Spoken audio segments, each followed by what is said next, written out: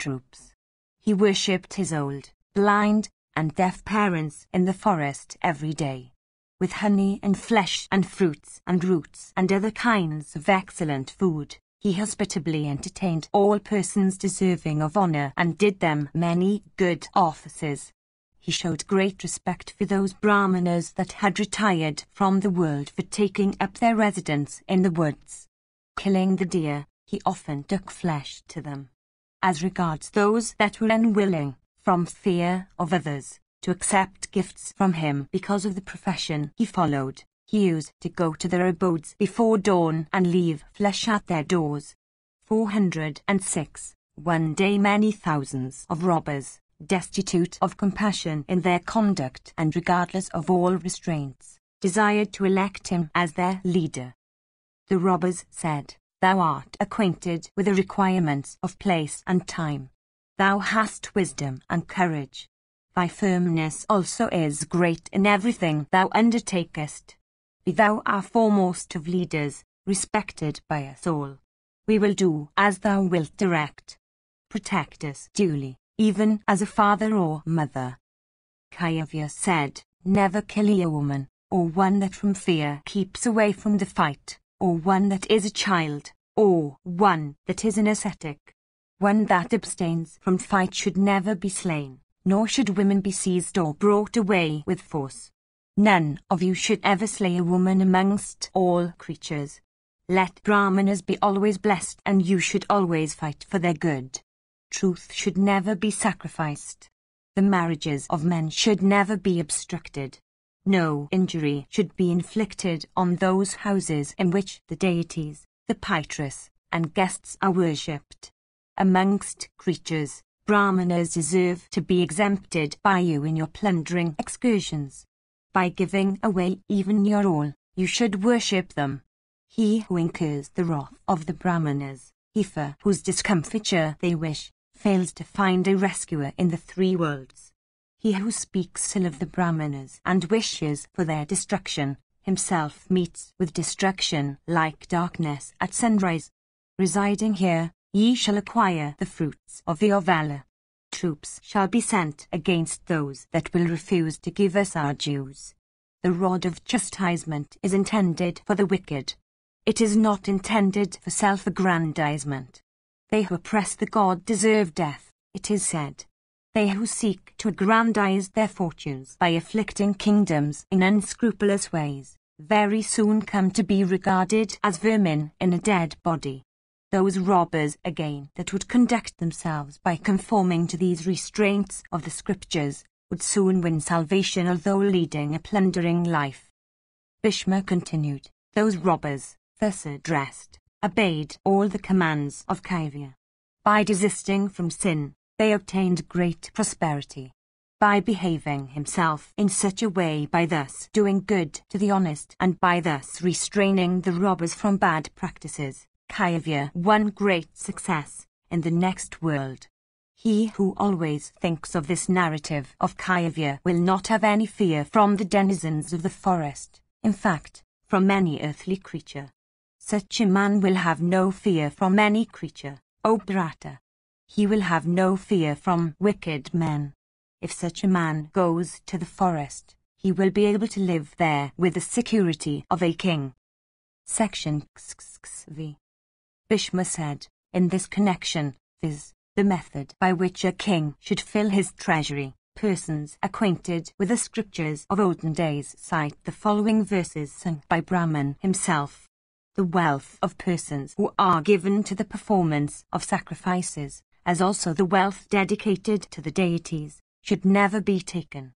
A kshatriya should take the wealth of such persons as never perform religious rites and sacrifices, as are on that account regarded to be equal to robbers.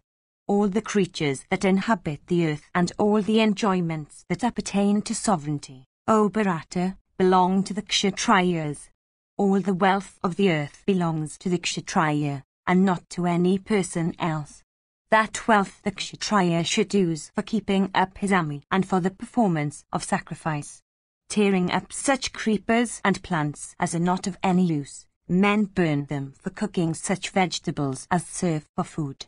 407. Men conversant with duty have said that his wealth is useless who does not, with libations of clarified butter, feed the gods, the pitress, and men. A virtuous ruler, O king, should take away such wealth. By that wealth a large number of good people can be gratified. He should not, however, hoard that wealth in his treasury. He who makes himself an instrument of acquisition and taking away wealth from the wicked gives them to those that are good is said to be conversant with the whole science of morality. A king should extend his conquests in the next world according to the measure of his power, and as gradually as vegetable products are seen to grow, as some ants are seen to grow from no adequate cause, even so sacrifice spring from no adequate cause. 408. As flies and gnats and ants are driven off from the bodies of kine and other domestic cattle, at the time of milking them, even so should persons who are averse to the performance of sacrifices should be similarly driven off from the kingdom. This is consistent with morality. As the dust that lies on the earth, if pounded between two stones, becomes finer and finer, even so questions of morality, the more they are reflected upon and discussed, become finer and finer. Section XXVI. Bhishma said, these two, viz., one that provides for the future, and one possessed of presence of mind, always enjoy happiness.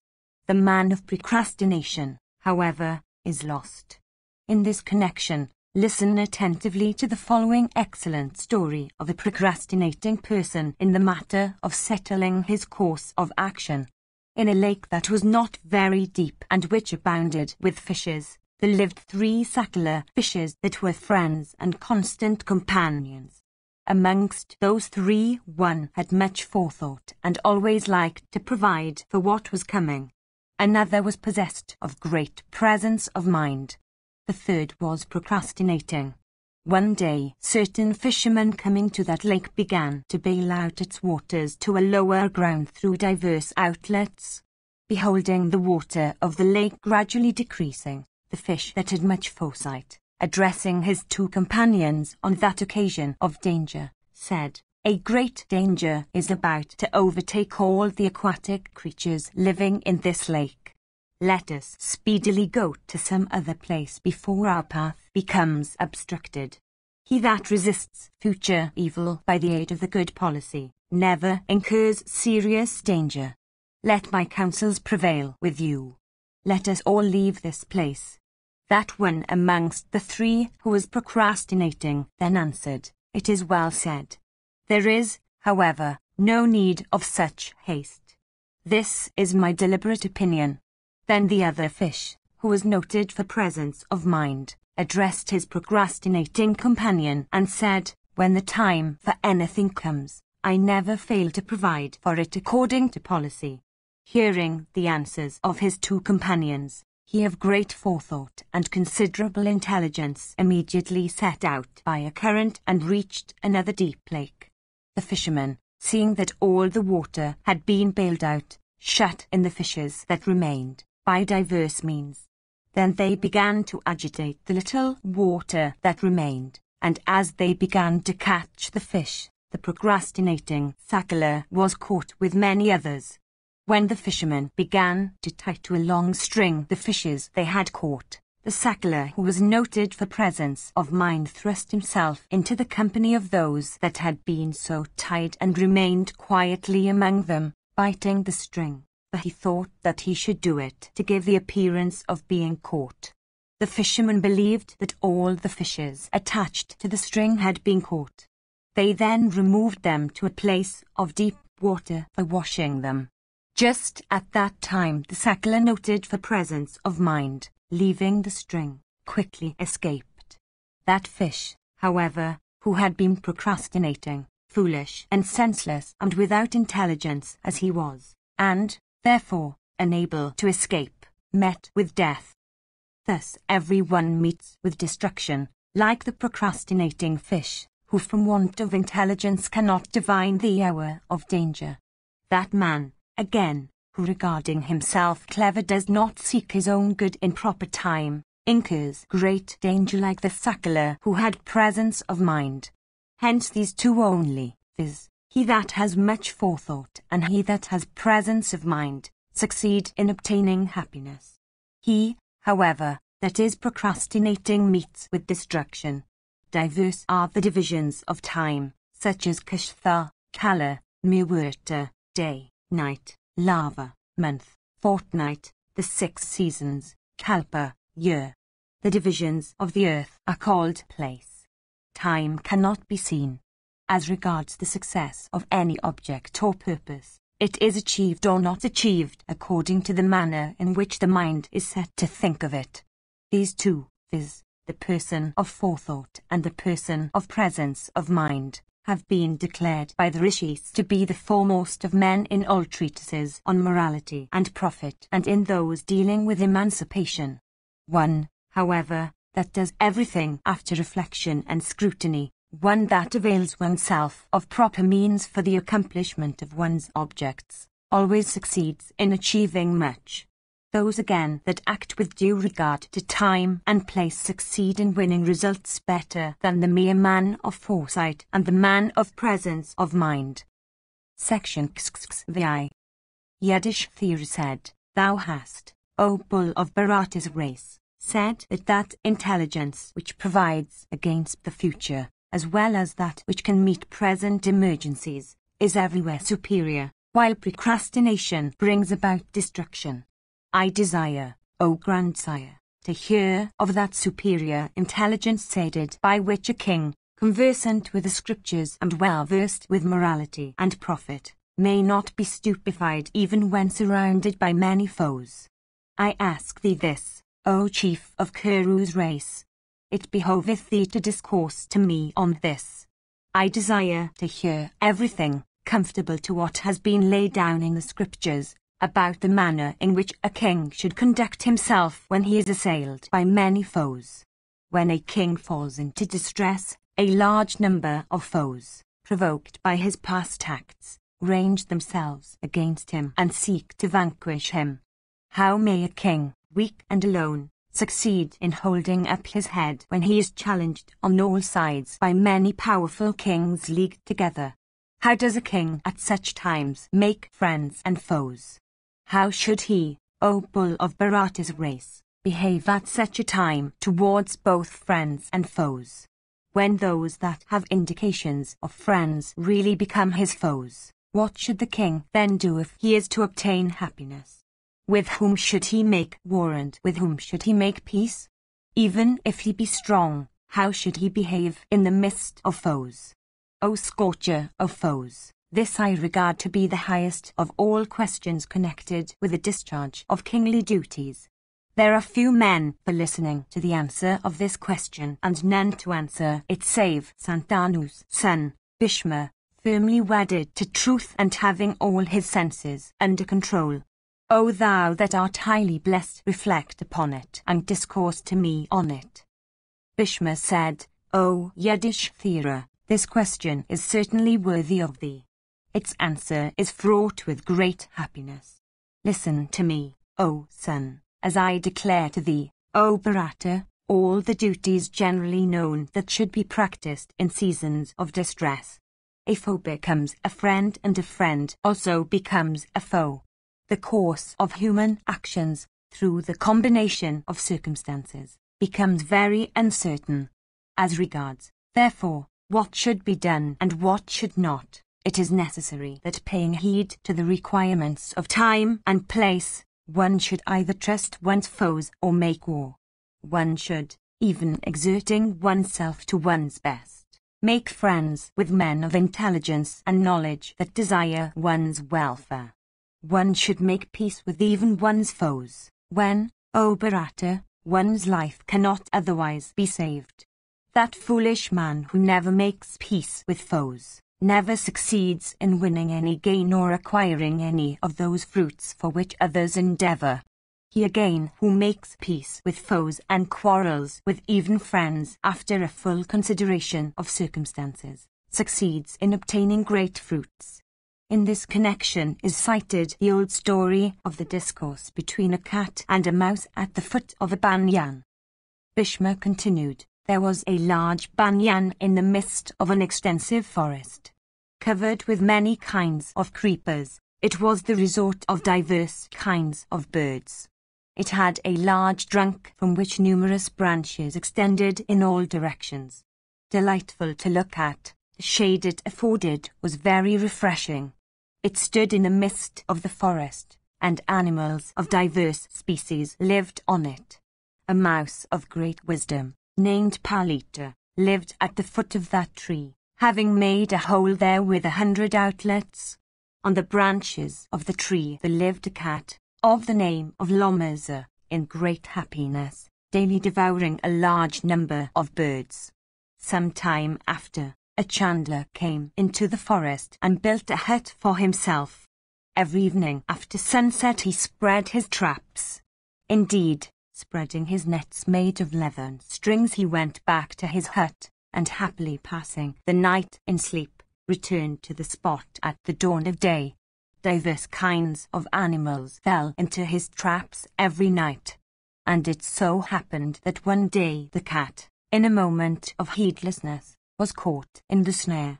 O thou of great wisdom, when his foe the cat, who was at all times an enemy of the mouse species, was thus caught in the net, the mouse Palitu came out of his hole and began to rove about fearlessly. While trustfully roving through the forest in search of food, the mouse after a little while saw the meat that the chandler had spread there as lure. Getting upon the trap, the little animal began to eat the flesh.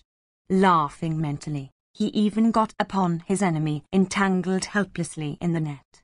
Intent on eating the flesh, he did not mark his own danger, for as he suddenly cast his eyes he saw a terrible foe of his arrived at that spot. That foe was none else than a restless mongoose of coppery eyes, of the name of Harita. Living in underground holes, its body resembled the flower of a reed. Allured to that spot by the scent of the mouse, the animal came there with great speed for devouring his prey. And he stood on his haunches, with head upraised, licking the corners of his mouth with his tongue. The mouse beheld at the same time another foe living in the trees, then sitting on the branch of the banyan. It was a night-prowling owl of the name of Chandraka of sharp beaks.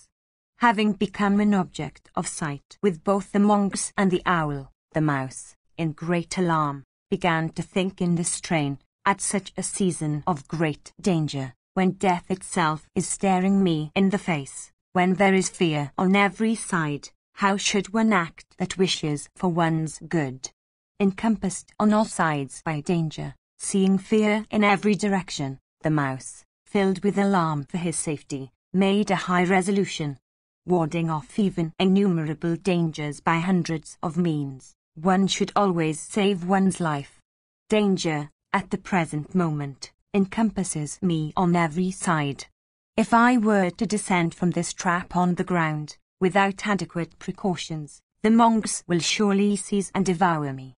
If I remain on this trap, the owl will surely seize me.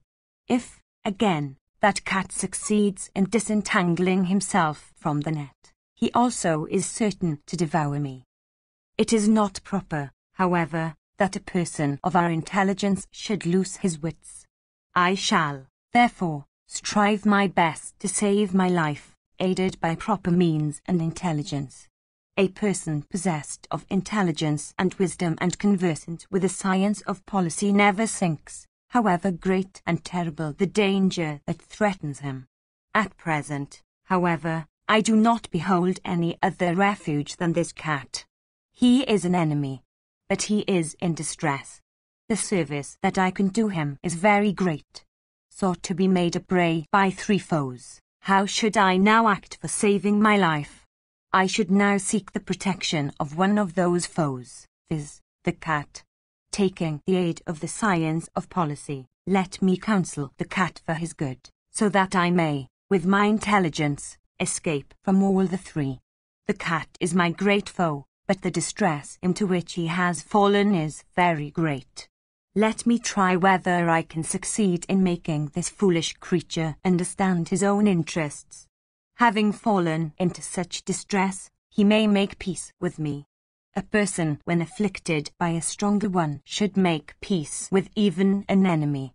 Professors of the science of policy say that even this should be the conduct of one who, having fallen into distress, seeks the safety of his life. It is better to have a learned person for an enemy than a fool for a friend. As regards myself, my life now rests entirely in the hands of my enemy the cat. I shall now address the cat on the subject of his own liberation. Perhaps, at this moment, it would not be wrong to take the cat for an intelligent and learned foe. Even thus did that mouse, surrounded by foes, pursue his reflections. Having reflected in this strain, the mouse, conversant with the signs of profit and well acquainted with occasions when war should be declared and peace made, gently addressed the cat, saying, I address thee in friendship, O cat. Art thou alive? I wish thee to live. I desire the good of us both. O amiable one, thou hast no cause for fear. Thou shalt live in happiness. I shall rescue thee, if, indeed, thou dost not slay me. There is an excellent expedient in this case, which suggests itself to me, and by which you may obtain your escape, and I may obtain great benefit. By reflecting earnestly, I have hit upon that expedient for thy sake and for my sake, for it will benefit both of us. There are the mongoose and the owl, both waiting with evil intent. Only so long, O cat, as they do not attack me, is my life safe. For that wretched owl with restless glances and horrid cries is eyeing me from the branch of that tree. I am exceedingly frightened by it. Friendship, as regards the good, is 7-paced. 409. Possessed of wisdom as thou art my friend. I shall act towards thee as a friend. Thou needest have no fear now. Without my help, O cat, thou wilt not succeed in tearing the net. I, however, shall cut the net for serving thee, if thou abstain from killing me. Thou hast lived on this tree, and I have lived at its foot. Both of us have dwelt here for many long years. All this is known to thee. He upon whom nobody places his trust, and he who never trusts another, are never applauded by the wise. Both of them are unhappy. For this reason, let our love for each other increase, and let there be union amongst us too. Men of wisdom never applaud the endeavour to do an act when its opportunity has passed away. Know that this is the proper time for such an understanding amongst us. I wish that thou shouldst live, and thou also wishest that I should live. A man crosses a deep and large river by a piece of wood. It is seen that the man takes the piece of wood to the other side, and the piece of wood also takes the man to the other side. Like this, our compact also will bring happiness to both of us. I will rescue thee, and thou also wilt rescue me. Having said these words that were beneficial to both of them, that were fraught with reason and on that account highly acceptable, the mouse Palita waited in expectation of an answer. Hearing these well-chosen words, fraught with reason and highly acceptable, that the mouse said, the mouse is possessed of judgment and forethought, viz., the cat spoke in reply. Endued with great intelligence, and possessed of eloquence, the cat, reflecting upon his own state, praised the words of the speaker and honoured him by gentle words in return. Possessed of sharp teeth and having eyes that resembled the stones called lapis lazuli, the cat called Lomaza, gently eyeing the mouse, answered as follows, I am delighted with thee, O amiable one. Blessed be thou that wishest me to live. Do that, without hesitation, which thou thinkest to be of beneficial consequences. I am certainly in great distress. Thou art, if possible, in greater distress still. Let there be a compact between us without delay. I will do that which is opportune and necessary for the accomplishment of our business, O puissant one. If thou rescuest me, thy service will go for nothing. I place myself in thy hands. I am devoted to thee. I shall wait upon and serve thee like a disciple. I seek thy protection and shall always obey thy behests. Thus addressed the mouse Palita, addressing in return the cat who was completely under his control, said these words of grave import and high wisdom. Thou hast spoken most magnanimously. It could scarcely be unexpected from one like thee. Listen to me as I disclose the expedient I have hit upon for benefiting both of us. I will crouch myself beneath thy body. I am exceedingly frightened at the monks. Do thou save me. Kill me not. I am competent to rescue thee. Protect me also from the owl, for that wretch too wishes to seize me for his prey. I shall cut the noose that entangles thee. I swear by truth, O friend. Hearing these judicious words fraught with reason, Lomaza, filled with delight, cast his eyes upon Palita and applauded him with exclamations of welcome. Having applauded Palita, the cat, disposed to friendliness, reflected for a moment, and gladly said without losing any time, "Come quickly to me. Blessed be thou, thou art, indeed, a friend dear to me as life. O thou of great wisdom, through thy grace I have almost got back my life. Whatever it is in my power to do for thee now, tell me and I shall do it. Let there be peace between us, O friend. Liberated from this danger, I shall, with all my friends and relatives, do all that may be agreeable and beneficial to thee. O amiable one, freed from this distress, I shall certainly seek to gladden thee, and worship and honor thee on every occasion in return for thy services. A person by doing even abundant services in return never becomes equal to the person that did him good in the first instance. The former does those services for the sake of services received.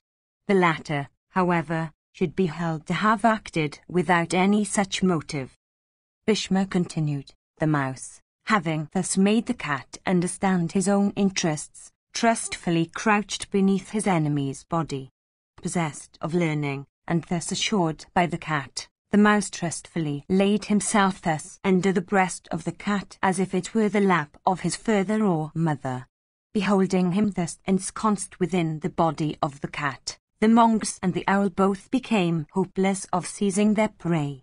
Indeed, seeing that close intimacy between the mouse and the cat, both Harita and Chandraka became alarmed and filled with wonder. Both of them had strength and intelligence. Clever in seizing their prey, though near, the monks and the owl felt unable to wean the mouse and the cat from that compact. Indeed, beholding the cat and the mouse make that covenant for accomplishing their mutual ends, the monks and the owl both left that spot and went away to their respective abodes. After this, the mouse Palita, conversant with the requirements of time and place, began, as he lay under the body of the cat, to cut strings of the noose slowly, waiting for the proper time to finish his work. Distressed by the strings that entangled him, the cat became impatient upon seeing the mouse slowly cutting away the noose. Beholding the mouse employed so slowly in the work, the cat, wishing to expedite him in the task, said, "How is it, O amiable one, that thou dost not proceed with haste in thy work? Dost thou disregard me now, having thyself succeeded in thy object? O slayer of foes, do thou cut these strings quickly. The hunter will soon come here." Thus addressed by the cat who had become impatient, the mouse possessed of intelligence said these beneficial words fraught with his own good, and to the cat who did not seem to possess much wisdom, "Wait in silence, O amiable one. Expedition is not necessary. Drive all thy fears. We know the requirements of time. We are not wasting time. When an act is begun at an improper time, it never becomes profitable when accomplished. That act, on the other hand, which is begun at the proper time, always produces splendid fruits. If thou be freed at an improper time, I shall have to stand in great fear of thee. Therefore, Do thou wait for the proper time. Do not be impatient, O friend. When I shall see the hunter approach towards this spot armed with weapons, I shall cut the strings at that moment of fear to both of us. Free then, thou wilt ascend the tree. At that time thou wilt not think of anything else save the safety of thy life. And when thou, O Lomasa, wilt fly away in fear, I shall enter my hole and thou wilt get upon the tree. Thus addressed by the mouse in words that were beneficial to him, the cat, possessed of intelligence and eloquence, and impatient of saving his life, replied unto the mouse in the following words. Indeed, the cat, who had quickly and properly done his own part of the covenant, addressing the mouse who was not expeditious in discharging his part, said, I rescued thee from a great danger with considerable promptness. Alas! Honest persons never do the business of their friends in this way. Filled with delight while doing it, they do it otherwise. Thou shouldst do what is for my good with greater expedition. O thou of great wisdom, do thou exert a little so that good may be done to both of us. If, on the other hand, remembering our former hostility thou art only suffering the time to slip away, know, O wicked wight, that the consequence of this act of thine will surely be to lessen the duration of thy own life. 410. If I have ever, before this, unconsciously done thee any wrong, thou shouldst not bear it in remembrance. I beg thy forgiveness. Be gratified with me. After the cat had said these words, the mouse, possessed of intelligence and wisdom and knowledge of the scriptures, said these excellent words unto him, I have, O cat, heard what thou hast said in furtherance of thy own object. Listen, however, to me as I tell thee what is consistent with my own objects. That friendship in which there is fear and which cannot be kept up without fear, should be maintained with great caution, like the hand of the snake charmer from the snake's fangs. The person that does not protect himself after having made a covenant with a stronger individual, finds that covenant to be productive of injury instead of benefit. Nobody is anybody's friend. Nobody is anybody's well-wisher. Persons become friends or foes only from motives of interest. Interest enlists interest even as tame elephants catch wild individuals of their species. After, again, an act has been accomplished, the deed is scarcely regarded. For this reason, all acts should be so done that something may remain to be done. When I shall set thee free, thou wilt, afflicted by the fear of the hunter, fly away for thy life without ever thinking of seizing me. Behold, all the strings of this net have been cut by me. Only one remains to be cut. I will cut that also with haste. Be comforted, O Lomasa. While the mouse and the cat were thus talking with each other, both in serious danger, the night gradually wore away. A great fear, however, penetrated the heart of the cat. When at last morning came, the chandler, whose name was Pariah, appeared on the scene. His visage was frightful. His hair was black and tawny. His hips were very large and his aspect was very fierce. Of a large mouth that extended from ear to ear, and exceedingly filthy, his ears were very long. Armed with weapons and accompanied by a pack of dogs, the grim-looking man appeared on the scene. Beholding the individual who resembled a messenger of Yama, the cat became filled with fear, penetrated with fright. He addressed Palita and said, What shalt thou do now? The mouse very quickly cut the remaining string that held fast the cat. Freed from the noose, the cat ran with speed and got upon the banyan. Palita also, freed from that situation of danger and from the presence of a terrible foe, quickly fled and entered his hole. Lomasa meanwhile had climbed the high tree. The hunter, seeing everything, shook up his net. His hopes frustrated, he also quickly left that spot. Indeed, O bull of Bharata's race, the chandler returned to his abode. Liberated from that great peril, and having obtained back his life which is so very valuable, the cat from the branches of that tree addressed the mouse Palita then staying within the hole, and said, without having conversed with me, thou hast suddenly run away. I hope thou dost not suspect me of any evil intent. I am certainly grateful, and thou hast done me a great service. Having inspired me with trustfulness and having given me my life, why dost thou not approach me at a time when friends should enjoy the sweetness of friendship? Having made friends, he that forgets them afterwards is regarded a wicked person and never succeeds in obtaining friends at times of danger and need. I have been, O friend, honoured and served by thee to the best of thy power. It behoveth thee to enjoy the company of my poor self who has become thy friend. Like disciples worshipping their preceptor, all the friends I have, all my relatives and kinsmen, will honour and worship thee. I myself too shall worship thee with all thy friends and kinsmen. What grateful person is there that will not worship the giver of his life? Be thou the Lord of both my body and home. Be thou the disposer of all my wealth and possessions. Be thou my honoured counsellor, and do thou rule me like a father. I swear by my life that thou hast no fear from us. In intelligence thou art Usanus himself. By the power of thy understanding thou hast conquered us. Possessed of the strength of policy, thou hast given us our life. Addressed in such soothing words by the cat, the mouse, conversant with all that is productive of the highest good, replied in these sweet words that were beneficial to himself, I have heard, O Lomasa, all that thou hast said. Listen now as I say what appears to me. Friends should be well examined. Foes also should be well studied. In this world, a task like this is regarded by even the learned as a difficult one depending upon acute intelligence. Friends assume the guise of foes, and foes assume the guise of friends. When compacts of friendship are formed, it is difficult for the parties to understand whether the other parties are really moved by lust and wrath. There is no such thing as a foe. There is no such thing in existence as a friend.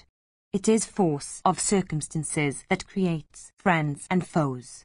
He who regards his own interests insured as long as another person lives and thinks them endangered when that other person will cease to live, takes that other person for a friend and considers him so as long as those interests of his are not clashed against. There is no condition that deserves permanently the name either of friendship or hostility. Both friends and foes arise from considerations of interest and gain. Friendship becomes changed into enmity in the course of time. A foe also becomes a friend. Self-interest is very powerful. He who reposes blind trust on friends and always behaves with mistrust towards foes without paying any regard to considerations of policy, finds his life to be unsafe. He who, disregarding all considerations of policy, sets his heart upon an affectionate union with either friends or foes, comes to be regarded as a person whose understanding has been unhinged. One should not repose trust upon a person undeserving of trust, nor should one trust too much a person deserving of trust. The danger that arises from blind reposing of confidence is such that it cuts the very roots of the person that reposes such confidence. The father, the mother, the son, the maternal uncle, the sister's son, other relatives and kinsmen, are all guided by considerations of interest and profit. Father and mother may be seen to discard the dear son if fallen. 411. People take care of their own selves. Behold the efficacy of self-interest. O thou that art possessed of great wisdom, his escape is very difficult who immediately after he is freed from danger seeks the means of his enemy's happiness. Thou camest down from the tree-top to this very spot. Thou couldst not, from levity of understanding, ascertain that a net had been spread here. A person, possessed of levity of understanding, fails to protect his own self. How can he protect others? Such a person without doubt, ruins all his acts. Thou tellest me in sweet words that I am very dear to thee. Hear me, however, O friend, the reasons that exist on my side. One becomes dear from an adequate cause. One becomes a foe from an adequate cause. This whole world of creatures is moved by the desire of gain, in some form or other. One never becomes dear to another, without cause. The friendship between two uterine brothers, the love between husband and wife, depends upon interest. I do not know any kind of affection between any persons that does not rest upon some motive of self-interest. If, as is sometimes seen, uterine brothers or husband and wife having quarrelled reunite together from a natural affection, such a thing is not to be seen in persons unconnected with one another. One becomes dear for one's liberality. Another becomes dear for his sweet words. A third becomes so in consequence of his religious acts. Generally, a person becomes dear for the purpose he serves. The affection between us arose from a sufficient cause. That cause exists no longer. On the other hand, from adequate reason, that affection between us has come to an end.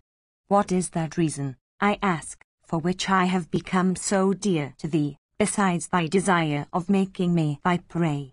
Thou shouldst know that I am not forgetful of this. Time spoils reasons. Thou seekest thy own interests. Others, however, possessed of wisdom, understand their own interests. The world rests upon the example of the wise. Thou shouldst not address such words to a person possessed of learning and competent to understand his own interests. Thou art powerful. The reason of this affection that thou showest for me now is ill-timed. Guided, however, by my own interests, I myself am firm in peace and war that are themselves very unstable. The circumstances under which peace is to be made or war declared are changed as quickly as the clouds change their form. This very day thou wert my foe. This very day, again, thou wert my friend. This very day thou hast once more become my enemy. Behold the levity of the considerations that move living creatures. There was friendship between us as long as there was reason for its existence. That reason, dependent upon time, has passed away. Without it, that friendship also has passed away. Thou art by nature my foe. From circumstances thou becomest my friend. That state of things has passed away. The old state of enmity that is natural has come back. Thoroughly conversant as I am with the dictates of policy that have been thus laid down, tell me why I should enter today, for thy sake, the net that is spread for me. Through thy power I was freed from a great danger. Through my power thou hast been freed from a similar danger. Each of us has served the other. There is no need of uniting ourselves again in friendly intercourse. O amiable one, the object thou hadst hath been accomplished. The object I had has also been accomplished. Thou hast now no use for me except to make me your meal. I am thy food. Thou art the eater. I am weak. Thou art strong. There cannot be a friendly union between us when we are situated so unequally. I understand thy wisdom. Having been rescued from the net, thou applaudest me so that thou mayst succeed in easily making a meal of me. Thou wert entangled in the net for the sake of food. Thou hast been freed from it. Thou feelest now the pangs of hunger. Having recourse to that wisdom which arises from a study of the Scriptures, thou seekest verily to eat me up today. I know that thou art hungry. I know that this is thy hour for taking food. Thou art seeking for thy prey, with thy eyes directed towards me. Thou hast sons and wives. Thou seekest still friendly union with me and wishest to treat me with affection and do me services. O friend, I am incapable of acceding to this proposal. Seeing me with thee, why will not thy dear spouse and thy loving children cheerfully eat me up? I shall not, therefore, unite with thee in friendship. The reason no longer exists for such a union. If, indeed, thou dost not forget my good offices, think of what will be beneficial to me and be comfortable. What person is the possessed of any wisdom that will place himself under the power of a foe that is not distinguished for righteousness, that is in pangs of hunger, and that is on the lookout for a prey? Be happy then, I will presently leave thee. I am filled with alarm even if I behold thee from a distance. I shall not mingle with thee, cease in thy attempts, O Lomasa. If thou thinkest that I have done thee a service, follow then the dictates of friendship when I may happen to rove trustfully or heedlessly. Even that will be gratitude in thee.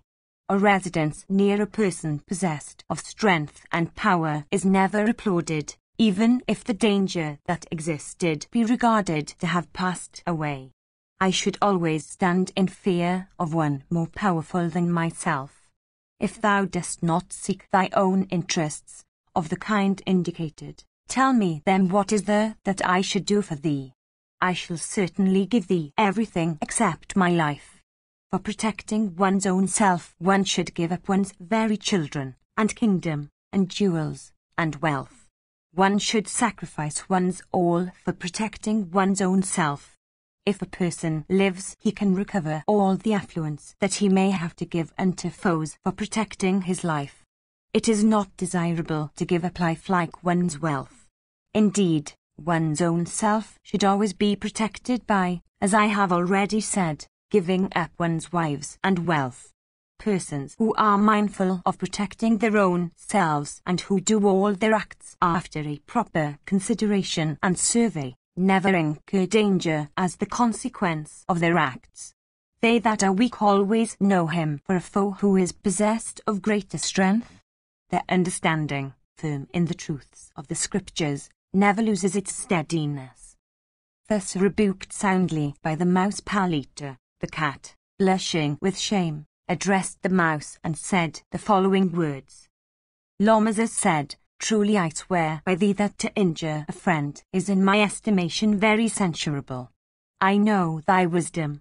I know also that thou art devoted to my good.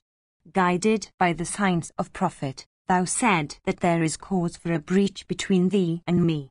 It doth not behove thee, however, O good friend, to take me for what I am not. I cherish a great friendship for thee in consequence of thy having granted me my life. I am, again, acquainted with duties. I am an appreciator of other people's merits. I am very grateful for services received. I am devoted to the service of friends. I am, again, especially devoted to thee. For these reasons, O good friend, it behoveth thee to reunite thyself with me. If I am commanded by thee, I can, with all my kinsmen and relatives, lay down my very life. They that are possessed of learning and wisdom see ample reason for placing their trust in persons of such mental disposition as ourselves. O thou that art acquainted with the truths of morality, it behoveth thee not to cherish any suspicion in respect of me. Thus addressed by the cat, the mouse reflecting a little, said these words of grave import, and to the former, Thou art exceedingly good. I have heard all that thou hast said, and am glad to hear thee. For all that, however, I cannot trust thee. It is impossible for thee, by such eulogies or by gifts of great wealth, to induce me to unite with thee again. I tell thee, O friend, that they who are possessed of wisdom never place themselves, when there is not sufficient reason, under the power of a foe. A weak person, having made a compact with a stronger one when both are threatened by foes, should, when that common danger passes away, conduct himself heedfully and by considerations of policy. Having gained his object, the weaker of the two parties should not again repose confidence on the stronger. One should never trust a person who does not deserve to be trusted. Nor should one repose blind confidence upon a person deserving of trust. One should always endeavor to inspire others with confidence in himself. One should not, however, himself repose confidence in foes. For these reasons one should, under all circumstances, protect his own self. One's possessions and children and everything are so long valuable as one is alive. In brief, the highest truth of all treatises on policy is mistrust. For this reason, mistrust of all is productive of the greatest good. However weak people may be, if they mistrust their foes, the latter, even if strong, never succeed in getting them under power. O cat, one like myself should always guard one's life from persons like thee. Do thou also protect thy own life from the chandler whose rage has been excited. 412. While the mouse thus spake, the cat, frightened at the mention of the hunter, hastily leaving the branch of the tree, ran away with great speed. Having thus displayed his power of understanding, the mouse parleyed to all so, conversant with the truths of Scripture and possessed of wisdom, entered another hole. Bhishma continued, even thus the mouse parleyed, possessed of wisdom, though weak and alone, succeeded in baffling many powerful foes. One possessed of intelligence and learning should make peace with a powerful foe. The mouse and the cat owed their escape to their reliance upon each other's services. I have thus pointed out to thee the course of Kshatriya duties at great length. Listen now to me in brief. When two persons who were once engaged in hostilities make peace with each other, it is certain that each of them has it in his heart to overreach the other. In such a case, he that is possessed of wisdom succeeds by the power of his understanding in overreaching the other. He, on the other hand, who is destitute of wisdom suffers himself, in consequence of his heedlessness, to be overreached by the wise. It is necessary, therefore, that, in fear one should seem to be fearless, and while really mistrusting others one should seem to be trustful. One who acts with such heedfulness never trips, or tripping, is never ruined. When the time comes for it, one should make peace with an enemy, and when the time comes, one should wage war with even a friend. Even thus should one conduct oneself, O king, as they have said that are conversant with the considerations of peace and war. Knowing this, O monarch, and bearing the truths of Scripture in mind, one should, with all his senses about one and without heedfulness, act like a person in fear before the cause of fear actually presents itself. One should, before the cause of fear has actually come, act like a person in fear and make peace with foes. Such fear and heedfulness lead to keenness of understanding. If one acts like a man in fear before the cause of fear is at hand, one is never filled with fear when that cause is actually present. From the fear, however, of a person who always acts with fearlessness, very great fear is seen to arise. 413. Never cherish fear. Such a counsel should never be given to anyone. The person that cherishes fear moved by a consciousness of his weakness, always seeks the counsel of wise and experienced men. For these reasons, one should, when in fear, seem to be fearless, and when mistrusting others, should seem to be trustful. One should not, in view of even the gravest acts, behave towards others with falsehood. Thus have I recited to thee, O Yudhishthira, the old story of the mouse and the cat. Having listened to it, do thou act duly in the midst of thy friends and kinsmen, deriving from that story a high understanding, and learning the difference between friend and foe and the proper time for war and peace, thou wilt discover means of escape when overwhelmed with danger. Making peace, at a time of common danger, with one that is powerful, thou shouldst act with proper consideration in the matter of uniting thyself with a foe, when the common danger has passed away. Indeed, having gained thy object, thou shouldst not trust the foe again. This path of policy is consistent with the aggregate of three, viz., virtue, profit, and pleasure, O king. Guided by this route, do thou win prosperity by once more protecting thy subjects. O son of Pandu, Always seek the companionship of Brahmanas in all thy acts. Brahmins constitute the great source of benefit both in this world and the next. They are teachers of duty and morality. They are always grateful, O puissant one. If worshipped, they are sure to do thee good. Therefore, O king, thou shouldst always worship them. Thou wilt then, O king, duly obtain kingdom, great good, fame, achievements and progeny in their proper order. With eyes directed to this history of peace and war between the mouse and the cat, this history couched in excellent words and capable of sharpening the intelligence, a king should always conduct himself in the midst of his foes. Section 6. Yudhishthira said, Thou hast laid it down, O mighty one, that no trust should be placed upon foes. But how would the king maintain himself if he were not to trust anybody? From trust, O king, thou hast said, great danger arises to kings. But how, O monarch, can a king, without trusting others, conquer his foes? Kindly remove this doubt of mine. My mind has become confused, O grandsire, at what I have heard thee say on the subject of mistrust. Bhishma said, Listen, O king, to what happened at the abode of Brahmadatta, viz., the conversation between Pujani and King Brahmadatta. There was a bird named Pujani who lived for a long time with King Brahmadatta in the inner apartments of his palace at Kampalir. Like the bird Jivajivaka, Pujani could mimic the cries of all animals.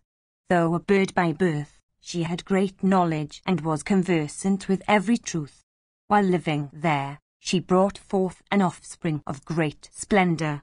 At the very same time the king also got by his queen a son. Pujani, who was grateful for the shelter of the king's roof, used every day to go to the shores of the ocean and bring a couple of fruits for the nourishment of her own young one and the infant prince. One of those fruits she gave to her own child and the other she gave to the prince. The fruits she brought were sweet as nectar, and capable of increasing strength and energy. Every day she brought them, and every day she disposed of them in the same way. The infant prince derived great strength from the fruit of Pujani's giving that he ate. One day the infant prince, while born on the arms of his nurse, saw the little offspring of Pujani. Getting down from the nurse's arms, the child ran towards the bird, and moved by childish impulse, began to play with it, relishing the sport highly. At length, raising the bird which was of the same age with himself in his hands, the prince pressed out its young life and then came back to his nurse. The dam, O king, who had been out in her search after the accustomed fruits, returning to the palace, beheld her young one lying on the ground, killed by the prince. Beholding her son deprived of life, Pujani, with tears gushing down her cheeks, and heart burning with grief, wept bitterly and said, Alas, nobody should live with a Kshatriya or make friends with him or take delight in any intercourse with him. When they have any object to serve, they behave with courtesy. When that object has been served, they cast off the instrument. The Kshatriyas do evil unto all. They should never be trusted. Even after doing an injury, they always seek to soothe and assure the injured for nothing. I shall certainly take due vengeance for this act of hostility upon this cruel and ungrateful betrayer of confidence. He has been guilty of a triple sin in taking the life of one that was born on the same day with him and that was being reared with him in the same place, that used to eat with him, and that was dependent on him for protection. Having said these words unto herself, Pujani, with her talons, pierced the eyes of the prince, and deriving some comfort from the act of vengeance, once more said, A sinful act, perpetrated deliberately, assails the doer without any loss of time. They, on the other hand, who avenge themselves of an injury, never lose their merit by such conduct. If the consequence of a sinful act be not seen in the perpetrator himself, they would certainly be seen, O king, in his sons' or daughters' sons. Brahmadatta, beholding his son blinded by Pujani and regarding the act to have been a proper vengeance for what his son had done, said these words unto Pujani. Brahmadatta said, "An injury was done by us to thee. Thou hast avenged it by doing an injury in return. The account has been squared. Do not leave thy present abode. On the other hand, continue to dwell here, O Pujani." Pujani said, "If a person having once injured another continues to reside with that other, they that are possessed of learning never applaud his conduct. Under such circumstances it is always better for the injurer to leave his old place. One should never place one's trust upon the soothing assurances received from an injured party. The fool that trusts such assurances soon meets with destruction. Animosity is not quickly cooled. The very sons and grandsons of persons that have injured each other meet with destruction, in consequence of the quarrel descending like an inheritance. In consequence again of such destruction of their offspring, they lose the next world also. Amongst men that have injured one another, mistrust would be productive of happiness. One that has betrayed confidence should never be trusted in the least. One who is not deserving of trust should not be trusted, nor should too much trust be placed upon a person deserving of trust.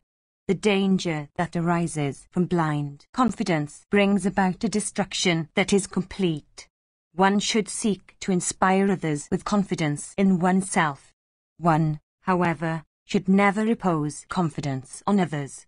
The father and the mother only are the foremost of friends. The wife is merely a vessel for drawing the seeds. The son is only one's seed.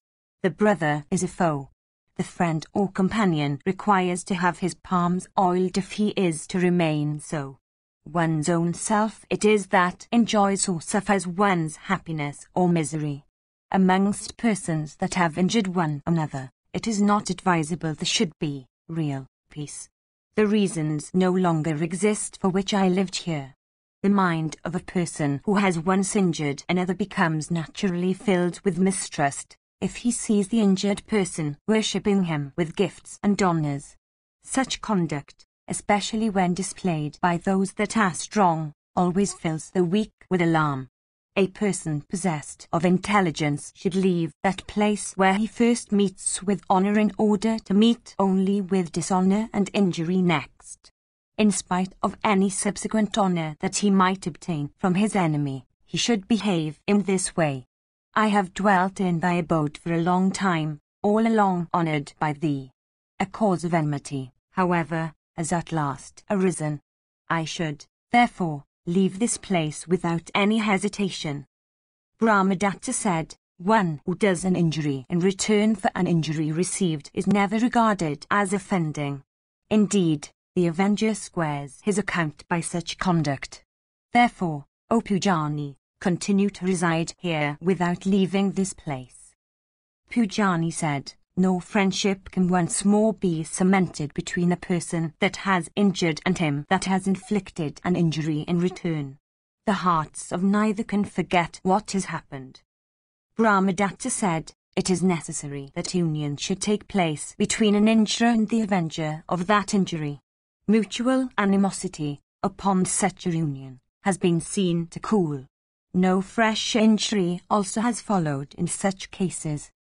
Pujani said, "Animosity, springing from mutual injuries, can never die. The person injured should never trust his foes, thinking, 'Oh, I have been soothed with assurances of goodwill.' In this world, men frequently meet with destruction in consequence of misplaced confidence. For this reason it is necessary that we should no longer meet each other. They who cannot be reduced to subjection by the application of even force and sharp weapons, can be conquered by insincere conciliation like wild elephants through a tame she-elephant." Brahmadatta said, "From the fact of two persons residing together, even if one inflicts upon the other deadly injury, an affection arises naturally between them, as also mutual trust as in the case of the chandler and the dog. Amongst persons that have injured one another, co-residence blunts the keenness of animosity. Indeed, that animosity does not last long, but disappears quickly like water poured upon the leaf of a lotus. Pujani said, hostility springs from 5 causes. Persons possessed of learning know it. Those 5 causes are woman, land, harsh words, natural incompatibility, and injury. 414. When the person with whom hostility occurs happens to be a man of liberality, he should never be slain, particularly by a kshatriya, openly or by covert means. In such a case, the man's fault should be properly weighed. 415. When hostility has arisen with even a friend, no further confidence should be reposed upon him. Feelings of animosity lie hid like fire in wood. Like the obvious fire within the waters of the ocean, the fire of animosity can never be extinguished by gifts of wealth, by display of prowess, by conciliation, or by scriptural learning. The fire of animosity, once ignited, the result of an injury once inflicted, is never extinguished, O king, without consuming outright one of the parties. One, having injured a person, should never trust him again as one's friend, even though one might have, after the infliction of the injury, worshipped him with wealth and honors. The fact of the injury inflicted fills the injurer with fear. I never injured thee. Thou also didst never do me an injury. For this reason I dwelt in thy abode. All that is changed, and at present I cannot trust thee. Brahmadatta said, it is time that does every act. Acts are of diverse kinds, and all of them proceed from time. Who, therefore, injures whom? 416. Birth and death happen in the same way. Creatures act, that is, take birth and live, in consequence of time, and it is in consequence also of time that they cease to live. Some are seen to die at once. Some die one at a time. Some are seen to live for long periods. Like fire consuming the fuel, time consumes all creatures. O blessed lady, I am, therefore, not the cause of your sorrow, nor art thou the cause of mine. It is time that always ordains the weal and woe of embodied creatures. Do thou then continue to dwell here according to thy pleasure, with affection for me and without fear of any injury from me. What thou hast done has been forgiven by me. Do thou also forgive me, O Pujani. Pujani said, if time, according to thee, be the cause of all acts, then of course nobody can cherish feelings of animosity towards anybody on earth. I ask, however, why friends and kinsmen seek to avenge themselves the slain. Why also did the gods and the Asuras in days of yore smite each other in battle? If it is time that causes weal and woe and birth and death, why do physicians then seek to administer medicines to the sick? If it is time that is moulding everything, what need is there of medicines? Why do people, deprived of their senses by grief, indulge in such delirious rhapsodies? If time, according to thee, be the cause of acts, how can religious merit be acquired by persons performing religious acts? Thy son killed my child. I have injured him for that. I have by that act, O king, become liable to be slain by thee. Moved by grief for my son, I have done this injury to thy son. Listen now to the reason why I have become liable to be killed by thee. Men wish for birds either to kill them for food or to keep them in cages for sport.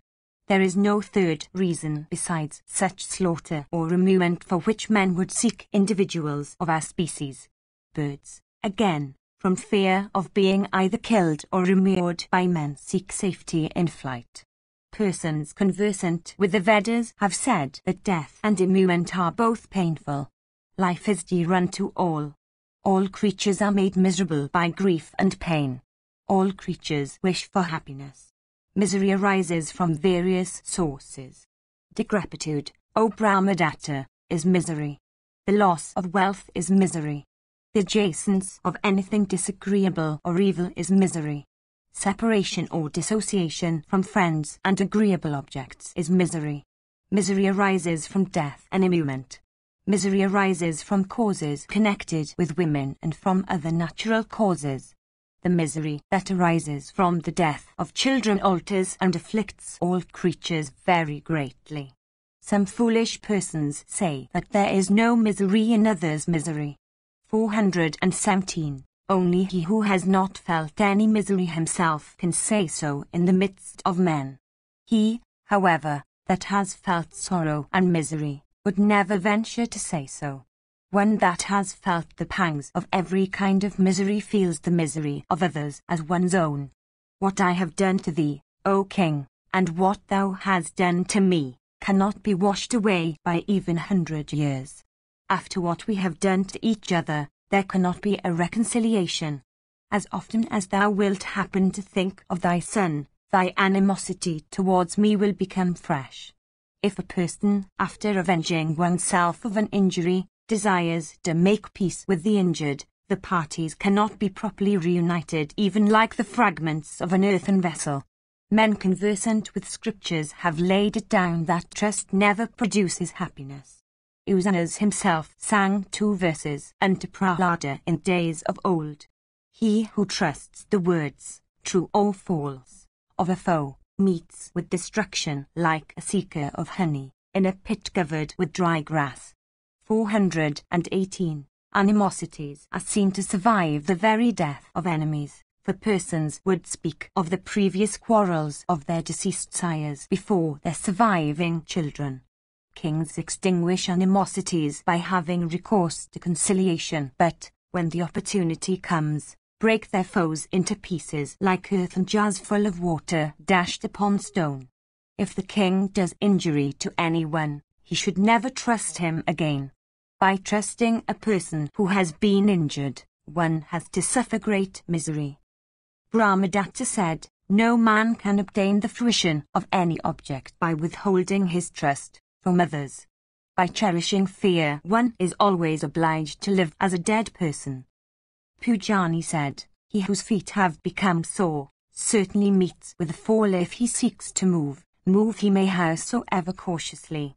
A man who has got sore eyes, by opening them against the wind, finds them exceedingly pained by the wind. He who, without knowing his own strength, sets foot on a wicked path and persists in walking along it, soon loses his very life as the consequence.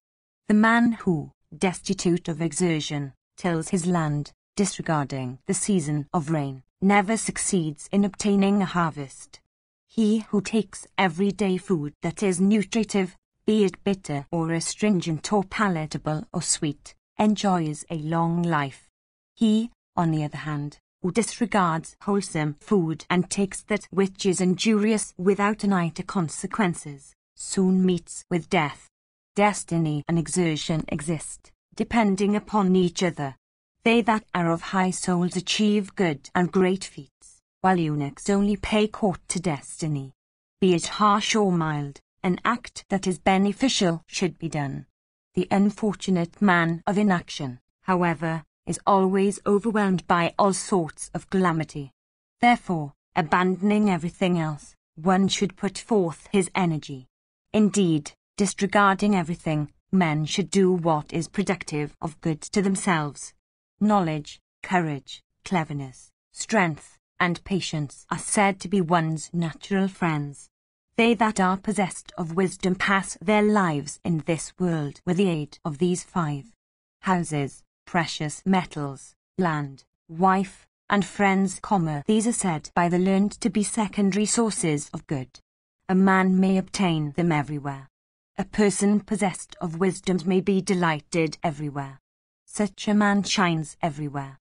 He never inspires anybody with fear. If sought to be frightened, he never yields to fear himself. The wealth, however little, that is possessed at any time by an intelligent man is certain to increase. Such a man does every act with cleverness. In consequence of self-restraint, he succeeds in winning great fame. Home-keeping men of little understanding have to put up with termagant wives that eat up their flesh like the progeny of a crab eating up their dam. There are men who through loss of understanding become very cheerless at the prospect of leaving home. They say unto themselves, these are our friends. This is our country. Alas, how shall we leave these ? One should certainly leave the country of one's birth, if it be afflicted by plague or famine. One should live in one's own country, respected by all, or repair to a foreign country for living there. I shall, for this reason, repair to some other region. I do not venture to live any longer in this place, for I have done a great wrong to thy child. O king, one should from a distance abandon a bad wife, a bad son, a bad king, a bad friend, a bad alliance, and a bad country. One should not place any trust on a bad son. What joy can one have in a bad wife? There cannot be any happiness in a bad kingdom. In a bad country one cannot hope to obtain a livelihood.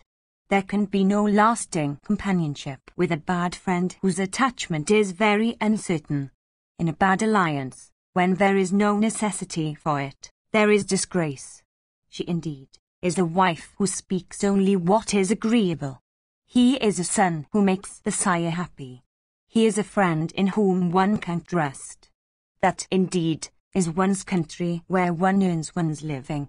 He is a king of strict rule who does not oppress, who cherishes the poor and in whose territories there is no fear. Wife, country, friends, son, kinsmen, and relatives, all these one can have if the king happens to be possessed of accomplishments and virtuous eyes. If the king happens to be sinful, his subjects, in consequence of his oppressions, meet with destruction. The king is the root of one's triple aggregate, that is, virtue, wealth, and pleasure. He should protect his subjects with heedfulness. Taking from his subjects a sixth share of their wealth, he should protect them all. That king who does not protect his subjects is truly a thief. That king who, after giving assurances of protection, does not, from rapacity, fulfill them, that ruler of sinful soul, takes upon himself the sins of all his subjects and ultimately sinks into hell. That king, on the other hand, who, having given assurances of protection, fulfills them, comes to be regarded as a universal benefactor in consequence of protecting all his subjects. The Lord of all creatures, viz., Manu, has said that the king has 7 attributes. He is mother, father, preceptor, protector, fire, Vaisravana, and Yama. The king, by behaving with compassion towards his people, is called their father. The subject that behaves falsely towards him takes birth in his next life as an animal or a bird. By doing good to them and by cherishing the poor, the king becomes a mother unto his people. By scorching the wicked he comes to be regarded as fire, and by restraining the sinful he comes to be called Yama. By making gifts of wealth unto those that are dear to him, the king comes to be regarded as Guvara, the grantor of wishes. By giving instruction in morality and virtue, he becomes a preceptor, and by exercising the duty of protection he becomes the protector. That king who delights the people of his cities and provinces by means of his accomplishments, is never divested of his kingdom in consequence of such observance of duty. That king who knows how to honor his subjects never suffers misery either here or hereafter. That king whose subjects are always filled with anxiety or overburdened with taxes, and overwhelmed by evils of every kind, meets with defeat at the hands of his enemies. That king, on the other hand, whose subjects grow like a large lotus in a lake, succeeds in obtaining every reward here and at last meets with honor in heaven. Hostility with a person that is powerful is, O king, never applauded. That king who has incurred the hostility of one more powerful than himself, loses both kingdom and happiness. Bhishma continued, the bird, having said these words, O monarch, unto King Brahmadatta, took the king's leave and proceeded to the region she chose. I have thus recited to thee, O foremost of kings, the discourse between Brahmadatta and Pujani. What else dost thou wish to hear? Section CXL. Yudhishthira said, when both righteousness and men, O Bharata, decay in consequence of the gradual lapse of yuga, and when the world becomes afflicted by robbers, how, O grandsire, should a king then behave? 419. Bhishma said, I shall tell thee, O Bharata, the policy the king should pursue at such distressful times. I shall tell thee how he should bear himself at such a time, casting off compassion. In this connection is cited the old story of the discourse between Bhradwa and King Satranjaya. There was a king named Satranjaya among the Sauviras. He was a great car warrior. Repairing to Bhradwa, he asked the rishi about the truths of the science of profit, saying, how can an unacquired object be acquired? How again, when acquired, can it be increased? How also, when increased, can it be protected? And how, when protected, should it be used? Thus questioned about the truths of the science of profit, the regenerate rishi said the following words fraught with excellent reason unto the truly for explaining those truths. The rishi said, the king should always stay with the rod of chastisement uplifted in his hand. He should always display his prowess. Himself without lacquers, he should mark the lacquers of his foes. Indeed, his eyes should ever be used for that purpose. At the sight of a king who has the rod of chastisement ever uplifted in his hand, everyone is struck with fear. For this reason, the king should rule all creatures with a rod of chastisement. Men possessed of learning and knowledge of truth applaud chastisement. Hence, of the four requisites of rule, viz., conciliation, gift, disunion, and chastisement, chastisement is said to be the foremost.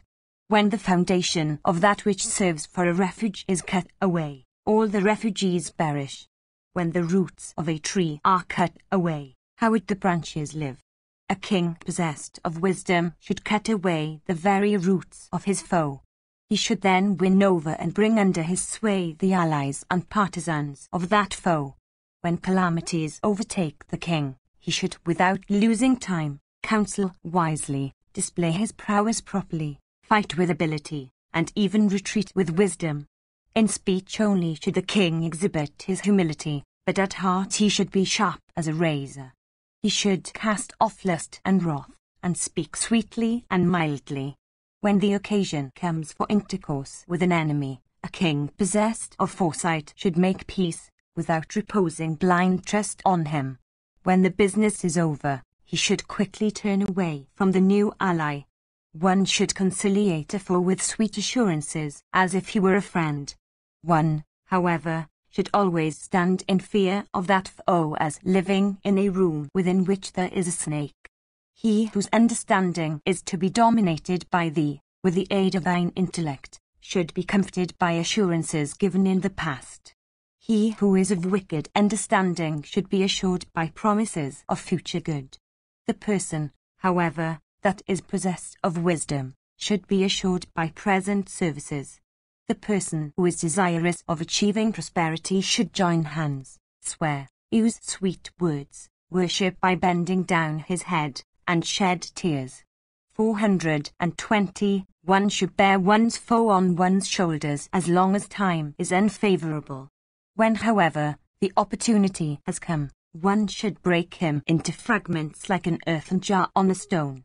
It is better, O monarch, that a king should blaze up for a moment like charcoal of ebony wood than that he should smoulder and smoke like chaff for many years. A man who has many purposes to serve should not scruple to deal with even an ungrateful person. If successful, one can enjoy happiness. If unsuccessful, one loses esteem. Therefore, in accomplishing the acts of such persons, one should, without doing them completely, always keep something unfinished. A king should do what is for his good, imitating a cuckoo, a boar, the mountains of Meru, an empty chamber, an actor, and a devoted friend. 421. The king should frequently, with heedful application, repair to the houses of his foes, and even if calamities befall them, ask them about their good. They that are idle never win affluence, nor they that are destitute of manliness and exertion, nor they that are stained by vanity, nor they that fear unpopularity, nor they that are always procrastinating. The king should act in such a way that his foe may not succeed in detecting his lackeys. He should, however, himself mark the lackeys of his foes. He should imitate the tortoise which conceals its limbs. Indeed, he should always conceal his own holes. He should think of all matters connected with finance like a crane. 422. He should put forth his prowess like a lion. He should lie in wait like a wolf and fall upon and pierce his foes like a shaft. Drink, dice, women, hunting, and music, these he should enjoy judiciously. Addiction to these is productive of evil. He should make bows with bamboos, etc. He should sleep cautiously like the deer. He should be blind when it is necessary that he should be so, or he should even be deaf when it is necessary to be deaf. The king possessed of wisdom should put forth his prowess, regardful of time and place. If these are not favorable, prowess becomes futile. Marking timeliness and untimeliness, reflecting upon his own strength and weakness, and improving his own strength by comparing it with that of the enemy, the king should address himself to action. That king who does not crush a foe reduced to subjection by military force, provides for his own death like the crab when she conceives. A tree with beautiful blossoms may be lacking in strength. A tree carrying fruits may be difficult of climbing, and sometimes trees with unripe fruits look like trees with ripe fruits. Seeing all these facts, a king should not allow himself to be depressed. If he conducts himself in such a way, then he would succeed in upholding himself against all foes. The king should first strengthen the hopes of those that approach him as suitors. He should then put obstacles in the way of the fulfillment of those hopes. He should say that those obstacles are merely due to occasion. He should next represent that those occasions are really the results of grave causes. As long as the cause of fear does not actually come, the king should make all his arrangements like a person inspired with fear. When, however, the cause of fear comes upon him, he should smite fearlessly. No man can reap good without incurring danger.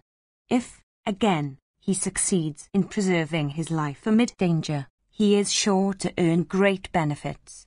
423. A king should ascertain all future dangers. When they are present, he should conquer them, and lest they grow again, he should, even after conquering them, think them to be unconquered. The abandonment of present happiness and the pursuit of that which is future is never the policy of a person possessed of intelligence. The king who, having made peace with a foe, sleeps happily in truthfulness is like a man who, sleeping on the top of a tree, awakes after a fall. When one falls into distress, one should raise oneself by all means in one's power, mild or stern, and after such rise, when competent, one should practice righteousness.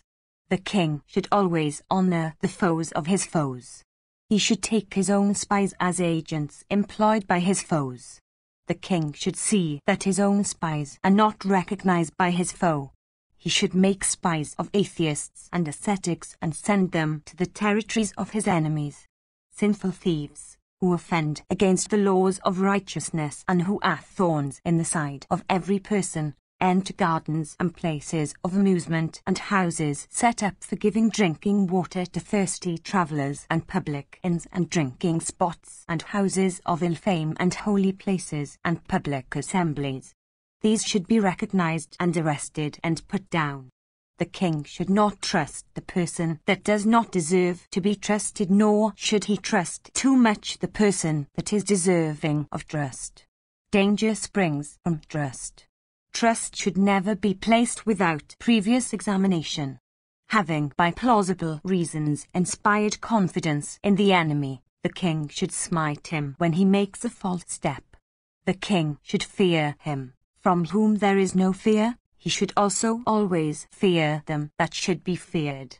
Fear that arises from an unfeared one may lead to total extermination. By attention to the acquisition of religious merit, by taciturnity, by the reddish garb of ascetics, and wearing matted locks and skins, one should inspire confidence in one's foe, and then, when the opportunity comes, one should jump upon him like the wolf. A king desirous of prosperity should not scruple to slay son or brother or father or friend, if any of these seek to thwart his objects.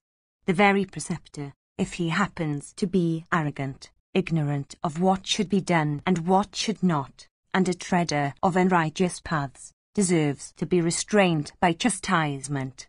Even as certain insects of sharp stings cut off all flowers and fruits of the trees on which they sit, the king should, after having inspired confidence in his foe by honours and salutations and gifts, turn against him and shear him of everything, without piercing the very vitals of others, without accomplishing many stern deeds, without slaughtering living creatures after the manner of the fishermen. One cannot acquire great prosperity.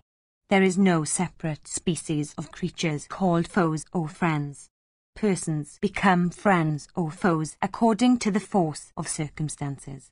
The king should never allow his foe to escape, even if the foe should indulge piteous lamentations.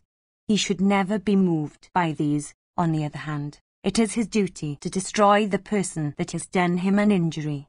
A king desirous of prosperity should take care to attach to himself as many men as he can, and to do them good. In behaving towards his subjects, he should always be free from malice. He should also, with great care, punish and check the wicked and disaffected. When he intends to take wealth, he should say what is agreeable. Having taken wealth, he should say similar things. Having struck off one's head with his sword, he should grieve and shed tears. A king desirous of prosperity should draw others unto himself by means of sweet words, honours, and gifts. Even thus should he bind men unto his service. The king should never engage in fruitless disputes. He should never cross a river with the aid only of his two arms. To eat cow horns is fruitless and never invigorating. By eating them one's teeth are broken while the taste is not gratified. The triple aggregate has 3 disadvantages with 3 inseparable adjuncts. Carefully considering those adjuncts, the disadvantages should be avoided. 424. The unpaid balance of a debt, the unquenched remnant of a fire, and the unslain remnant of foes, repeatedly grow and increase. Therefore, all those should be completely extinguished and exterminated. Debt, which always grows, is certain to remain unless wholly extinguished. The same is the cause with defeated foes and neglected maladies. These always produce great feats. One should, therefore, always eradicate them. Every act should be done thoroughly. One should be always heedful. Such a minute thing as a thorn, if extracted badly, leads to obstinate gangrene. By slaughtering its population, by tearing up its roads and otherwise injuring them, and by burning and pulling down its houses, a king should destroy a hostile kingdom. A king's should be far-sighted like the vulture, motionless like a crane, vigilant like a dog, valiant like a lion, fearful like a crow, and penetrate the territories of his foes like a snake with ease and without anxiety. A king should win over a hero by joining his palms, a coward by inspiring him with fear, and a covetous man by gifts of wealth, while with an equal he should wage war. He should be mindful of producing disunion among the leaders of sects and of conciliating those that are dear to him. He should protect his ministers from disunion and distractions. If the king becomes mild, the people disregard him. If he becomes stern, the people feel it as an affliction. The rule is that he should be stern when the occasion requires sternness, and mild when the occasion requires mildness. By mildness should the mild be cut. By mildness one may destroy that which is fierce. There is nothing that mildness cannot effect. For this reason, mildness is said to be sharper than fierceness. That king who becomes mild when the occasion requires mildness and who becomes stern when sternness is required, succeeds in accomplishing all his objects, and in putting down his foes.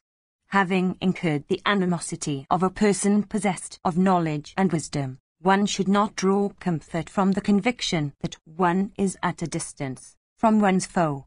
Far-reaching are the arms of an intelligent man by which he injures when injured. That should not be sought to be crossed which is really uncrossable. That should not be snatched from the foe which the foe would be able to recover. One should not seek to dig at or if by digging one would not succeed in getting at the root of the thing for which one digs. One should never strike him whose head one would not cut off. A king should not always act in this way. This course of conduct that I have laid down should be pursued only in seasons of distress. Inspired by the motive of doing thee good, I have said this for instructing thee as to how thou shouldst bear thyself when assailed by foes. Bhishma continued, the ruler of the kingdom of the Sauraviras, hearing these words spoken by that Brahmana, inspired with the desire of doing him good, obeyed those instructions cheerfully and obtained with his kinsmen and friends blazing prosperity. Section CXLI. Yudhishthira said, when the high righteousness suffers decay and is transgressed by all, when unrighteousness becomes righteousness, and righteousness assumes the form of its reverse, when all wholesome restraints disappear, and all truths in respect of righteousness are disturbed and confounded, when people are oppressed by kings and robbers, when men of all the four modes of life become stupefied in respect of their duties, and all acts lose their merit, when men see causes of the fear on every direction in consequence of lust and covetousness and folly, when all creatures cease to trust one another, when they slay one another by deceitful means and deceive one another in their mutual dealings, when houses are burnt down throughout the country, when the Brahmanas become exceedingly afflicted, when the clouds do not pour a drop of rain, when everyone's hand is turned against everyone's neighbor, when all the necessaries of life fall under the power of robbers, when, indeed, such a season of terrible distress sets in, by what means should a Brahmana live who is unwilling to cast off compassion on his children? How, indeed, should a Brahmana maintain himself at such a time? Tell me this, O grandsire. How also should the king live at such a time when sinfulness overtakes the world? How, O scorcher of foes, should the king live so that he might not fall away from both righteousness and profit? Bhishma said, O mighty armed one, the peace and prosperity of subjects, 425, sufficiency and seasonableness of rain, disease, death and other fears, are all dependent on the king. 426, I have no doubt also in this, O bull of Bharata's race, that Krita, Treta, Dwapara, and Kali, as regards their setting in, are all dependent on the king's conduct. When such a season of misery as has been described by thee sets in, the righteous should support life by the aid of judgment. In this connection is cited the old story of the discourse between Viswamitra and the Chandala in a hamlet inhabited by Chandalas. Towards the end of Treta and the beginning of Dwapara, a frightful drought occurred, extending over 12 years, in consequence of what the gods had ordained. At that time, which was the end of Treta and the commencement of Dwapara, when the period came for many creatures superannuated by age to lay down their lives, the thousand-eyed deity of heaven poured no rain. The planet Vrihaspati began to move in a retrograde course, and Soma, abandoning his own orbit, receded towards the south. Not even could a dewdrop be seen. What need then be said of clouds gathering together? The rivers all shrank into narrow streamlets. Everywhere lakes and wells and springs disappeared and lost their beauty in consequence of that order of things which the gods brought about. Water having become scarce, the places set up by charity for its distribution became desolate. 427. The Brahmanas abstained from sacrifices and recitation of the Vedas. They no longer uttered vashats and performed other propitiatory rites. Agriculture and keep of cattle were given up. Markets and shops were abandoned. Stakes for tethering sacrificial animals disappeared. People no longer collected diverse kinds of articles for sacrifices. All festivals and amusements perished. Everywhere heaps of bones were visible, and every place resounded with the shrill cries and yells of fierce creatures. 428. The cities and towns of the earth became empty of inhabitants. Villages and hamlets were burnt down. Some afflicted by robbers, some by weapons, and some by bad kings, and in fear of one another, began to fly away. Temples and places of worship became desolate. They that were aged were forcibly turned out of their houses. Kine and goats and sheep and buffaloes fought for food, and perished in large numbers. The Brahmanas began to die on all sides. Protection was at an end. Herbs and plants were dried up. The earth became shorn of all her beauty and exceedingly awful, like the trees in a crematorium. In that period of terror, when righteousness was nowhere, O Yudhishthira, men in hunger lost their senses and began to eat one another. The very rishis, giving up their vows and abandoning their fires and deities, and deserting their retreats in woods, began to wander hither and thither in search of food. The holy and great Rishi Viswamitra, possessed of great intelligence, wandered homeless and afflicted with hunger. Leaving his wife and son in some place of shelter, the Rishi wandered, fireless 429, and homeless, and regardless of food, clean and unclean. One day he came upon a hamlet, in the midst of a forest, inhabited by cruel hunters addicted to the slaughter of living creatures. The little hamlet abounded with broken jars and pots made of earth. Dog skins were spread here and there. Bones and skulls, gathered in heaps, of boars and asses, lay in different places. Cloths stripped from the dead lay here and there, and the huts were adorned with garlands of used-up flowers. 430. Many of the habitations again were filled with sloughs cast off by snakes. The place resounded with the loud crowing of cocks and hens and the dissonant bray of asses. Here and there the inhabitants disputed with one another, uttering harsh words in shrill voices. Here and there were temples of gods bearing devices of owls and other birds. Resounding with the tinkle of iron bells, the hamlet abounded with canine packs standing or lying on every side. The great Rishi Viswamitra, urged by pangs of hunger and engaged in search after food, entered that hamlet and endeavoured his best to find something to eat. Though the son of Kusika begged repeatedly, yet he failed to obtain any meat or rice or fruit or out or any other kind of food. He then, exclaiming, "Alas, great is the distress that has overtaken me," fell down from weakness in that hamlet of the Chandlas. The sage began to reflect, saying to himself, "What is best for me to do now?" Indeed, O best of kings, the thought that occupied him was of the means by which he could avoid immediate death. He beheld, O king, a large piece of flesh, of a dog that had recently been slain with a weapon, spread on the floor of the chandler's hut. The sage reflected and arrived at the conclusion that he should steal that meat. And he said unto himself, "I have no means now of sustaining life. Theft is allowable in a season of distress for even an eminent person. It will not detract from his glory. Even the Brahmana, for saving his life, may do it. This is certain. In the first place, one should steal from a low person. Failing such a person, one may steal from one's equal. Failing an equal, one may steal from even an eminent and righteous man. I shall then, at this time when my life itself is ebbing away, steal this meat. I do not see demerit in such theft. I shall, therefore, rob this haunch of dog's meat. Having formed this resolution, the great sage Viswamitra laid himself down for sleep in that place where the chandler was.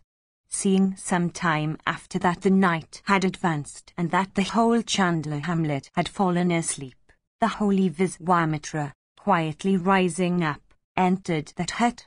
The chandler who owned it, with eyes covered with phlegm, was lying like one asleep. Of disagreeable visage, he said these harsh words in a broken and dissonant voice. The chandler said, "Who is there, engaged in undoing the latch? The whole Chandler hamlet is asleep. I, however, am awake and not asleep. Whoever thou art about to be slain." These were the harsh words that greeted the sage's ears. Filled with fear, his face crimson with blushes of shame, and his heart agitated by anxiety caused by that act of theft which he had attempted, he answered, saying, "O thou that art blessed with a long life, I am Viswamitra. I have come here oppressed by the pangs of hunger. O thou of righteous understanding, do not slay me, if thy sight be clear." Hearing these words of that great Rishi of cleansed soul, the chandler rose up in terror from his bed and approached the sage. Joining his palms from reverence and with eyes bathed in tears, he addressed Kusika's son, saying, "What do you seek here in the night, O Brahmana?" Conciliating the chandler, Viswamitra said, "I am exceedingly hungry and about to die of starvation. I desire to take away that haunch of dog's meat. Being hungry, I have become sinful. One solicitous of food has no shame. It is hunger that is urging me to this misdeed. It is for this that I desire to take away that haunch of dog's meat. My life breaths are languishing. Hunger has destroyed my Vedic law. I am weak and have lost my senses. I have no scruple about clean or unclean food. Although I know that it is sinful, still I wish to take away that haunch of dog's meat. After I had failed to obtain any alms, having wandered from house to house in this your hamlet, I set my heart upon this sinful act of taking away this haunch of dog's meat. Fire is the mouth of the gods. He is also their priest. He should, therefore, take nothing save things that are pure and clean. At times, however, that great God becomes a consumer of everything. Know that I have now become even like him in that respect."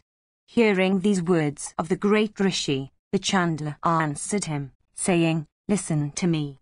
Having heard the words of truth that I say, act in such a way that thy religious merit may not perish. Hear, O regenerate Rishi, what I say unto thee about thy duty. The wise say that a dog is less clean than a jackal. The haunch, again, of a dog is a much worse part than other parts of his body. This was not wisely resolved by thee, therefore, O great Rishi, this act that is inconsistent with righteousness, this theft of what belongs to a chandler, this theft, besides, of food that is unclean. Blessed be thou, do thou look for some other means for preserving thy life. O great sage, let not thy penances suffer destruction in consequence of this thy strong desire for dog's meat. Knowing as thou dost the duties laid down in the scriptures, thou shouldst not do an act whose consequences are confusion of duties. 431. Do not cast off righteousness, for thou art the foremost of all persons observant of righteousness.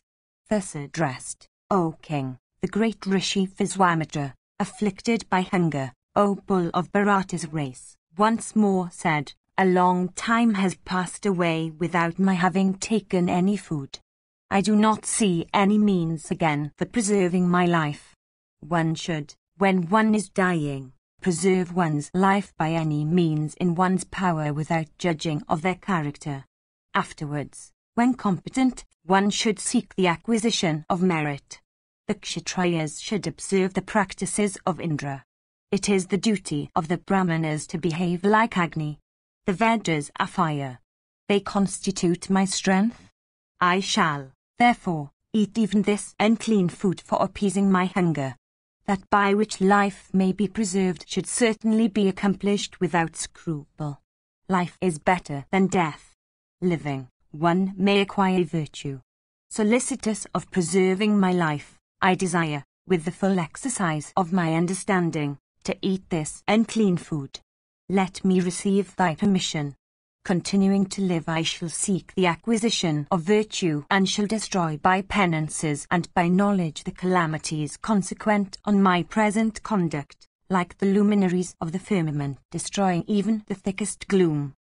The Chandler said, by eating this food one, like thee, cannot obtain long life. Nor can one, like thee, obtain strength from such food, nor that gratification which ambrosia offers. Do thou seek for some other kind of alms. Let not thy heart incline towards eating dog's meat. The dog is certainly an unclean food to members of the regenerate classes. Viswamitra said, any other kind of meat is not to be easily had during a famine like this. Besides, O Chandler, I have no wealth wherewith to buy food. I am exceedingly hungry. I cannot move any longer. I am utterly hopeless. I think that all the 6 kinds of taste are to be found in that piece of dog's meat. The Chandler said, only the 5 kinds of 5-clawed animals are clean food for Brahmanas and Kshatriyas and Vaisyas, as laid down in the scriptures. Do not set thy heart upon what is unclean for thee. Viswamitra said, the great Rishi Agastya, while hungry, ate up the azura named Vatapi. I am fallen into distress. I am hungry. I shall therefore eat that haunch of dog's meat. The Chandler said, do thou seek some other alms? It behoves thee not to do such a thing. Verily, such an act should never be done by thee. If, however, it pleases thee, thou mayst take away this piece of dog's meat. Viswamitra said, they that are called good authorities in matters of duty. I am following their example. I now regard this dog's haunch to be better food than anything that is highly pure. The Chandler said, that which is the act of an unrighteous person can never be regarded as an eternal practice. That which is an improper act can never be a proper one. Do not commit a sinful act by deception. Viswamitra said, a man who is a rishi cannot do what is sinful. 432. In the present case, deer and dog, I think, are same, both being animals. I shall, therefore, eat this dog's haunch. The Chandler said, solicited by the Brahmanas, the Rishi, Agastya, did that act. Under the circumstances it could not be a sin. That is righteousness in which there is no sin. Besides, the Brahmanas, who are the preceptors of 3 other orders, should be protected and preserved by every means. Viswamitra said, I am a Brahmana. This my body is a friend of mine. It is very dear to me and is worthy of the highest reverence from me. It is from the desire of sustaining the body that the wish is entertained by me of taking away the dog's haunch. So eager have I become that I have no longer any fear of thee and thy fierce brethren. The Chandler said, men lay down their lives but they still do not set their hearts on food that is unclean. They obtain the fruition of all their wishes even in this world by conquering hunger. Do thou also conquer thy hunger and obtain those rewards. Viswamitra said, as regards myself, I am observant of rigid vows and my heart is set on peace. For preserving the root of all religious merit, I shall eat food that is unclean. It is evident that such an act would be regarded as righteous in a person of cleansed soul. To a person, however, of uncleansed soul, the eating of dog's flesh would appear sinful. Even if the conclusion to which I have arrived be wrong, and if I eat this dog's meat, I shall not, for that act, become one like thee. The chandler said, It is my settled conclusion that I should endeavour my best to restrain thee from this sin. A Brahmana by doing a wicked act falls off from his high state. It is for this that I am reproving thee. Viswamitra said, Kine continue to drink, regardless of the croaking of the frogs. Thou canst lay no claim to what constitutes righteousness, and what not. Do not be a self-eulogizer. The chandler said, I have become thy friend. For this reason only I am preaching to thee. Do what is beneficial. Do not, from temptation, do what is sinful. Viswamitra said, If thou be a friend desirous of my happiness, do thou then raise me up from this distress. In that case, relinquishing this dog's haunch, I may consider myself saved by the aid of righteousness, and not by that of sinfulness. The chandler said, I dare not make a present of this piece of meat to thee, nor can I quietly suffer thee to rob me of my own food. If I give thee this meat, and if thou take it, thyself being a Brahmana, both of us will become liable to sink in regions of woe in the next world. Viswamitra said, By committing this sinful act today I shall certainly save my life, which is very sacred. Having saved my life, I shall afterwards practice virtue and cleanse my soul. Tell me which of these two is preferable, to die without food, or save my life by taking this food that is unclean. The chandler said, In discharging the duties that appertain to one's order or race, one's own self is the best judge of its propriety or impropriety. Thou thyself knowest which of those two acts is sinful. He who would regard dog's meat as clean food, I think, would in matters of food abstain from nothing. Viswamitra said, In accepting an unclean present, or in eating unclean food, there is sin. When one's life, however, is in danger, there is no sin in accepting such a present or eating such food. Besides, the eating of unclean food, when unaccompanied by slaughter and deception, and when the act will provoke only mild rebuke, is not matter of much consequence. The chandler said, If this be thy reason for eating unclean food, it is then clear thou dost not regard the Veda and Arya morality. Taught by what thou art going to do, I see, O foremost of Brahmanas, that there is no sin in disregarding the distinction between food that is clean and food that is unclean. Viswamitra said, It is not seen that a person incurs a grave sin by eating forbidden food. That one becomes fallen by drinking wine is only a wordy precept for restraining men from drinking. The other forbidden acts, of the same species, whatever they be, in fact, every sin, cannot destroy one's merit. The chandler said, That learned person who takes away dog's meat from an unworthy place, like this, from an unclean wretch, like me, from one who, like me, leads such a wicked life, commits an act that is opposed to the behavior of those that are called good. In consequence, again, of his connection with such a deed, he is certain to suffer the pangs of repentance. Bhishma continued, The chandler, having said these words unto Kusika's son, became silent. Viswamitra then, of cultivated understanding, took away that haunch of dog's meat. The great ascetic, having possessed himself of that piece of dog's meat for saving his life, took it away into the woods and wished with his wife to eat it. He resolved that having first gratified the deities according to due rites, he should then eat that haunch of dog's meat at his pleasure. Igniting a fire according to the Brahma rites, the ascetic, agreeably to those rites that go by the name of Aindranya, began himself to cook that meat into sacrificial charu. He then, O Bharata, began the ceremonies in honor of the gods and the Pitris, by dividing that charu into as many portions as were necessary, according to the injunctions of the scriptures, and by invoking the gods with Indra at their head, for accepting their shares. Meanwhile, the chief of the celestials began to pour copiously, reviving all creatures by those showers. He caused plants and herbs to grow once more.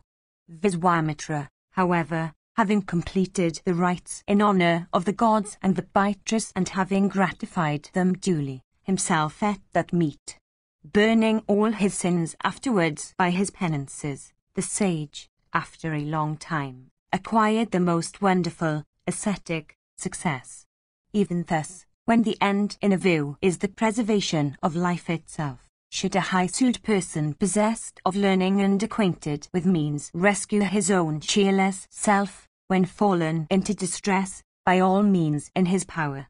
By having recourse to such understanding, one should always preserve one's life. A person, if alive, can win religious merit and enjoy happiness and prosperity. For this reason, O son of Kunti, a person of cleansed soul and possessed of learning should live and act in this world, relying upon his own intelligence in discriminating between righteousness and its reverse. Section XI. Yiddish theory said, if that which is so horrible and which, like falsehood, should never be an object of regard, be cited as duty, then what act is the from which I should forbear? Why also should not robbers then be respected? I am stupefied. My heart is pained. All the ties that bind me to morality are loosened. I cannot tranquilize my mind and venture to act in the way suggested by you. Bhishma said, I do not instruct thee in respect of duty, taught by what I have heard from the Vedas alone.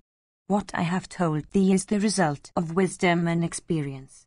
This is the honey that the learned have gathered. Kings should gather wisdom from various sources. One cannot accomplish his course through the world with the aid of morality that is one-sided. Duty must spring from the understanding, and the practices of those that are good should always be ascertained, O son of Kuru. Attend to these words of mine. Only kings that are possessed of superior intelligence can rule, expecting victory. A king should provide for the observance of morality by the aid of his understanding and guided by knowledge derived from various sources. The duties of a king can never be discharged by rules drawn from a morality that is one-sided.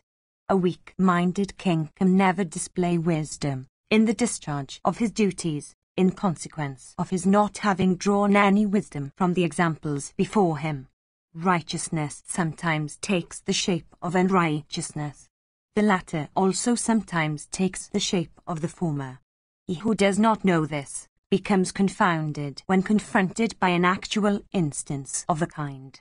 Before the occasion comes, one should, O Bharata, comprehend the circumstances under which righteousness and its reverse become confused. Having acquired this knowledge, a wise king should, when the occasion comes, act accordingly, aided by his judgment. The acts he does at such a time are misunderstood by ordinary people. Some persons are possessed of true knowledge. Some persons have false knowledge. Truly ascertaining the nature of each kind of knowledge, a wise king derives knowledge from them that are regarded as good. They that are really breakers of morality find fault with the scriptures. They that have themselves no wealth proclaim the inconsistencies of the treatises on the acquisition of wealth. Those who seek to acquire knowledge for the object only of carrying their sustenance by it, O king, are sinful besides being enemies of morality. Wicked men, of immature understandings, can never know things truly, even as persons unconversant with scriptures are unable in all their acts to be guided by reason. With eyes directed to the faults of the scriptures, they decry the scriptures. Even if they understand the true meaning of the scriptures, they are still in the habit of proclaiming that scriptural injunctions are unsound. Such men, by decrying the knowledge of others, proclaim the superiority of their own knowledge.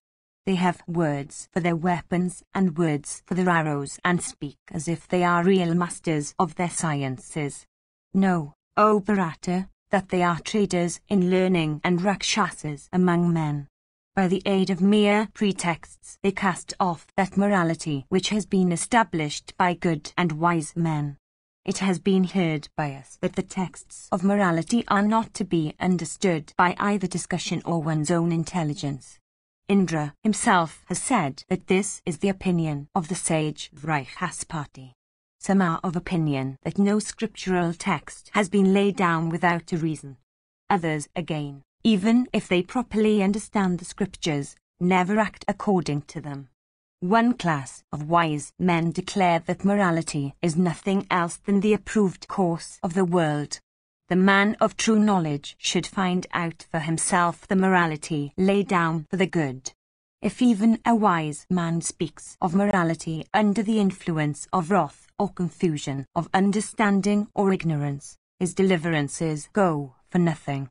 Discourses on morality made with the aid of an intelligence that is derived from the true letter and spirit of the scriptures are worthy of praise, and not those which are made with the help of anything else. Even the words heard from an ignorant person, if in themselves they be fraught with sense, come to be regarded as pious and wise. In days of old, Usanas said unto the deities this truth, which should remove all doubts, that scriptures are no scriptures if they cannot stand the test of reason. The possession or absence of knowledge that is mixed with doubts is the same thing. It behoves thee to drive off such knowledge after tearing it up by the roots. He who does not listen to these words of mine is to be regarded as one that has suffered himself to be misled. Dost thou not see that thou wert created for the accomplishment of fierce deeds? Behold me, O dear child, how, by betaking myself to the duties of the order of my birth, I have dispatched innumerable kshatriyas to heaven.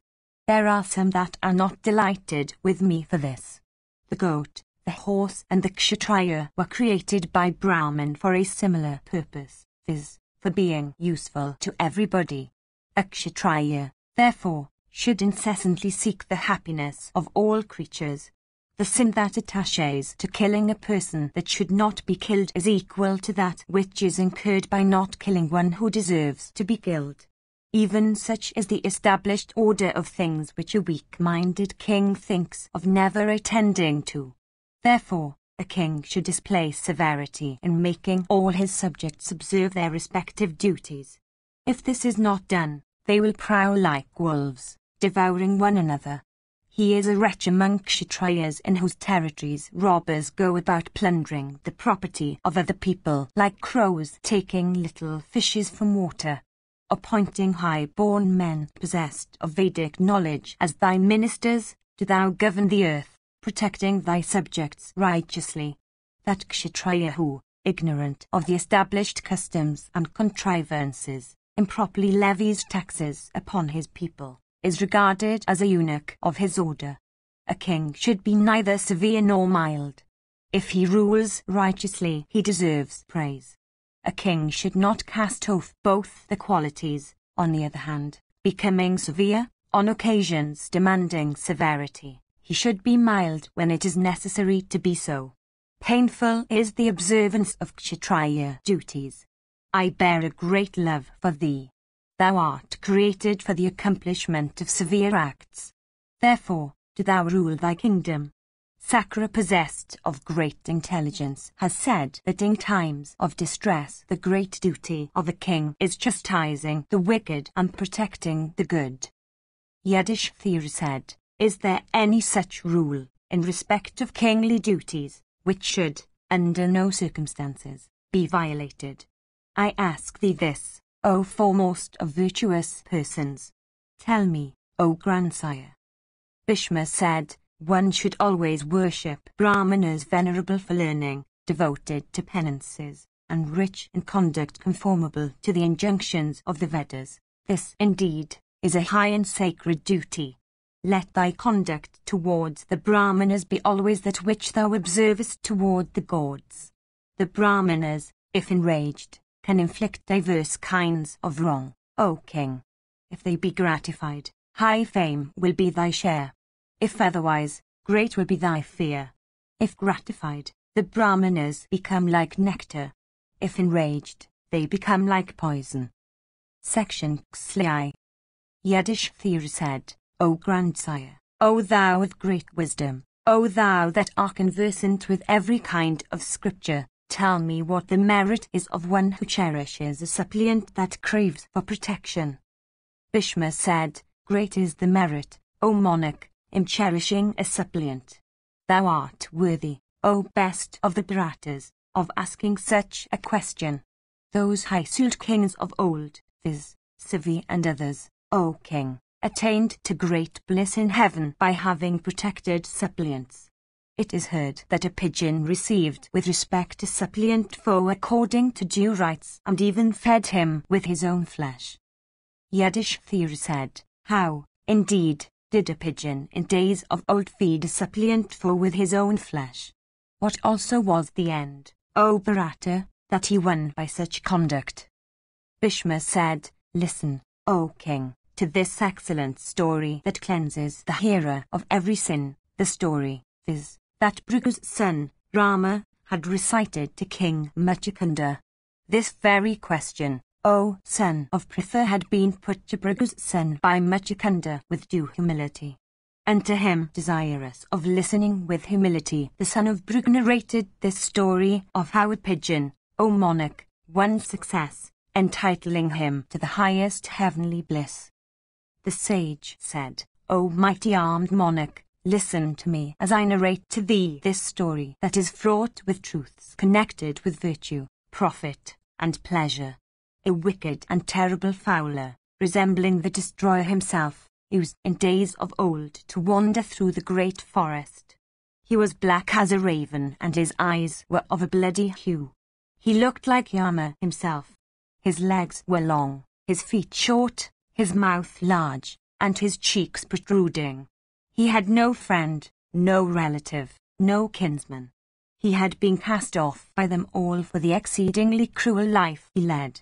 Indeed, a man of wicked conduct should be renounced from a distance by the wise, for he who injures his own self cannot be expected to do good to others. Those cruel and wicked-souled men that take the lives of other creatures are always like poisonous snakes, a source of trouble to all creatures. Taking his nets with him, and killing birds in the woods, he used to sell the meat of those winged creatures, O king, for livelihood. Following such conduct, the wicked wretch lived for many long years without ever understanding the sinfulness of his life. Accustomed for many long years to sport with his wife in the forest in the pursuit of this profession, and stupefied by destiny, no other profession was liked by him.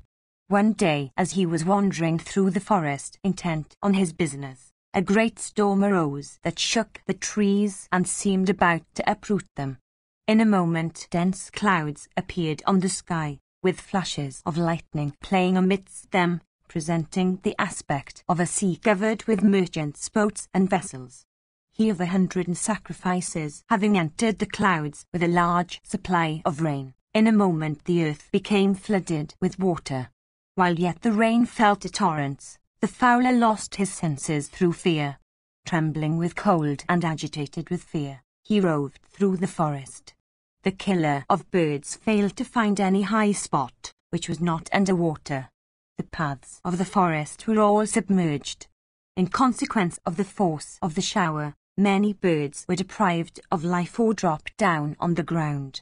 Lions and bears and other animals, availing themselves of some high spots they had found, lay down to rest.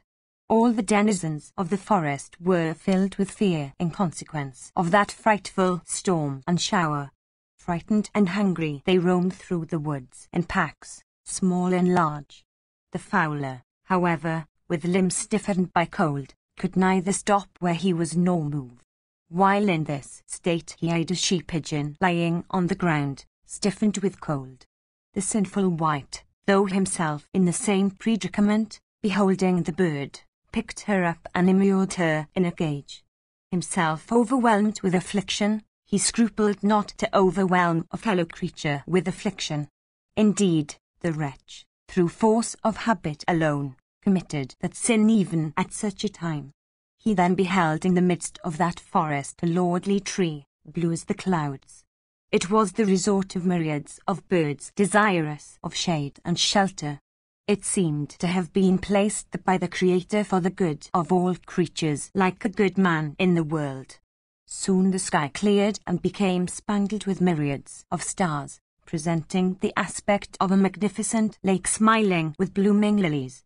Turning his eyes towards the clear firmament rich with stars, the fowler began to advance, still trembling with cold. Beholding the sky cleared of clouds, he cast his eyes on all sides, and seeing that night was already upon him, he began to think, "My home is at great distance from where I am." He then resolved to pass the night under the shade of that tree. Bowing down to it with joined hands, he addressed that monarch of the forest, saying, "I am a suppliant for the shelter unto all the deities that have this tree for their resort." Having said these words, he spread some leaves for a bed, and laid himself down on it, resting his head on the stone. Though overwhelmed with affliction, the man soon fell asleep. Section Xlif. Bhishma said, "In one of the branches of that tree, a pigeon with beautiful feathers, O king, lived for many years with his family. That morning his wife had gone out in search of food but had not yet returned. Seeing the night had come and his wife still unreturned, the bird began to indulge in lamentations. Oh, great has been the storm and painful the shower that came today. Alas, thou hast not yet returned, O dear wife. Woe is on me, what can be the cause that she has not yet come back to us? Is everything right with that dear spouse of mine in the forest? Separated from her, this my home appears to me empty. A householder's home, even if filled with sons and grandsons and daughters-in-law and servants, is regarded empty if destitute of the housewife. One's house is not one's home, one's wife only is one's home. A house without the wife is as desolate as their wilderness. If that dear wife of mine, of eyes fringed with red, of variegated plumes, and of sweet voice, does not come back today, my life itself will cease to be of any value. Of excellent vows, she never eats before I eat, and never bathes before I bathe. She never sits before I sit down, and never lies before I lie down. She rejoices if I rejoice, and becomes sorry when I am sorry. When I am away she becomes cheerless, and when I am angry she ceases not to speak sweetly. Ever devoted to her Lord and ever relying upon her Lord, she was ever employed in doing what was agreeable to and beneficial for her Lord. Worthy of praise is that person on earth who owns such a spouse. That amiable creature knows that I am fatigued and hungry. Devoted to me and constant in her love, my famous spouse is exceedingly sweet-tempered and worships me devoutly. Even the foot of a tree is one's home if one lives there with one's spouse as a companion. Without one's spouse, a very palace is truly a desolate wilderness. One's spouse is one's associate in all one's acts of virtue, profit and pleasure. When one sets out for a strange land, one's wife is one's trusted companion. It is said that the wife is the richest possession of her lord. In this world the wife is the only associate of her lord in all the concerns of life. 433. The wife is ever the best of medicines that one can have in sickness and woe. There is no friend like unto the wife. There is no refuge better than the wife. There is no better ally in the world than the wife in acts undertaken for the acquisition of religious merit. He that has not in his house a wife that is chaste and of agreeable speech, should go to the woods. For such a man there is no difference between home and wilderness. Section CXLV. Bhishma said, hearing those piteous lamentations of the pigeon on the tree, the she-pigeon seized by the fowler began to say to herself as follows. The she-pigeon said, whether I have any merit or not, verily there is no limit to any good fortune when my dear Lord thus speaks of me. She is no wife with whom her Lord is not content. In the case of women, If their lords be gratified with them all, the deities also become so. Since the marriage union takes place in the presence of fire, the husband is the wife's highest deity. That wife with whom her husband is not pleased becomes consumed into ashes, even like a creeper adorned with bunches of flowers in a forest conflagration. Having reflected thus, the she-pigeon, afflicted with woe, and immured by the fowler within his cage, thus spoke unto her woe-stricken lord, I shall say what is now beneficial for thee. Hearing me, follow thou my counsel. O dear Lord, be thou the rescuer of a suppliant. This fowler lies here by thy abode, afflicted with cold and hunger. Do him the duties of hospitality. The sin that a person commits by slaying a Brahmana or that mother of the world, viz., a cow, is equal to that which one incurs by suffering a suppliant to perish, from want of help. Thou art possessed of knowledge of self. It ever behoves one like thee, therefore, to follow that course which has been ordained for us as pigeons by the order of our birth. 434. It has been heard by us that the householder who practices virtue according to the measure of his abilities, wins hereafter inexhaustible regions of bliss. Thou hast sons. Thou hast progeny. O bird, casting off all kindness for thy own body, therefore, and for winning virtue and profit, offer worship to this fowler so that his heart may be pleased. Do not, O bird, indulge in any grief on my account. See how unimportant I am. Thou mayst continue to live, taking other wives. The amiable she-pigeon, overcome with sorrow, and casting her eyes upon her lord from the fowler's cage within which she had been immured, said these words unto him. Section Xlvi. Bhishma said, hearing these words fraught with morality and reason that were spoken by his wife, the pigeon became filled with great delight and his eyes were bathed in tears of joy. Beholding that fowler whose avocation was the slaughter of birds, the pigeon honoured him scrupulously according to the rites laid down in the ordinance. Addressing him, he said, Thou art welcome today. Tell me what I shall do for thee. Thou shouldst not repine. This is thy home.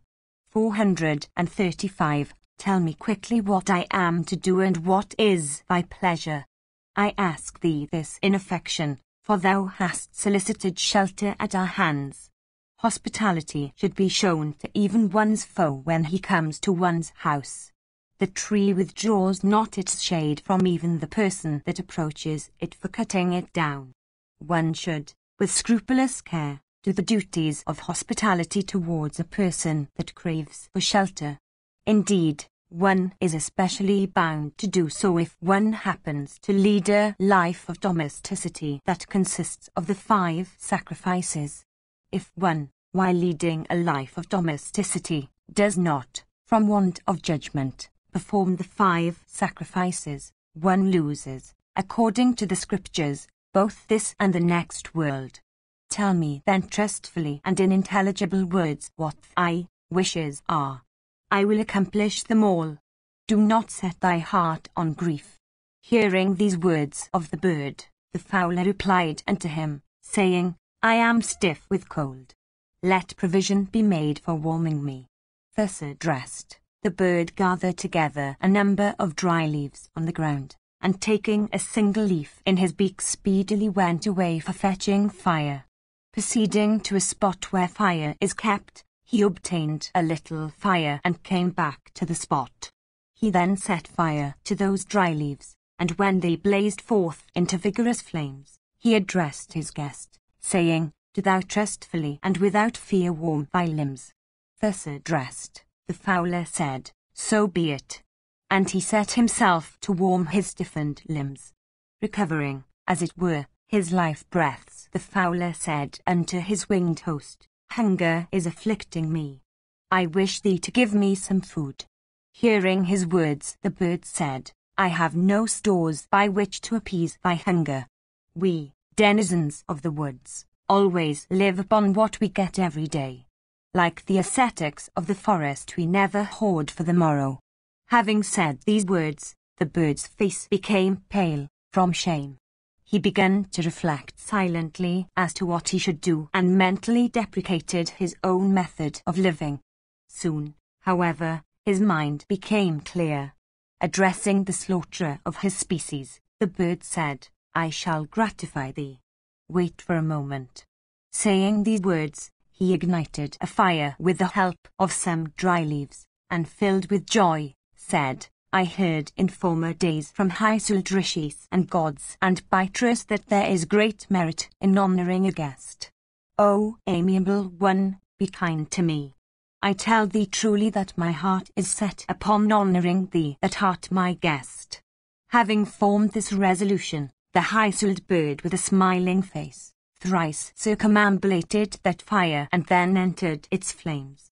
Beholding the bird enter that fire, the fowler began to think, and asked himself, "What have I done? Alas, dark and terrible will be my sin, without doubt in consequence of my own acts. I am exceedingly cruel and worthy of reprobation." Indeed, observing the bird lay down his life, the fowler, deprecating his own acts, began to indulge in copious lamentations like the Section Xlvi. Bhishma said, "The fowler, seeing the pigeon fall into the fire, became filled with compassion and once more said, 'Alas, cruel and senseless that I am, what have I done? I am certainly a mean wretch. Great will be my sin for everlasting years.'" Indulging in such self-reproaches, he began to say, repeatedly, "I am unworthy of credit. My understanding is wicked. I am ever sinful in my resolves. Alas, abandoning all kinds of honourable occupation, I have become a fowler. A cruel wretch that I am, without doubt. This high-souled pigeon, by laying down his own life, has read me a grave lesson. Abandoning wives and sons, I shall certainly cast off my very life-breaths that I so dear. The high-souled pigeon has taught me that duty. From this day, denying every comfort to my body, I shall wear it out even as a shallow tank in the season of summer. Capable of bearing hunger, thirst, and penances, reduced to emaciation, and covered with visible veins all over, I shall, by diverse kinds of practice such vows as have a reference to the other world. Alas, by giving up his body, the pigeon has shown the worship that should be paid to a guest. Taught by his example, I shall henceforth practice righteousness. Righteousness is the highest refuge of all creatures. Indeed, I shall practice such righteousness as has been seen in the righteous pigeon, that foremost of all winged creatures. Having formed such a resolution and said these words, that fowler, once of fierce deeds, proceeded to make an unreturning tour of the world. 436. Observing for the while the most rigid vows, he threw away his stout staff, his sharp-pointed iron stick, his nets and springs, and his iron cage, and set at liberty the she-pigeon that he had seized and immured. Section Xlvi. Bhishma said, after the fowler had left that spot, the she-pigeon, remembering her husband and afflicted with grief on his account, wept copiously and indulged in these lamentations. "I cannot, O dear Lord, recollect a single instance of thy having done me an injury. Widows, even if mothers of many children, are still miserable. Bereft of her husband, a woman becomes helpless and an object of pity with her friends. I was always cherished by thee, and in consequence of the great respect thou hadst for me, I was always honoured by thee with sweet, agreeable, charming, and delightful words. I sported with thee in valleys, in springs of rivers, and on delightful tops of trees. I was also made happy by thee while roving with thee through the skies. I used to sport with thee before, O dear Lord, but where are those joys now? Limited are the gifts of the father, of the brother, and of the son to a woman. The gifts that her husband alone makes to her are unlimited. What woman is there that would not, therefore, adore her lord? A woman has no protector like her lord, and no happiness like her lord. abandoning all her wealth and possessions, a woman should take to her Lord as her only refuge. Life here is of no use to me, O Lord, now that I am separated from thee. What chaste woman is that would, when deprived of her Lord, venture to bear the burden of life? Filled with sorrow and indulging in such piteous lamentations, the she-pigeon, devoted to her Lord, cast herself on the blazing fire.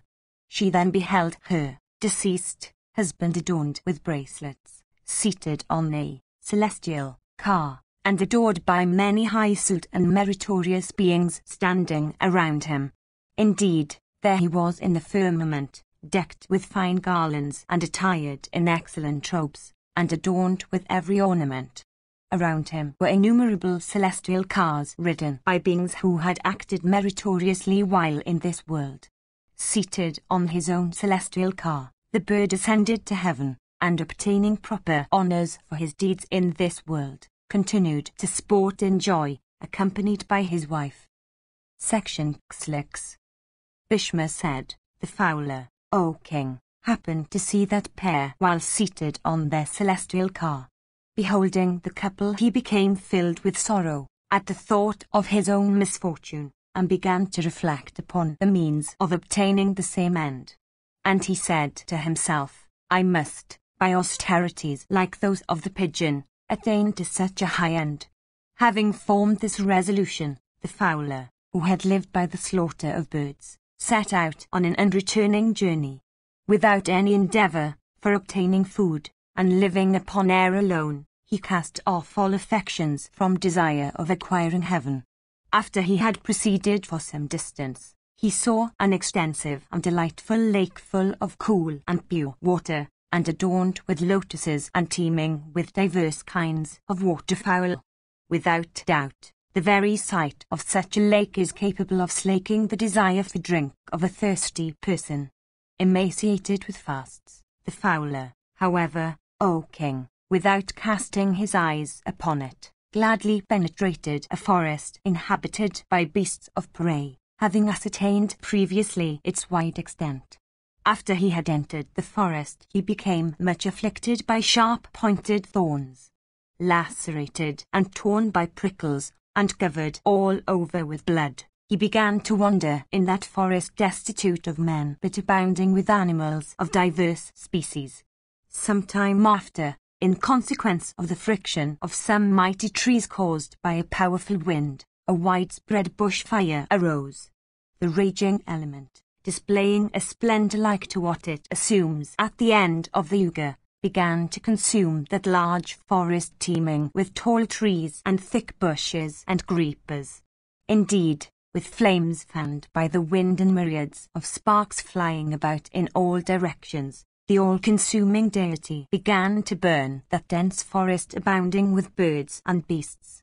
The fowler, desirous of casting off his body, ran with a delighted heart towards that spreading conflagration. Consumed by that fire, the fowler became cleansed of all his sins and attained, O best of the Bharatas, to high success.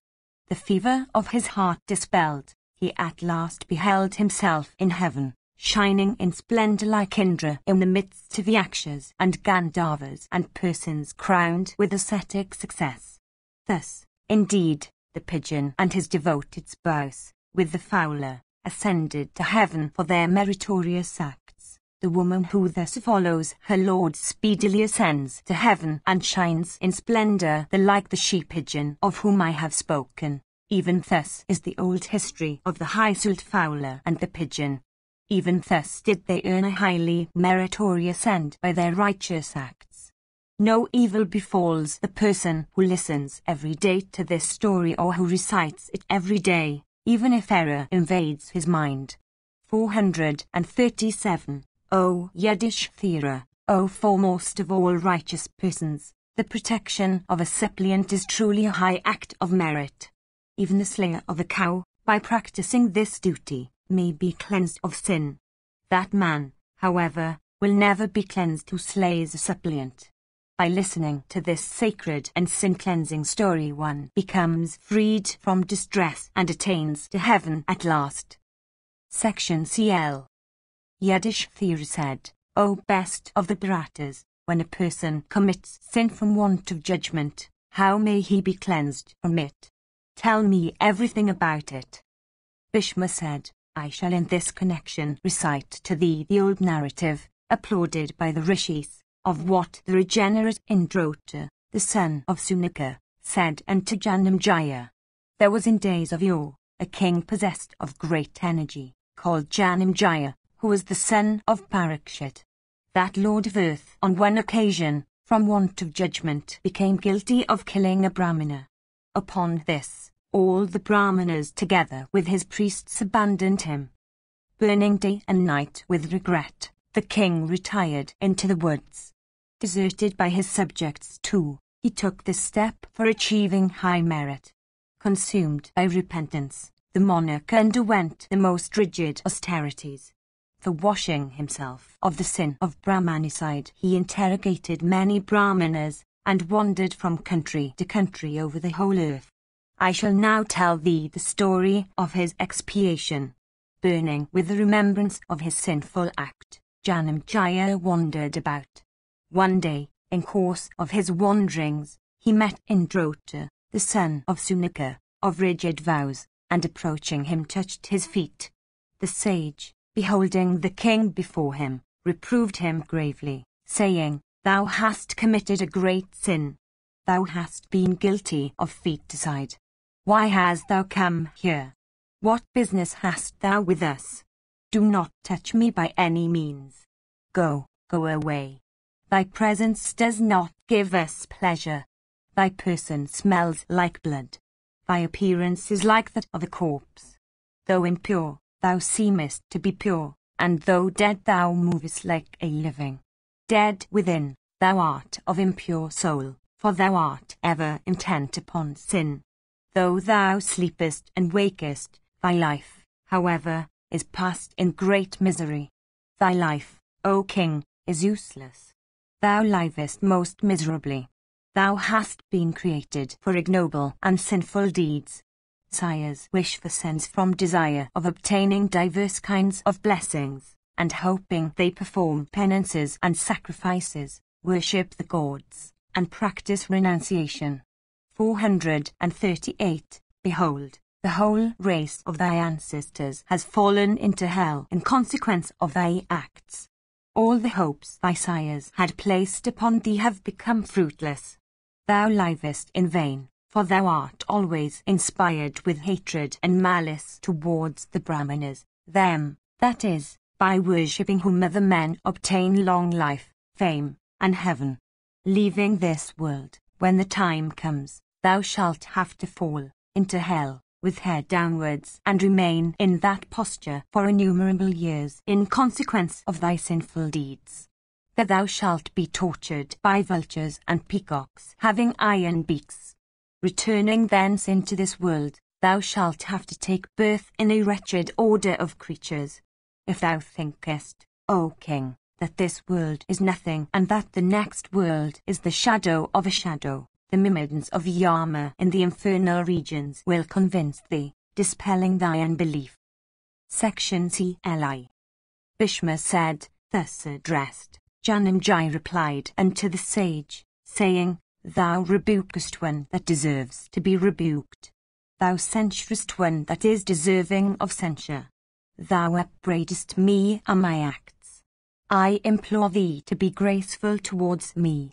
All my acts have been sinful. I burn, however, with repentance as if I am in the midst of blazing fire. My mind, in remembrance of my deeds, is exceedingly cheerless. Verily, I am much afraid of Yama. How can I bear to live without extracting that dart from my heart? O Saunaka, suppressing all thy wrath, instruct me now. Formerly I used to show regard for Brahmanas. I solemnly declare that I shall once more show the same regard for thee. Let not my line be extinct. Let not the race in which I am born sink into the dust. It is not proper that they who have wronged Brahmanas and have, for that, in consequence of the injunctions of the Vedas, forfeited all claim to the respect of the world and to social intercourse with their fellow men, should have any bearer of their names for continuing their races. I am overwhelmed with despair. I, therefore, repeat my resolves about mending my conduct. I pray you to protect me like sages that do not accept gifts protecting the poor. Sinful whites abstaining from sacrifices never attain to heaven. 439. Leaving this world, they have to pass their time in the pits of hell like polinders and carsers. 440. Ignorant that I am, give me wisdom like a learned preceptor to his pupil or like a sire to his son. Be gratified with me, O Sonaga. Sonaga said, what wonder is there that a person destitute of wisdom should do many improper acts? Knowing this, a person of real wisdom is never angry with creatures when they become guilty of folly. By ascending upon the top of wisdom's palace, one grieves for others, one's own self being then too pure for becoming an object of other people's grief. In consequence of one's wisdom, one surveys all creatures in the world like a person on a mountain-top surveying people below. The person who becomes an object of censure with good men, who hates good men and who hides himself from their view, never succeeds in obtaining any blessing and never understands the propriety of acts. Thou knowest what the energy and the nobility of the Brahmana is as laid down in the Vedas and other scriptures. Act now in such a way that tranquility of heart may be thine, and let Brahmanas be thy refuge. If the Brahmanas cease to be angry with thee, that will ensure thy felicity in heaven. If, again, thou repentest in sin, thy sight will be clear and thou wilt succeed in beholding righteousness. Janamejaya said, I am repenting of my sins. I will never again seek to extinguish virtue. I desire to obtain blessedness. Be thou gratified with me. Sonaga said, dispelling arrogance and pride, O king, I wish thee to show regard for me. 441. Employ thyself in the good of all creatures, ever remembering the mandates of righteousness. I am not reproving thee from fear or narrowness of mind or covetousness. Listen now, with these Brahmanas here, to the words of truth I utter. I do not ask for anything. I shall, however, instruct thee in the ways of righteousness. All persons will croak and bray and cry fie on me for what I am going to do. They will even call me sinful. My kinsmen and friends will discard me. 442. Without doubt, however, my kinsmen and friends, hearing the words I speak, will succeed in vigorously crossing the difficulties of life. Some that are possessed of great wisdom will understand my motives rightly. Know, O child, what my views are, O Bharata, in respect of the Brahmanas. Do thou, after listening to me, act in such a way that they may, through my efforts, obtain every blessing. Do thou also, O king, pledge thy word that thou wilt not again injure the Brahmanas. Janamejaya said, I swear, touching even thy feet, that I shall never again, in thought, word, or deed, injure the Brahmanas. Section Cli. Sonaga said, I shall for these reasons discourse to thee of righteousness, to thee whose heart has been exceedingly agitated, possessed of knowledge and great strength, and with a contented heart, thou seekest righteousness of thy own will. A king, first becoming exceedingly stern, then shows compassion and does good to all creatures by his acts. This is certainly very wonderful. People say that that king who commences with sternness burns the whole world. Thou wert stern before, but thou turnest thy eyes on righteousness now. Forsaking luxurious food and all articles of enjoyment, thou hast betaken thyself for a long time to rigid penances. All this, O Janamejaya, is certain to appear wonderful to those kings that are sunk in sin. That he who has affluence should become liberal, or that he who is endued with wealth of asceticism should become reluctant to spend it, is not at all wonderful. It has been said that the one does not live at a distance from the other. 443. That which is ill-judged produces misery in abundance. That, on the other hand, which is accomplished with the aid of sound judgment leads to excellent results. 444. Sacrifice, gift, compassions, the Vedas, and truth, O Lord of the earth, these 5 are cleansing. The 6th is penance well performed. This last, O Janimjaya, is highly cleansing for kings. By betaking thyself to it properly, thou art certain to earn great merit and blessedness. Visiting sacred spots has also been said to be highly cleansing. In this connection are cited the following verses sung by Yayati, that mortal who would earn life and longevity should, after having performed sacrifices with devotion, renounce them in old age, and practice penances. The field of Kuru has been said to be sacred. The river Saraswati has been said to be more so. The tirthas of the Saraswati are more sacred than the Saraswati herself, and the tirtha called Prithudaka is more sacred than all the tirthas of the Saraswati. One that has bathed in Prithudaka and drunk its waters will not have to grieve for a premature death. Thou shouldst go to Mahasaras, to all the tirthas designated by the name of Pushkara, to Prabhasa, to the northern lake Manasa, and to Kaladaka. Thou shalt then regain life and acquire longevity. Lake Manasa is on the spot where the Saraswati and the Drizadwati mingle with each other. A person possessed of Vedic knowledge should bathe in these places. Manu has said that liberality is the best of all duties and that renunciation is better than liberality. In this connection is cited the following verse composed by Satyavat. One should act as a child full of simplicity and destitute of either merit or sin. As regards all creatures there is in this world neither misery nor happiness. That which is called misery and that which is called happiness are the results of a distraught imagination. Even this is the true nature of all living creatures. Of all creatures, their lives are superior who have betaken themselves to renunciation and abstained from acts both meritorious and sinful. I shall now tell thee those acts which are best for a king. By putting forth thy might and liberality do thou conquer heaven, O king. That man who possesses the attributes of might and energy succeeds in attaining to righteousness. 445. Do thou rule the earth, O king, for the sake of the Brahmanas and for the sake of happiness. Thou usedst formerly to condemn the Brahmanas. Do thou gratify them now. Though they have cried fie on thee and though they have deserted thee, do thou still, guided by knowledge of self, solemnly pledge thyself never to injure them. Engaged in acts proper for thee, seek what is for thy highest good. Amongst rulers someone becomes and cool as snow, someone as fierce as fire, someone becomes like a plough, uprooting all enemies, and someone, again, becomes like a thunderbolt, suddenly scorching his foes.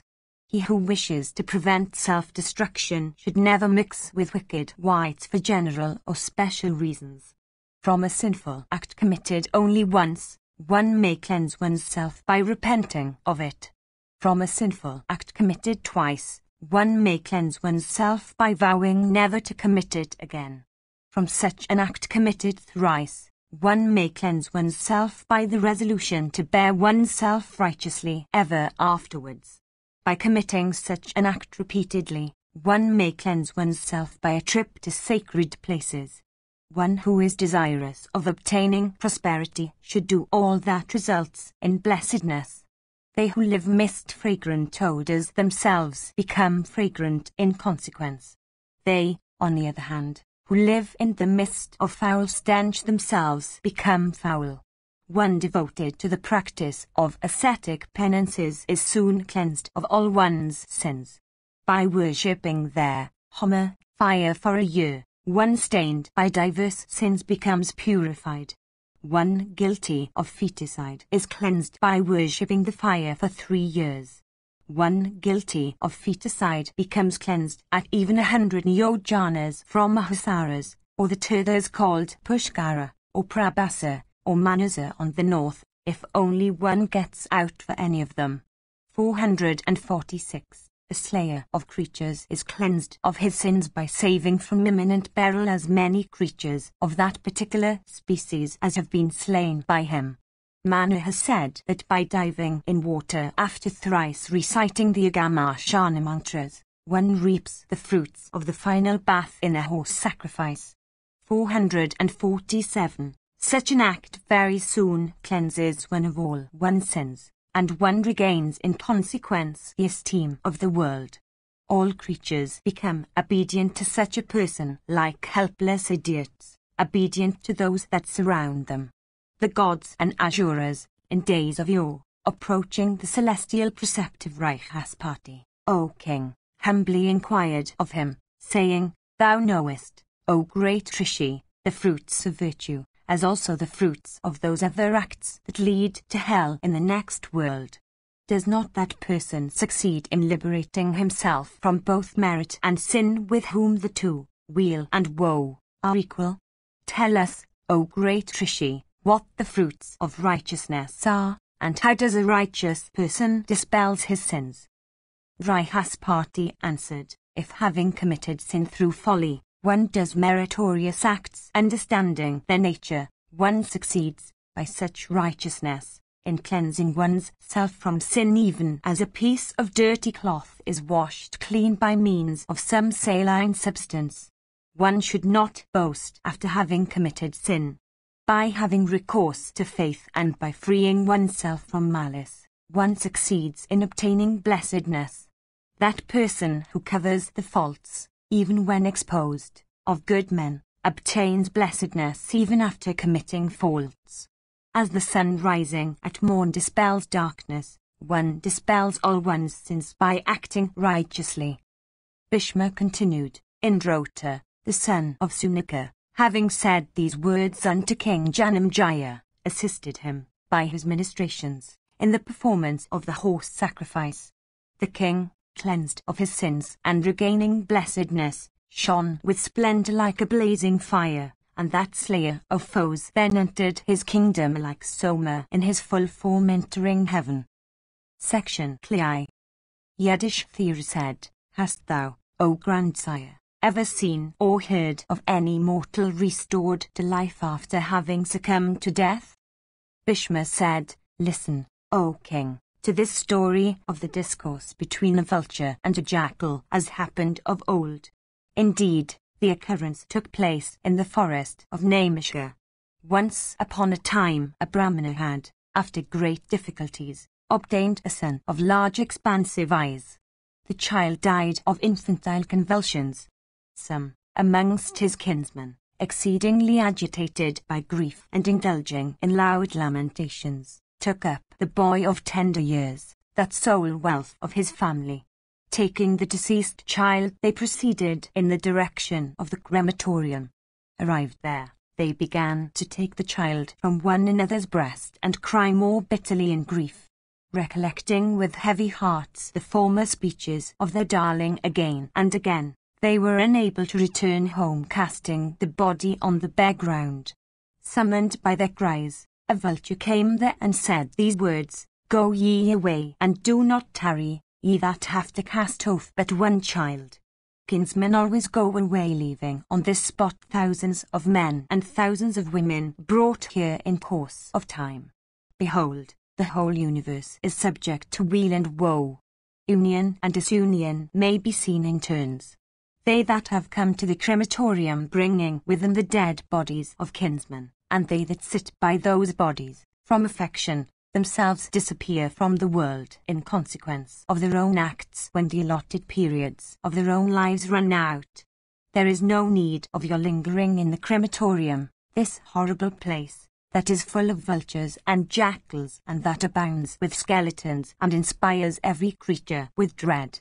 Whether friend or foe, no one ever comes back to life having once succumbed to the power of time. Such, indeed, is the fate of all creatures. In this world of mortals, every one that is born is sure to die. Who shall restore to life one that is dead and gone on the way ordained by the destroyer? At this hour, when men are about to close their daily toil, the sun is retiring to the Easter hills. Go ye to your homes, casting off this affection for the child. Hearing these words of the vulture, the grief of the kinsman seemed to abate, and placing the child on the bare ground they prepared to go away. Assuring themselves of the fact that the child had died and despairing of seeing him again, they began to retrace their steps, indulging in loud lamentations. Assured beyond doubt, and despairing of restoring the dead to life, they cast off that offspring of their race, and prepared to turn back from that spot. At this time a jackal, black as a raven, issued out of his hole and addressed those departing kinsmen, saying, Surely, ye that are kinsmen of the deceased child have no affection. Though the sun still shineth in the sky, ye fools. Indulge your feelings, without fear. Multifarious are the virtues of the hour. This one may come back to life. Spreading a few blades of cusa grass on the ground and abandoning that dear child on the crematorium, why do ye go away with hearts of steel and casting off every affection for the darling? Surely, ye have no affection for that sweet-speeched child of tender years, whose words, as soon as they left his lips, used to gladden you greatly. Behold the affection that even birds and beasts bear towards their offspring. Theirs is no return for bringing up their young ones. Like the sacrifices of the rishis, that are never undertaken from desire of fruit or rewards, the affection of quadrupeds of birds and insects bears no reward in heaven. Though delighting in their children, they are never seen to derive any benefit from the latter either here or hereafter. Yet they cherish their young ones with affection. Their children, growing up, never cherish them in age. Yet are not they grieved when they do not behold their little ones? Where, indeed, is affection to be seen in human beings that they would own the influence of grief? 448. Where would you go leaving here this child who is the perpetuator of his race? Do you shed tears for him for some time, and do you look at him a little longer with affection? Objects so dear are, indeed, difficult to abandon. It is friends and not others that wait by the side of him that is weak, of him that is prosecuted in a court of law, of him that is borne towards the crematorium. Life breaths are dear unto all, and all feel the influence of affection. Behold the affection that is cherished by even those that belong to the intermediate species.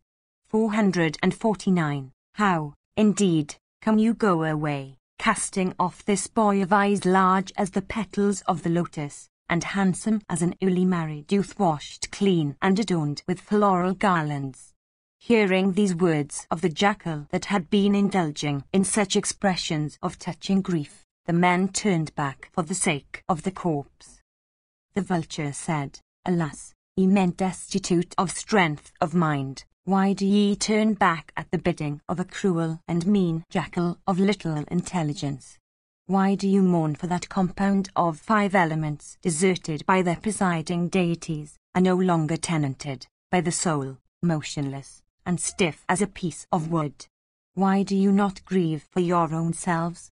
Do you practice austere penances by which you will succeed in cleansing yourselves from sin? Everything may be had by means of penances. What will lamentations do? Ill luck is born with the body. 450. It is in consequence of that ill luck that this boy has departed, plunging you into infinite grief. Wealth, kine, gold, precious gems, children, all have their root in penances. Penances again are the results of yoga, union of the soul with Godhead. Amongst creatures, the measure of weal or woe is dependent on the acts of a previous life. Indeed, every creature comes into the world taking with him his own measure of weal and woe. The son is not bound by the acts of the sire, or the sire by those of the son. Bound by their own acts, good and bad, all have to travel by this common road. Duly practice all the duties, and abstain from acts of unrighteousness. Reverentially wait, according to the directions of the scriptures, upon the gods and the Brahmanas. Cast off sorrow and cheerlessness, and abstain from parental affection. Leave the child on this exposed ground, and go ye away without delay. The actor alone enjoys the fruit of acts, good or bad, that he does. What concern have kinsmen with them? Casting off a deceased kinsman, however dear, kinsmen leave this spot. With eyes bathed in tears, they go away, ceasing to display affection for the dead. Wise or ignorant, rich or poor, every one succumbs to time, endued with acts, good and bad. What will you do by morning? Why do you grieve for one that is dead? Time is the Lord of all, and in obedience to his very nature he casts an equal eye on all things. In pride of youth or in helpless infancy bearing the weight of years or lying in the mother's womb, every one is subject to be assailed by death. Such indeed is the course of the world. The jackal said, Alas, the affection cherished by your weeping selves that are overwhelmed with grief for your deceased child has been lessened by that light-brained vulture. Even this must be the case, since in consequence of his well-applied words fraught with tranquility and capable of producing conviction, that one goes back to the town, casting off affection that is so difficult to abandon. Alas, I had supposed that great is the grief felt by men indulging in loud lamentations for the death of a child and from the corpse on a crematorium, like that of kine bereft of calves. Today, however, I understand what the measure of grief is of human beings on earth. Witnessing their great affection, I had shed theirs myself. It seems, however, that their affection is not strong. One should always exert oneself. Thence does one succeed through destiny. Exertion and destiny, joining together, produce fruit. One should always exert oneself with hopefulness. How can happiness be had from despondency?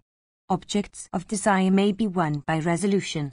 Why then do you go back so heartlessly?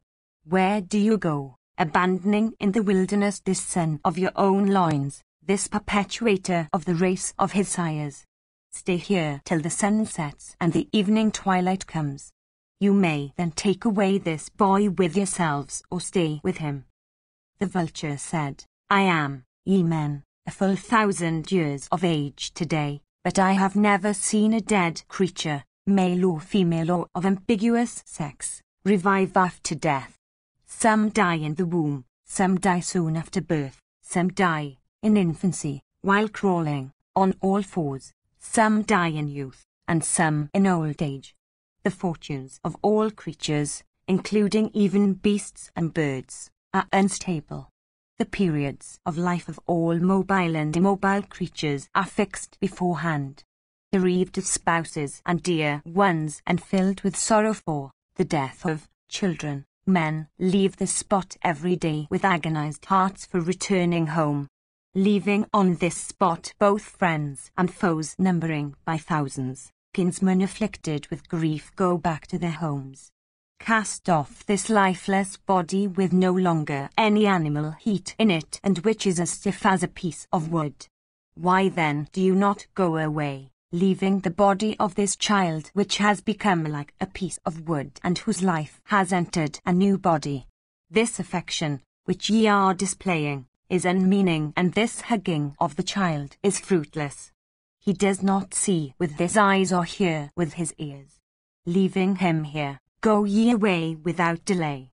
Thus addressed by me in words which are apparently cruel, but which in reality are fraught with reason and have a direct bearing with the high religion of emancipation, go ye back to your respective homes. Addressed thus by the vulture endued with wisdom and knowledge and capable of imparting intelligence and awakening the understanding, those men prepared themselves to turn their backs upon the crematorium. Grief, indeed, increaseth to twice its measure at sight of its object and at the remembrance of the acts of that object in life. Having heard these words of the vulture, the men resolved to leave the spot. Just at that time the jackal, coming thither with quick steps, cast his eyes on the child lying in the sleep of death. The jackal said, "Why, indeed, do you leave, at the vulture's binding, this child of golden complexion, adorned with ornaments, and capable of giving the obsequial cake to his ancestors? If you abandon him, your affection will not come to an end, nor these piteous lamentations. On the other hand, your grief will certainly be greater. It is heard that a Sudra named Samvuka, having been slain and righteousness having been upheld by Rama of true prowess, a dead Brahmana child was restored to life. 451. Similarly, the son of the royal sage Sweta died prematurely, but the monarch, devoted to virtue, succeeded in reviving his dead child. After the same manner, in your case also, some sage or deity may be willing to grant your desire and show compassion to you that are crying so piteously." Thus addressed by the jackal, the men, afflicted with grief and full of affection for the child, retraced their steps, and placing the child's head on their laps one after another, began to indulge in copious lamentations. Summoned by their cries, the vulture, coming to that spot, spoke unto them as follows. The vulture said, "Why are you bathing this child with your tears? Why are you pressing him in this fashion with the touch of your palms? At the command of the grim king of justice the child has been sent to that sleep which knows no waking. Those that are endued with the merit of penances, those that are possessed of wealth, those that have great intelligence, in fact, all succumb to death. Even this is the place intended for the dead. It is always to be seen that kinsmen casting off thousands of kinsmen young and old, pass their nights and days in grief, rolling on the bare ground. Cease this ardour in putting on the trappings of woe. That this child would come back to life is what passes believe. He will not get back his life at the bidding of the jackal. If a person once dies and takes leave of his body never regains animation. Hundreds of jackals, by laying down their own lives, 452, will not succeed in reviving this child in hundreds of years. If, however, Rudra, or Kumara, or Brahman, or Vishnu, grant him a boon, then only may this child come back to life. Neither the shedding of tears, nor the drawing of long sighs, nor copious lamentations, will bring back this one to life. Myself, the jackal, you all, and all the kinsmen of this one, with all our merits and sins, are on the same road that this one has taken. For this reason one possessed of wisdom should, from a distance, avoid behavior that displeases others, harsh speeches, the infliction of injury on others, the enjoyment of other people's wives, and sin and falsehood. Carefully seek righteousness, truth, the good of others, justice, compassion for all creatures, sincerity, and honesty. They incursion who, while living, do not cast their eyes upon their mothers and fathers and kinsmen and friends. What will you do, by crying for him after death, that sees not with his eyes and that stirs not in the least?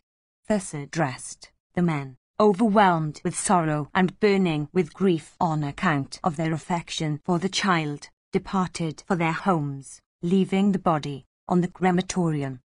The jackal said, "Alas, terrible is the world of mortals. Here no creature can escape. Every creature's period of life, again, is short. Beloved friends are always departing. It abounds with vanities and falsehoods, with accusations and evil reports. Beholding again this incident that enhances pain and grief, I do not for a moment like this world of men. Alas, fie on you, ye men, that thus turn back, like foolish persons, at the vulture's binding, though you are burning with grief on account of the death of this child. Ye cruel wights, how can you go away, casting off parental affection upon hearing the words of a sinful vulture of uncleansed soul? Happiness is followed by misery, and misery by happiness. In this world which is enveloped by both happiness and misery, None of these two exists uninterruptedly. Ye men of little understanding, whither would ye go, casting off on the bare ground this child of so much beauty, this son that is an ornament of your race? Verily, I cannot dispel the idea from my mind that this child endued with comeliness and youth and blazing with beauty is alive. It is not meet that he should die. 453. It seems that ye are sure to obtain happiness. Ye that are afflicted with grief on account of the death of this child will surely have good luck today. Anticipating the probability of inconvenience and pain, if you remain here for the night, and fixing your hearts on your own comfort, whither would you, like persons of little intelligence, go, leaving this darling? Bhishma continued, even thus, O king, the kinsmen of the deceased child, unable to decide upon what they should do, were, for accomplishment of his own purpose, induced by that sinful jackal who uttered agreeable falsehoods, that denizen of the crematorium who wandered every night in quest of food, to stay in that place. The vulture said, dreadful is this spot, this wilderness, that resounds with the screech of owls and teems with spirits and yakshas and rakshasas. Terrible and awful, its aspect is like that of a mass of blue clouds.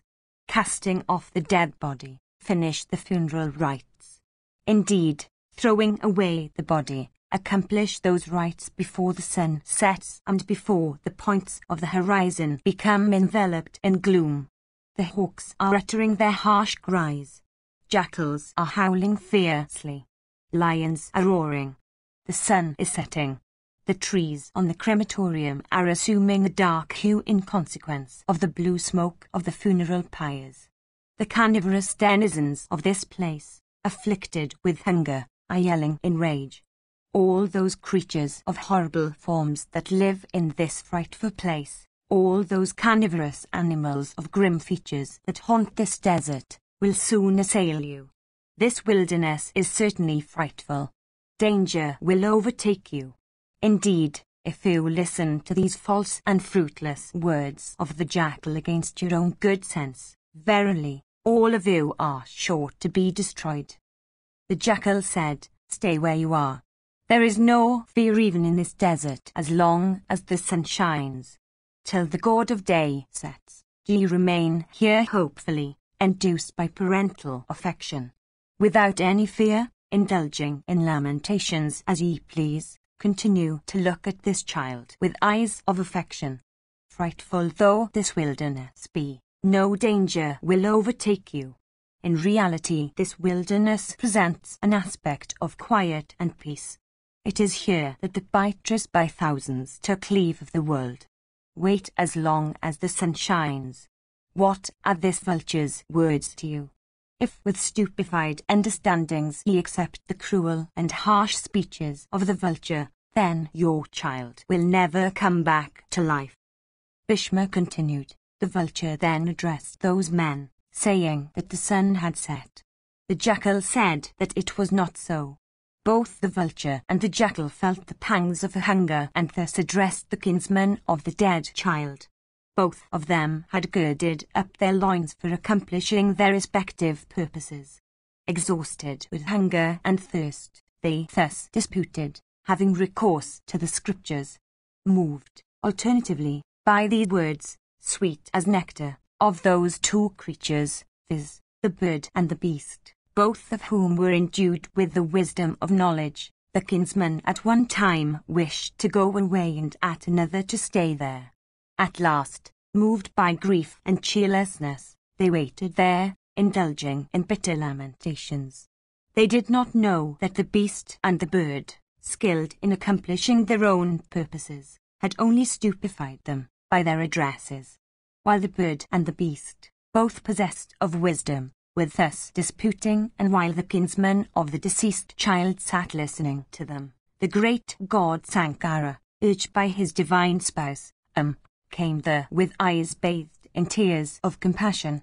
Addressing the kinsman of the deceased child, the god said, I am Sankara, the giver of boons. With hearts heavy with grief, Those men prostrated themselves before the great deity and said unto him in reply, Bereft of this one who was our only child, all of us are at the point of death. It behoveth thee to grant us life by granting life to this our son. Thus solicited, the illustrious deity, taking up a quantity of water in his hands, granted unto that dead child life extending for 100 years. Ever employed in the good of all creatures, the illustrious wielder of Pinnacle granted a boon unto both the jackal and the vulture, in consequence of which their hunger was appeased. Filled with delight and having achieved great prosperity, the men bowed unto the god. Crowned with success, they then, O king, left that spot in great joy. Through persistent hopefulness and firm resolution and the grace of the great God, the fruits of one's acts are obtained without delay. Behold, the combination of circumstances and the resolution of those kinsmen. While they were crying with agonized hearts, their tears were wiped and dried up. Behold, how within only a short time, through their steadiness of resolution, they obtained the grace of Sankara, and their afflictions dispelled, they were made happy. Indeed, through Sankara's grace, O chief of the Bharatas, those sorrowing kinsmen were filled with amazement and delight at the restoration of their child to life. Then, O king, casting off that grief of which their child had been the cause, those Brahmanas, filled with delight, quickly went back to their town, taking the restored child with them. Behavior like this has been laid down for all the 4 orders. By frequently listening to this auspicious story fraught with virtue, profit, and salvation, a man obtains happiness both here and hereafter. Section Cliff.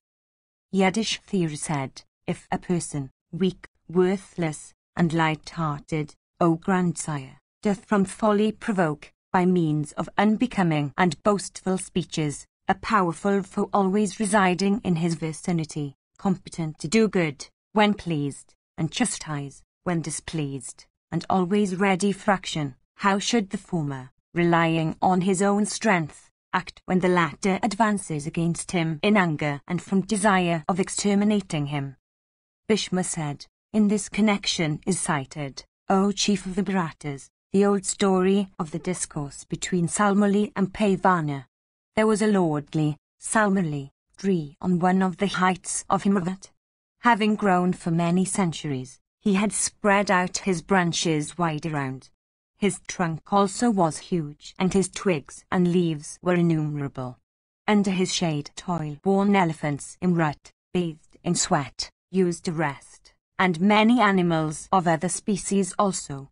The girth of his trunk was 400 cubits, and dense was the shade of his branches and leaves.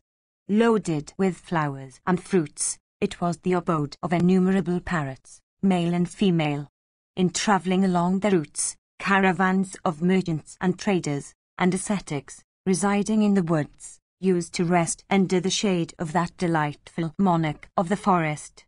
One day, the sage Narada, O bull of Bharata's race, seeing the wide extending and innumerable branches of that tree and the circumference of his trunk, approached and addressed him, saying, O thou art delightful! O thou art charming! O foremost of trees! O Salmali, I am always delighted at thy sight. O charming tree, delightful birds of diverse kinds, and elephants and other animals, cheerfully live on thy branches and under their shade. Thy branches, O wide-branched monarch of the forest, and thy trunk are gigantic. I never see any of them broken by the god of the wind. Is it, O child, the case that Pavana is pleased with thee and is thy friend so that he protects thee always in these woods? The illustrious Pavana, possessed of great speed and force, moveth from their sights the tallest and strongest trees, and even mountain summits. That sacred bearer of perfumes, blowing, when he wills, drieth up rivers and lakes and seas, including the very nether region. Without doubt, Pavana protects thee through friendship. It is for this reason that, though possessed of innumerable branches, thou art still graced with leaves and flowers. O monarch of the forest, this thy verdure is delightful, since these winged creatures, O child, filled with joy, sport on thy twigs and branches. During the season when thou puttest forth thy blossoms, the sweet notes of all these denizens of thy branches are heard separately when they indulge in their melodious songs. Then, again, O Salmali, these elephants that are the ornaments of their species, bathed in sweat and indulging in cries of delight, approach thee and find happiness here. Similarly, diverse other species of animals inhabiting the woods contribute to adorn thee. Indeed, O tree, thou lookest beautiful, even like the mountains of Meru, peopled by creatures of every kind. Resorted to also by Brahmanas crowned with ascetic success, by others engaged in penances, and by Iatis devoted to contemplation. 454. This thy region, I think, resembles heaven itself. Section CLV. Narada said, without doubt, O Salmali, the terrible and irresistible god of the wind always protects thee from friendliness or amity. It seems, O Salmali, that a close intimacy has come to subsist between thee and the wind. It seems thou hast said unto him these words, viz., I am thine, and it is for this reason that the wind god protects thee. I do not see the tree or mountain or mansion in this world that may not, I think, be broken by the wind. Without doubt thou standest here with all thy branches and twigs and leaves, simply because, O Salmali, thou art protected by the wind for some reason or reasons, unknown to us. The Salmali said, the wind, O regenerate one, is neither my friend nor mate nor well-wisher. Indeed, he is neither my great ordainer that he should protect me. My fierce energy and might, O Narada, are greater than the wind's. In truth, the strength of the wind comes up to about only an 18th part of mine. When the wind comes in rage, tearing up trees and mountains and other things, I curb his strength by putting forth mine. Indeed, the wind that breaks many things has himself been repeatedly broken by me. For this reason, O celestial Rishi, I am not afraid of him even when he comes in wrath. Narada said, O Salmali, thy protection seems to be thoroughly perverse. There is no doubt in this. There is no created thing which is equal to the wind in strength. Even Indra, or Yama, or Vaisravana, the lord of the waters, is not equal to the god of the wind in might. What need, therefore, be said of thee that art only a tree? Whatever creature in this world, O Salmali, does whatever act, the illustrious wind god it is that is at all times the cause of that act, since it is he that is the giver of life. When that god exerts himself with propriety, he makes all living creatures live at their ease. When, however, he exerts improperly, calamities overtake the creatures of the world. What else can it be than weakness of understanding which induces thee to thus withhold thy worship from the god of wind, that foremost of creatures in the universe, that being deserving of worship, thou art worthless and of a wicked understanding. Indeed, thou indulgest only in unmeaning brag. Thy intelligence being confounded by wrath and other evil passions, thou speakest only untruths, O Salmali. I am certainly angry with thee for thy indulging in such speeches. I shall myself report to the god of the wind all these derogatory words of thine. Chandanas, and Syandanas, and Salas, and Saralas, and Divanaras, and Vitavas, and Danwanas, and other trees of good souls that are far stronger than thou art, have never, O thou of wicked understanding, uttered such invectives against the wind. All of them know the might of the wind as also the might that is possessed by each of them. For these reasons those foremost of trees bow down their heads in respect to the deity. Thou, however, through folly, knowest not the infinite might of the wind. I shall, therefore, repair to the presence of that god, for apprising him of thy contempt for him. Section CLVI.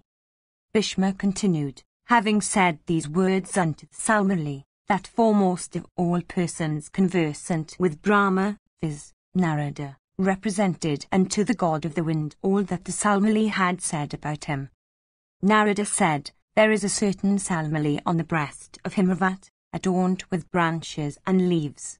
His roots extend deep into the earth and his branches spread wide around.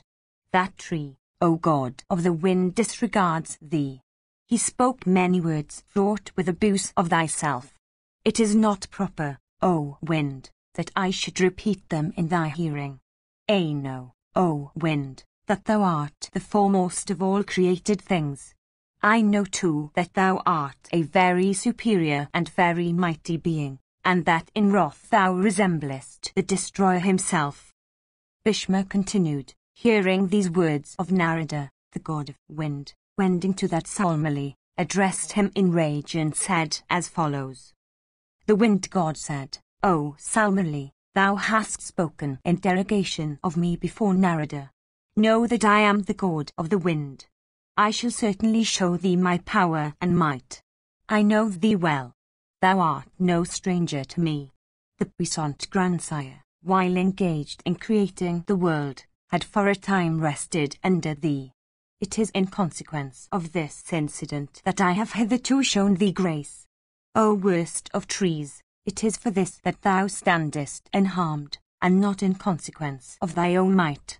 Thou regardest me lightly as if I were a vulgar thing.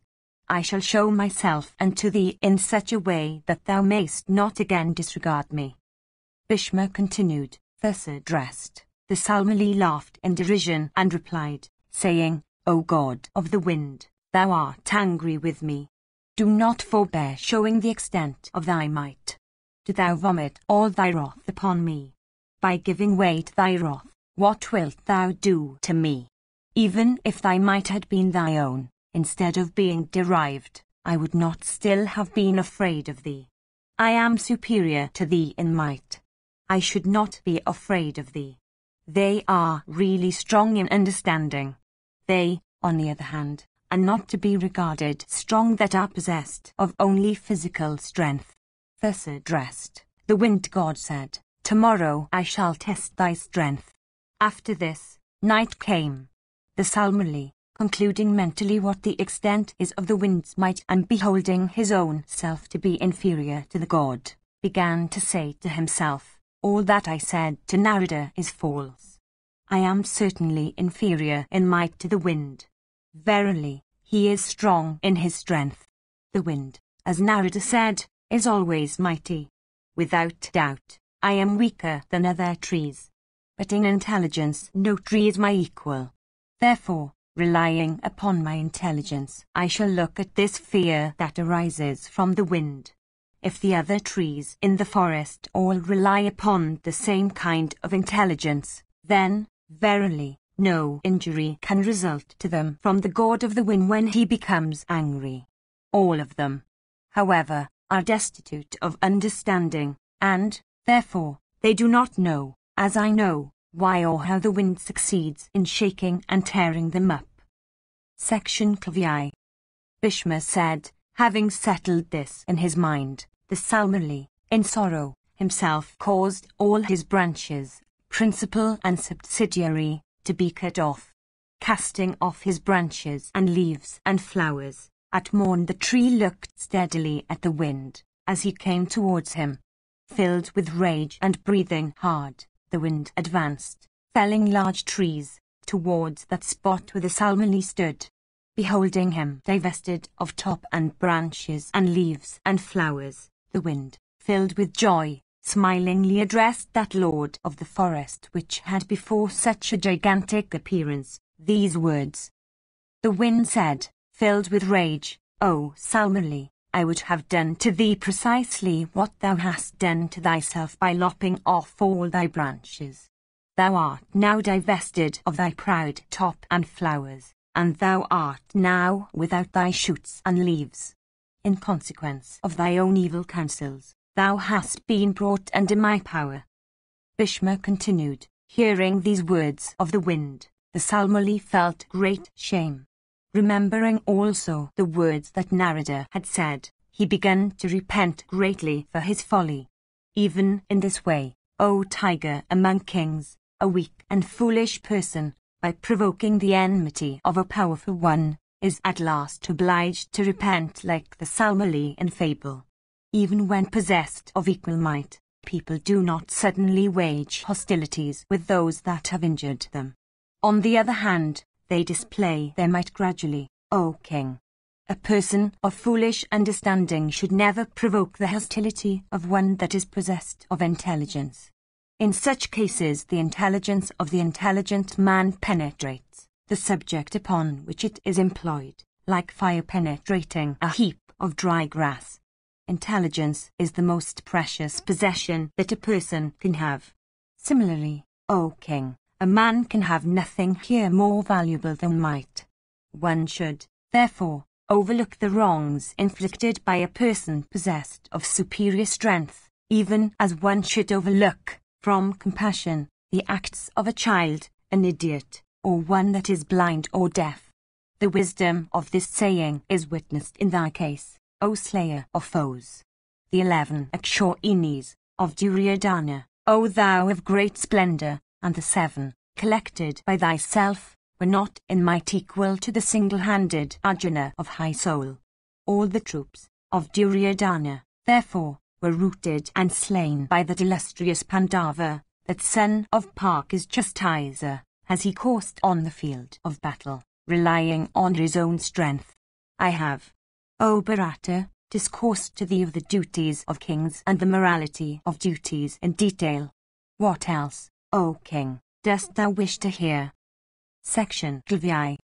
Yudhishthira said, I desire, O bull of Bharata's race, to hear in detail the source from which sin proceeds and the foundation upon which it rests.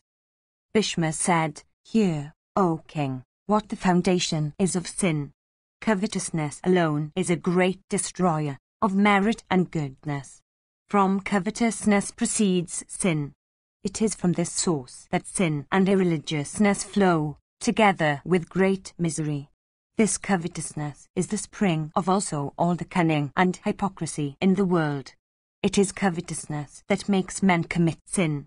From covetousness proceeds wrath, from covetousness flows lust, and it is from covetousness that loss of judgment, deception, pride, arrogance, and malice, as also vindictiveness, shamelessness, loss of prosperity, loss of virtue, anxiety, and infamy spring, miserliness, cupidity, desire for every kind of improper act, pride of birth, pride of learning, pride of beauty, pride of wealth, pitilessness for all creatures, malevolence towards all, mistrust in respect of all, insincerity towards all, appropriation of other people's wealth, ravishment of other people's wives, harshness of speech, anxiety, propensity to speak ill of others, violent craving for the indulgence of lust, gluttony, liability to premature death, violent propensity towards malice, irresistible liking for falsehood,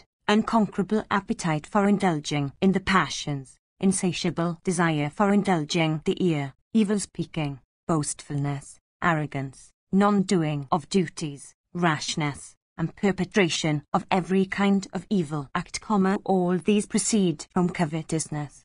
In life, men are unable, whether infants or youth or adults, to abandon covetousness. Such is the nature of covetousness that it never decays even with the decay of life. Like the ocean that can never be filled by the constant discharge of even innumerable rivers of immeasurable depths, covetousness is incapable of being gratified by acquisitions to any extent. The covetousness, however, which is never gratified by acquisitions and satiated by the accomplishment of desires, that which is not known in its real nature by the gods, the Gandharvas, the Asuras, the great snakes, and, in fact, by all classes of beings, that irresistible passion, along with that folly which invites the heart to the unrealities of the world, should ever be conquered by a person of cleansed soul. Pride, malice, slander, crookedness, and incapacity to hear other people's good, are vices, O descendant of Kuru, that are to be seen in persons of uncleansed soul under the domination of covetousness. Even persons of great learning who bear in their minds all the voluminous scriptures, and who are competent to dispel the doubts of others, show themselves in this respect to be of weak understanding and feel great misery in consequence of this passion. Covetous men are wedded to envy and anger. They are outside the pale of good behavior. Of crooked hearts, the speeches they utter are sweet. They resemble, therefore, dark pits whose mouths are covered with grass. They attire themselves in the hypocritical cloak of religion. Of low minds, they rob the world, setting up, if need be, the standard of religion and virtue. Relying upon the strength of apparent reasons, they create diverse kinds of schisms in religion. Intent upon accomplishing the purposes of cupidity, they destroy the ways of righteousness. When wicked suit persons under the domination of the covetousness apparently practice the duties of righteousness, the consequence that results is that the desecrations committed by them soon become current among men. Pride, anger, arrogance, insensibility, paroxysms of joy and sorrow, and self-importance, all these, O descendant of Kuru, are to be seen in persons swayed by covetousness. Know that they who are always under the influence of covetousness are wicked. I shall now tell thee of those about whom thou askest, viz., those who are called good and whose practices are pure. They who have no fear of an obligation to return to this world after death, they who have no fear of the next world, they who are not addicted to animal food and who have no liking for what is agreeable and no dislike for what is otherwise, they to whom good behavior is ever dear, they in whom there is self-restraint, they to whom pleasure and pain are equal, they who have truth for their high refuge, they who give but not take, they who have compassion, they who worship Pythrus, gods and guests, they who are always ready to exert themselves for the good of others, they who are universal benefactors, they who are possessed of great courage of mind, they who observe all the duties laid down in the scriptures, they who are devoted to the good of all, they who can give their all and lay down their very lives for others, are regarded as good and virtuous, O Bharata. Those promoters of righteousness are incapable of being forced away from the path of virtue. Their conduct, conformable to the model set by the righteous men of old, can never be otherwise. They are perfectly fearless, they are tranquil, they are mild, and they always adhere to the right path. Full of compassion, they are always worshipped by the good. They are free from lust and anger. They are not attached to any worldly object. They have no pride. They are observant of excellent vows. They are always objects of regard. Do thou, therefore, always wait upon them and seek instruction from them. They never acquire virtue, O Yudhishthira, for the sake of wealth or of fame. They acquire it on the other hand, because it is a duty like that of cherishing the body. Fear, wrath, restlessness, and sorrow do not dwell in them. There is not the outward garb of religion for misleading their fellow men. There is no mystery with them. They are perfectly contented. There is no error of judgment arising from covetousness. They are always devoted to truth and sincerity. Their hearts never fall from righteousness. Thou shouldst show thy regard for them always, O son of Kunti. They are never delighted at any acquisition or pained at any loss. Without attachment to anything, and freed from pride, they are wedded to the quality of goodness, and they cast an equal eye on all. Gain and loss, weal and woe, the agreeable and the disagreeable, life and death, are equal in the eyes of those men of firm tread, engaged in the pursuit of divine knowledge, and devoted to the path of tranquility and righteousness. Keeping thy senses under restraint and without yielding to heedlessness, thou shouldst always worship those high-souled persons who bear such love for virtue. O blessed one, One's words become productive of good only through the favor of the gods. Under other circumstances, words produce evil consequence. 455. Section Clicks. Yiddish theory said, Thou hast said, O grandsire, that the foundation of all evils is covetousness. I wish, O sire, to hear of ignorance in detail. Bhishma said, The person who commits sin through ignorance, who does not know that his end is at hand, and who always hates those that are of good behavior, soon incurs infamy in the world. In consequence of ignorance, one sinks into hell. Ignorance is the spring of misery. Through ignorance, one suffers afflictions and incurs great danger. Yiddish theory said, I desire, O king, to hear in detail the origin, the place, the growth, the decay, the rise, the root, the inseparable attribute, the course, the time, the cause, and the consequence of ignorance. The misery that is felt here is all born of ignorance. 456. Bhishma said, Attachment, hate, loss of judgment, joy, sorrow, vanity, lust, anger, pride, procrastination, idleness, desire, aversion, jealousy, and all other sinful acts are all known by the common name of ignorance. 457. Hear now, O king, in detail, about its tendency, growth, and other features after which thou inquirest. These two, viz., ignorance and covetousness, know, O king, are the same in a substance. Both are productive of the same fruits and same faults, O Bharata. Ignorance has its origin in covetousness. As covetousness grows, ignorance also grows. Ignorance exists there where covetousness exists. As covetousness decreases, ignorance also decreases. It rises with the rise of covetousness. Manifold again is the course that it takes. The root of covetousness is loss of judgment. Loss of judgment, again, is its inseparable attribute. Eternity is ignorance's course. The time when ignorance appears is when objects of covetousness are not one. From one's ignorance proceeds covetousness, and from the latter proceeds ignorance. Covetousness, therefore, is both the cause and consequence of ignorance. Covetousness is productive of all. For these reasons, everyone should avoid covetousness. Janaka, and Yuvanaswa, and Vrishadabi, and Prasnajit, and other kings acquired heaven in consequence of their having repressed covetousness. Do thou also in the sight of all persons avoid covetousness by a strong resolution, O chief of the Kurus. Avoiding covetousness, thou shalt obtain happiness both here and in the next world. Section CLX.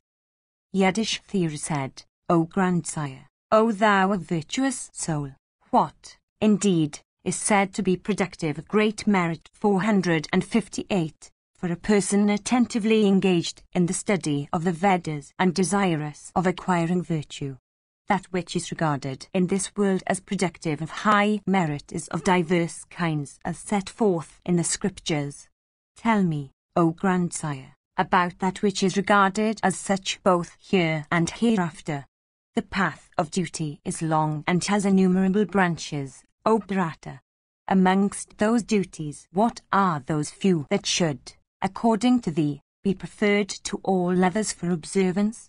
Tell me, O king, in detail, about that which is so comprehensive and which is so many-branched. Bhishma said, I shall speak to thee of that by which thou mayst attain to high merit. Possessed as thou art of wisdom, thou shalt be gratified with the knowledge I will impart to thee, like a person gratified with having quaffed nectar. The rules of duty that have been uttered by the great rishis, each relying upon his own wisdom, are many. The highest among them all is self-restraint. Those amongst the ancients that were acquainted with truth said that self-restraint leads to the highest merit. As regards the Brahmana in particular, self-restraint is his eternal duty. It is from self-restraint that he obtains the due fruition of his acts.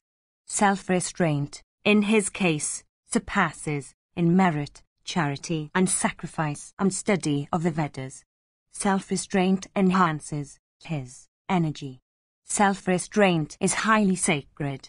Through self-restraint a man becomes cleansed of all his sins and endued with energy, and as a consequence, attains to the highest blessedness. We have not heard that there is any other duty in all the worlds that can equal self-restraint. Self-restraint, according to all virtuous persons, is the highest of virtues in this world. Through self-restraint, O foremost of men, a person acquires the highest happiness both here and hereafter. Endued with self-restraint, one acquires great virtue. The self-restrained man sleeps in felicity and awakes in felicity, and moves through the world in felicity. His mind is always cheerful. The man who is without self-restraint always suffers misery. Such a man brings upon himself many calamities, all born of his own faults. It has been said that in all the four modes of life self-restraint is the best of vows. I shall now tell thee those indications whose sum total is called self-restraint. Forgiveness, patience, abstention from injury, impartiality, truth, sincerity, conquest of the senses, cleverness, mildness, modesty, steadiness, liberality, freedom from wrath, contentment, sweetness of speech, benevolence, freedom from malice. The union of all these is self-restraint. It also consists, O son of Kuru, of veneration for the preceptor and universal compassion. The self-restrained man avoids both adulation and slander, depravity, infamy, false speech, lust, covetousness, pride, arrogance, self-glorification, fear, envy and disrespect, are all avoided by the self-restrained man. He never incurs obloquy. He is free from envy. He is never gratified with small acquisitions, in the form of earthly happiness of any kind. He is even like the ocean, which can never be filled. 459. The man of self-restraint is never bound by the attachments that arise from earthly connections like to those involved in sentiments like these: I am thine, thou art thine, they are in me, and I am in them. Such a man, who adopts the practices of either cities or the woods, and who never indulges in slander or adulation, attains to emancipation. Practicing universal friendliness, and possessed of virtuous behavior, of cheerful soul and endued with knowledge of soul, and liberated from the diverse attachments of the earth, great is the reward that such a person obtains in the world to be of excellent conduct and observant of duties, of cheerful soul and possessed of learning and knowledge of self. Such a man wins esteem while here and attains to a high end hereafter. All acts that are regarded as good on earth, all those acts that are practiced by the righteous, constitute the path of the ascetic possessed of knowledge. A person that is good never deviates from that path, retiring from the world and betaking himself to a life in the woods. That learned person, having a complete control over the senses, who treads in that path, in quiet expectation of his decease, is sure to attain to the state of Brahma. He who has no fear of any creature and of whom no creature is afraid, has, after the dissolution of his body, no fear to encounter. 460. He who exhausts his merits by actual enjoyment, without seeking to store them up, who casts an equal eye upon all creatures and practices a course of universal friendliness, attains to Brahma. As the track of birds along the sky or a fowl over the surface of water cannot be discerned, even so the track of such a person, on earth, does not attract notice. For him, O king, who abandoning home adopts the religion of emancipation, many bright worlds wait to be enjoyed for eternity. If, abandoning all acts, abandoning penances in due course, abandoning the diverse branches of study, in fact, abandoning all things, upon which worldly men set their hearts, one becomes pure in his desires, liberated from all restraints. 461. Of cheerful soul, conversant with self, and of pure heart, one then wins esteem in this world and at last attains to heaven. That eternal region of the grand desire which springs from Vedic penances, and which is concealed in a cave, can be won by only self-restraint. 462. He who takes pleasure in true knowledge, who has become enlightened, and who never injures any creature, has no fear of coming back to this world, far less any fear in respect of the others. 463. There is only one fault in self-control. No second fault is noticeable in it. A person who has self-control is regarded by men as weak and imbecile. O thou of great wisdom, this attribute has only one fault. Its merits are many. By forgiveness, which is only another form of self-control, the man of self-control may easily acquire innumerable worlds. What need has a man of self-control for a forest? Similarly, O Bharata, of what use is the forest to him that has no self-control? That is a forest where the man of self-control dwells, and that is even a sacred asylum. Vaisampayana continued. Hearing these words of Bhishma, Yudhishthira became highly gratified, as if he had quaffed nectar. Again the king asked that foremost of virtuous men, that perpetuator of Kuru's race, questioned by his grandson, once more began to discourse cheerfully on the topic raised. Section C. LXI. Bhishma said, They that are possessed of knowledge say that everything has penance for its root. That foolish person who has not undergone penances does not meet with the rewards of even his own acts. The puissant Creator created all this universe with the aid of penances. After the same manner, the rishis acquired the Vedas through the power of penances. It was by the aid of penances that the grand desire created food, fruit and roots. It is by penances that persons crowned with ascetic success behold the three worlds, with rapt souls, medicines and all antidotes to injurious substances, and the diverse acts, seen here, produce their intended results through the aid of penance. The accomplishment of all purposes depends upon penance. Whatever things there are that are apparently unattainable are sure to be won by the aid of penance. Without doubt, the rishis obtained their sixfold divine attributes through penance. A person that drinks alcoholic stimulants, one that appropriates the possessions of others without their consent, one guilty of feticide, one that violates one's preceptor's bed, are all cleansed by penance properly practiced. Penances are of many kinds. They exhibit themselves through various outlets. Of all kinds of penances, however, that one may practice after abstaining from pleasure and enjoyment, abstention from food is the highest and best. The penance involved in abstention from food is superior, O king, to even compassion, truthfulness of speech, gifts, and restraining the senses. There is no act more difficult to accomplish than gift. There is no mode of life that is superior to serving one's mother. There is no creature superior to those that are conversant with the three Vedas. Similarly, renunciation constitutes the highest penance. People keep their senses under control for taking care of their virtue in heaven. In respect of such control over the senses as also in the acquisition of virtue, there is no penance higher than abstention from food.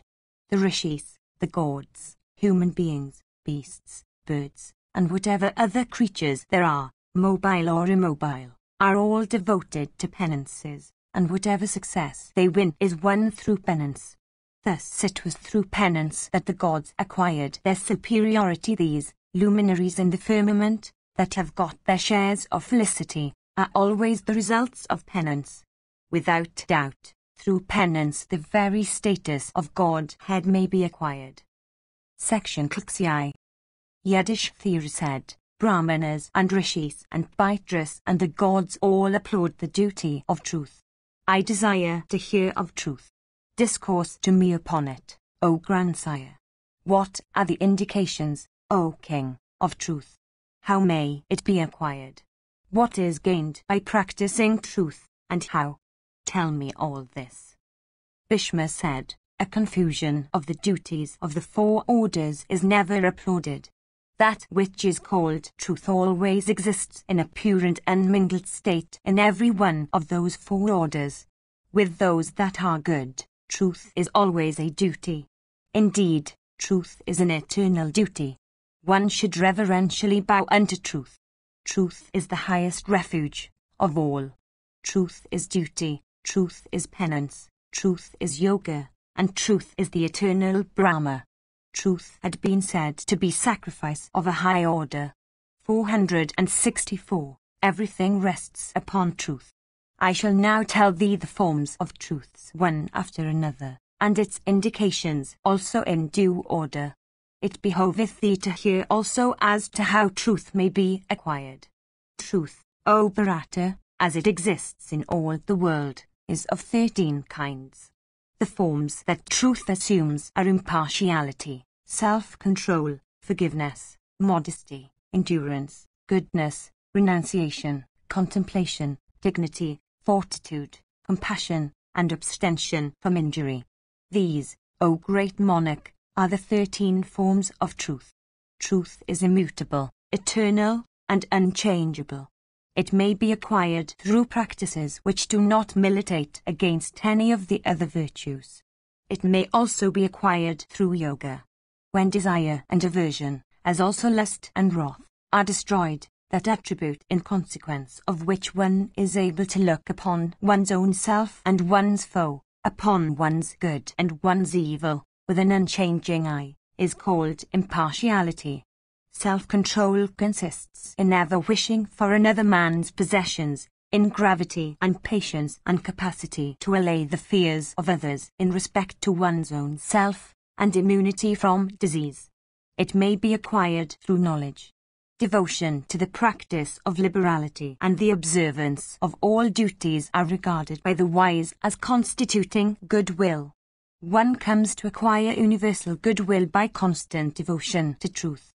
As regards non-forgiveness and forgiveness, it should be stated that the attribute through which an esteemed and good man endures both what is agreeable and disagreeable is said to be forgiveness.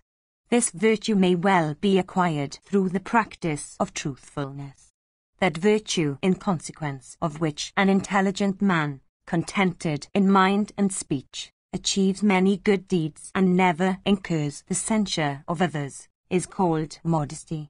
It is acquired through the aid of righteousness. That virtue which forgives for the sake of virtue and profit is called endurance. It is a form of forgiveness. It is acquired through patience, and its purpose is to attach people to oneself. The casting off of affection, as also of all earthly possessions, is called renunciation. Renunciation can never be acquired except by one who is divested of anger and malice. That virtue in consequence of which one does good, with watchfulness and care, to all creatures is called goodness. It hath no particular shape and consists in the divestment of all selfish attachments. That virtue owing to which one remains unchanged in happiness and misery is called fortitude. That wise man who desires his own good always practices this virtue. One should always practice forgiveness and devotedness to truth. That man of wisdom who succeeds in casting off joy and fear and wrath succeeds in acquiring fortitude. Abstention from injury as regards all creatures in thought, word, and deed, kindness, and gift, are the eternal duties of those who are good. These 13 attributes, though apparently distinct from one another, have but one and the same form, viz., truth. All these, O Bharata, support truth and strengthen it. It is impossible, O monarch, to exhaust the merits of truth. It is for these reasons that the Brahmanas, the Pitras, and the gods applaud truth. There is no duty which is higher than truth, and no sin more heinous than untruth. Indeed, truth is the very foundation of righteousness. For this reason, one should never destroy truth.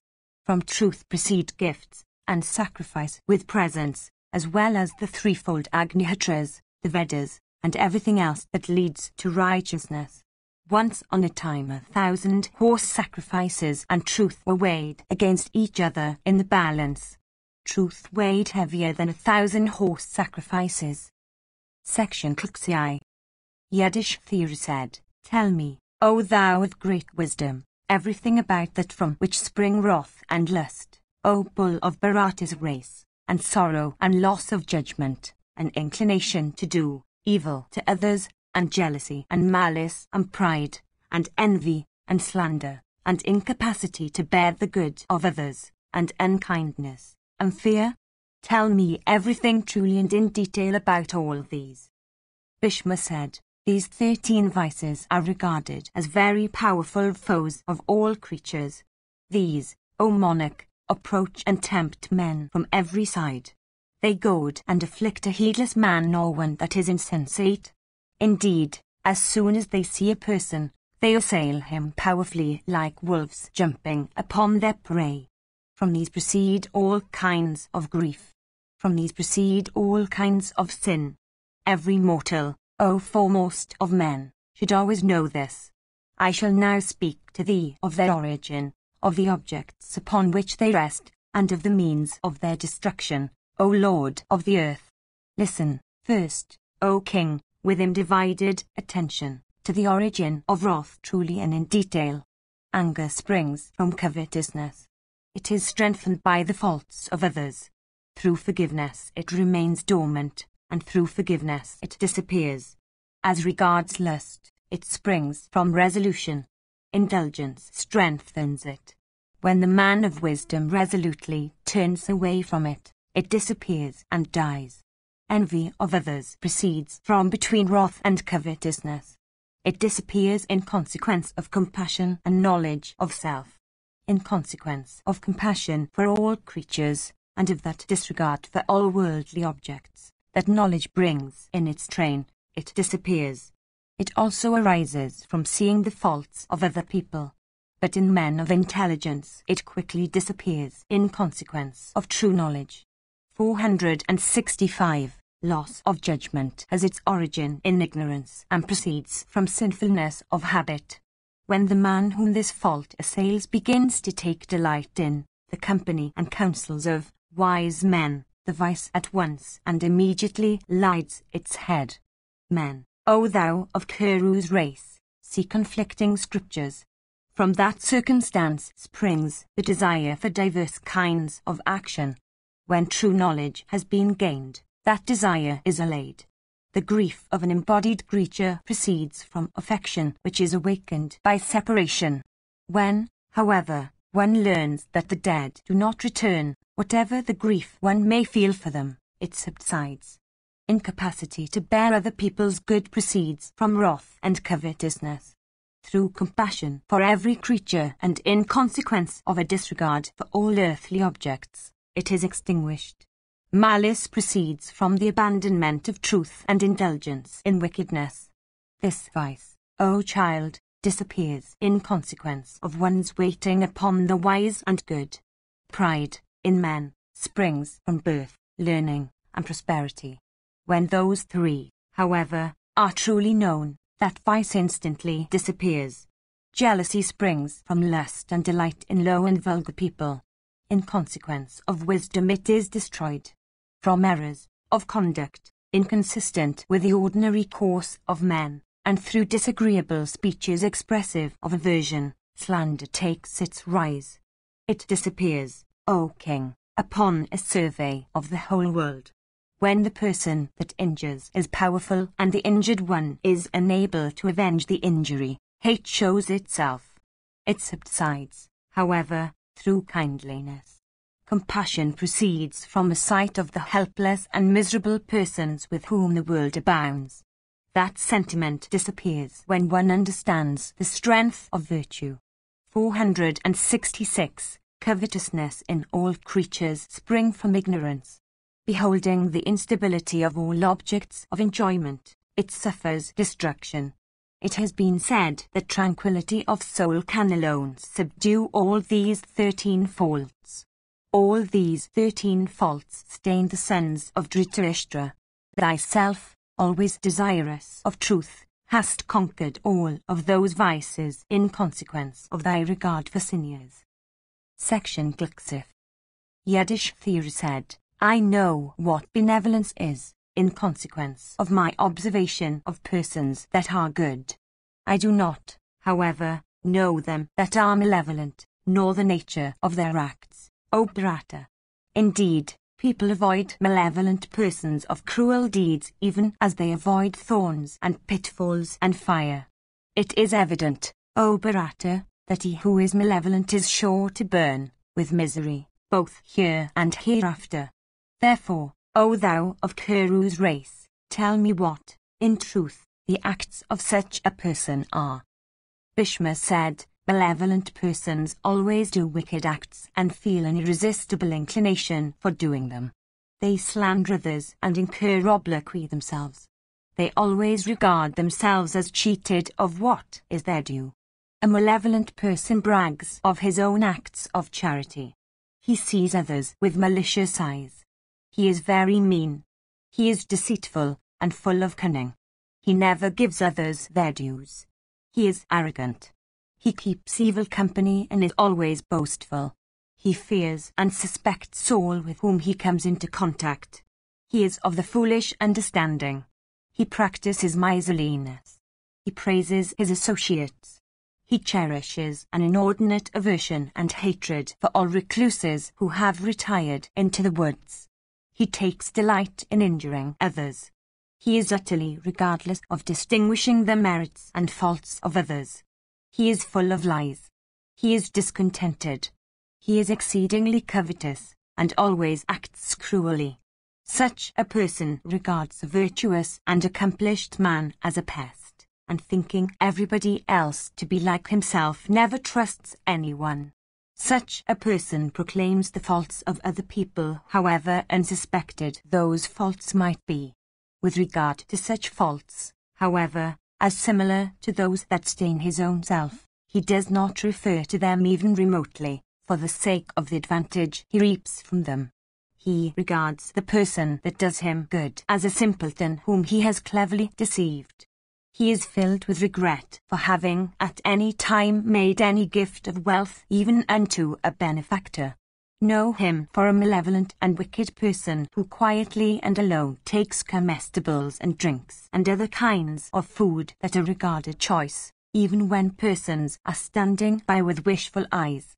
He, on the other hand, who dedicates the first portion to Brahmanas and takes what remains, dividing it with friends and kinsmen, attains to great felicity in the next world and infinite happiness here. I have now, O chief of the Bharatas, said unto thee what the indications are of the wicked and malevolent man. Such a person should always be avoided by a man of wisdom. Section CLXV. Bhishma said, for enabling such pious and impoverished Brahmanas as have been robbed of their wealth by thieves, as are engaged in the performance of sacrifices, as are well conversant with all the Vedas, and as are desirous of acquiring the merit of righteousness, to discharge their obligations to preceptors and the Pitras, and pass their days in reciting and studying the scriptures, wealth and knowledge, O Bharata, should be given. 467. Unto those Brahmanas that are not poor, only the Dakshina, 468, O best of the Bharatas, should be given. As regards those that have fallen away, in consequence of their sinful deeds, from the status of Brahman, uncooked food should be given to them outside the limits of the sacrificial altar. 469. The Brahmanas are the Vedas themselves and all the sacrifices with large presents.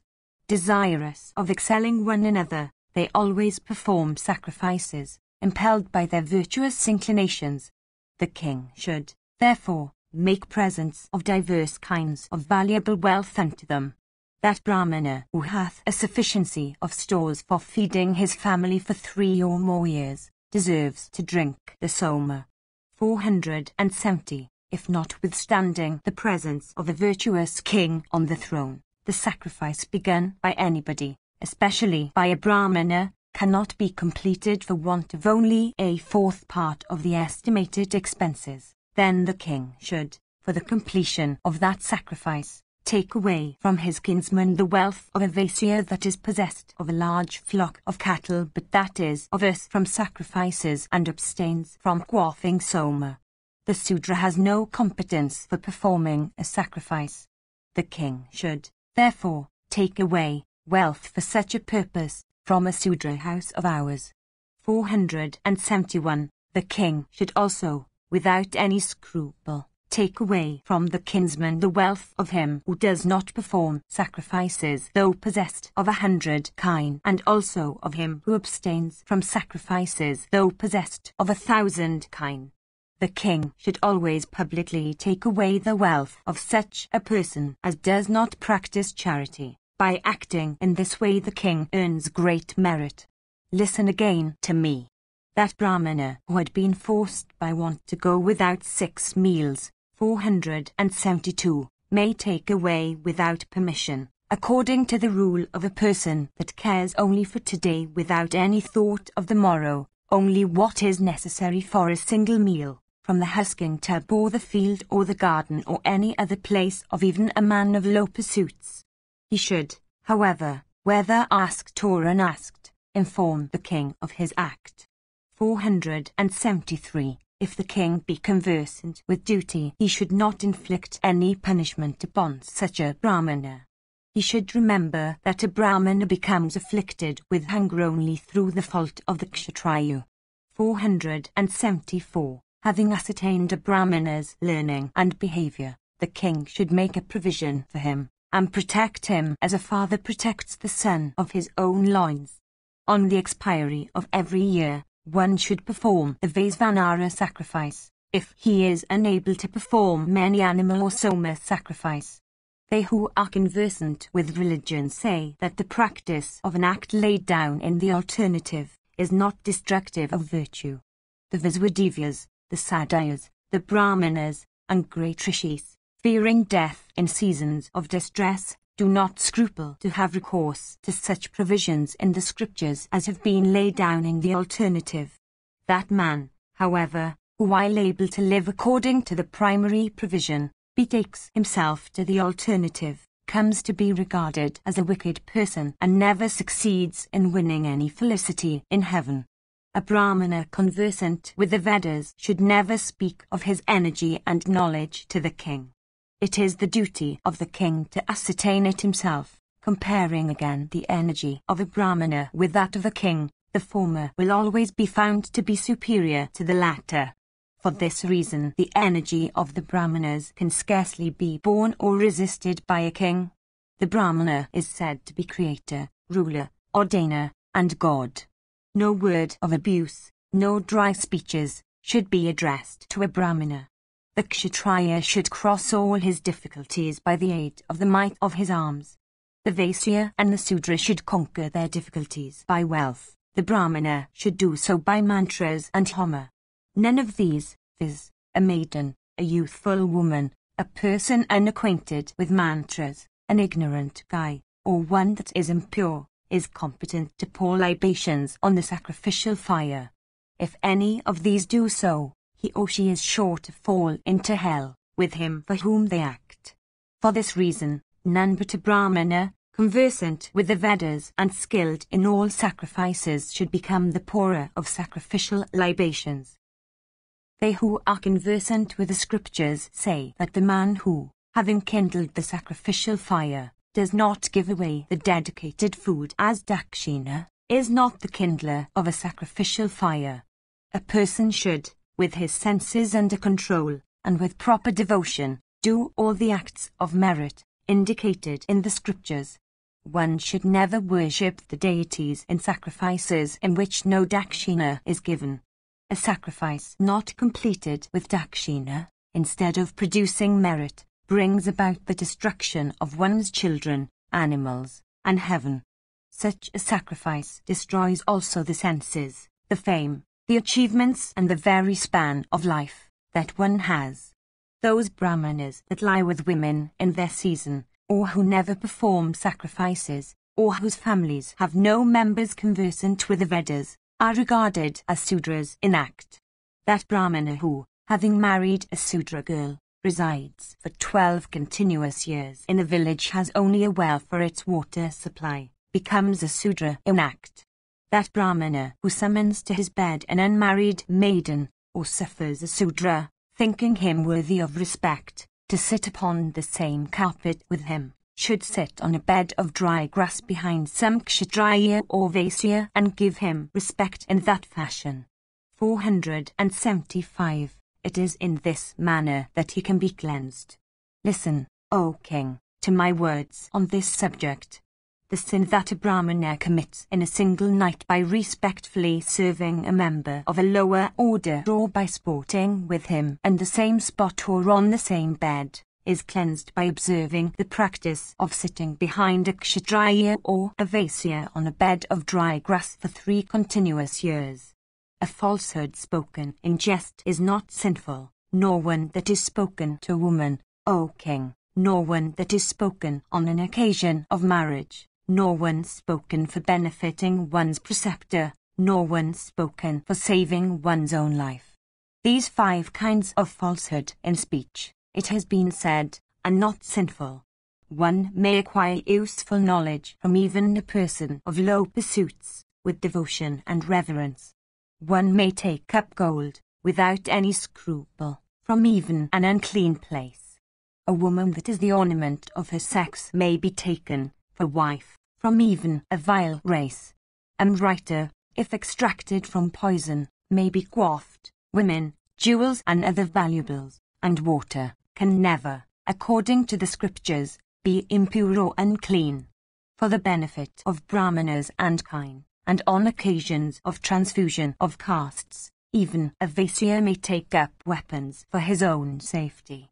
Drinking alcoholic liquors, killing a Brahmana, and the violation of the preceptor's bed, are sins that, if committed consciously, have no expiation. The only expiation laid down for them is death. The same may be said of stealing gold and the theft of a Brahmana's property. By drinking alcoholic liquors, by having congress with one with whom congress is prohibited, by mingling with a fallen person, and a person of any of the other 3 orders, by having congress with a Brahmani, one becomes inevitably fallen. By mixing with a fallen person for 1 whole year in such matters as officiation in sacrifices and teaching sexual congress, one becomes fallen. One, however, does not become so by mixing with a fallen person in such matters as riding on the same vehicle, sitting on the same seat, and eating in the same line. Excluding the 5 grave sins that have been mentioned above, all other sins have expiations provided for them. Expiating those sins according to the ordinances laid down for them, one should not again indulge in them. In the case of those who have been guilty of the first 3 of these 5 sins, viz., drinking alcoholic liquors, killing a Brahmana, and violation of the preceptor's bed, there is no restriction for their surviving kinsmen about taking food and wearing ornaments, even if their funeral rites remain unperformed when they die. The surviving kinsman should make no scruple about such things on such occasions. A virtuous man should, in the observance of his duties, discard his very friends and reverend seniors. In fact, until they perform expiation, they that are virtuous should not even talk with those sinners. A man that has acted sinfully destroys his sin by acting virtuously afterwards and by penances. By calling a thief, one incurs the sin of theft. By calling a person a thief who, however, is not a thief, one incurs the sin just double the sin of theft. The maiden who suffers her virginity to be deflowered incurs 3/4 of the sin of Brahmanicide, while the man that deflowers her incurs a sin equal to 1/4 part of that of Brahmanicide. By slandering Brahmanas or by striking them, one sinks in infamy for 100 years. By killing a Brahmana, one sinks into hell for 1,000 years. No one, therefore, should speak ill of a Brahmana or slay him. If a person strikes a Brahmana with a weapon, he will have to live in hell for as many years as the grains of dust that are soaked by the blood flowing from the wounded. One guilty of feticide becomes cleansed if he dies of wounds received in battle fought for the sake of kine and Brahmanas. He may also be cleansed by casting his person on a blazing fire. 476. A drinker of alcoholic liquors becomes cleansed by drinking hot alcohol. His body being burnt with that hot drink, he is cleansed through death in the other world. 477. A Brahmana stained by such a sin obtains regions of felicity by such a course and not by any other.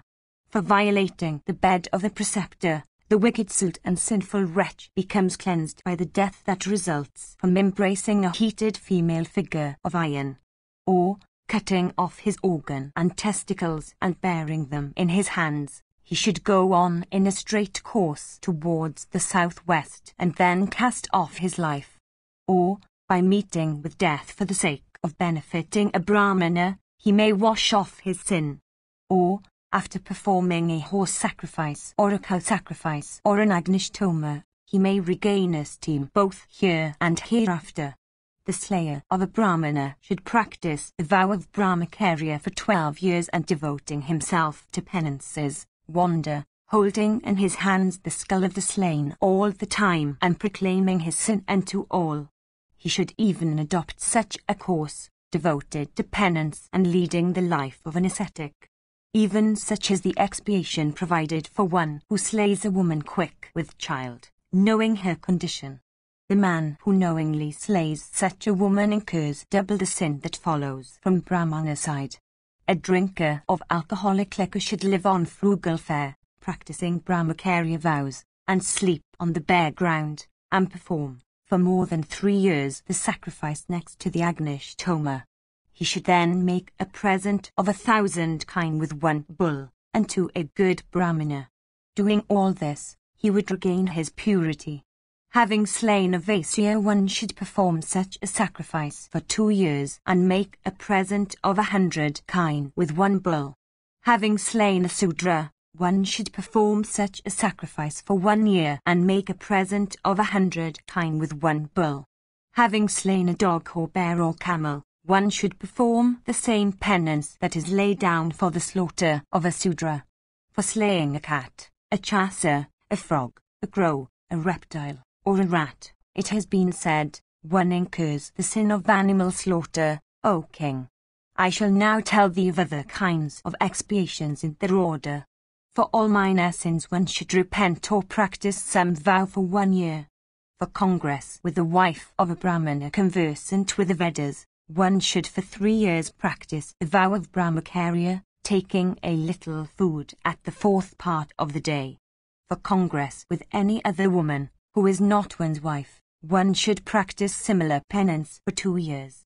For taking delight in a woman's company by sitting with her on the same spot or on the same seat, one should live only on water for 3 days.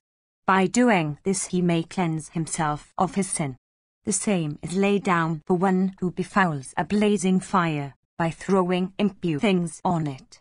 He who without adequate cause casts off his sire or mother or preceptor surely becomes fallen, O thou of Kuru's race, as the conclusion is of the scriptures.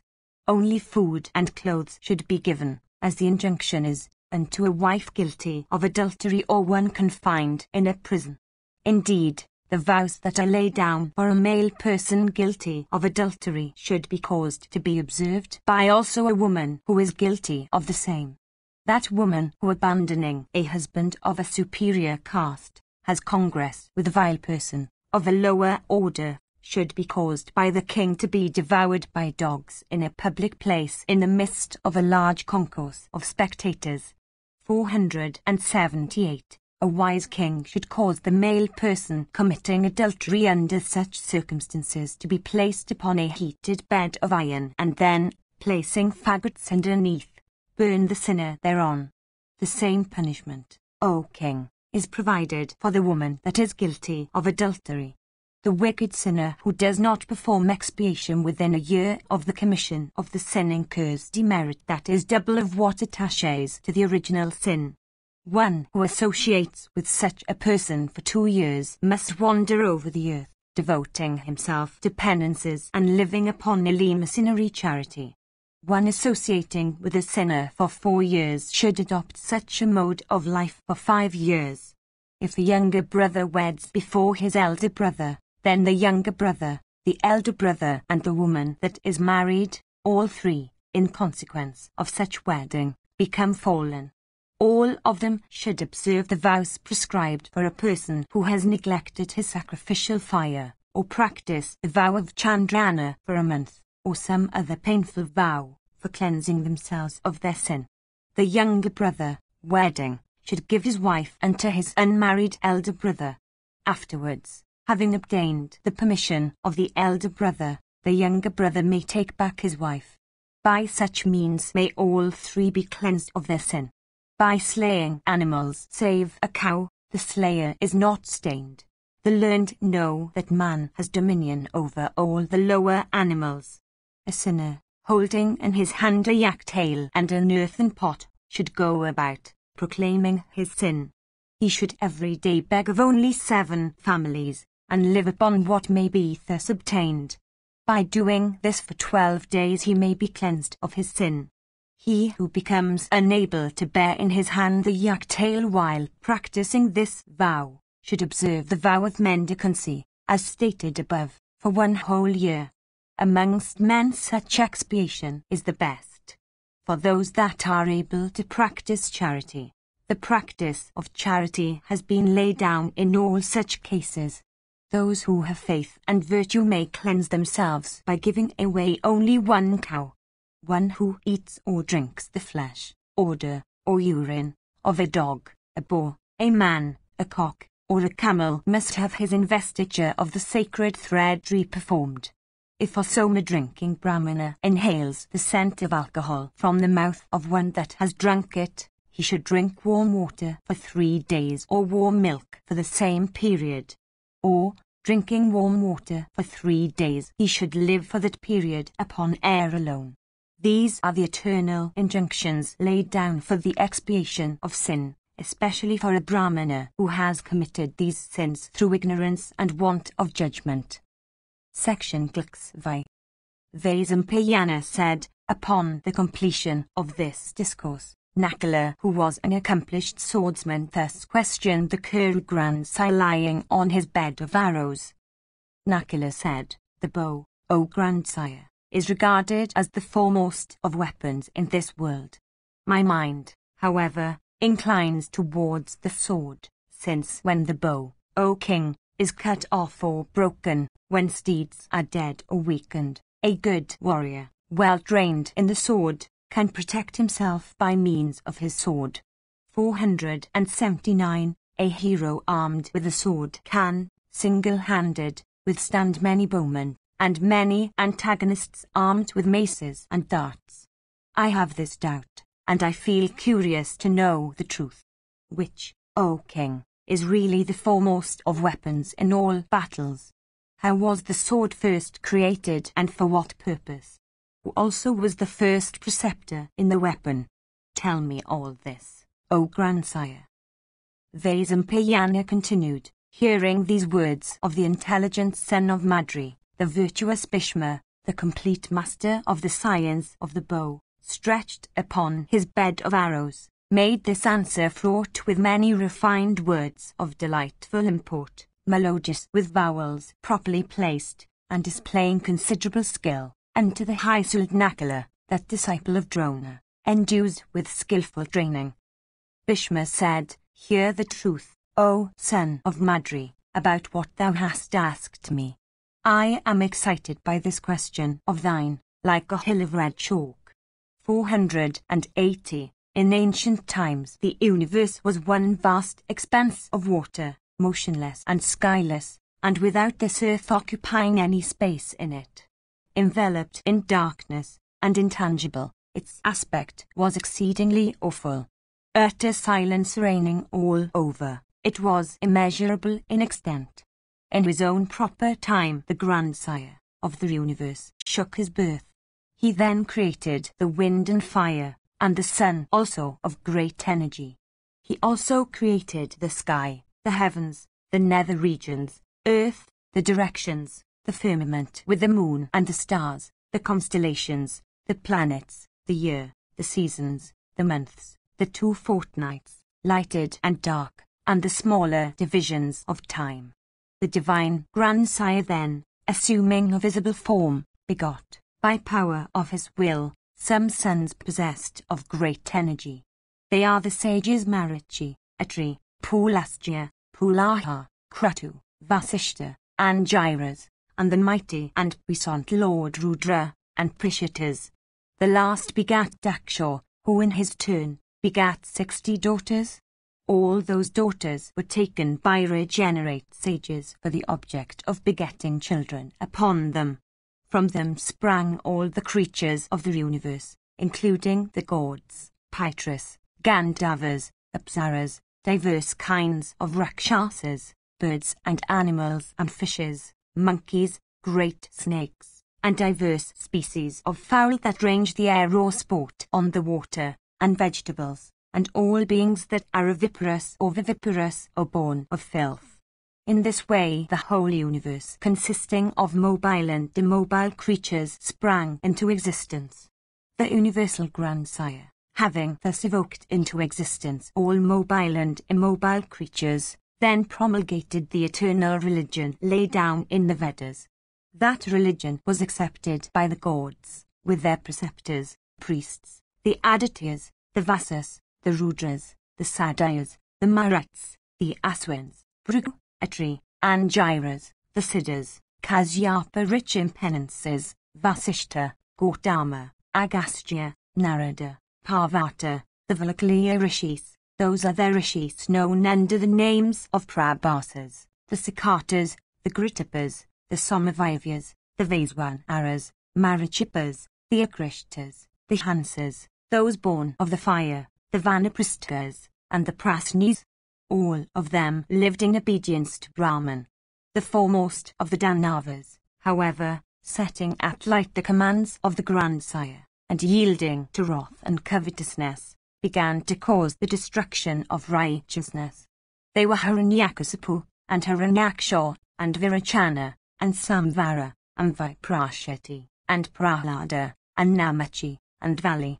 These and many other daityas and Danavas, transcending all restraints of duty and religion, sported and took delight in all kinds of wicked acts.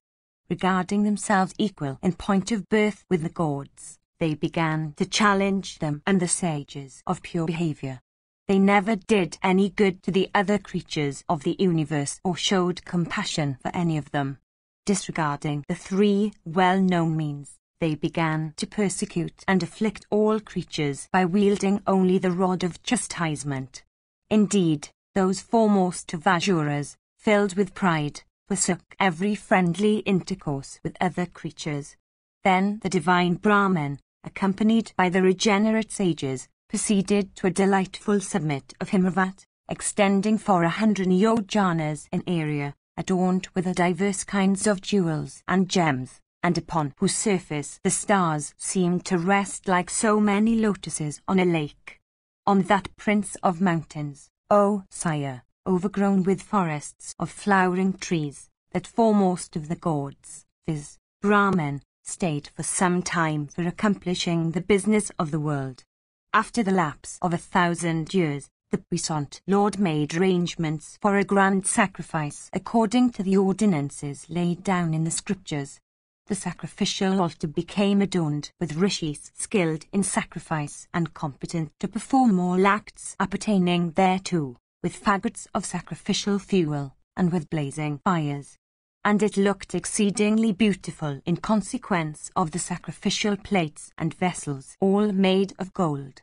All the foremost ones among the gods took their seats on it.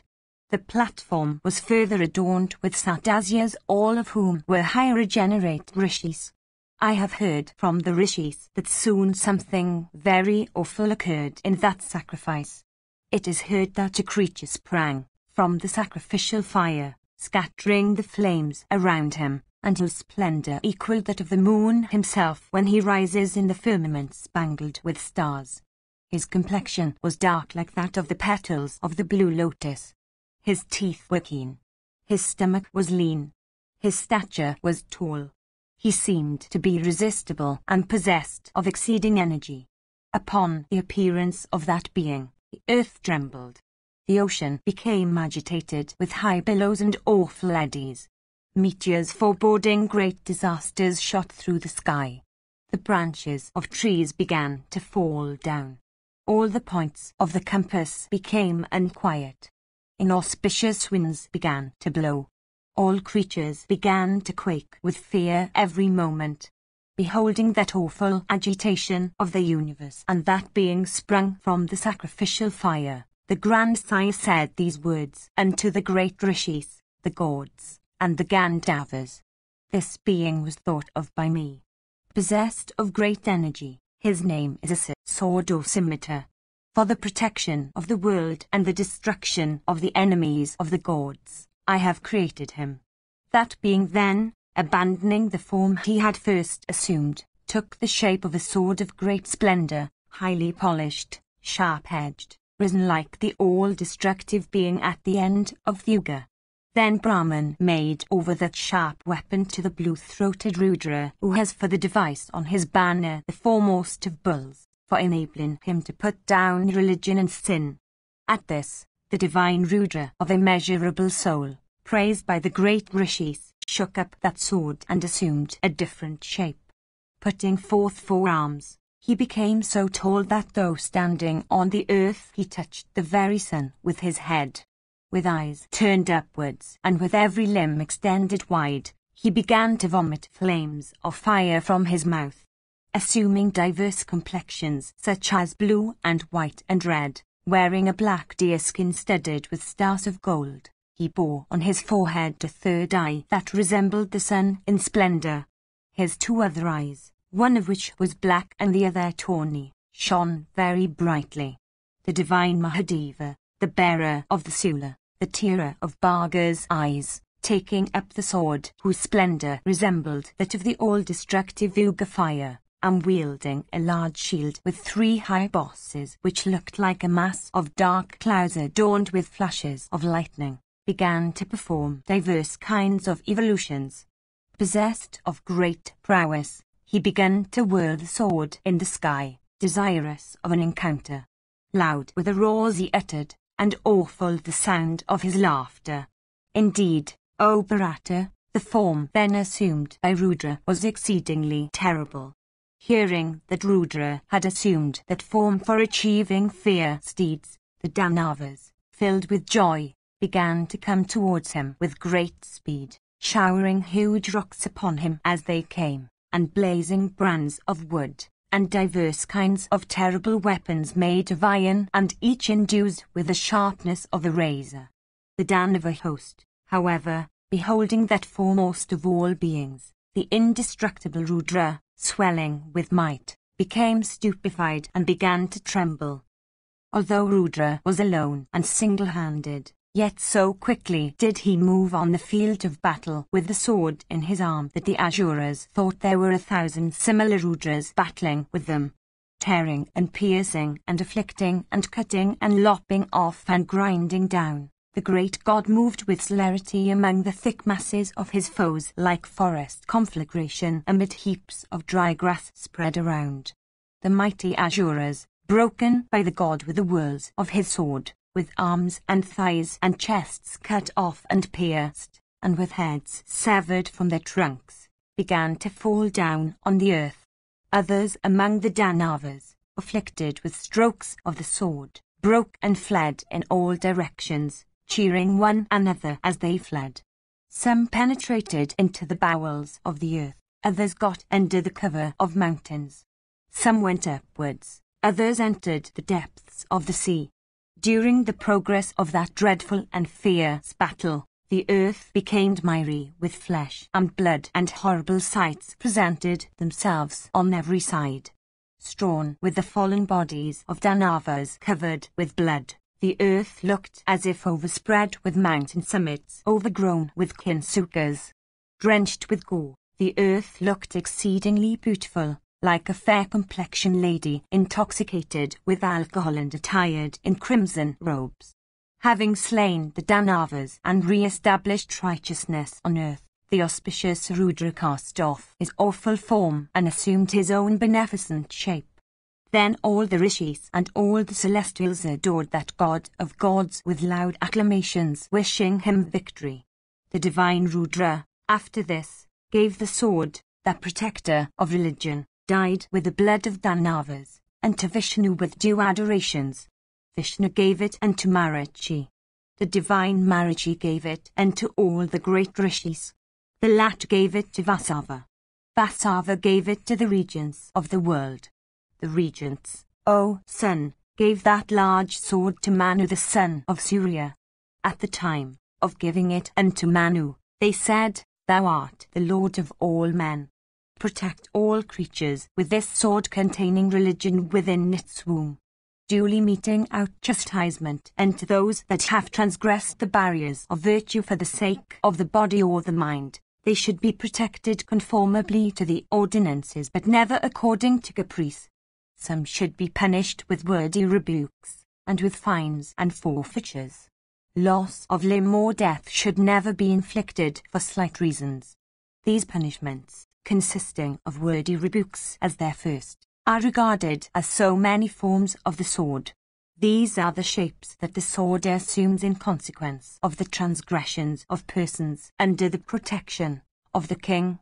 481. In time Manu installed his own son Kshupa in the sovereignty of all creatures, and gave him the sword for their protection. From Kshupa it was taken by Ikshvaku, and from Ikshvaku by Puravas. From Puravas it was taken by Ayus, and from Ayus by Nuasha. From Nuasha it was taken by Yayati, and from Yayati by Puru. From Puru it was taken by Amertriya. From Amertriya it descended to the royal Bhimisaya. From Bhimisaya it was taken by Dashmanta's son Bharata. From Bharata, O monarch, it was taken by the righteous Ailavla. From Ailavla it was taken by King Dundumara. From Dundumara it was taken by Kamvoa, and from Kamvoa it was taken by Machakunda. From Machakunda it was taken by Maratha, and from Maratha by Rayavata. From Rayavata it was taken by Uvan Aswa, and from Uvan Aswa by Rag. From Rag it was taken by the valiant Harin Aswa. From Harin Aswa the sword was taken by Sunaka, and from Sunaka by the righteous Suluzara. From the last it was taken by the Bajas and the Yadavas. From the Yadas it was taken by Sivi. From Sivi it descended to Pratardana. From Pratardana it was received by Ashtaka, and from Ashtaka by Prashad Aswa. From Prashad Aswa it was received by Bharadwa, and from the last by Drona. After Drona it was taken by Gripa. From Gripa that best of swords has been obtained by thee with thy brothers. The constellation under which the sword was born is Kritika. Agni is its deity, and Rohini is its Kotra. 482. Rudra is its high preceptor. The sword has 8 names which are not generally known. Listen to me as I mention them to you. If one mentions these, O son of Pandu, one may always win victory. Those names then are Vasasana, Kaga, sharp-edged, difficult of acquisition, Surgaba, victory, and protector of righteousness. Of all weapons, O son of Madravati, the sword is the foremost. The Puranas truly declare that it was first wielded by Mahadeva. As regards the bow, again, O chastiser of foes, it was Prithu who first created it. It was with the aid of this weapon that son of Vena, while he governed the earth virtuously for many years, milked her of crops and grain in profusion. It behoveth thee, O son of Madri, to regard what the rishis have said as conclusive proof. All persons skilled in battle should worship the sword.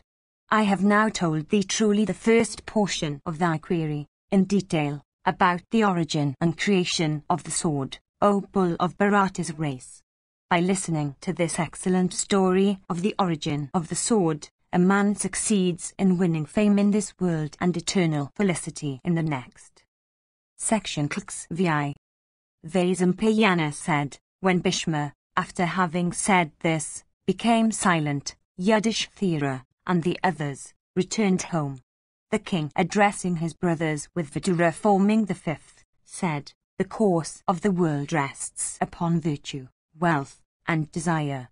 Amongst these three, which is the foremost, which the second, and which the last, in point of importance? For subduing the triple aggregate, viz., lust, wrath, and covetousness, upon which of the first three, viz., virtue, wealth, and desire, should the mind be fixed? It behoveth you all to cheerfully answer this question in words that are true. Thus addressed by the Kuru chief, Vidura, who was conversant with the science of profit, with the course of the world, and with truth, that concerns the real nature of things, and possessed of great brilliancy of intellect, spoke first these words, recollecting the contents of the scriptures. Vidura said, study of the various scriptures, asceticism, gift, faith, performance of sacrifices, forgiveness, sincerity of disposition, compassion, truth, self-restraint, these constitute possessions of virtue. Do thou adopt virtue. Let not thy heart ever turn away from it. Both virtue and profit have their roots in these. I think that all these are capable of being included in one term. It is by virtue that the rishis have crossed the world with all its difficulties. It is upon virtue that all the worlds depend for their existence. It is by virtue that the gods attained to their position of superiority. It is upon virtue that profit or wealth rests. Virtue, O king, is foremost in point of merit. Profit is said to be middling. Desire, it is said by the wise, is the lowest of the three. For this reason, one should live with restrained soul, giving his attention to virtue most. One should also behave towards all creatures as he should towards himself.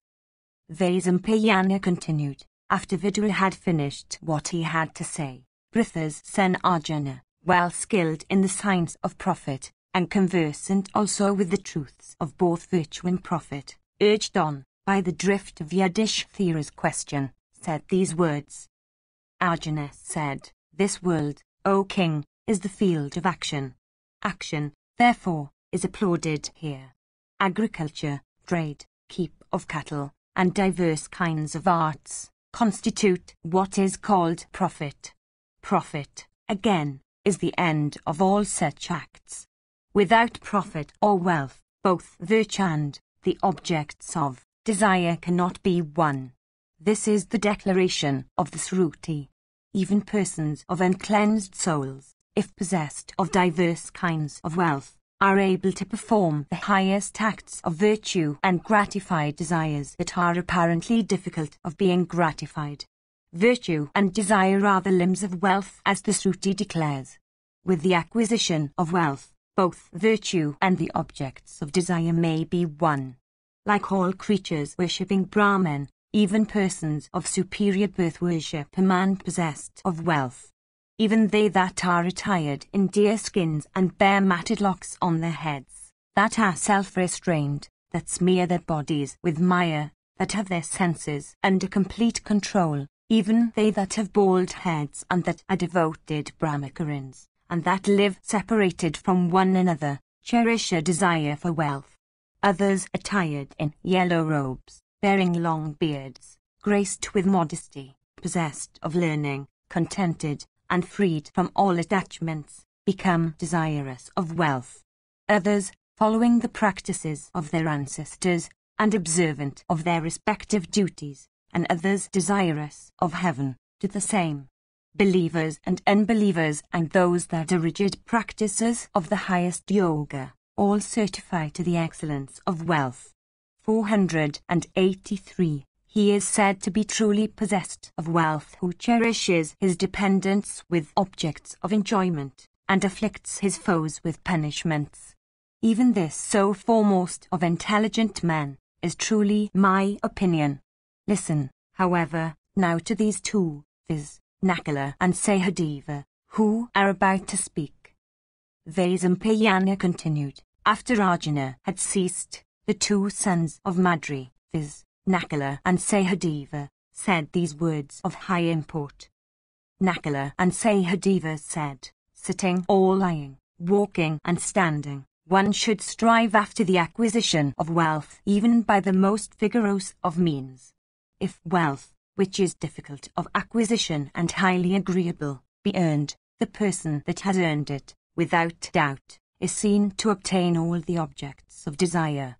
That wealth which is connected with virtue, as also that virtue which is connected with wealth, is certainly like nectar. 484. For this reason, our opinions are as follows. A person without wealth cannot gratify any desire. Similarly, there can be no wealth in one that is destitute of virtue. He, therefore, who is outside the pale of both virtue and wealth, is an object of fear unto the world. For this reason, one should seek the acquisition of wealth with a devoted mind, without disregarding the requirements of virtue. They who believe in the wisdom of this saying succeed in acquiring whatever they desire. One should first practice virtue, next acquire wealth without sacrificing virtue, and then seek the gratification of desire, for this should be the last act of one who has been successful in acquiring wealth. Vaisampayana continued. The twin sons of the Aswins, after having said these words, remained silent. Then Bhimasena began to say the following. Bhimasena said, one without desire never wishes for wealth. One without desire never wishes for virtue. One who is destitute of desire can never feel any wish. For this reason, desire is the foremost of all the three. It is under the influence of desire that the very rishis devote themselves to penances subsisting upon fruits, of living upon roots or air only. Others possessed of Vedic law are engaged upon the Vedas and their branches, or upon rites of faith and sacrificial acts, or upon making gifts or accepting them. Traders, agriculturists, keepers of cattle, artists and artisans, and those who are employed in rites of propitiation, all act from desire. Some there rather dive into the depths of the ocean, induced by desire. Desire, indeed, takes various forms. Everything is pervaded by the principle of desire. A man outside the pale of desire never is, was, or will be seen in this world. This, O King, is the truth. Both virtue and wealth are based upon desire. As butter represents the essence of curds, even so is desire the essence of profit and virtue. Oil is better than oilseeds. Ghee is better than sour milk. Flowers and fruits are better than wood. Similarly, desire is better than virtue and profit. As honeyed juice is extracted from flowers, so is desire said to be extracted from these two. Desire is the parent of virtue and profit. Desire is the soul of these two. Without desire the Brahmanas would never give either sweets or wealth unto Brahmanas. Without desire the diverse kinds of action that are seen in the world would never have been seen. For these reasons, desire is seen to be the foremost of the triple aggregate.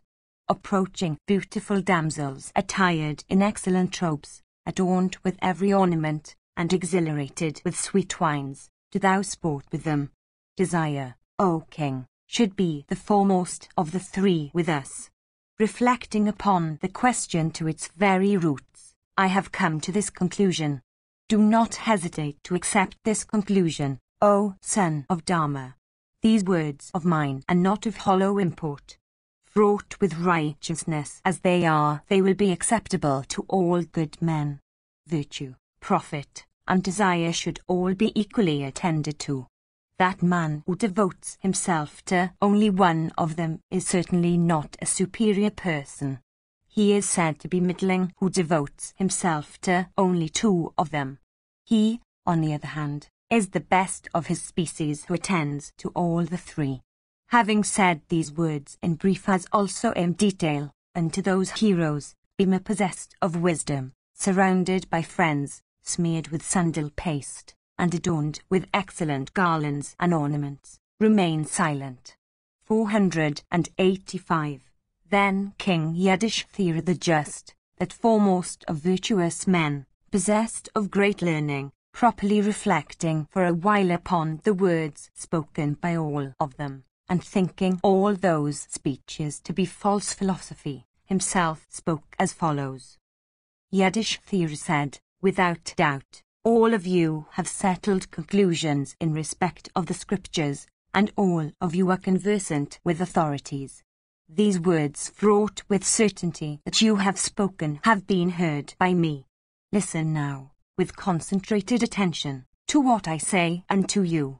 He who is not employed in merit or in sin, he who does not attend to profit, or virtue, or desire, who is above all faults, who regards gold and a brickbat with equal eyes, becomes liberated from pleasure and pain and the necessity of accomplishing his purposes. All creatures are subject to birth and death. All are liable to waste and change. Awakened repeatedly by the diverse benefits and evils of life, all of them applaud emancipation. We do not know, however, what emancipation is. The self-born and divine Brahman has said that there is no emancipation for him who is bound with ties of attachment and affection. They, however, that are possessed of learning seek extinction. For this reason, one should never regard anything as either agreeable or disagreeable. 486. This view seems to be the best. No one in this world can act as he pleases. I act precisely as I am made, by a superior power, to act. The great ordainer makes all creatures proceed as he wills. The ordainer is supreme. Know this, all of you. 487. No one can, by his acts, obtain what is unobtainable. That which is to be, takes place. Know this. And since he who has withdrawn himself from the triple aggregate may succeed in winning emancipation, it seems, therefore, that emancipation is productive of the highest good. Vaisampayana continued, having listened to all these foremost words fraught with reason and acceptable to the heart, Bhima and others were filled with delight and joining their hands, bowed unto that prince of Kuru's race. Indeed, those foremost of men, O king, having heard that speech of the monarch, well adorned with sweet letters and syllables, acceptable to the heart, and divested of dissonant sounds and words, began to applaud Yudhishthira highly. The high-souled son of Dharma, in return, possessed of great energy, praised his convinced auditors, and once more the king addressed the son of the foremost of rivers, possessed of a high soul, for inquiring about duties. Section clicks vi. Yudhishthira said, O grandsire, O thou that art possessed of great wisdom, I shall ask thee a question. It behoveth thee, O enhancer of the happiness of the Kurus, to discourse to me fully upon it. What kind of men are said to be of gentle disposition? With whom may the most delightful friendship exist? Tell us also who are able to do good in the present time and in the end. I am of opinion that neither swelling wealth, nor relatives, nor kinsmen, occupy that place which well-wishing friends occupy. A friend capable of listening to beneficial counsels, and also of doing good, is exceedingly rare. It behoveth thee, O foremost of virtuous men, to discourse fully on these topics. Bhishma said, Listen to me, O Yudhishthira, as I speak to thee, in detail, of those men with whom friendships may be formed and those with whom friendships may not be formed.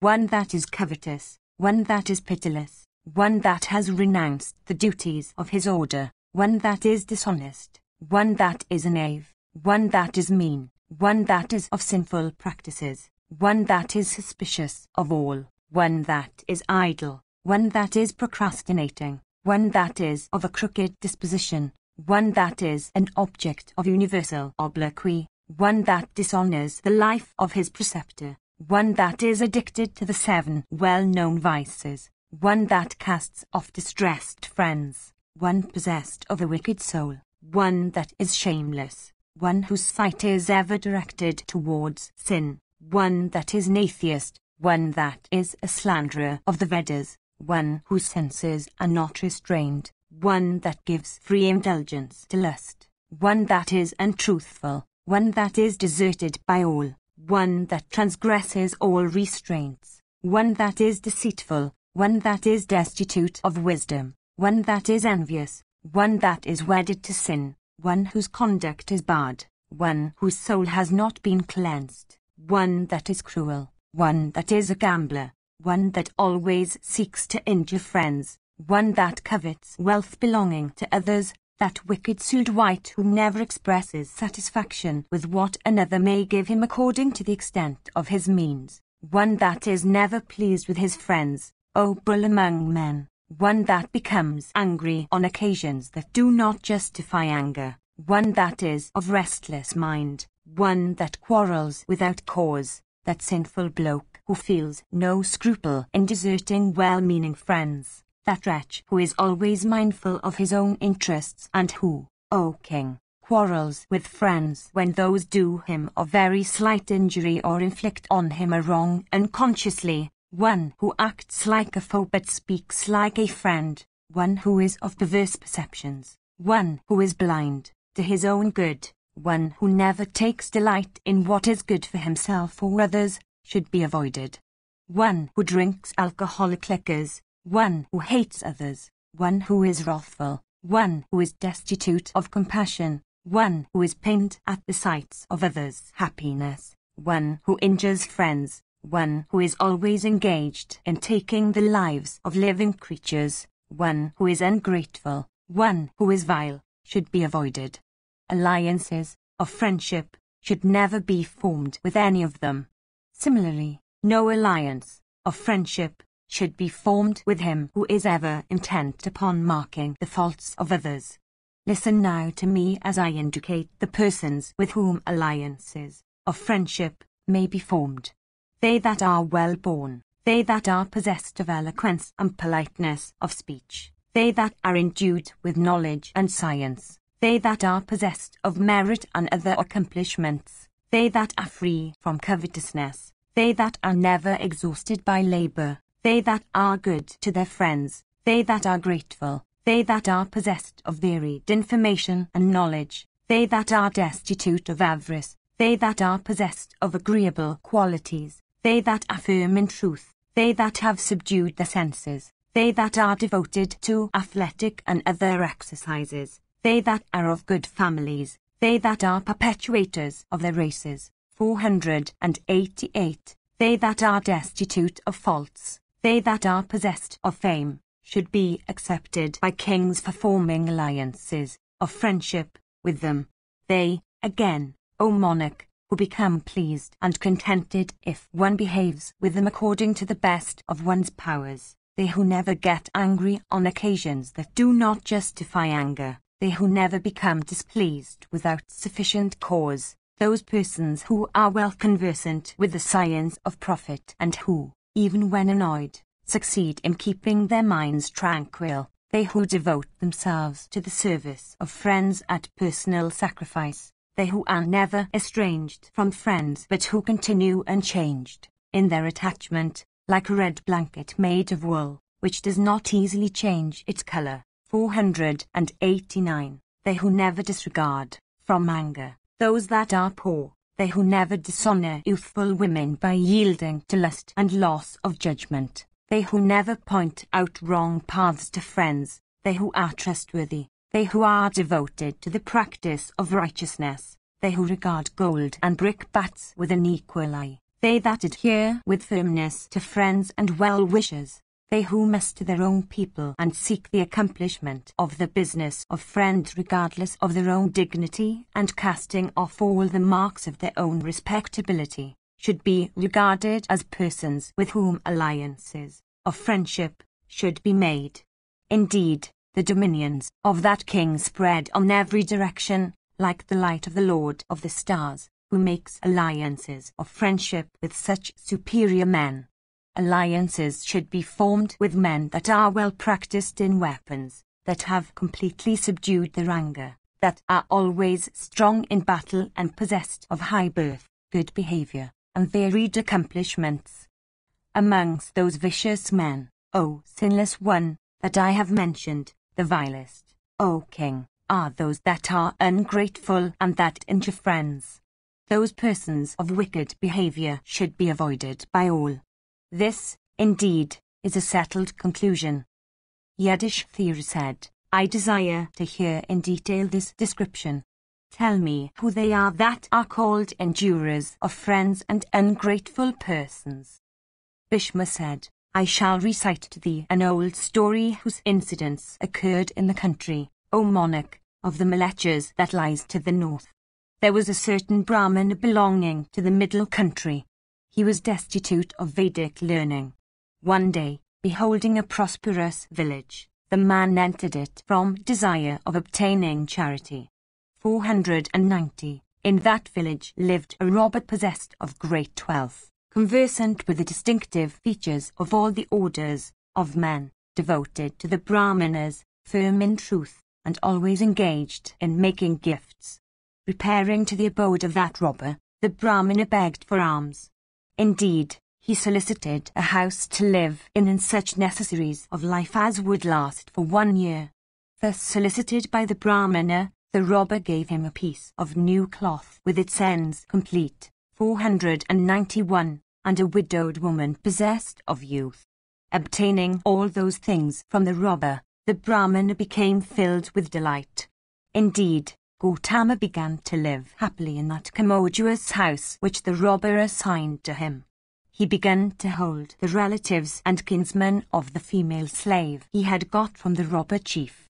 In this way he lived for many years in that prosperous village of hunters. He began to practice with great devotion the art of archery. Every day, like the other robbers residing there, Gautama, O king, went into the woods and slaughtered wild cranes in abundance. Always engaged in slaughtering living creatures, he became well skilled in that act and soon bade farewell to compassion. In consequence of his intimacy with robbers he became like one of them. As he lived happily in that robber village for many months, large was the number of wild cranes that he slew. One day another Brahmana came to that village. He was dressed in rags and deer skins and bore matted locks on his head. Of highly pure behavior, he was devoted to the study of the Vedas. Of a humble disposition, frugal in fare, devoted to the Brahmanas, thoroughly conversant with the Vedas, and observant of Brahmacharya vows, that Brahmana had been a dear friend of Gautama and belonged to that part of the country from which Gautama had emigrated. In course of his wanderings, as already said, the Brahmana came to that robber village where Gautama had taken up his abode. He never accepted any food if given by a Sudra and, therefore, began to search for the house of a Brahmana there, for accepting the duties of hospitality. 492. Accordingly he wandered in every direction in that village teeming with robber families. At last that foremost of Brahmanas came to the house owned by Gautama. It so happened that just at that time Gautama also, returning from the woods, was entering his abode. The two friends met. Armed with bow and sword, he bore on shoulders a load of slaughtered grains, and his body was smeared with the blood that trickled down from the bag on his shoulders. Beholding that man who then resembled a cannibal and who had fallen away from the pure practices of the order of his birth, entering his house, the newly arrived guest, recognizing him, O king, said these words, What is this that thou art doing here through folly? Thou art a Brahmana, and the perpetuator of a Brahmana family. Born in a respectable family belonging to the middle country, how is it that thou becomest like a robber in thy practices? Recollect, O regenerate one, thy famous kinsmen of former times, all of whom were well versed in the Vedas. Born in the race, alas, thou hast become a stigma to it. Awake thyself by thy own exertions, recollecting the energy, the behavior, the learning, the self-restraint, the compassion, that are thine by the order of thy birth, leave this thy present abode, O regenerate one. Thus addressed by that well-meaning friend of his, O king, Gautama answered him in great affliction of heart, saying, O foremost of regenerate ones, I am poor. I am destitute also of a knowledge of the Vedas. Know, O best of Brahmanas, that I have taken up my abode here for the sake of wealth alone. At thy sight, however, I am blessed today. We shall together set out of this place tomorrow. Do thou pass the night here with me. Thus addressed, the newly arrived Brahmana, full of compassion as he was, passed the night there, refraining to touch anything. Indeed, though hungry and requested repeatedly, the guest refused to touch any food in that house.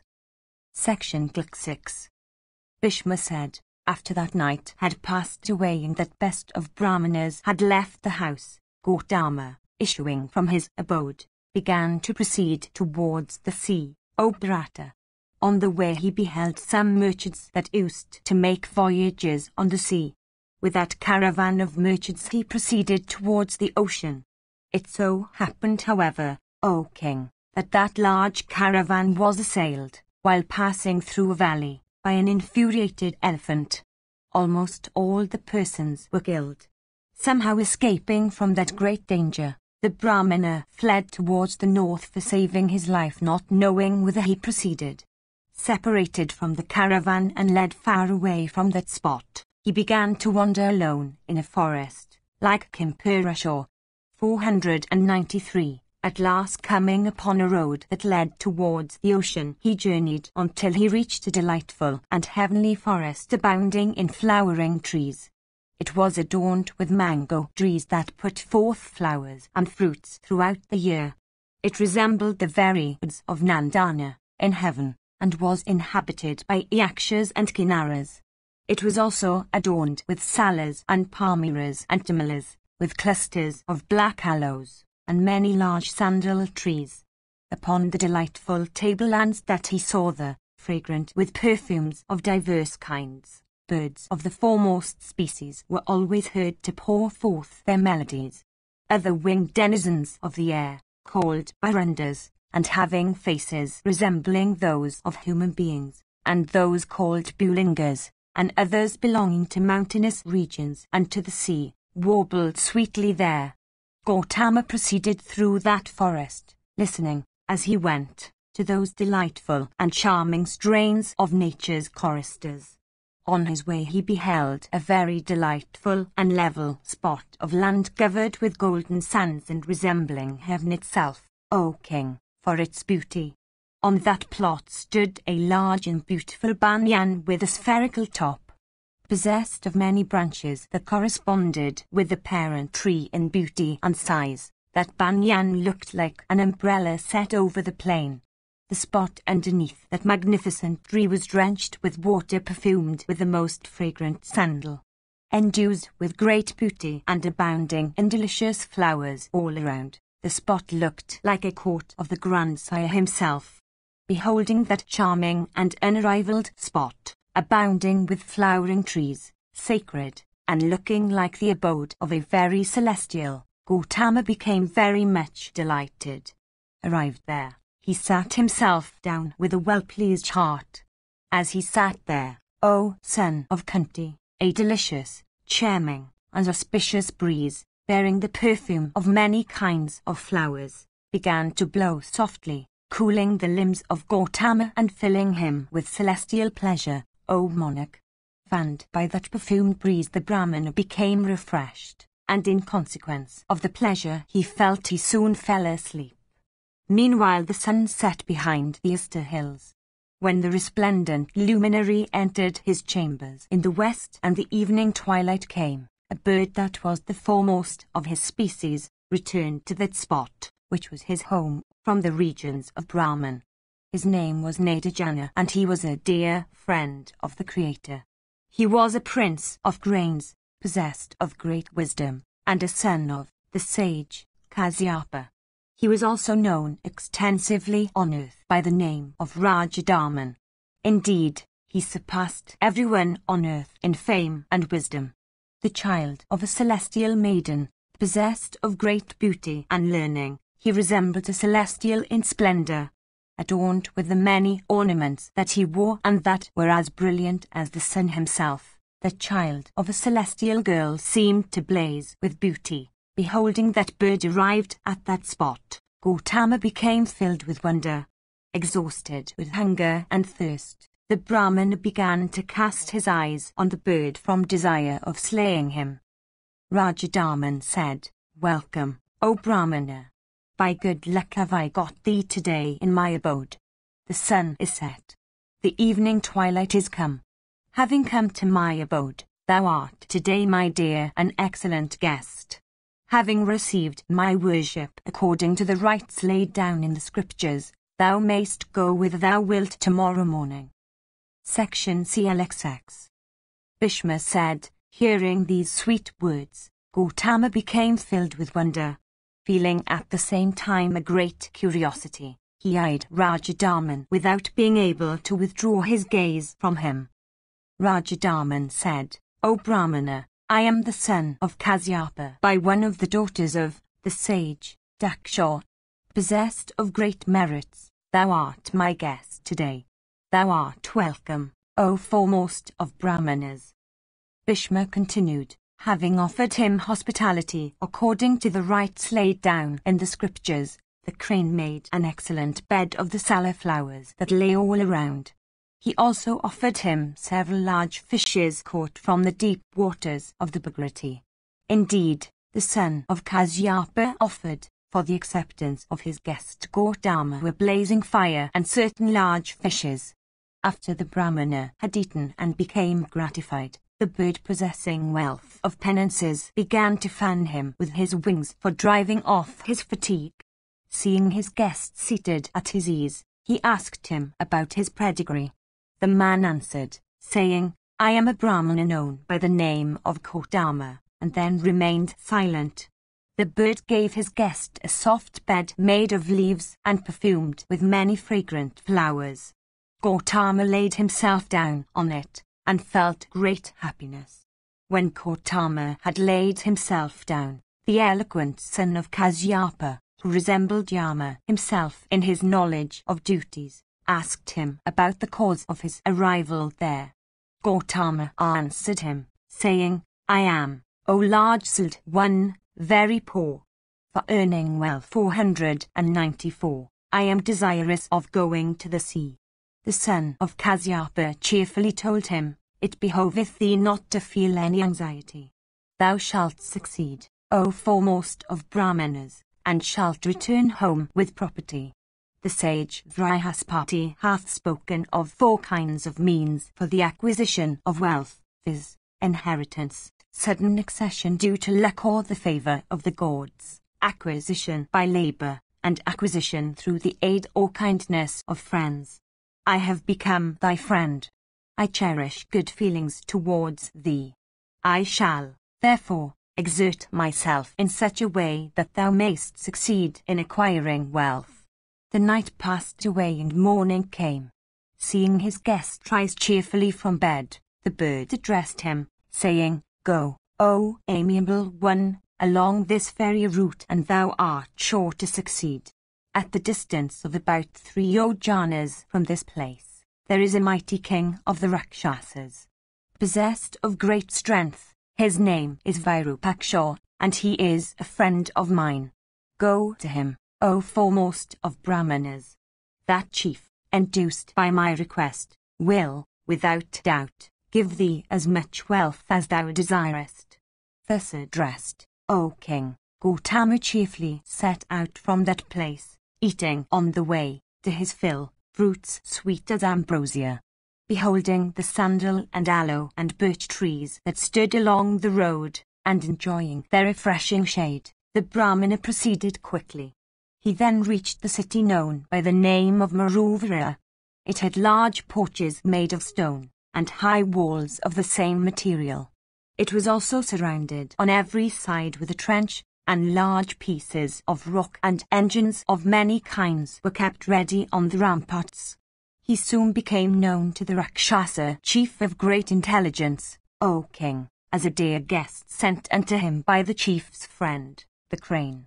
The chief received Gautama very gladly. The king of the Rakshasas then, O Yudhishthira, commanded his attendants, saying, Let Gautama be soon brought hither from the gate. At the command of the king, certain persons, quick as hawks, issued from the splendid palace of the ruler, and proceeding to the gate accosted Gautama. The royal messengers, O monarch, said unto that Brahmana, Come quickly, the king desires to see thee. Thou mayst have heard of the king of the Rakshasas, Virupaksha, by name, possessed of great courage. Even he is impatient of seeing thee. Come quickly and tarry not. Thus addressed, the Brahmana, forgetting his toil and his surprise, ran with the messengers. Beholding the great affluence of the city, he became filled with wonder. Soon he entered the king's palace in the company of the messengers solicitous of obtaining a sight of the king of the Rakshasas. Section Glxxi. Bhishma said, led into a spacious apartment, Gautama was introduced to the king of the Rakshasas. Worshipped by the latter, with the usual offerings, he took his seat on an excellent seat. The king asked him about the race of his birth and his practices, his study of the Vedas and his observance of the Brahmacharya vow. The Brahmana, however, without answering the other queries, only stated his name and race. The king, having ascertained only the name and the race of his guest, and seeing that he was destitute of Brahmanic splendor and Vedic studies, next inquired about the country of his residence. The Rakshasas said, Where is thy residence, O blessed one, and to what race does thy wife belong? Tell us truly, do not fear. Trust us without anxiety. Gautama said, I belong by birth to the middle country. I live in a village of hunters. I have married a Sudra spouse who had been a widow. All this that I tell you is the truth. Bhishma continued. The king then began to reflect as to what he should do. Indeed, the king began to think how he might succeed in acquiring merit. He said unto himself, This man is by birth a Brahmana. He is, again, a friend of the high Sudrajadaman. He has been sent to me by the son of Kasyapa. I must do what is agreeable to my friend. He is very intimate with me. Indeed, he is my brother, and a dear relative. He is truly a friend of my heart. On this day of the month of Kartika, 1,000 Brahmanas of the foremost order are to be entertained in my house. This Gautama also shall be entertained with them, and I shall give wealth unto him too. This is a sacred day. Gautama has come hither as a guest.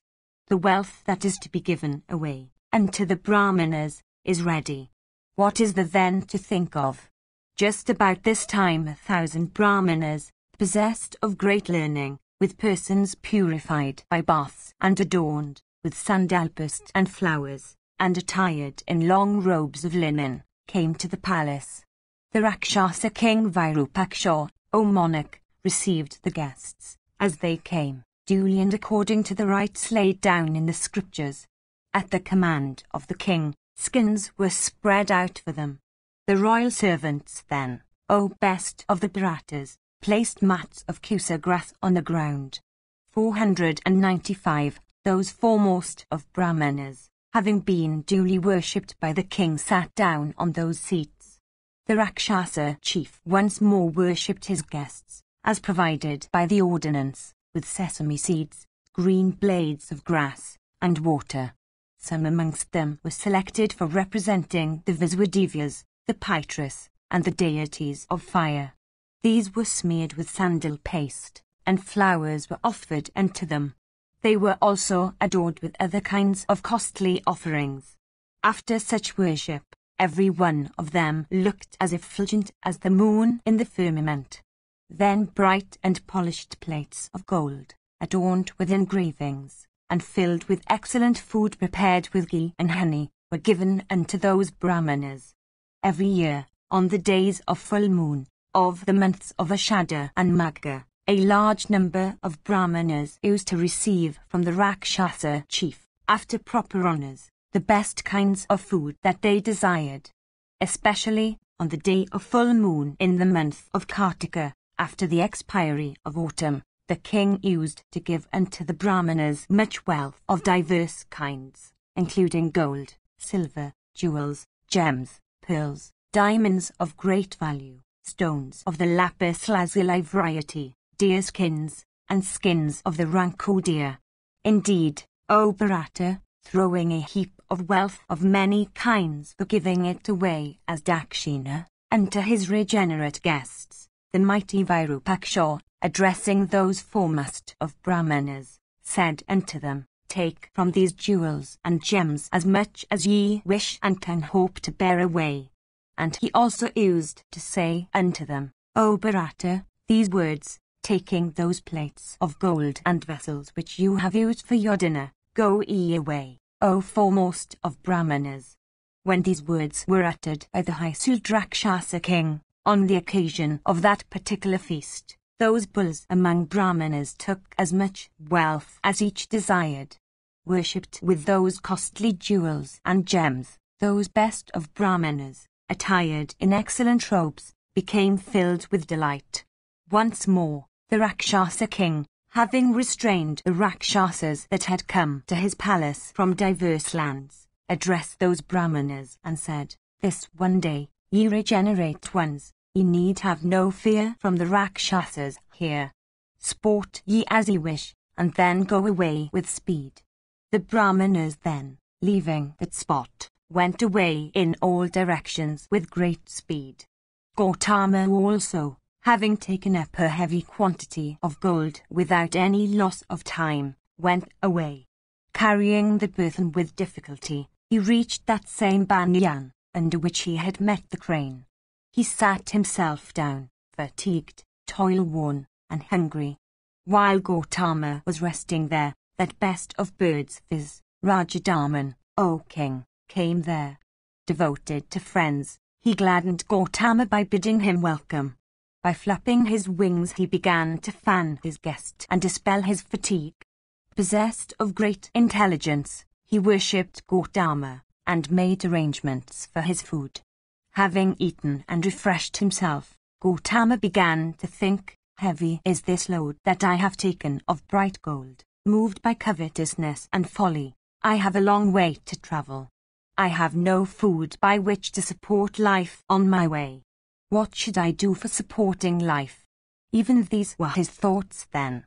It so happened that even upon much thinking he failed to see any food which he could eat on the way.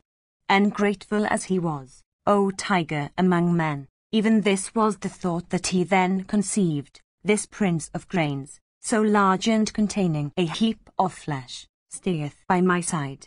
Staying and bagging him, I shall leave this spot and go along with great speed. Section Klxxi. Bhishma said, There, under that banyan, for the protection of his guest, the prince of birds had kindled and kept up a fire with high and blazing flames. 496. On one side of the fire, the bird slept trustfully. The ungrateful and wicked Sudrech prepared to slay his sleeping host. With the aid of that blazing fire he killed the trustful bird, and having dispatched him, became filled with delight, never thinking there was sin in what he did. Peeling off the feathers and the down, he roasted the flesh on that fire. Then taking it up with the gold he had brought, the Brahmana fled quickly from that spot. The next day, the Rakshasa king, Virupaksha, addressing his son, said, Alas, O son, I do not behold Rajadaman, that best of birds, today. Every morning he repairs to the regions of Brahman for adoring the grandsire. While returning, he never goes home without paying me a visit. These 2 mornings and 2 nights have passed away without his having come to my abode. My mind, therefore, is not in peace. Let my friend be inquired after. Gautama, who came here, is without Vedic studies and destitute of Brahmanic splendor. He has found his way to the abode of my friend.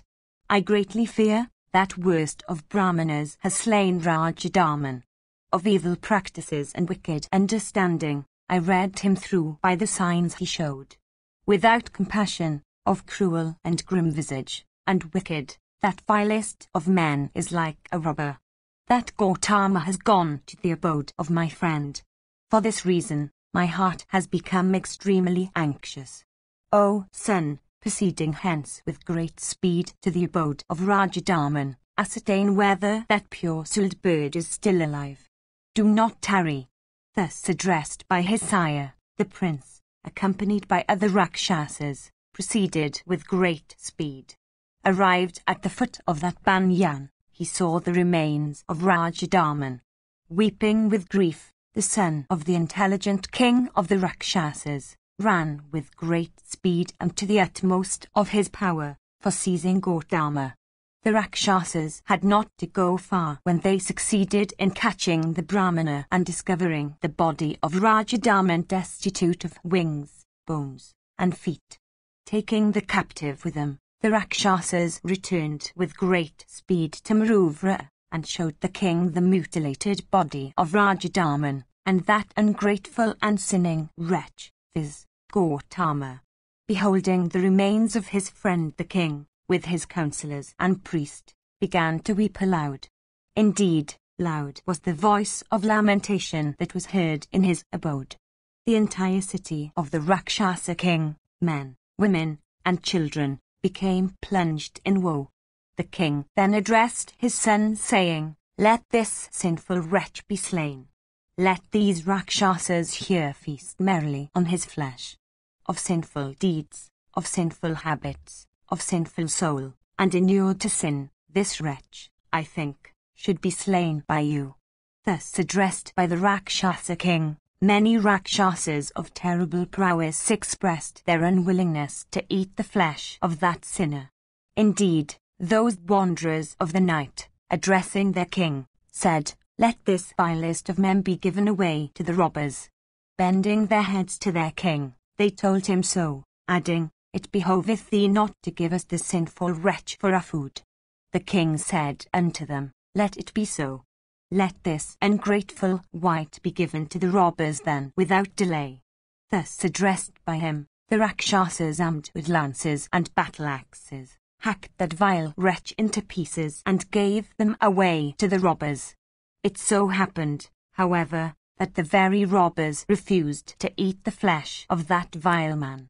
Though cannibals, O monarch, they would not eat an ungrateful person. For one that slays a Brahmana, for one that drinks alcohol, for one that steals, for one that has fallen away from a vow, there is expiation, O king.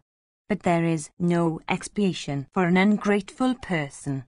That cruel and vile man who injures a friend and becomes ungrateful is not eaten by the very cannibals nor by the worms that feed on carrion. Section XXI. Bhishma said, The Rakshasa king then caused a funeral pyre to be made for that prince of grains and adorned it with jewels and gems, and perfumes, and costly robes. Setting fire to it with the body of that prince of birds, the mighty chief of the Rakshasas caused the obsequial rites of his friend to be performed according to the ordinance.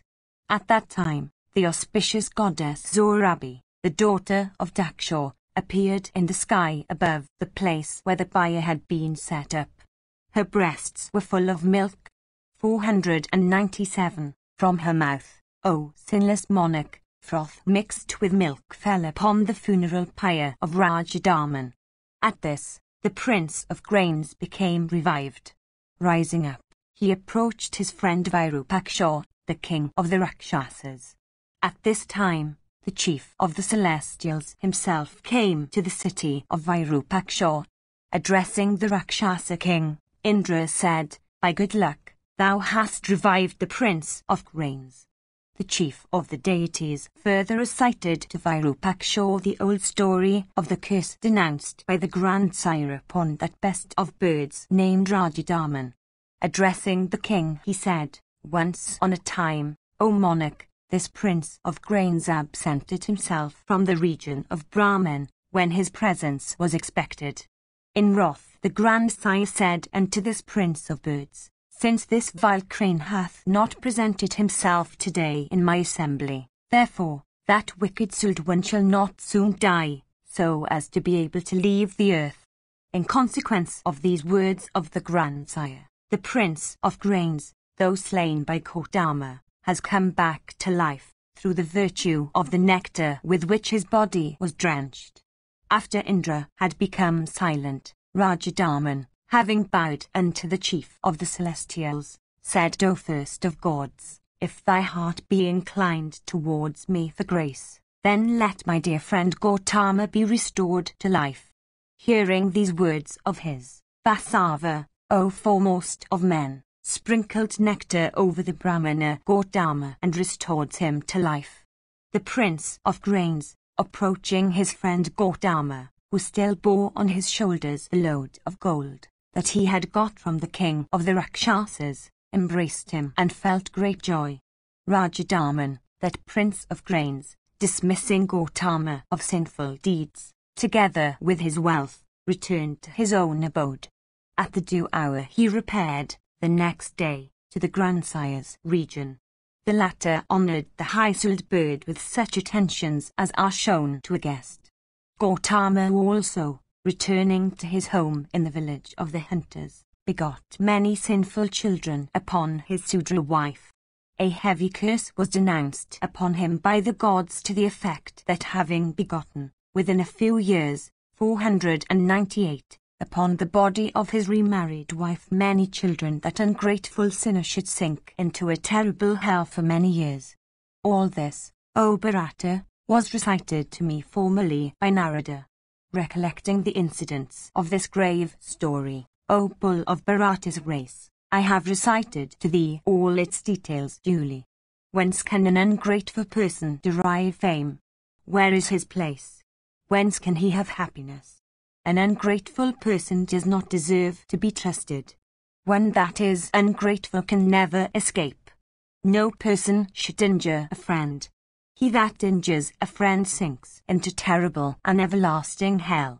Every one should be grateful, and every one should seek to benefit his friends. Everything may be obtained from a friend. Honours may be obtained from friends. 499. In consequence of friends one may enjoy various objects of enjoyment. Through the exertions of the friends, one may escape from various kinds of danger and distress. He that is wise would honour his friend with his best attentions. An ungrateful, shameless, and sinful wight should be shunned by those that are wise. One that injures his friends is a wretch of his race. Such a sinful wight is the vilest of men. I have thus told thee, O foremost of all virtuous men, what the characteristics are of that sinful wretch who is stained by ingratitude and who injures his friend. What else dost thou wish to hear? Vaisampayana continued, hearing these words spoken by the high-souled. Bhishma, Yudhishthira, O Janamejaya, became highly gratified. Section Glixksif. Moksha Dharmapava. Yudhishthira said, Thou hast, O grandsire, discoursed upon the auspicious duties of person in distress, connected with the duties of kings. It behoveth thee now, O king, to tell me those foremost of duties which belong to those who lead their 4 modes of life. Bhishma said, Religion hath many doors. The observance of the duties prescribed by religion can never be futile. Duties have been laid down with respect to every mode of life. The fruits of those duties are invisible, being attainable in the next world. The fruits, however, of penance directed towards the soul are obtainable in this world. 500. Whatever be the object to which one devotes oneself, that object, O Bharata, and nothing else, appears to one as the highest of acquisitions, fraught with the greatest of blessings. When one reflects properly, one's heart being purified by such reflection, one comes to know that the things of this world are as valueless as straw. Without doubt, one is then freed from attachment in respect of those things. When the world, O Yudhishthira, which is full of defects, is so constituted, every man of intelligence should strive for the attainment of the emancipation of his soul. Yudhishthira said, "Tell me, O grandsire, by what frame of soul should one kill one's grief when one loses one's wealth, or when one's wife, or son, or sire, dies?" Bhishma said, "When one's wealth is lost, or one's wife or son or sire is dead, one certainly says to oneself, 'Alas, this is a great sorrow,' but then one should, by the aid of reflection, seek to kill that sorrow." In this connection is cited the old story of the speech that a regenerate friend of his, coming to Sanjit's court, made to that king. Beholding the monarch agitated with grief and burning with sorrow on account of the death of his son, the Brahmana addressed that ruler of very cheerless heart and said these words, "Why art thou stupefied? Thou art without any intelligence. Thyself an object of grief, why dost thou grieve for others? A few days hence others will grieve for thee, and in their turn they will be grieved for by others. Thyself, myself, and others who wait upon thee, O king, shall all go to that place whence all of us have come." Sanjit said, "What is that intelligence? What is that penance, O learned Brahmana? What is that concentration of mind, O thou that hast wealth of asceticism? What is that knowledge, and what is that learning, by acquiring which thou dost not yield to sorrow?" The Brahmana said, "Behold, all creatures, the superior, the middling, and the inferior, in consequence of their respective acts, are entangled in grief. I do not regard even my own self to be mine. On the other hand, I regard the whole world to be mine. I again think that all this, which I see, is as much mine as it belongs to others. Grief cannot approach me in consequence of this thought. Having acquired such an understanding, I do not yield either to joy or to grief. As two pieces of wood floating on the ocean come together at one time and are again separated, even such is the union of living creatures in this world. Sons, grandsons, kinsmen, relatives are all of this kind.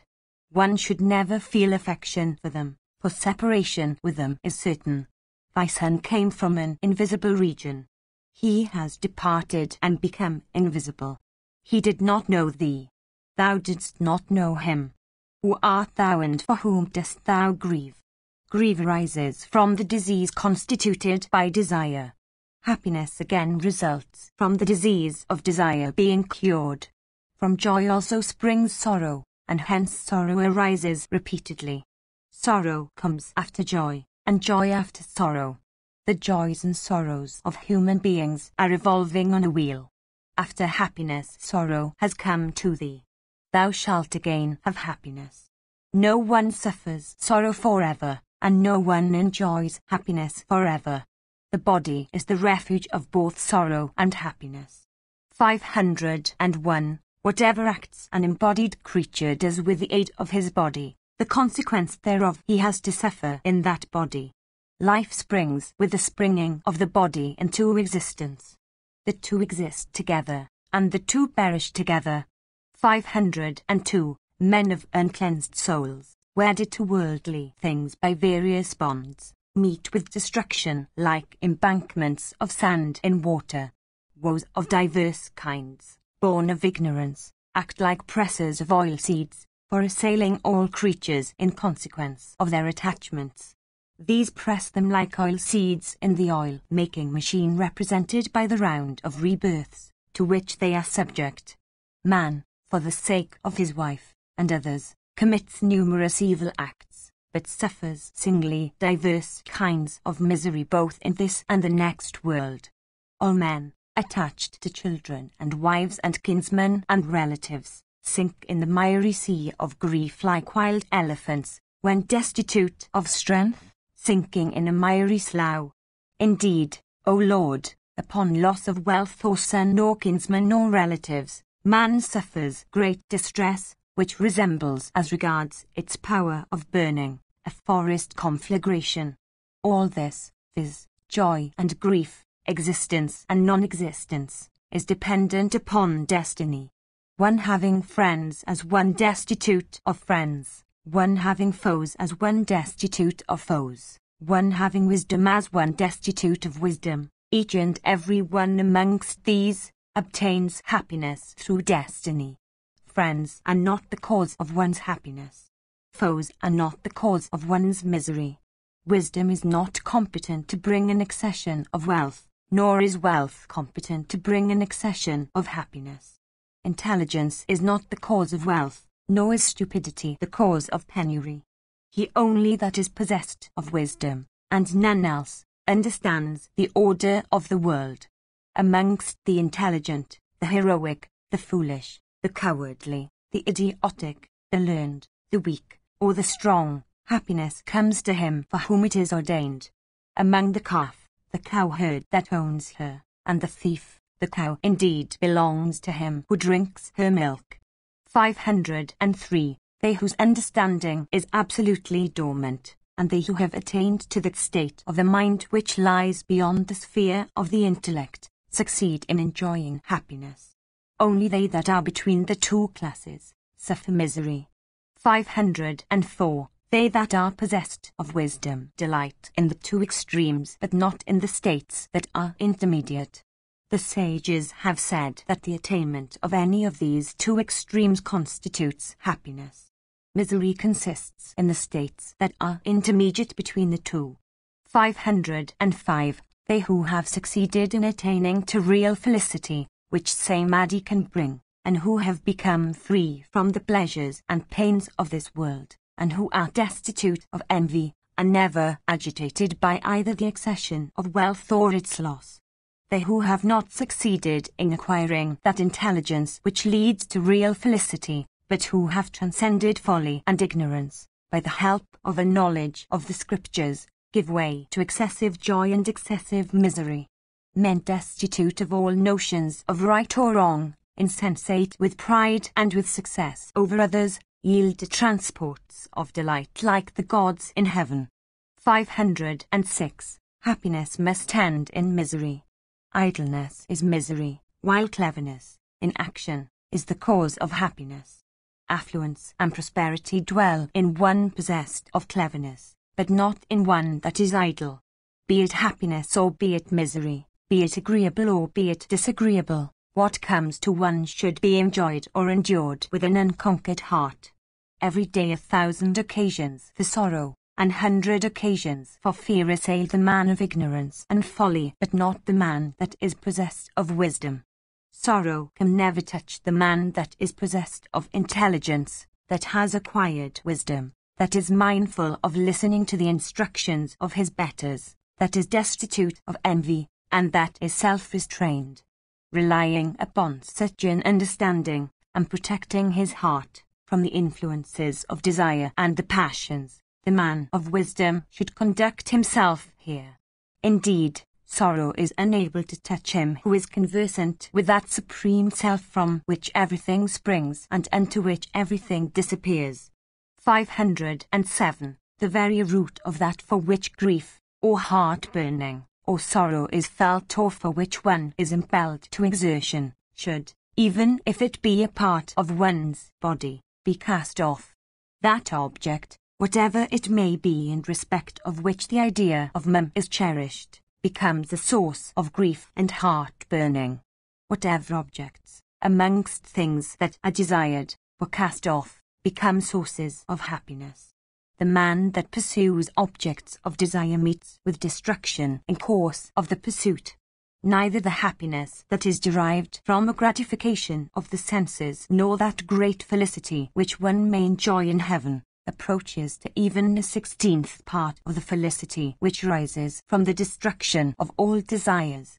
The acts of a former life, right or wrong, visit, in their consequences, the wise and the foolish, the brave and the timid. It is even thus that joy and sorrow, the agreeable and the disagreeable, continually revolve, as on a wheel, among living creatures. Relying upon such an understanding, the man of intelligence and wisdom lives at ease. A person should disregard all his desires, and never allow his wrath to get the better of him. This wrath springs in the heart and grows there into vigor and luxuriance. This wrath that dwells in the bodies of men and is born in their minds, is spoken of by the wise as death. When a person succeeds in withdrawing all his desires like a tortoise withdrawing all its limbs, then his soul, which is self-luminous, succeeds in looking into itself.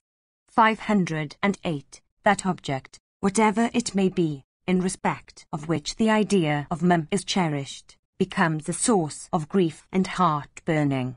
509. When a person himself feels no fear, and is feared by no one, when he cherishes no desire and no aversion, he is then said to attain to the state of Brahma. Casting off both truth and falsehood, grief and joy, fear and courage, the agreeable and the disagreeable, thou mayst become of tranquil soul. When a person abstains from doing wrong to any creature, in thought, word, or deed, he is then said to attain to a state of Brahma. True happiness is his who can cast off that thirst which is incapable of being cast off by the misguided, which does not decay with decrepitude, and which is regarded as a fatal disease. In this connection, O king, are heard the verses sung by Pingala about the manner in which she had acquired eternal merit even at a time that had been very unfavorable. A fallen woman of the name of Pingala, having repaired to the place of assignation, was denied the company of her lover through an accident. At that time of great misery, she succeeded in acquiring tranquility of soul. Pingala said, Alas, I have for many long years lived, all the while overcome by frenzy, by the side of that dear self in whom there is nothing but tranquility. Death has been at my door. Before this, I did not, however, approach that essence of purity. I shall cover this house of 1 column and 9 doors, by means of true knowledge. 510. What woman is there that regards that supreme soul as her dear Lord, even when he comes near?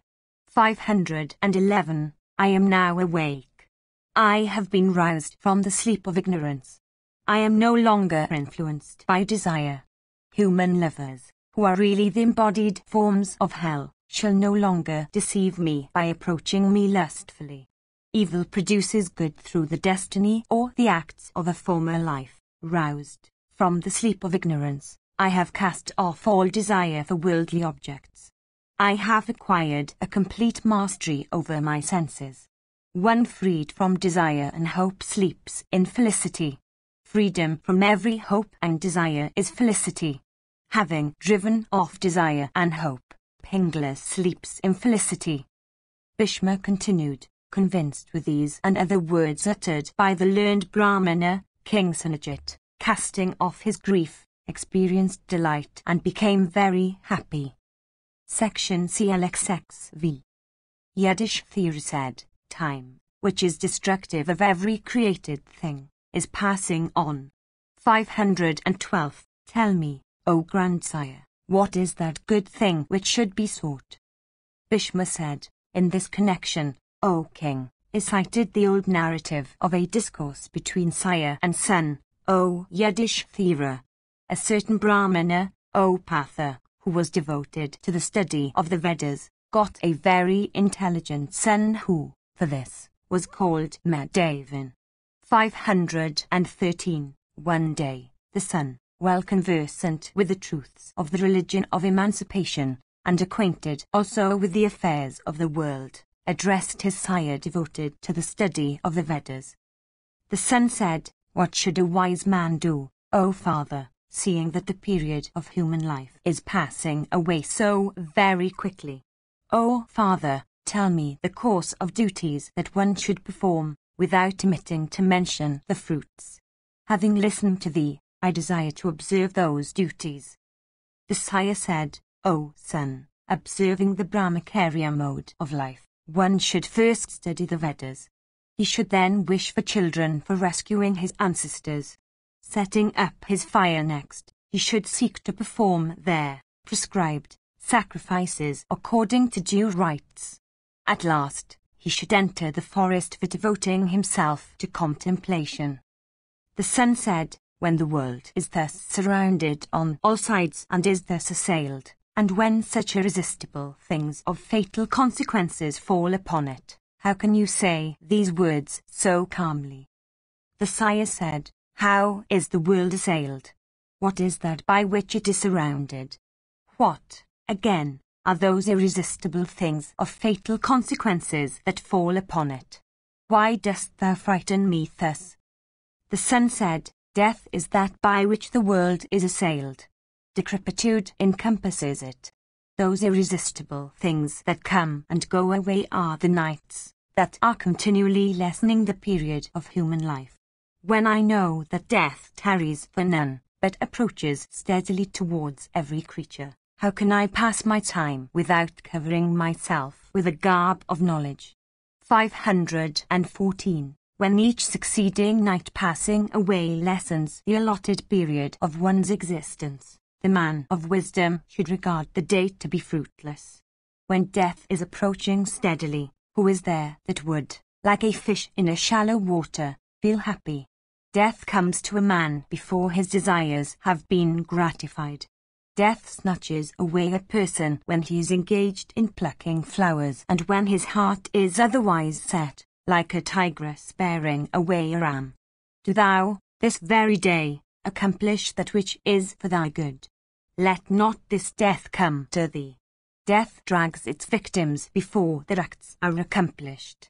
The acts of tomorrow should be done today, those of the afternoon in the forenoon. Death does not wait to see whether the acts of its victim have all been accomplished or not. Who knows that death will not come to him even today? In prime of age one should betake oneself to the practice of virtue. Life is transitory. If virtue be practiced, fame here and felicity hereafter will be the consequences. Overwhelmed by ignorance, one is ready to exert oneself for sons and wives.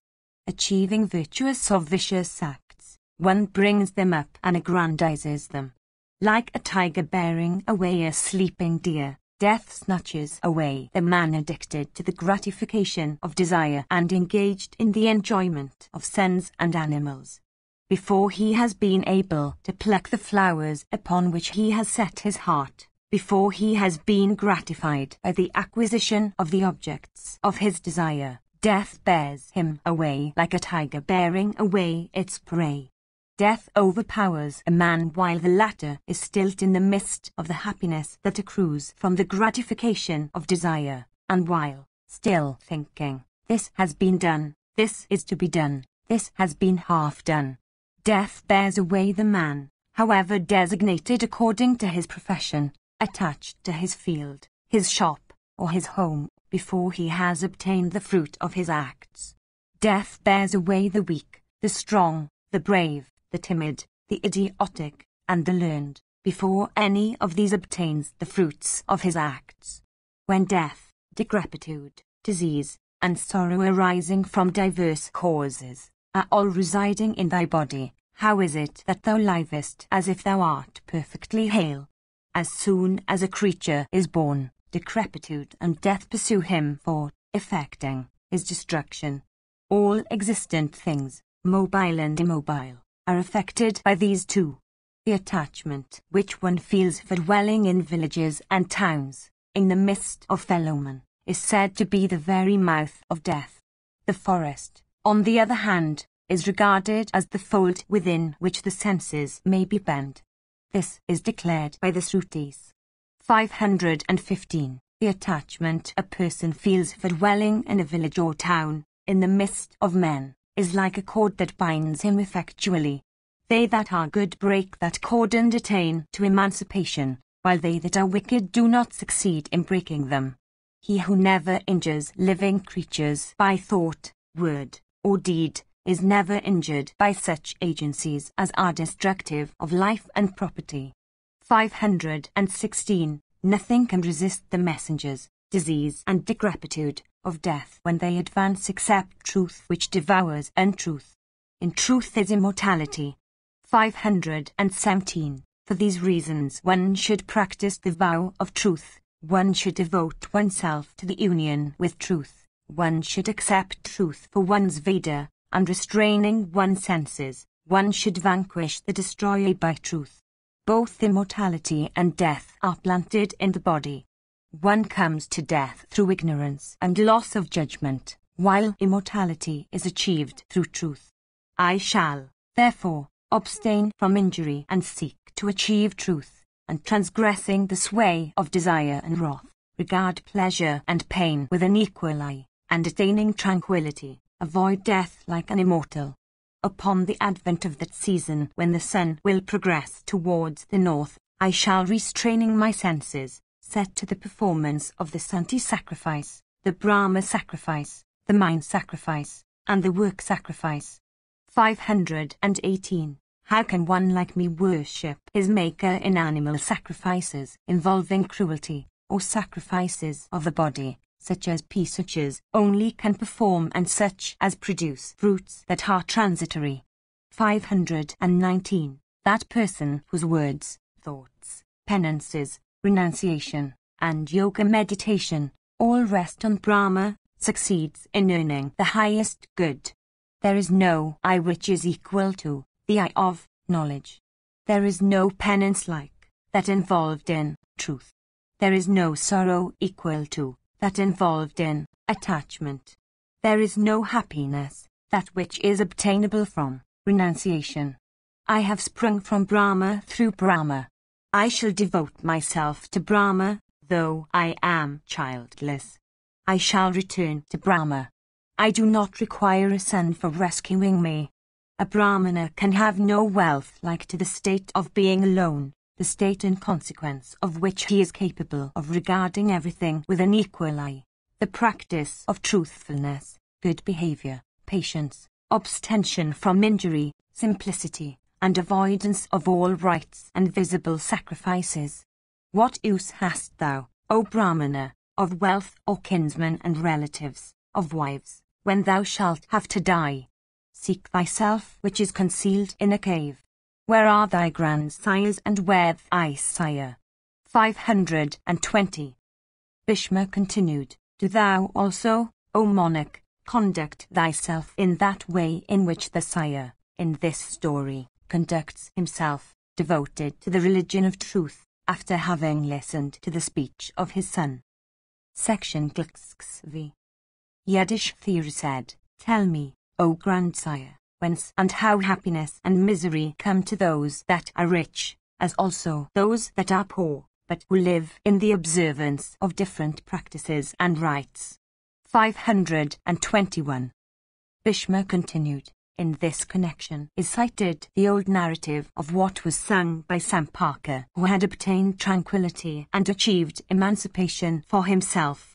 In former times a certain Brahmana, rendered miserable by a bad wife, bad dress, and hunger, and living in the observance of the vow of renunciation, told me these verses. 522. Diverse kinds of sorrow and happiness overtake, from the day of birth, a person that is born on the earth. If he could ascribe either of them to the action of destiny, he would not then feel glad when happiness came, or miserable when sorrow overtook him. Though thy mind is divested of desire, thou bearest yet a heavy load. Thou dost not seek to achieve thy good, that is, emancipation. Art thou not successful in controlling thy mind?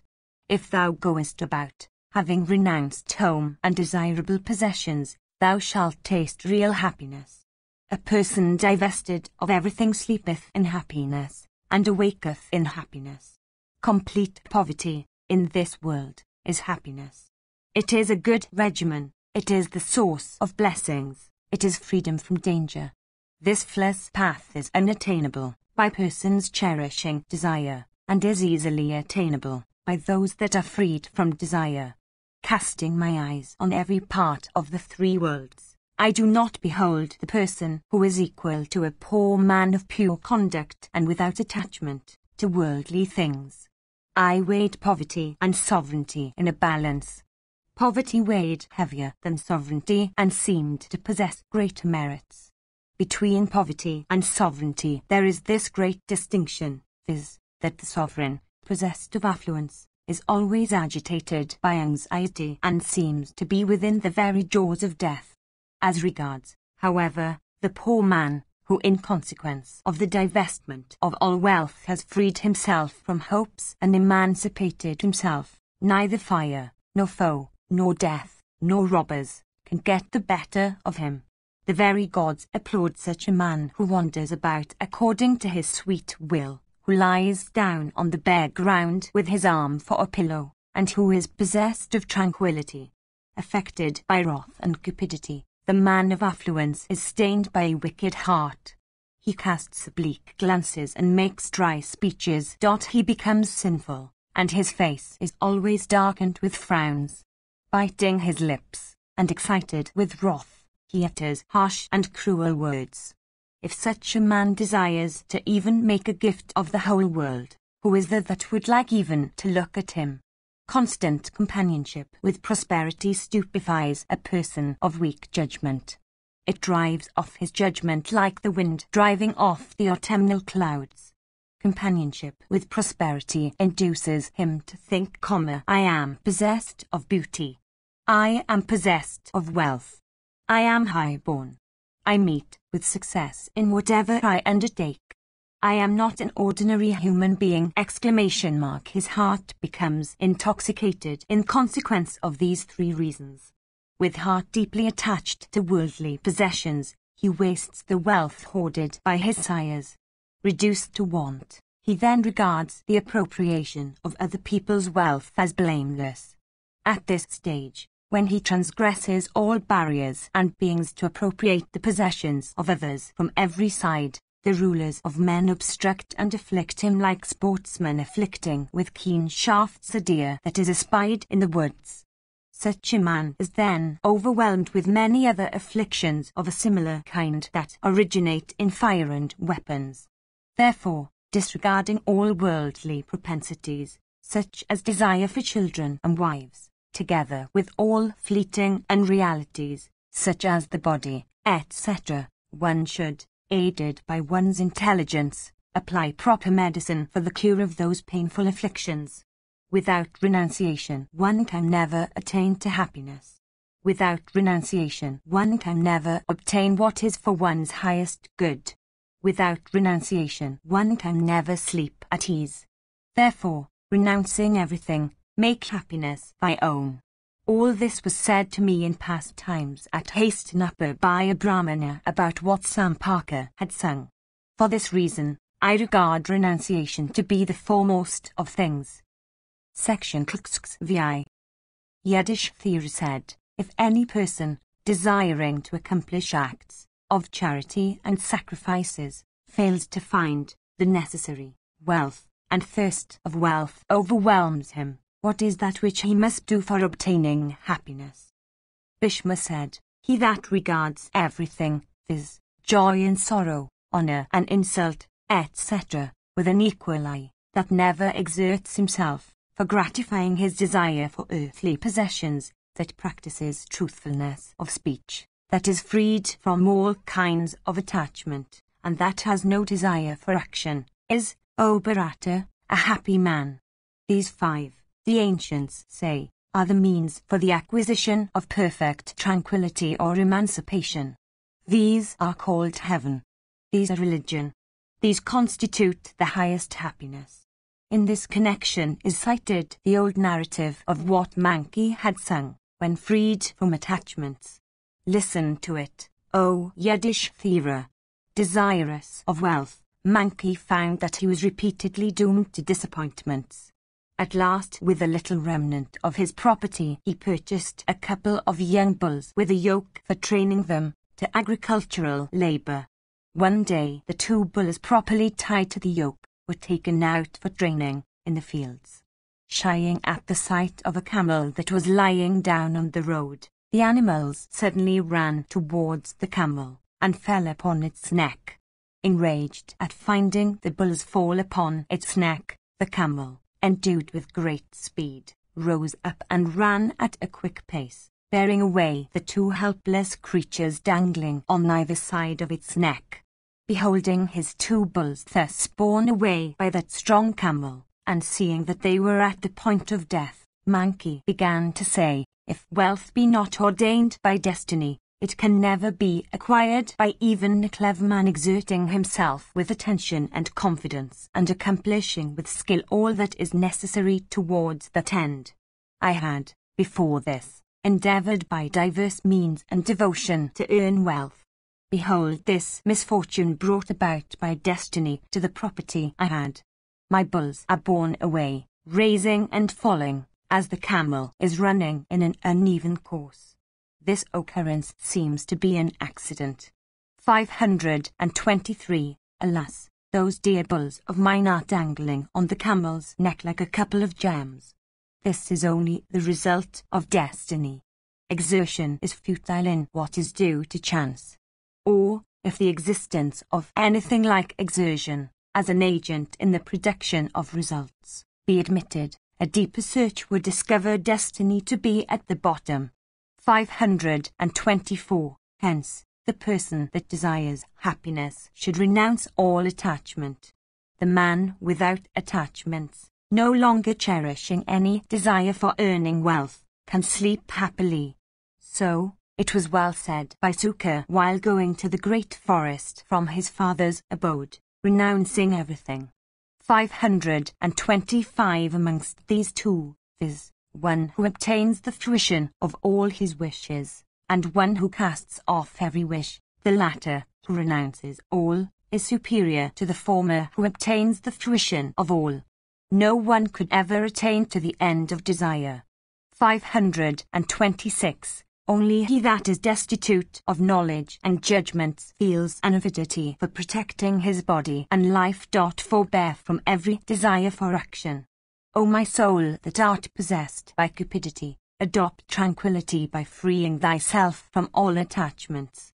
Repeatedly hast thou been deceived by desire and hope. How is it that thou dost not still free thyself from attachments? If I am not one that deserves destruction at thy hands, if I am one with whom thou shouldst sport in delight, then, O my wealth-coveting soul, do not induce me towards cupidity. Thou hast repeatedly lost thy hoarded wealth. O my wealth-coveting and foolish soul, when wilt thou succeed in emancipating thyself from the desire of wealth? Shame on my foolishness. I have become a toy of thine. It is thus that one becomes a slave of others. No one born on earth did ever attain to the end of desire, and no one that will take birth will succeed in attaining to it. Casting off all acts, I have at last been roused from sleep. I am now awake. Without doubt, O desire, thy heart is as hard as adamant, since though affected by 100 distresses, thou dost not break into 100 pieces. I know thee, O desire, and all those things that are dear to thee. Seeking what is dear to thee, I shall feel happiness in my own self. 527. O desire, I know thy route. Thou springest from will. 528. I shall, therefore, avoid will. Thou shalt then be destroyed with thy roots. The desire for wealth can never be fraught with happiness. If acquired, great is the anxiety that the acquirer feels. If lost after acquisition, that is felt as death. Lastly, respecting acquisition itself, it is very uncertain. Wealth cannot be got by even the surrender of one's person. What can be more painful than this? When acquired, one is never gratified with its measure, but one continues to seek it. Like the sweet water of the Ganges, wealth only increases one's hankering. It is my destruction. I am now awakened. Do thou, O desire, leave me. Let that desire which has taken refuge in this my body, this compound of 5 elements, go whithersoever it chooses and live happily whithersoever it likes. 529. Ye all that are not of the soul, I have no joy in you. For ye follow the lead of desire and cupidity. Abandoning all of you, I shall take refuge in the quality of goodness. 530. Beholding all creatures in my own body and my own mind, and devoting my reason to yoga, my life to the instructions of the wise, and soul to Brahma, I shall happily rove through the world, without attachment and without calamities of any kinds, so that thou mayst not be able to plunge me again into such sorrows. 531. If I continue to be agitated by thee, O desire, I shall necessarily be without a path by which to effect my deliverance. Thou, O desire, art always the progenitor of thirst, of grief, and of fatigue and toil.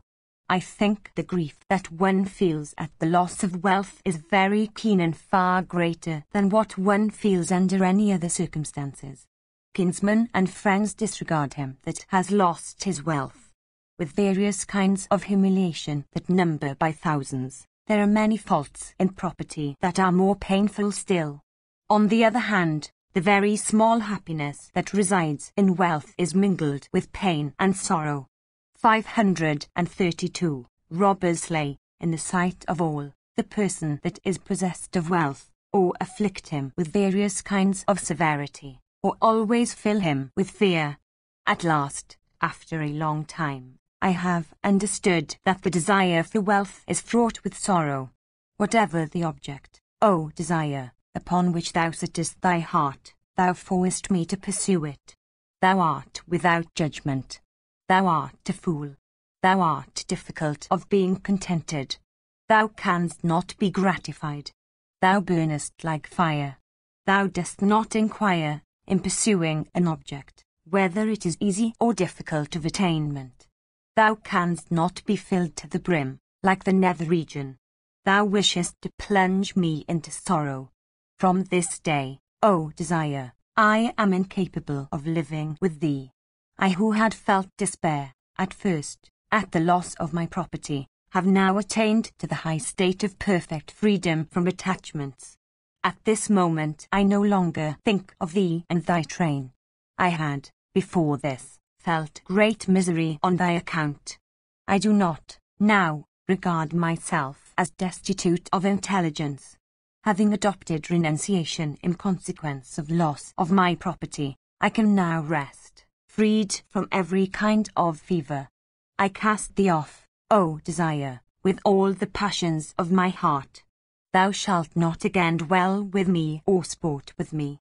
I shall forgive them that will slander or speak ill of me. I shall not injure even when injured. If anybody from aversion speaks disagreeable words of me, disregarding those words I shall address him in agreeable speeches. In contentment of heart and with all my senses at ease, I shall always live upon what may be got by me. I shall not contribute to the gratification of the wishes entertained by thee that art my foe.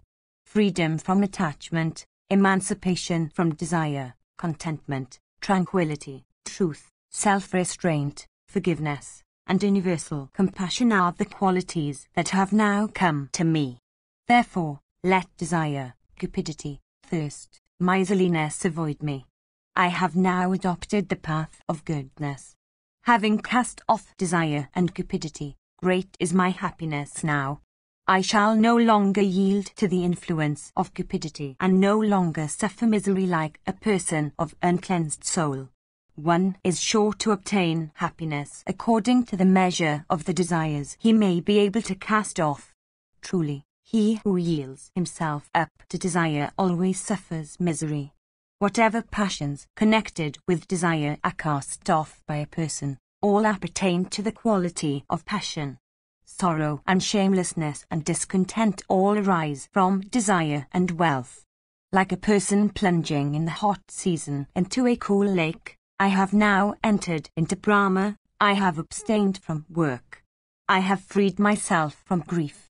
Pure happiness has now come to me. The felicity that results from the gratification of desire, or that other purer felicity which one enjoys in heaven, does not come to even the 16th part of that which rises upon the abandonment of all kinds of thirst, killing the principle of desire, which with the body makes an aggregate of 7, and which is a bitter foe. I have entered the immortal city of Brahma and shall pass my days there in happiness like a king. Relying upon such intelligence, Manki freed himself from attachments, casting off all desires and attaining to Brahma, that abode of the highest felicity. Indeed, in consequence of the loss of his 2 bulls, Manki attained to immortality. Indeed, because he cut the very roots of desire, he attained, through that means, to high felicity. Section VI. Bhishma continued. In this connection is also cited the old narrative of the verses sung by Janaka, the ruler of the Vedas, who had attained to tranquility of soul. What the monarch said was, "Unlimited is my wealth. At the same time I have nothing. If the whole of my kingdom, Mithila, be consumed in a conflagration, I shall incur no loss."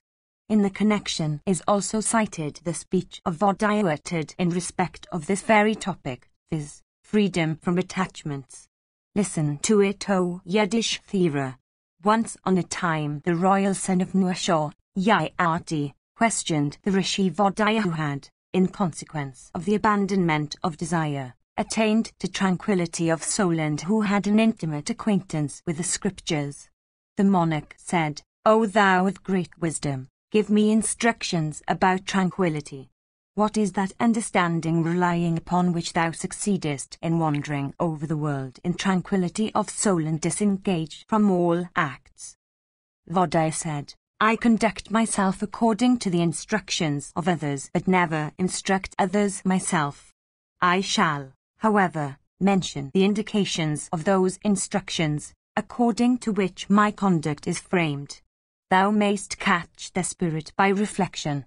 My 6 preceptors are Pingala, the osprey, the snake, the bee in the forest, the maker of shafts, in the story, and the maiden, in the story." 533. Bhishma continued, "Hope is very powerful, in agitating the heart, O king. Freedom from hope is high felicity. Reducing hope to an absence of expectation, Pingala sleeps in peace." 534. Beholding an osprey with meat in his beaks, others, that have not found any meat, assail and destroy him.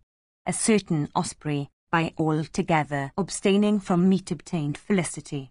To build a house for one's own self is productive of sorrow and not of happiness. The snake, taking up his residence in another creature's abode, lives in felicity. The ascetics live happily, betaking themselves to mendicancy, without being injured by any creature, like bees in the forest.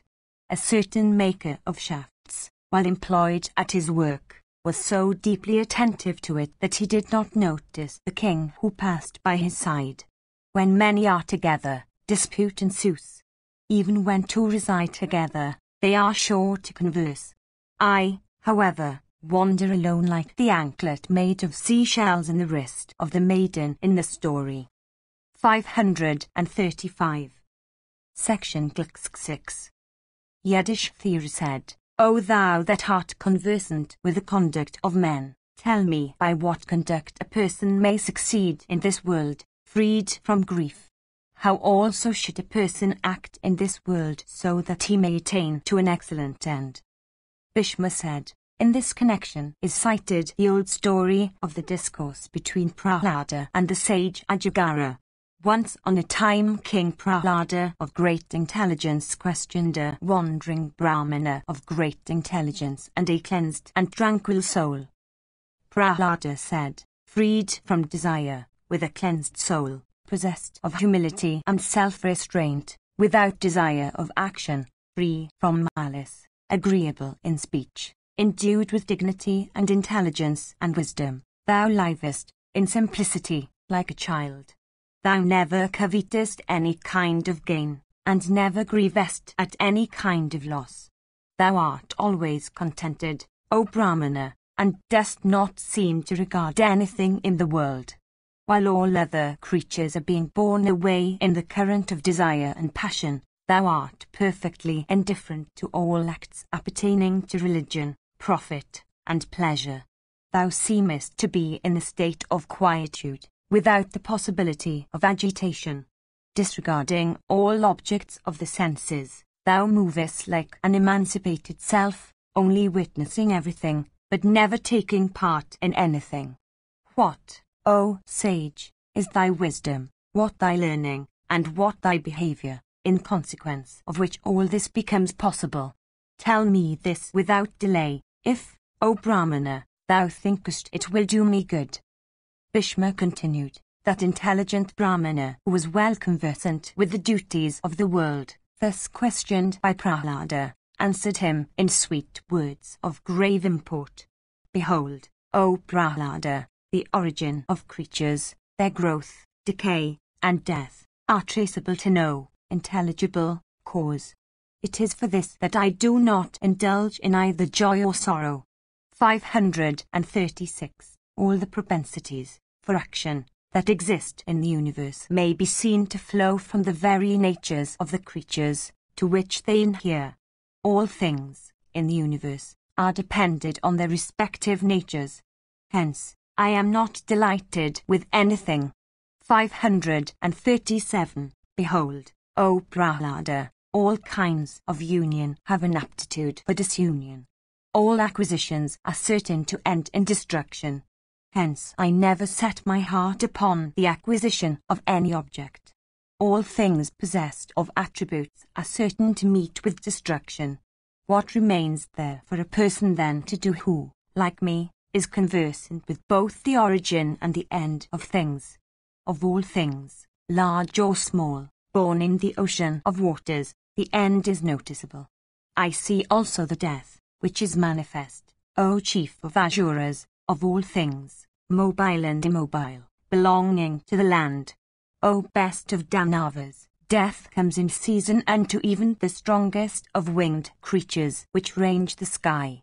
I see again that the luminous bodies, large and small, which move in the firmament, fall down when their time comes. Beholding all created things possessed of knowledge, to be thus liable to be affected by death, and thinking all things to be possessed of the same nature, I sleep in peace without any anxiety of heart. If I get without trouble a copious repast, I do not scruple to enjoy it. On the other hand, I pass many days together without eating anything. Sometimes people feed me with costly viands in profusion, sometimes with a small quantity, sometimes with even less, and sometimes I get no food whatever. I sometimes eat only a portion of a grain, sometimes the dry sesame cakes from which the oil has been pressed out. I sometimes eat rice and other food of the richest kind. Sometimes I sleep on an elevated bedstead of the best kind. Sometimes I sleep on the bare ground. Sometimes my bed is made within a fine palace or mansion. I am sometimes clad in rags, sometimes in sackcloth, sometimes in raiments of fine texture, sometimes in deer skins, sometimes in robes of the costliest kind.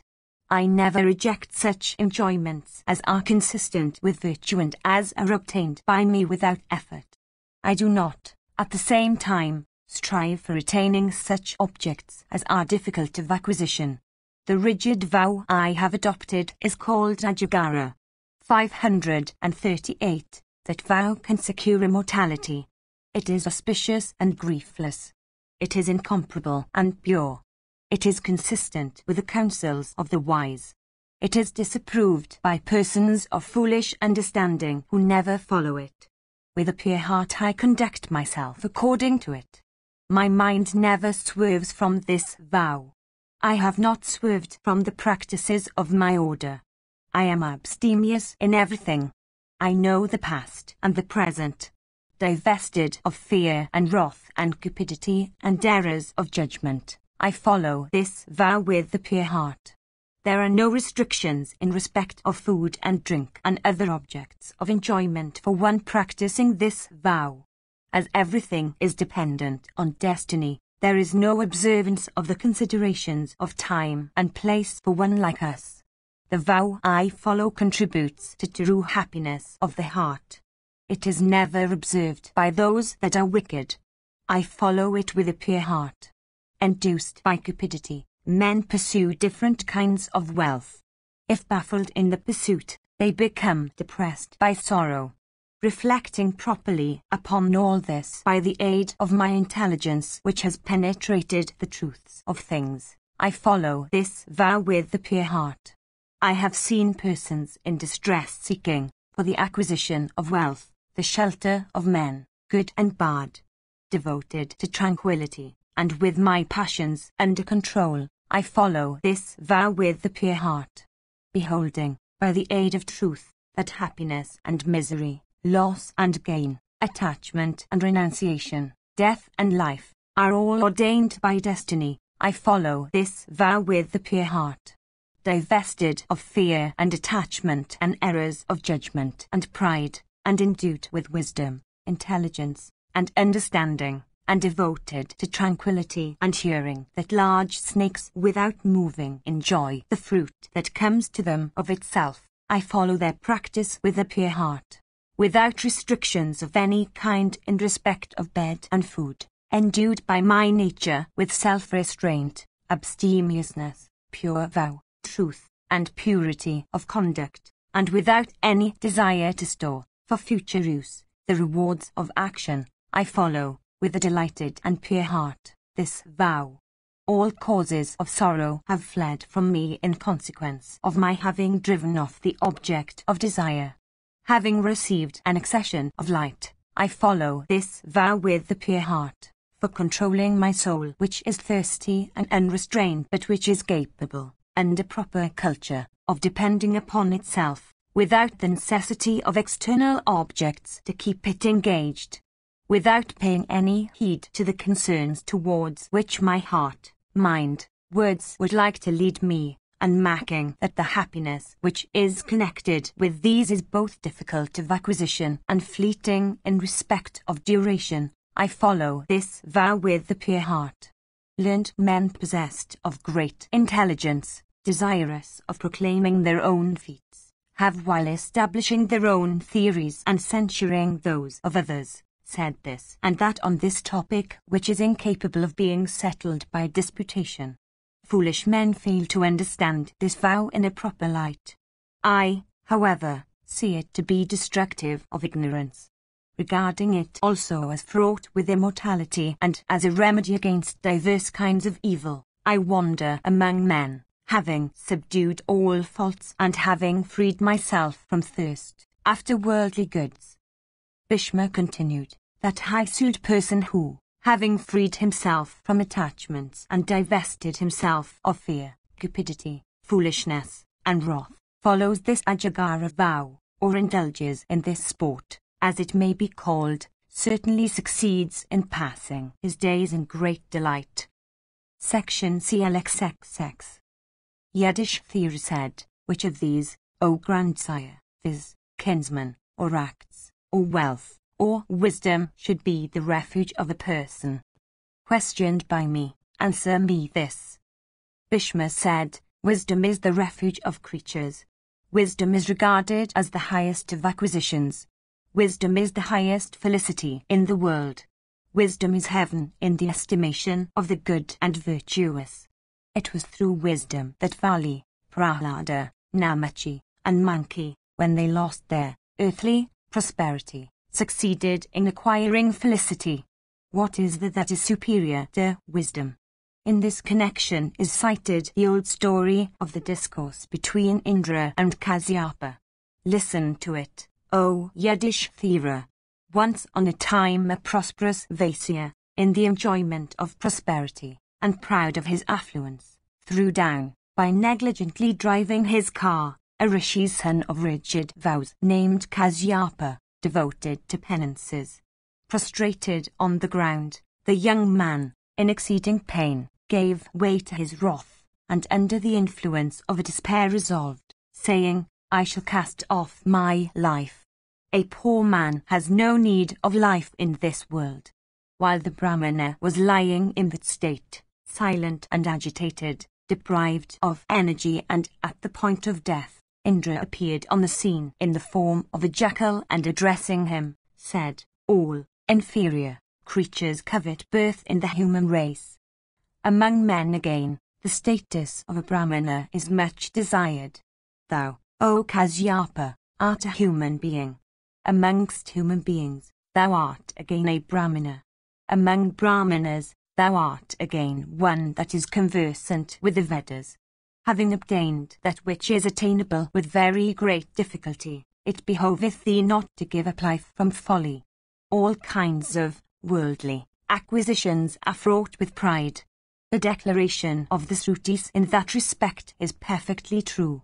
Thou lookest the picture of contentment. In forming such a resolve, which is so derogatory of thy own self, about casting off thy life, thou actest from cupidity. Oh, they are crowned with success that have hands. I eagerly wish for the status of those creatures that have hands. We covet hands as eagerly as you covet riches. There is no acquisition that is more valuable than the acquisition of hands.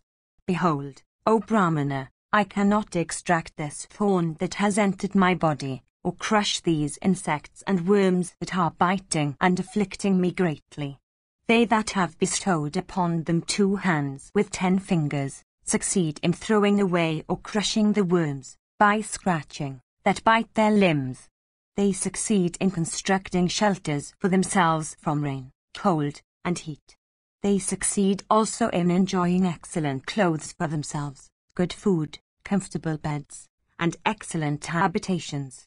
Lying on this earth, they that have hands enjoy kine and other animals and cause them to carry burthens or drag their vehicles, and by the aid of diverse means bring those animals under sway for their own purposes.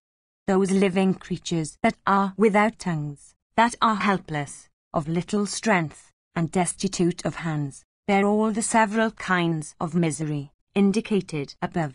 By good luck, O ascetic, thou art not like them. By good luck, thou art not a jackal, nor a worm, nor a mouse, nor a frog, nor an animal of any other miserable order. With this measure of gain, that thou hast won, thou shouldst, O Kasyapa, be contented. How happy, again, shouldst thou feel at the thought that amongst living creatures thou art a superior Brahmana. These worms are biting me. For want of hands I am unable to drive them off. Behold this my miserable plight. I do not cast off life because to do so is a very sinful act, unless, indeed, I fall into a more miserable order of existence. This order of existence, viz., that of a jackal, to which I now belong, is rather tolerable. Miserable as it is, there are many orders of existence below it that are more miserable still. By birth certain classes of creatures become happier than others who become subject to great woe. But I never see that there is any order of being which can be said to be in the possession of perfect happiness. Human beings, obtaining affluence, next wish for sovereignty. Having achieved sovereignty, their next wish is for the status of gods. Having won that status, they then wish for the chiefdom of the celestials. If thou becomest affluent, thou wilt never succeed in becoming a king, for thou art a Brahmana by birth, nor in becoming a god, because, in reality, thy status of Brahmanahood is equal if not superior to that of a god. If by any means, led away by the alluring prospect of heavenly bliss, thou becomest a god, instead of attaining to a superior position, thou wilt then covet for the chiefdom of the gods. In no condition wilt thou be contented. Contentment does not result from acquisition of desirable objects. Thirst is never slaked although there is profusion of water. 539. The thirst for acquisition only blazes up with each fresh acquisition, like a fire with new faggots thrown into it. In thee there is grief, but joy also dwells in thee. Both happiness and misery dwell in thee. Why then shouldst thou yield to grief? One should shut up, like birds in a cage, the very springs, viz., the understanding and the sense of all one's desires and acts. There can be no cutting of a second head, nor of a third hand. That which does not exist can produce no fear. One that is not acquainted with the enjoyment a certain object affords, never feels a desire for that object. Desires arise from the actual experience of the pleasures that touch or sight, or hearing gives. Thou hast no idea of the taste of the wine called Varuni, or of the meat of the birds called Ladwaka. There is no drink and no food more delicious than these. Thou hast no idea also, O Kasyapa, of every other superior kind of drink and food that exists among men, for thou hast never tasted it. Without doubt, therefore, not to taste, not to see, should be the vow of a man if he is to win happiness. Creatures that have hands, without doubt, become strong and earn wealth. Men are reduced by men to a state of servitude, and are repeatedly afflicted, at the hands of their own species, with death, imprisonment, and other tortures. Although such is their condition, yet even they, without yielding to grief, laugh and sport and indulge in merriment. Others again, though endued with might of arms, and possessed of knowledge and great energy of mind, follow censurable, sinful, and miserable professions. They seek to change such professions for other pursuits that are more dignified, but then they are bound by their own acts of a previous life, and by the force of destiny. The vilest man of the Pakasa or the Chandala orders never wishes to cast off his life. He is quite contented with the order of his birth. Behold the illusion in this respect. Beholding those amongst thy species that are destitute of arms, or struck with palsy, or afflicted with other diseases, thou canst regard thyself as very happy and possessed of valuable accompaniments amongst the members of thy own order. If this thy regenerated body remains safe and sound, and free from disease, and all thy limbs remain perfect, thou art sure of never incurring any reproach amongst men. It would not behove thee, O Brahmana, to cast off thy life even if any blame, founded on fact and capable of bringing about thy dismissal from caste, attached to thee. Rise, and practice virtue. It is not meet that thou shouldst throw away thy life. If, O regenerate one, thou listen to me and place credence on my words, thou wilt then obtain the highest reward of the religion inculcated in the Vedas. Do thou set thyself to Vedic studies, and duly maintain thy sacred fire, and observe truth, and self-restraint, and charity. Never compare thyself boastfully with another. They who, by devoting themselves to the study of the Vedas, become competent for performing sacrifices for themselves and others, have no need to indulge in any kind of regret or fear any kind of evil. They that are born under an auspicious constellation on an auspicious lunation and at an auspicious hour, strive their best for performing sacrifices, practicing charity, and procreating children, and desiring to pass their time cheerfully in those acts, at last to win very great happiness. 540. They, on the other hand, that are born under evil constellations, in auspicious lunations, and at evil hours, become destitute of sacrifices and progeny, and at last fall into the Asura order. 541. In my former life I had much useless learning. I always sought for reasons and had very little faith. I was a slanderer of the Vedas. I was destitute of the fourfold objects of life, and was devoted to that science of argumentation which is based upon notular or tangible proofs. 542. I used to utter words based on plausible reasons. Indeed, in assemblies, I always spoke of reasons, and never faith. I used to speak irreverently of the declarations of the Srutis and address Brahmanas in domineering tones. I was an unbeliever, skeptical of everything, and though really ignorant, proud of my learning. This status of a jackal that I have obtained in this life is the consequence, O regenerate one, of those sins of mine. If even after hundreds of days and nights I that am a jackal can once again obtain the status of humanity, I shall then pass my life in contentment, heedful of the true objects of existence, and engaged in sacrifices and gifts. I shall then know what should be known, and avoid what should be avoided. Thus addressed, the ascetic Kasyapa, rising up, said, "O, thou art certainly possessed of knowledge and great intelligence. I am really surprised at all this." With eyes whose vision was extended by knowledge, the Brahmana then beheld that being who had addressed him to be Indra, chief of the gods and the lord of Sakhi. Kasyapa then worshipped that god, having the best of steeds for the animal that bore him. Receiving afterwards the god's permission, the Brahmana returned to his abode. Section Glxxxi.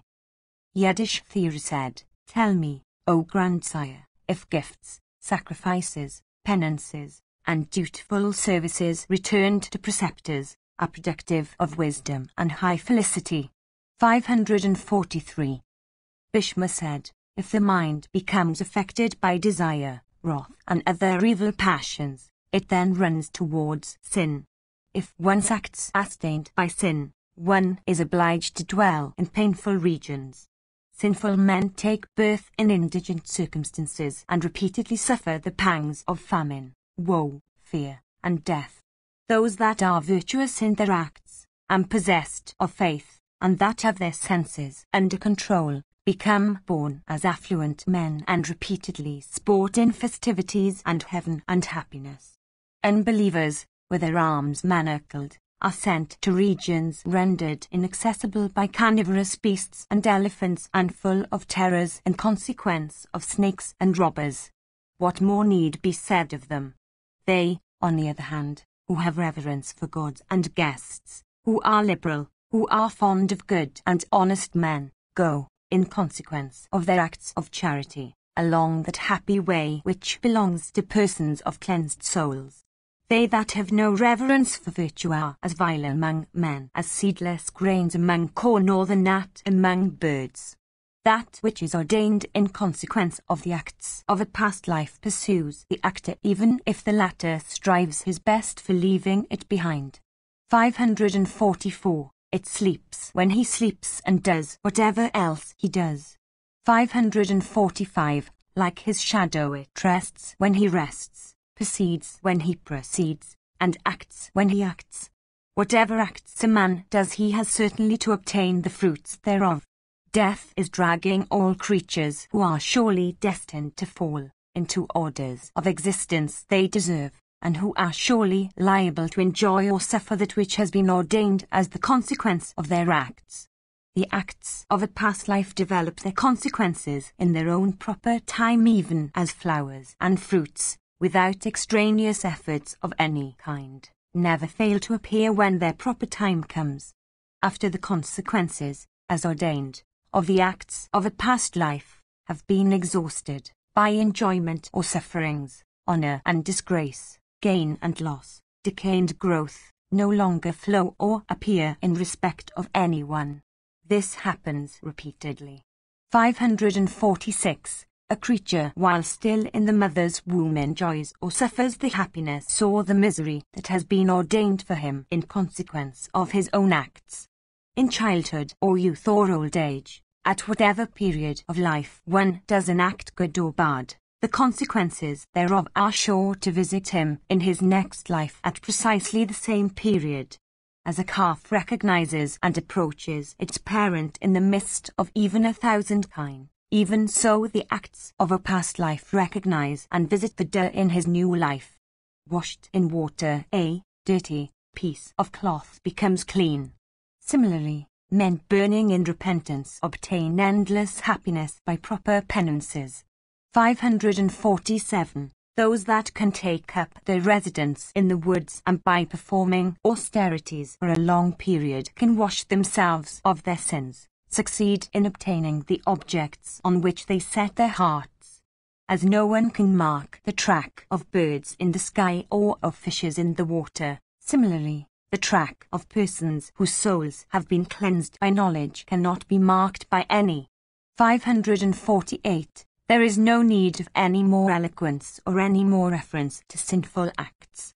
Suffice it to say that one should, with proper judgment and as befits one best, do what is for one's good. This is the means by which wisdom and high felicity may be achieved. Section Kxxi. Yiddish theory said, whence has this universe consisting of mobile and immobile creatures been created? Whom does it go to when destruction sets in? Tell me this, O grandsire.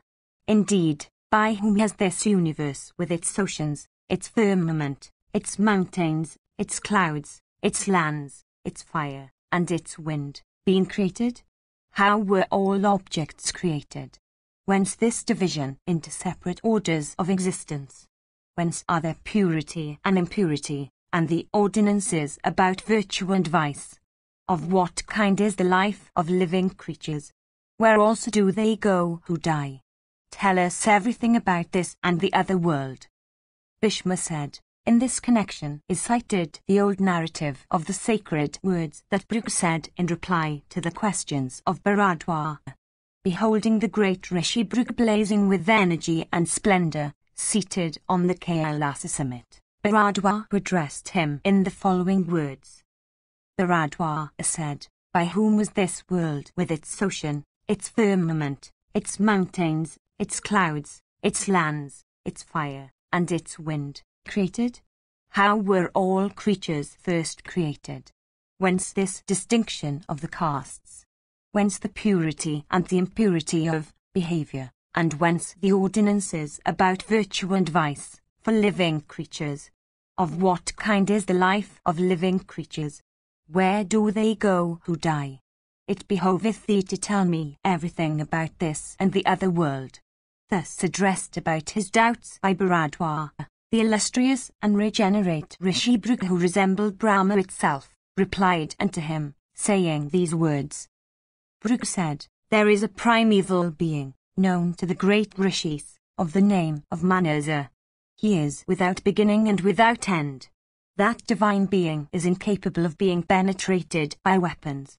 He is without decay and is immortal. He is said to be unmanifest. He is eternal, undecaying, and unchangeable. Through him are creatures born, and through him they die. He first created a divine being known by the name of Mahat. 549. Mahat created consciousness. That divine being created space. That puissant being is the holder of all created objects. From space was born water, and from water were born fire and wind. Through the union of fire and wind was born the earth. Self-born Manasa then created a divine lotus pregnant with energy. From that lotus sprang Brahman, that ocean of Veda.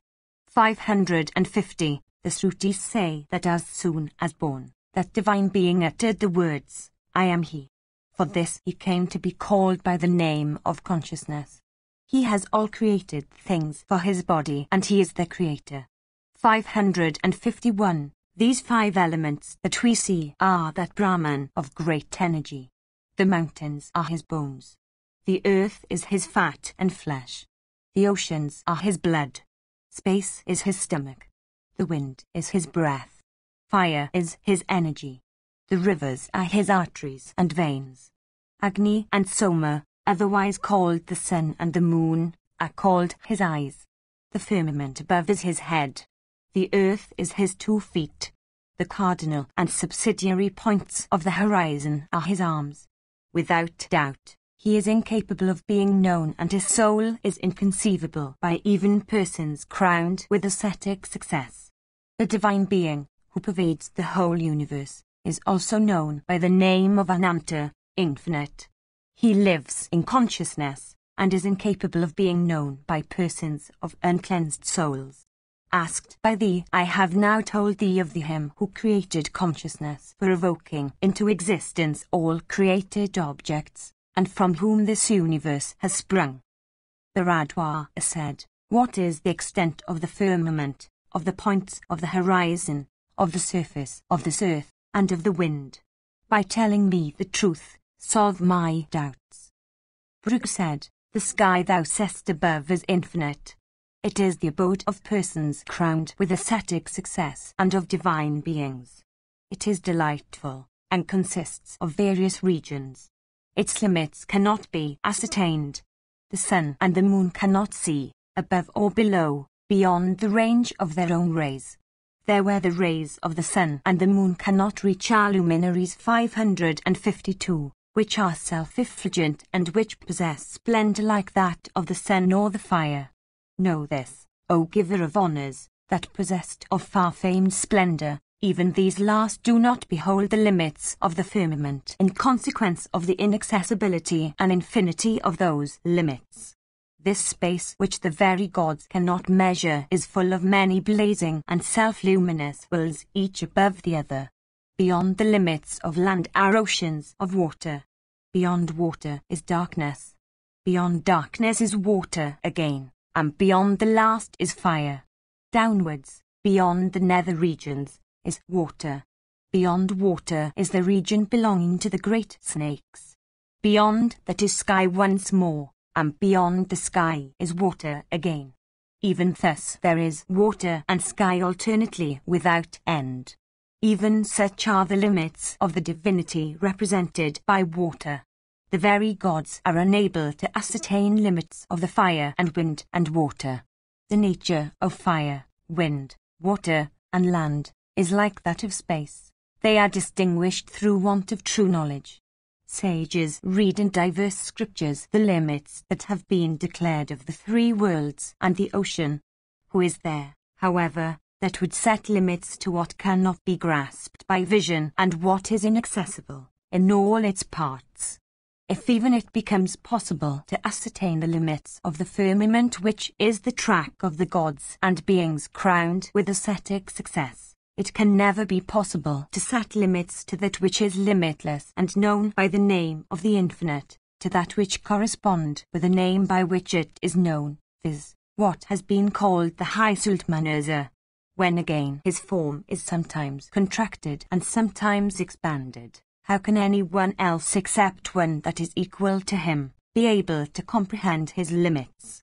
From the lotus, of which I have already spoken, was first created the omniscient Lord, Brahman, endued with form, of essence comprised of righteousness, and the creator of all mobile and immobile things. The Radha said, if Brahman sprang from the lotus, then it is the lotus that should be regarded as the firstborn and not Brahman. Why, however, is Brahma said to be the first? Do thou remove that doubt of mine? Brooke said, the earth it is that is called the lotus. It was created for giving a seat into that form of Manasa which became Brahman. Reaching up to heaven itself, the Sumeru became the pericarp of the lotus. Remaining within it, the puissant Lord of the universe created all the worlds. Section XXXI. The Radha said, tell me, O best of Brahmanas, how the puissant Brahman residing within Meru created these diverse kinds of objects. Brooke said, the great Manasa, in his form of Brahman, created the diverse kinds of objects by fiat of will. For the protection then of all creatures, he first created water. Water is the life of all creatures, and it is water which aids their growth. If there be no water, all creatures would perish. The whole universe is pervaded by water. Earth, mountains, clouds, and all things which have form, should all be known as transformations of water. They have all been produced by the solidification of that element. The Radha said, how did water spring? How fire and wind? How also was the earth created? I have great doubts on these points. Brooke said, O regenerate one, in very ancient times called the Brahmakalpa, the high Sudrishis of the regenerate order, when they assembled together, felt this very doubt about the creation of the universe. Restraining speech, they remained immovable, engaged in ascetic contemplation. Having given up all food, they subsisted upon air alone, and remained thus for 1,000 celestial years. At the end of that period, certain words as sacred as those of the Vedas simultaneously reached the ears of all. Indeed, this celestial voice was heard in the firmament to say, formerly there was only infinite space, perfectly motionless and immovable. Without sun, moon, stars, and wind, it seemed to be asleep. Then water sprang into existence like something darker within darkness. Then from the pressure of water arose wind. As an empty vessel without a hole appears at first to be without any sound, but when filled with water, air appears and makes a great noise, even so when infinite space was filled with water, the wind rose with a great noise, penetrating through the water. 553. That wind, thus generated by the pressure of the ocean of water, still moveth, coming into unobstructed space. Its motion is never stopped. Then, in consequence of the friction of wind and water, fire possessed of great might and blazing energy, sprang into existence, with flames directed upwards. That fire dispelled the darkness that had covered space. Assisted by the wind, fire drew space and water together. Indeed, combining with the wind, fire became solidified. While falling from the sky, the liquid portion of fire solidified again and became what is known as the earth. The earth or land, in which everything is born, is the origin of all kinds of taste, of all kinds of scent, of all kinds of liquids, and of all kinds of animals. Section Glxxxif. The Radwa said, when the high-souled Brahman has created thousands of creatures, why is it that only these 5 elements which he created first, which pervade all the universe and which are great creatures, have come to have the name of creatures applied to them exclusively? 554. Brooke said, all things that belong to the category of the infinite or the vast receive the appellation of great. It is for this reason that these 5 elements have come to be called great creatures. Activity is wind. The sound that is heard is space. The heat that is within it is fire. The liquid juices occurring in it are water. The solidified matter, viz., flesh and bones, are earth. The bodies of living creatures are thus made of the 5 primeval elements. All mobile and immobile objects are made of these 5 elements. The 5 senses also of living creatures partake of the 5 elements. The ear partakes of the properties of space, the nose of earth, the tongue of water, touch of wind, and the eyes of light, of fire. The Radwa said, if all mobile and immobile objects be composed of these 5 elements, why is it that in all immobile objects those elements are not visible? Trees do not appear to have any heat. They do not seem to have any motion. They are again made up of dense particles. The 5 elements are not noticeable in them. Trees do not hear, they do not see, they are not capable of the perceptions of scent or taste. They have not also the perception of touch. How then can they be regarded as composed of the 5 primeval elements? It seems to me that in consequence of the absence of any liquid material in them, of any heat, of any earth, of any wind, and of any empty space, trees cannot be regarded as compounds of the 5 primeval elements. Brooke said, without doubt, though possessed of density, trees have space within them. The putting forth of the flowers and fruits is always taking place in them. They have heat within them, in consequence of which leaf, bark, fruit, and flower are seen to droop. They sicken and dry up. That shows they have perception of touch. Through sound of wind and fire and thunder, their fruits and flowers drop down. Sound is perceived through the ear. Trees have, therefore, ears and do hear. A creeper winds round a tree and goes about all its sides. A blind thing cannot find its way. For this reason it is evident that trees have vision. Then again trees recover vigour and put forth flowers in consequence of odours, good and bad, of the sacred perfume of diverse kinds of tubers. It is plain that trees have scent. 555. They drink water by their roots. They catch diseases of diverse kinds. Those diseases, again, are cured by different operations. From this it is evident that trees have perceptions of taste. As one can suck up water through a bent lotus stalk, trees also, with the aid of the wind, drink through their roots. They are susceptible of pleasure and pain, and grow when cut or lopped off. From these circumstances I see that trees have life. They are not inanimate. Fire and wind caused the water thus sucked up to be digested. According, again, to the quantity of the water taken up, the tree advances in growth and becomes humid. In the bodies of all mobile things the 5 elements occur. In each the proportions are different. It is in consequence of these 5 elements that mobile objects can move their bodies. Skin, flesh, bones, marrow, and arteries and veins that exist together in the body are made of earth. Energy, wrath, eyes, internal heat, and that other heat which digests the food that is taken, these 5, constitute the fire that occurs in all embodied creatures. 556. The ears, nostrils, mouth, heart, and stomach, these 5, constitute the element of space that occurs in the bodies of living creatures.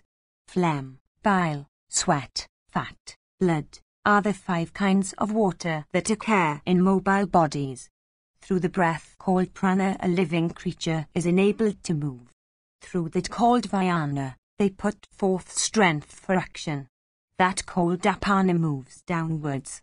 That called samana resides within the heart. Through that called udana one eructates and is enabled to speak in consequence of its piercing through the lungs, the throat, and the mouth. These are the 5 kinds of wind that cause an embodied creature to live and move. The properties of scent an embodied creature knows through the earth element in him. From the water element he perceives taste. From the fire element represented by the eyes, he perceives forms, and from the wind element he obtains the perception of touch. Scent, touch, taste, vision, and sound are regarded as the general properties of every mobile and immobile object. I shall first speak of the several kinds of scent. They are agreeable, disagreeable, sweet, pungent, far-going, varied, dry, and different. All these 9 kinds of scent are founded upon the earth element.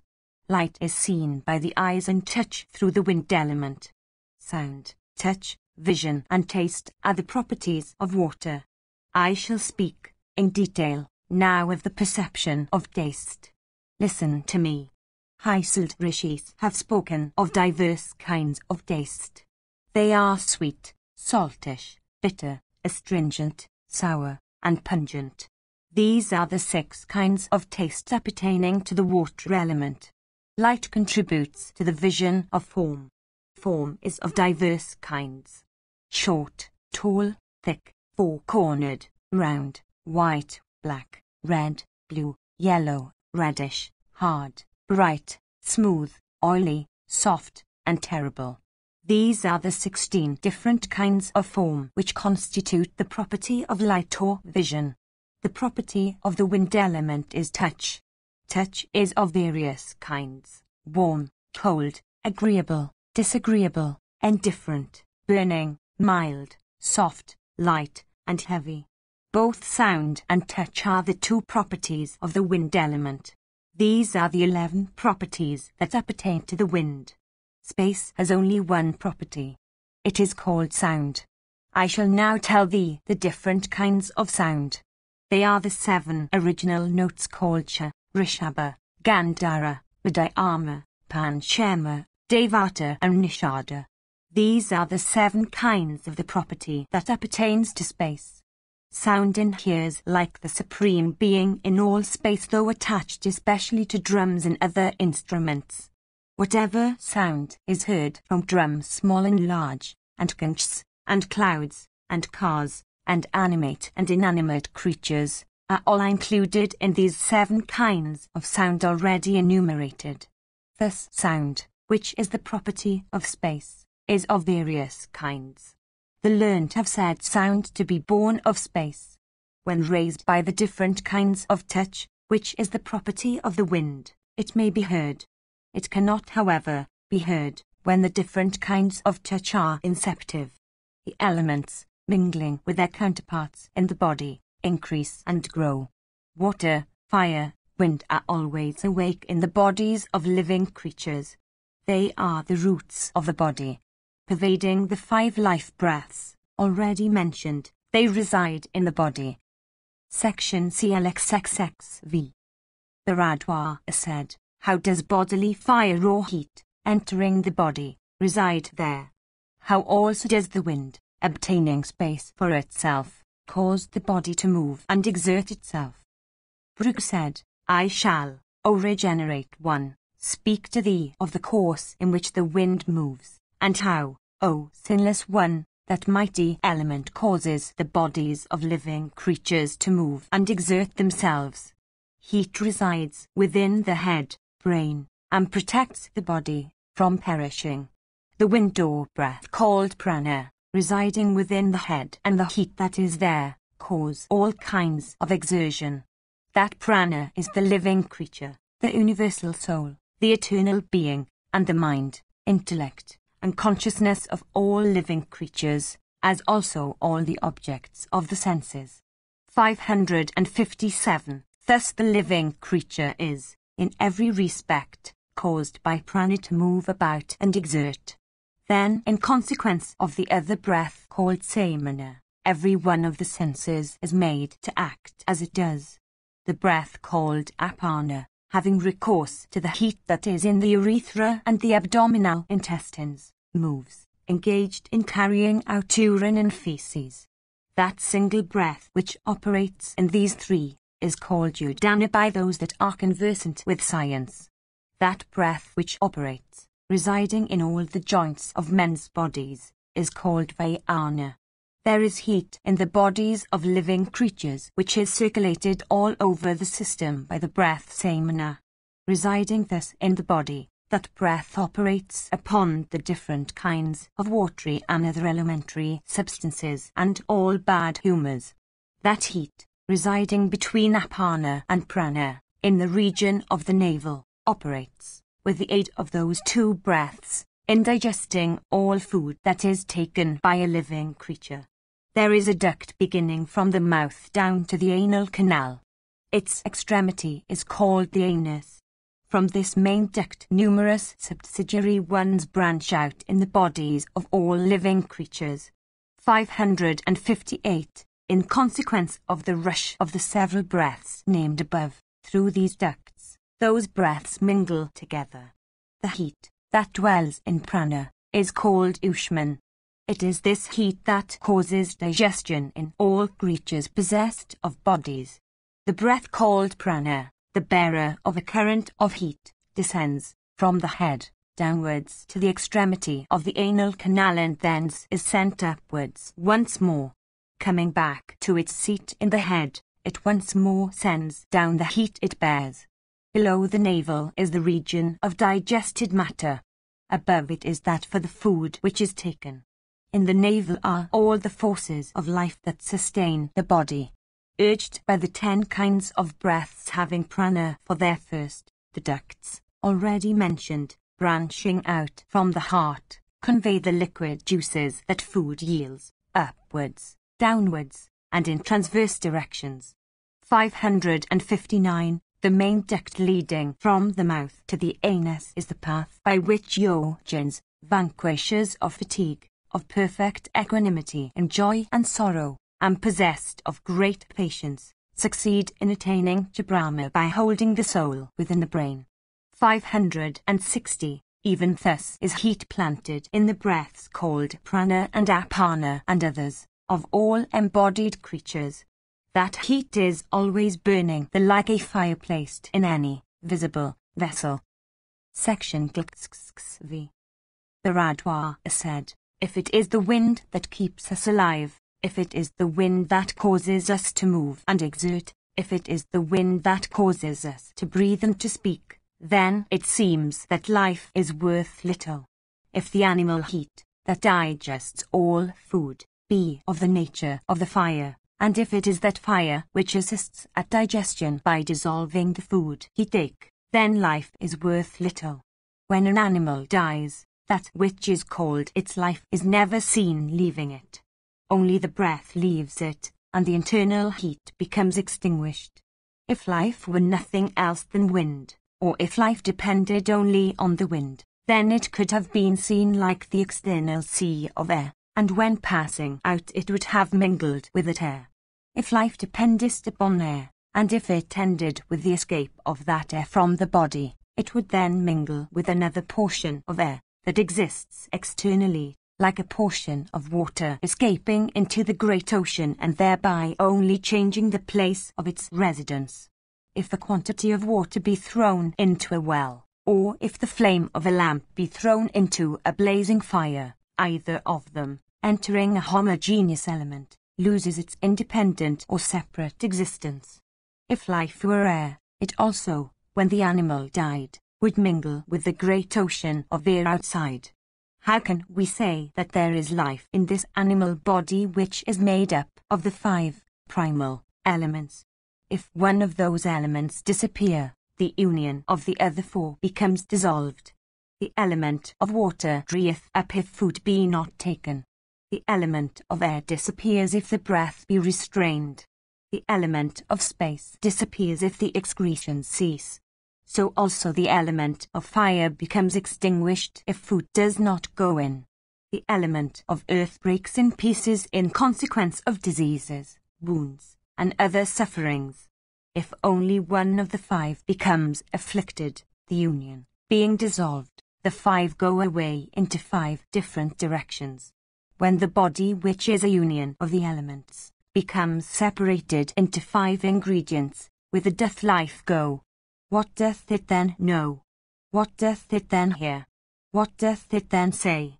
This cow, that is given away to a holy Brahmana, it is said, will rescue me in the other world. The animal, however, that is given away, itself dies. Whom then will this cow rescue? The taker of the cow, in gift, and the giver are both equal, in being both subject to death. Both of them meet with extinction in this world. How then will they meet again? How will the person that has been eaten up by birds, or that had been broken in pieces by a fall from a mountain summit, or that has been consumed by fire, regain life?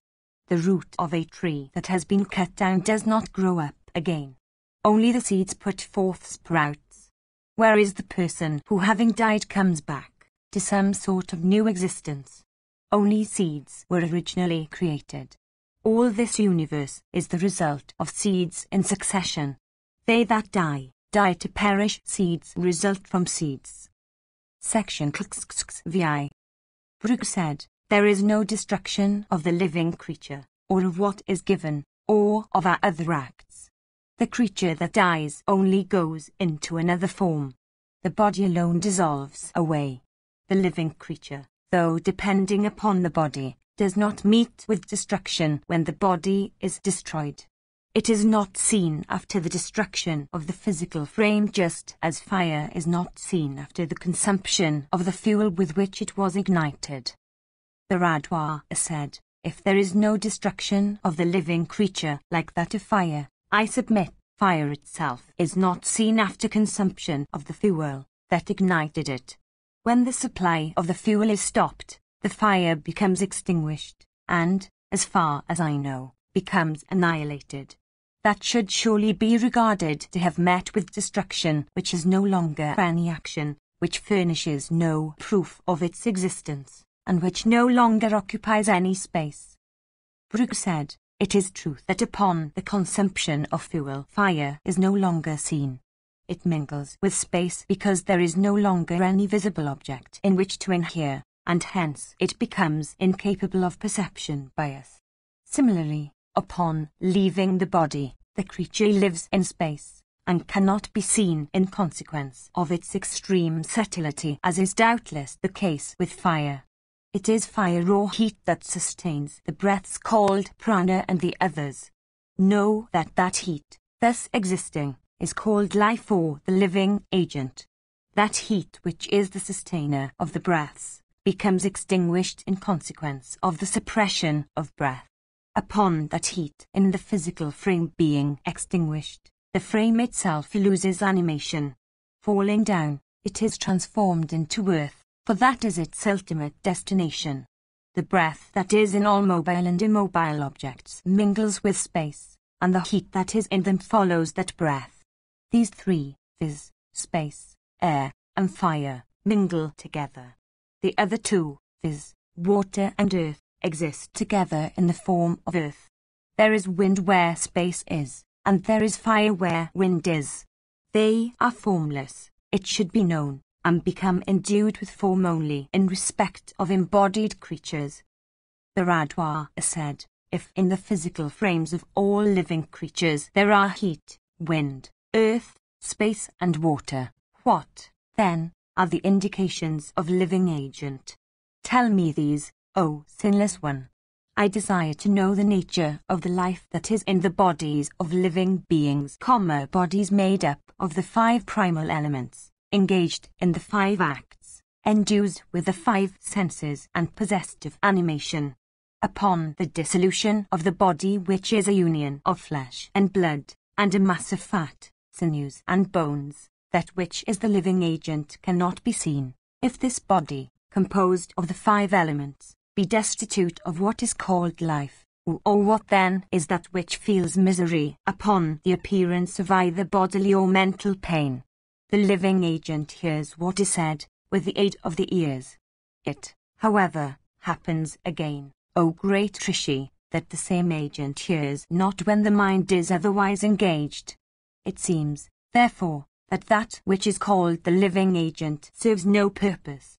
The whole scene that the living agent sees with eyes acting in concert with the mind, the eye beholds not, even when lying before it, if the mind be otherwise engaged. Then again, when it is under the influence of sleep, that agent neither sees nor smells, nor hears, nor speaks, nor experiences the perceptions of touch and taste. Who or what then is that which feels joy, becomes angry, gives way to sorrow, and experiences tribulation? What is that which wishes, thinks, feels aversion, and utters words? Brooke said, the mind also is made of the 5 elements in common with the body. For this reason it is of no consequence with respect to the acts mentioned by thee. Only the one internal soul sustaineth the body. It is he that perceives smell, taste, sound, touch and form and other properties that exist in external nature. That soul, pervading all the limbs, is the witness of the acts of the mind endued with 5 attributes and residing within the body composed of the 5 elements. It is he who feels pleasure and pain, and when separated from him the body no longer experiences them. When there is no longer any perception of form or of touch, when there is no heat in the fire that resides within the body, indeed, when that animal heat becomes extinguished, the body, in consequence of its abandonment by the soul, meets with destruction. The whole universe is composed of water. Water is the form of all embodied creatures. In that water is the soul which is displayed in the mind. That soul is the creator Brahman who exists in all things. When the soul becomes endued with vulgar attributes, it comes to be called Kshrajna.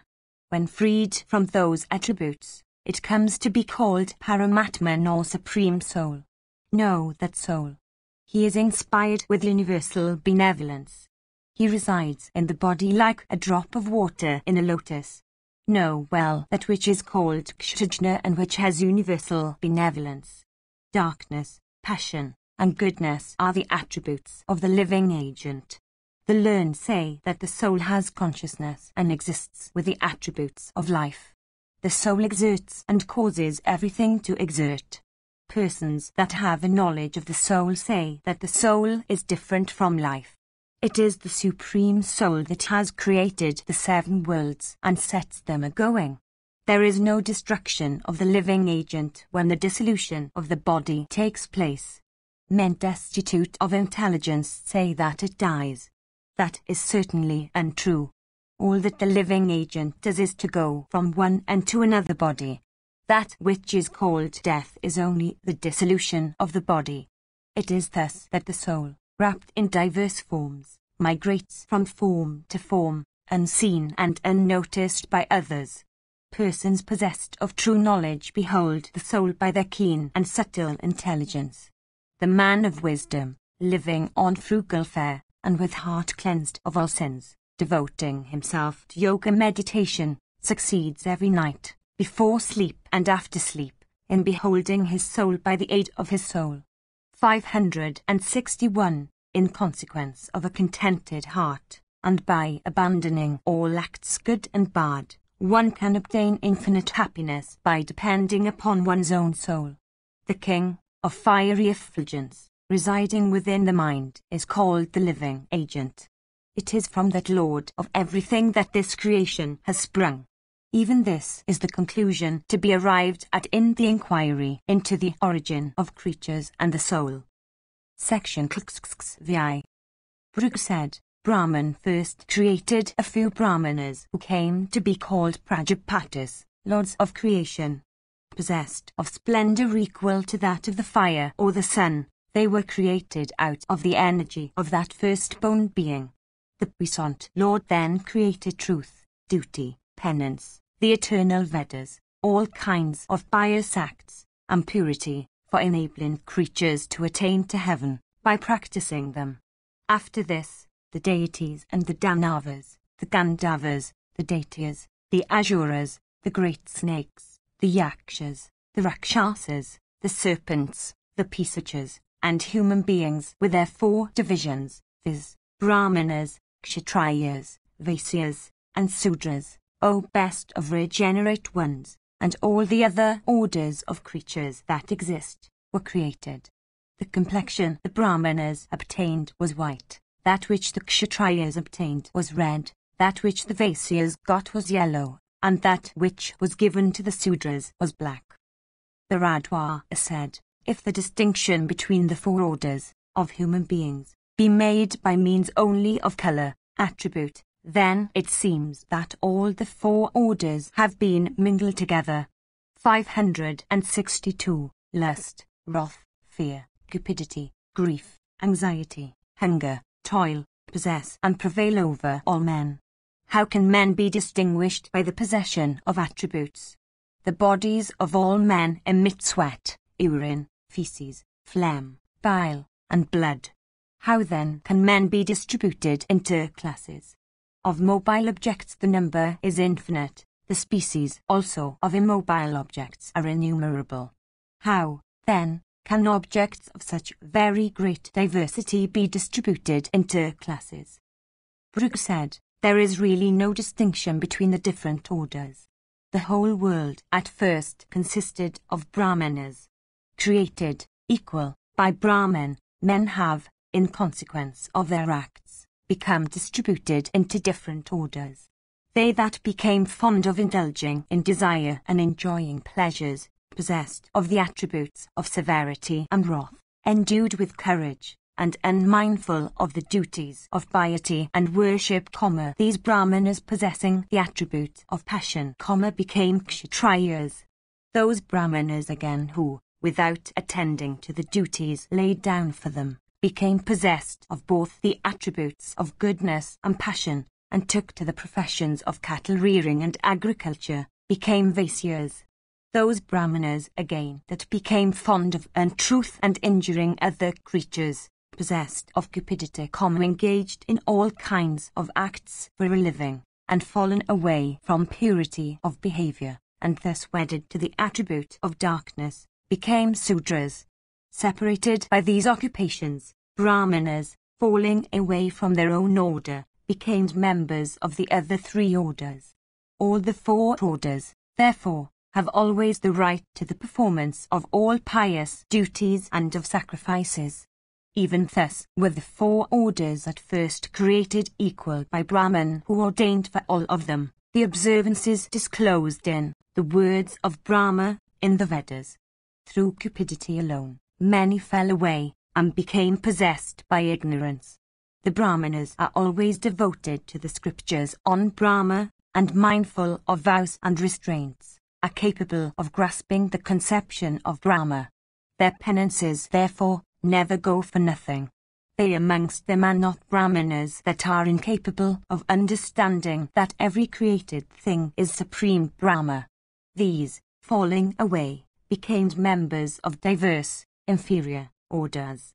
Losing the light of knowledge, and betaking themselves to an unrestrained course of conduct, they take birth as Pisachas and Rakshasas and Pretas, and as individuals of diverse mlechha species.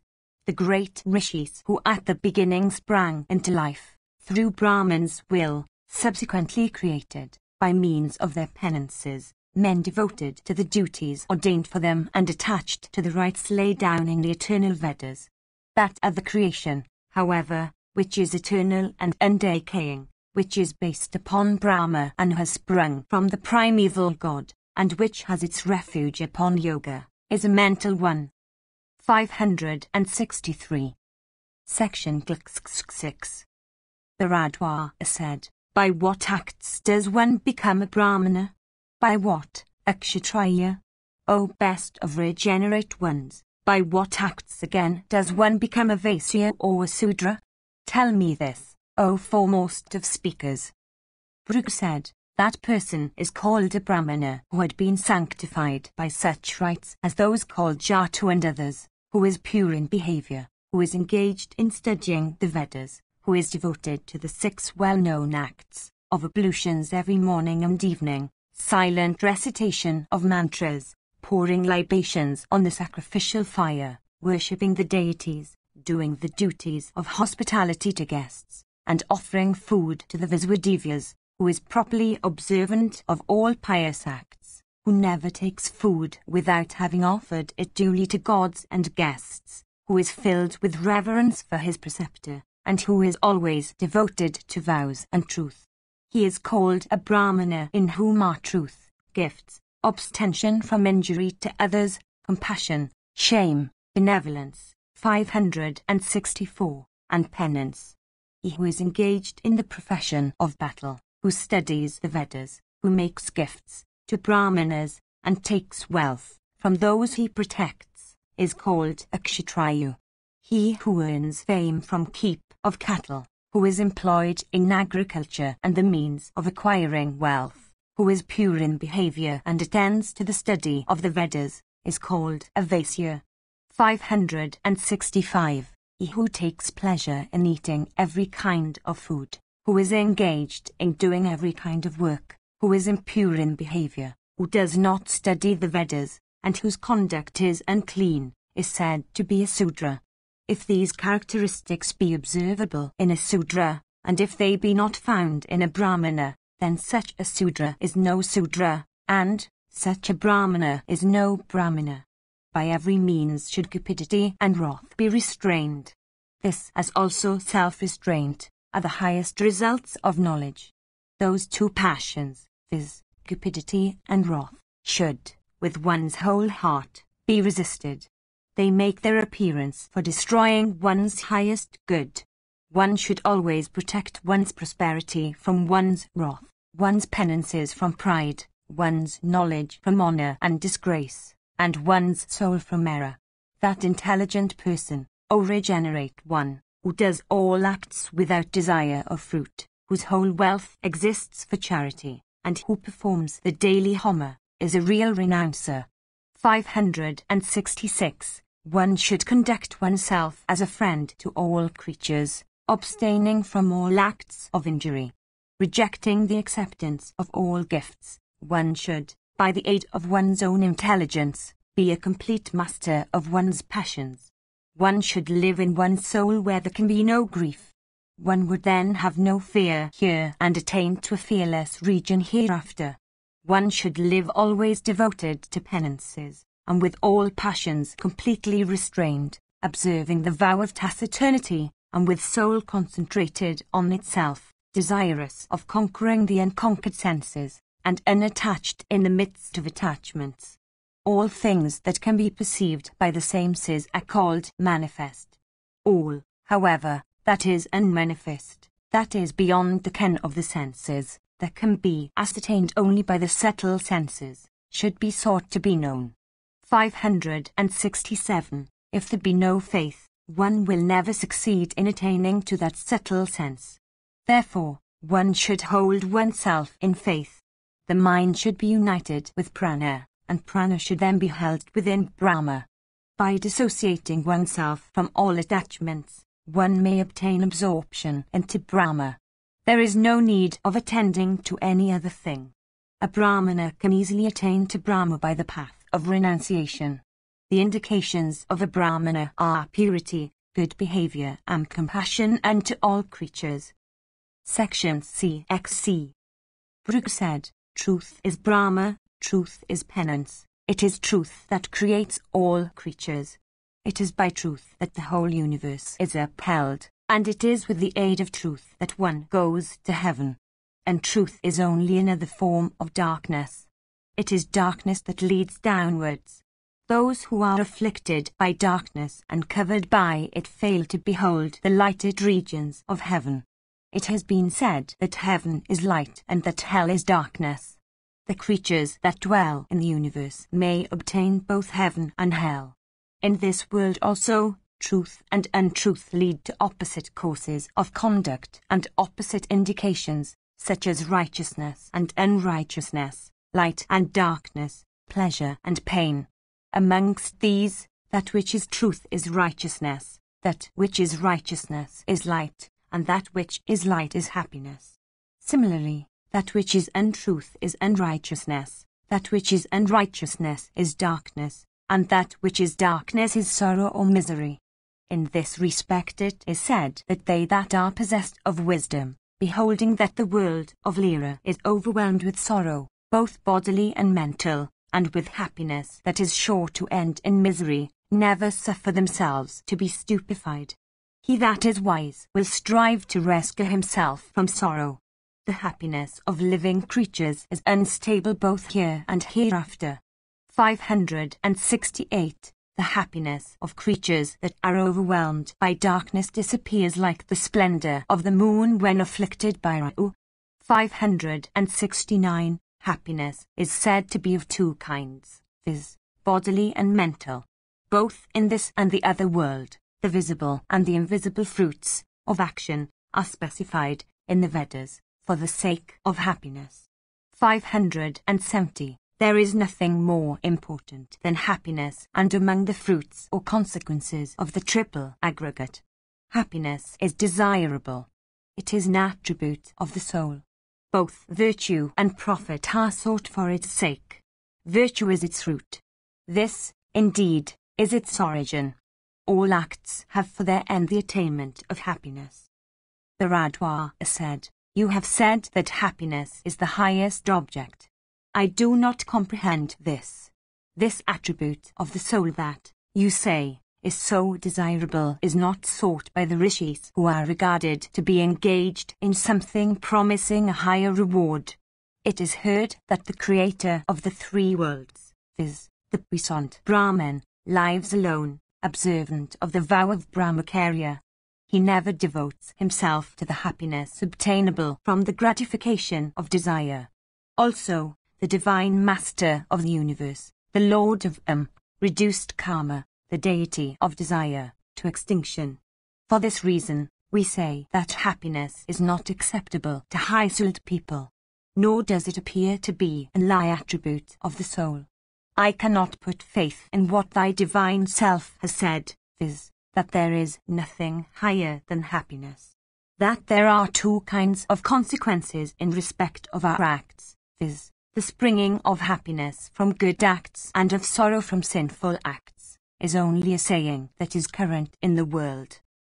Brooke said, on this it is said as follows, from untruth springs darkness. They that are overwhelmed by darkness pursue only unrighteousness and not righteousness, being overmastered by wrath, covetousness, malice, falsehood, and similar evils. They never obtain happiness either here or hereafter. On the other hand, they are afflicted by various kinds of disease and pain and trouble. They are also tortured by death, imprisonment, and diverse other griefs of that kind, and by the sorrows attending on hunger and thirst and toil. They are also pained by the numerous bodily griefs that arise from rain and wind and burning heat and exceeding cold. They are also overwhelmed by numerous mental griefs caused by loss of wealth and separation from friends, as also by griefs caused by decrepitude and death.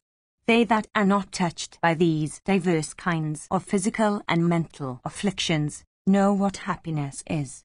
These evils are never found in heaven. The delicious breezes blow. In heaven there is also perpetual fragrance. In heaven there is no hunger, no thirst, no decrepitude, no sin. In this world there is both happiness and misery. In hell there is only misery.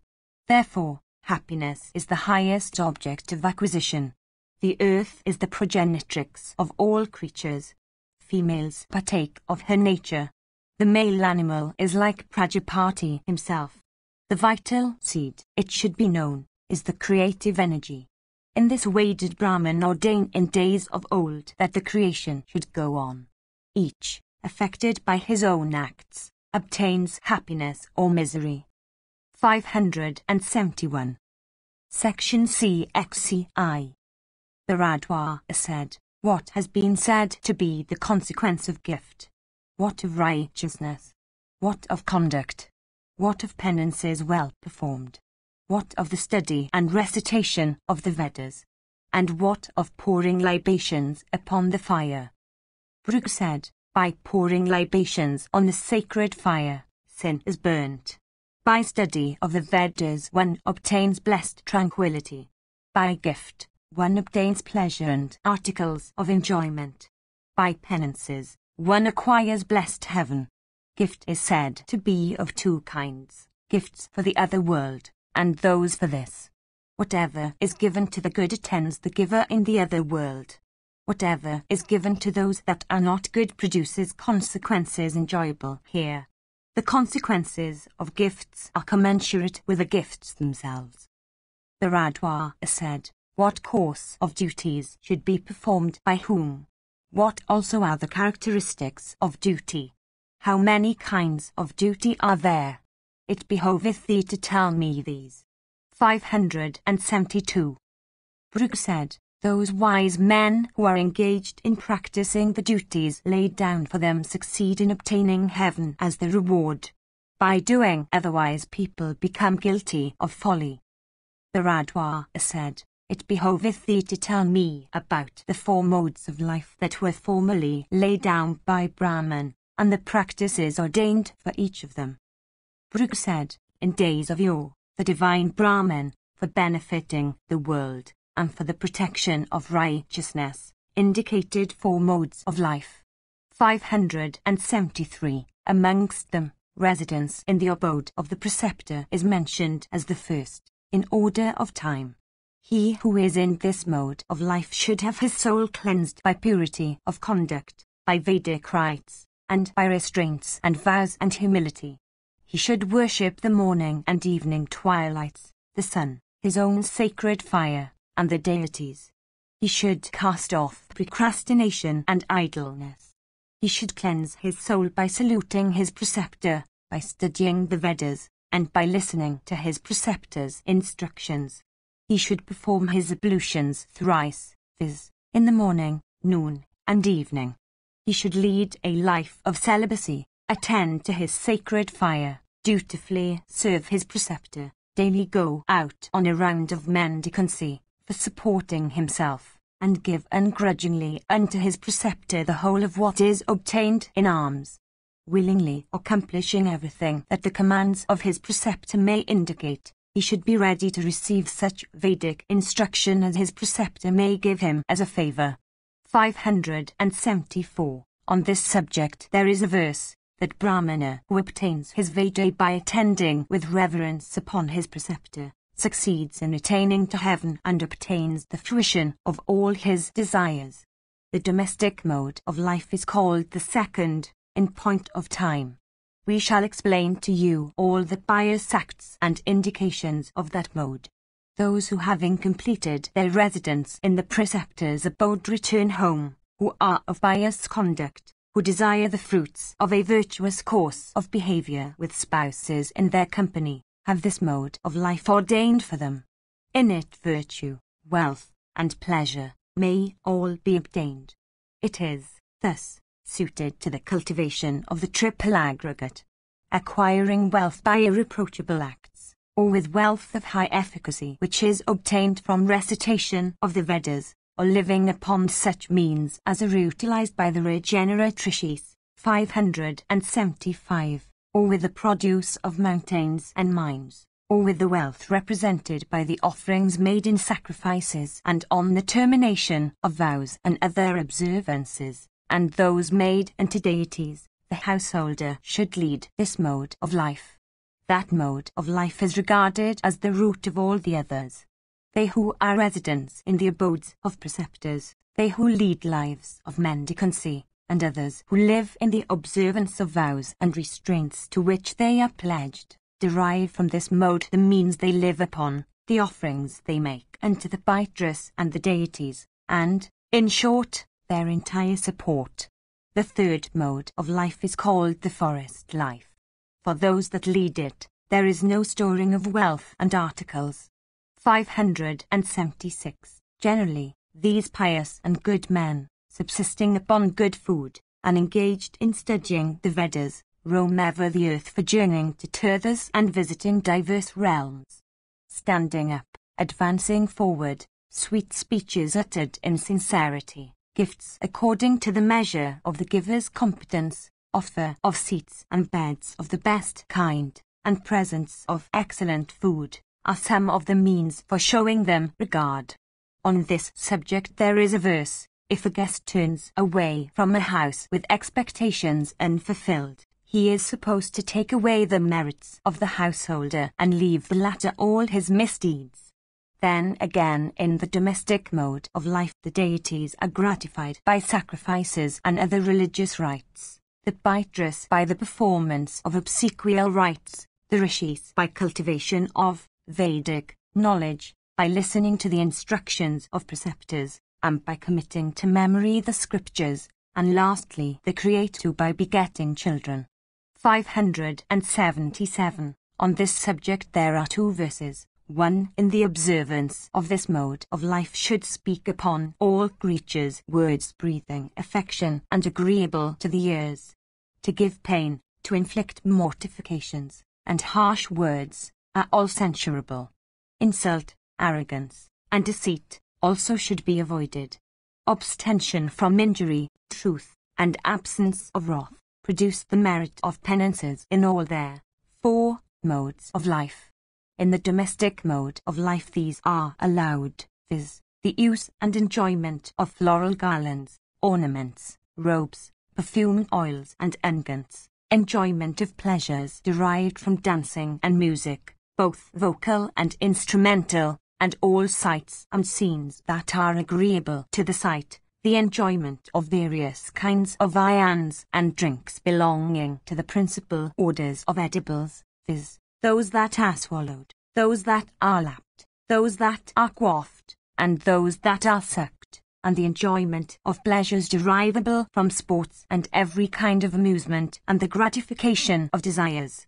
That man who in the observance of this mode of life seeks the acquisition of the triple aggregate, viz., religion, wealth, and pleasure, with that of the great end of the 3 attributes of goodness and passion and darkness, 578, enjoys great happiness here and at last attains to the end that is reserved for persons that are virtuous and good. 579. Even that householder who observes the duties of his mode of life by following the practice of picking up fallen grains of corn from the cracks of fields, and who abandons sensual pleasure and attachment to action, does not find it difficult to obtain heaven. Section XI.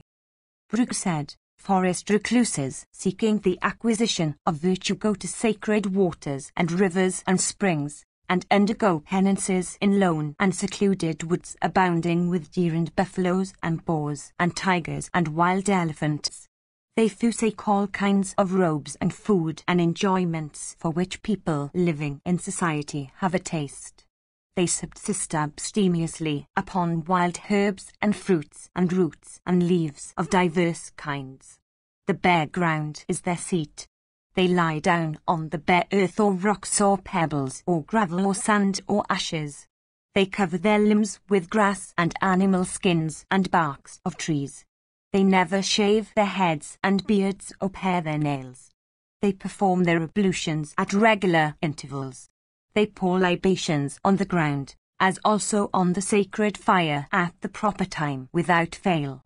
They never enjoy any rest till completion of their daily gathering of the sacred fuel, for their homer fires, and sacred grass and flowers, for sacrifice and worship, until they have swept and rubbed clean their sacrificial altars. They bear without the least regard cold and heat, and rain and wind, and, therefore, the skin of their bodies is cracked all over, and in consequence of observing and laying down for themselves various kinds of rites and vows and acts, their flesh and blood and skin and bones become emaciated. 580. Endued with great patience and fortitude, they live, always practicing the quality of goodness. That person who, with restrained soul, observes such a course of duties originally ordained by regeneratrix, burns all his sins like fire and obtains regions of felicity difficult of attainment. I shall now describe the conduct of those called parivrajakaas. That is as follows: freeing themselves from attachment to the sacred fire, wealth, spouse and children, and robes, seats, beds, and such other objects of enjoyment, and breaking the bonds of affection, they roam about, regarding with an equal eye a clump of earth or rock and gold. They never set their hearts on the acquisition or enjoyment of the triple aggregate. They cast an equal eye on foes and friends and neutrals or strangers.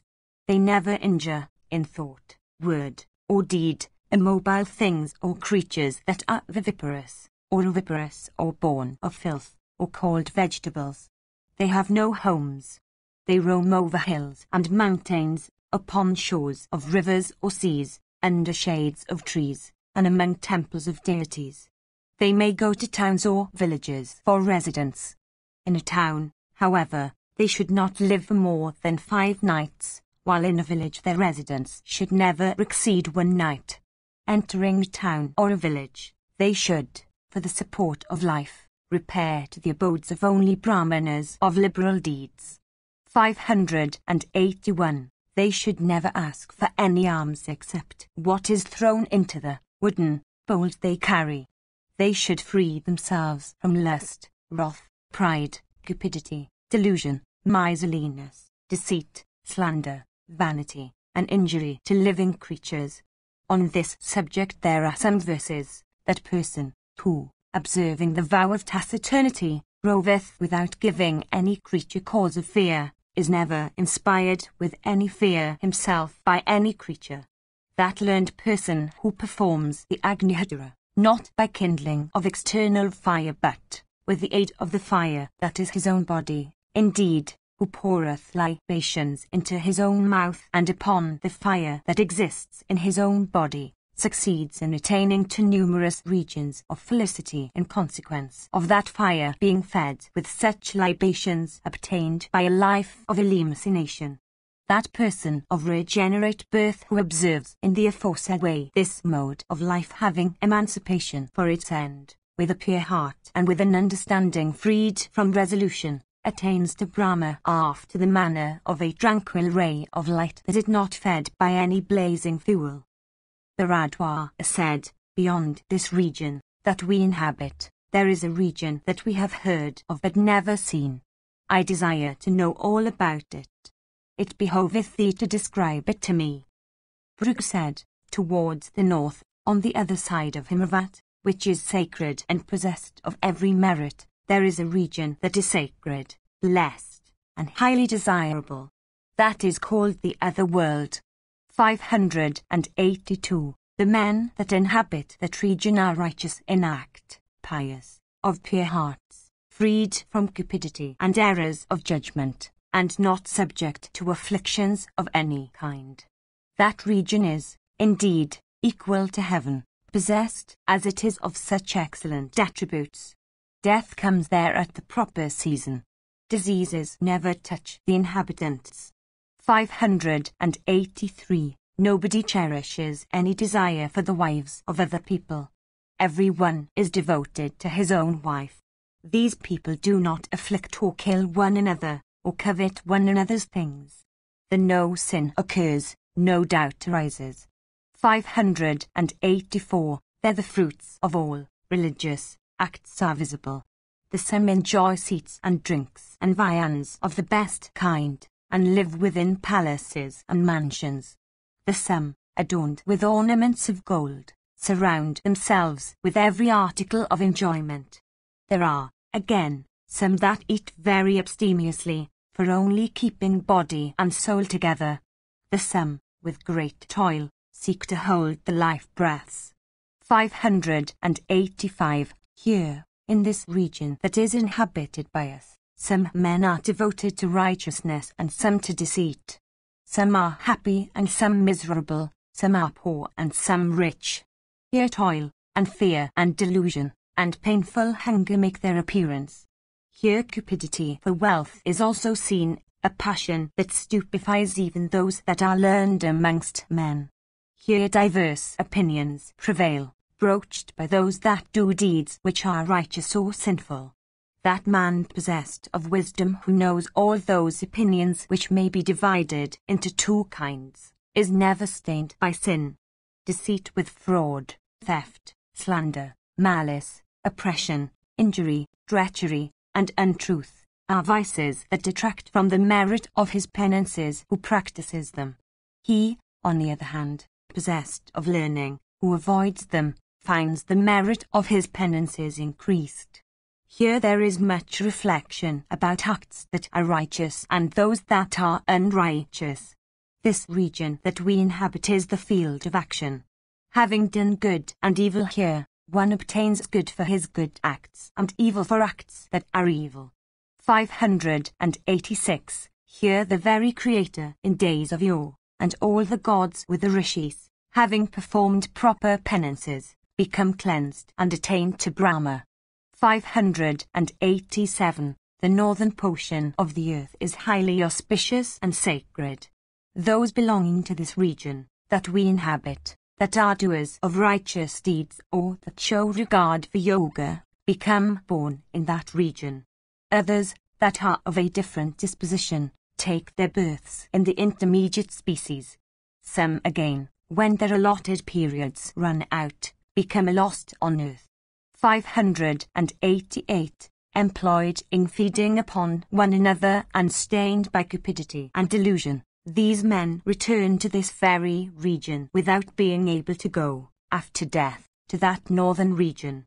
Those men of wisdom who with vows and observant of Brahmacharya listen with veneration to the instructions of preceptors, succeed in knowing the ends reserved for all classes of men. I have now told thee in brief the course of duties ordained by Brahman. He, indeed, is said to be possessed of intelligence who knows what is righteousness and what its reverse in this world. Bhishma continued, Thus, O king, did Bhrigu speak unto Bharadwaj with great energy, of soul highly virtuous. The latter became filled with wonder and worshipped the great sage with veneration. Thus, O monarch, the origin of the universe has been narrated to thee in detail. What, O thou with great wisdom, dost thou wish to hear after this? Section XI. Yudhishthira said, I think, O grandsire, that thou art acquainted with everything, O thou that art conversant with duties. I desire to hear thee discourse to me, O sinless one, of the ordinances about conduct. Bhishma said, They that are of bad conduct, of bad acts, of wicked understanding, and excessive rashness, were called evil or wicked men. They, however, that are called good are distinguished by purity of conduct and practices. They are good men who never answer calls of nature on the high roads, in cowpens, or in fields overgrown with paddy. Having finished the necessary acts, one should perform his ablutions in river water and gratify the deities with oblations of water. This is said to be the duty of all men. Surya should be always worshipped. One should not sleep after sunrise. Morning and evening the prayers, ordained in the scriptures, should be said, sitting with face turned towards the east and towards the west respectively. Washing the 5 limbs, 589. One should eat silently with face turned towards the east. One should never disparage the food which one is to eat. One should eat food that is good to the taste. After eating one should wash one's hands and rise. 590. One should never go to sleep at night with wet feet. The celestial Rishi Narada said that these are indications of good conduct. One should every day circumambulate a sacred spot, a bull, a sacred image, a cow pen, a place where 4 roads meet, a pious brahmana, and sacred tree. One should not make distinctions between one's guests and attendants and kinsmen in matters of food. Equality, in this respect, with servants is applauded. Eating, twice a day, in the morning and evening, is an ordinance of the gods. It is not laid down that one should eat once more at any intermediate period. He who eats according to this rule acquires the merit of a fast. 591. At the hours ordained for Homer one should pour libations on the sacred fire. Without seeking the companionship of other people's wives, the man of wisdom who seeks his own wife in her season acquires the merit of Brahmacharya. The remnants of a Brahmana's dish are like ambrosia. They are like the lacteal sustenance that is yielded by the mother's breast. People highly prize those remnants. The good, by eating them, attain to Brahma. He who pounds turf to clay for making sacrificial altars, or he who cuts grass for making sacrificial fuel, or he who uses his nails only, and not weapons of any kind, for eating sanctified meat, or he who always subsists on the remnants of Brahmana's dishes, or he who acts, induced by desire for reward, has not to live long in the world. 592. One who has abstained from meat, under any vow, should not take meat even if it be sanctified with mantras from the Ajurveda. One should also avoid the flesh about the vertebral column of any animal, and the flesh of animals not slain in sacrifices. 593. Whether at one's own place or in a strange land, one should never cause one's guests to fast. Having obtained alms and other fruits of optional acts, one should offer them to one's seniors. One should offer seats to one's seniors and salute them with respect. By worshipping one's seniors, one obtains long life, fame, and prosperity. One should never behold the sun at the moment of rising, nor should one turn one's gaze towards a naked woman that is another man's spouse. Congress with one's wife, in her season, is not sinful, but it is an act that should always be done in privacy. The heart of all sacred spots and shrines is the preceptor. The heart of all pure and cleansing things is fire. All acts done by a good and pious person are good and laudable, including even the touching of the hair of a cow's tail. Every time one meets with another, one should make polite inquiries. The saluting of Brahmanas every morning and evening is ordained. In temples of gods, amid cows, in performing the rites of religion laid down for Brahmanas, in reading the Vedas, and in eating, the right hand should be raised. 594. The worship of Brahmanas, morning and evening, according to due rites, produces great merit. In consequence of such worship the stock in trade of the merchant become abundant and the produce of the agriculturist. Great also becomes the yield of all kinds of corn, and the supply of all articles that the same says can enjoy becomes copious. When giving eatables to another, seated at his dish, one should say, "Is it sufficient?" When presenting drink, one should ask, "Will it gratify?" and when giving sweetened milk and rice, or sugared gruel of barley, or milk with sesame or peas, one should ask has it fallen. 595. After shaving, after spitting, after bathing, and after eating, people should worship Brahmanas with reverence. Such worship is sure to bestow longevity on sickly men. One should not pass urine with face turned towards the sun, nor should one see one's own excreta.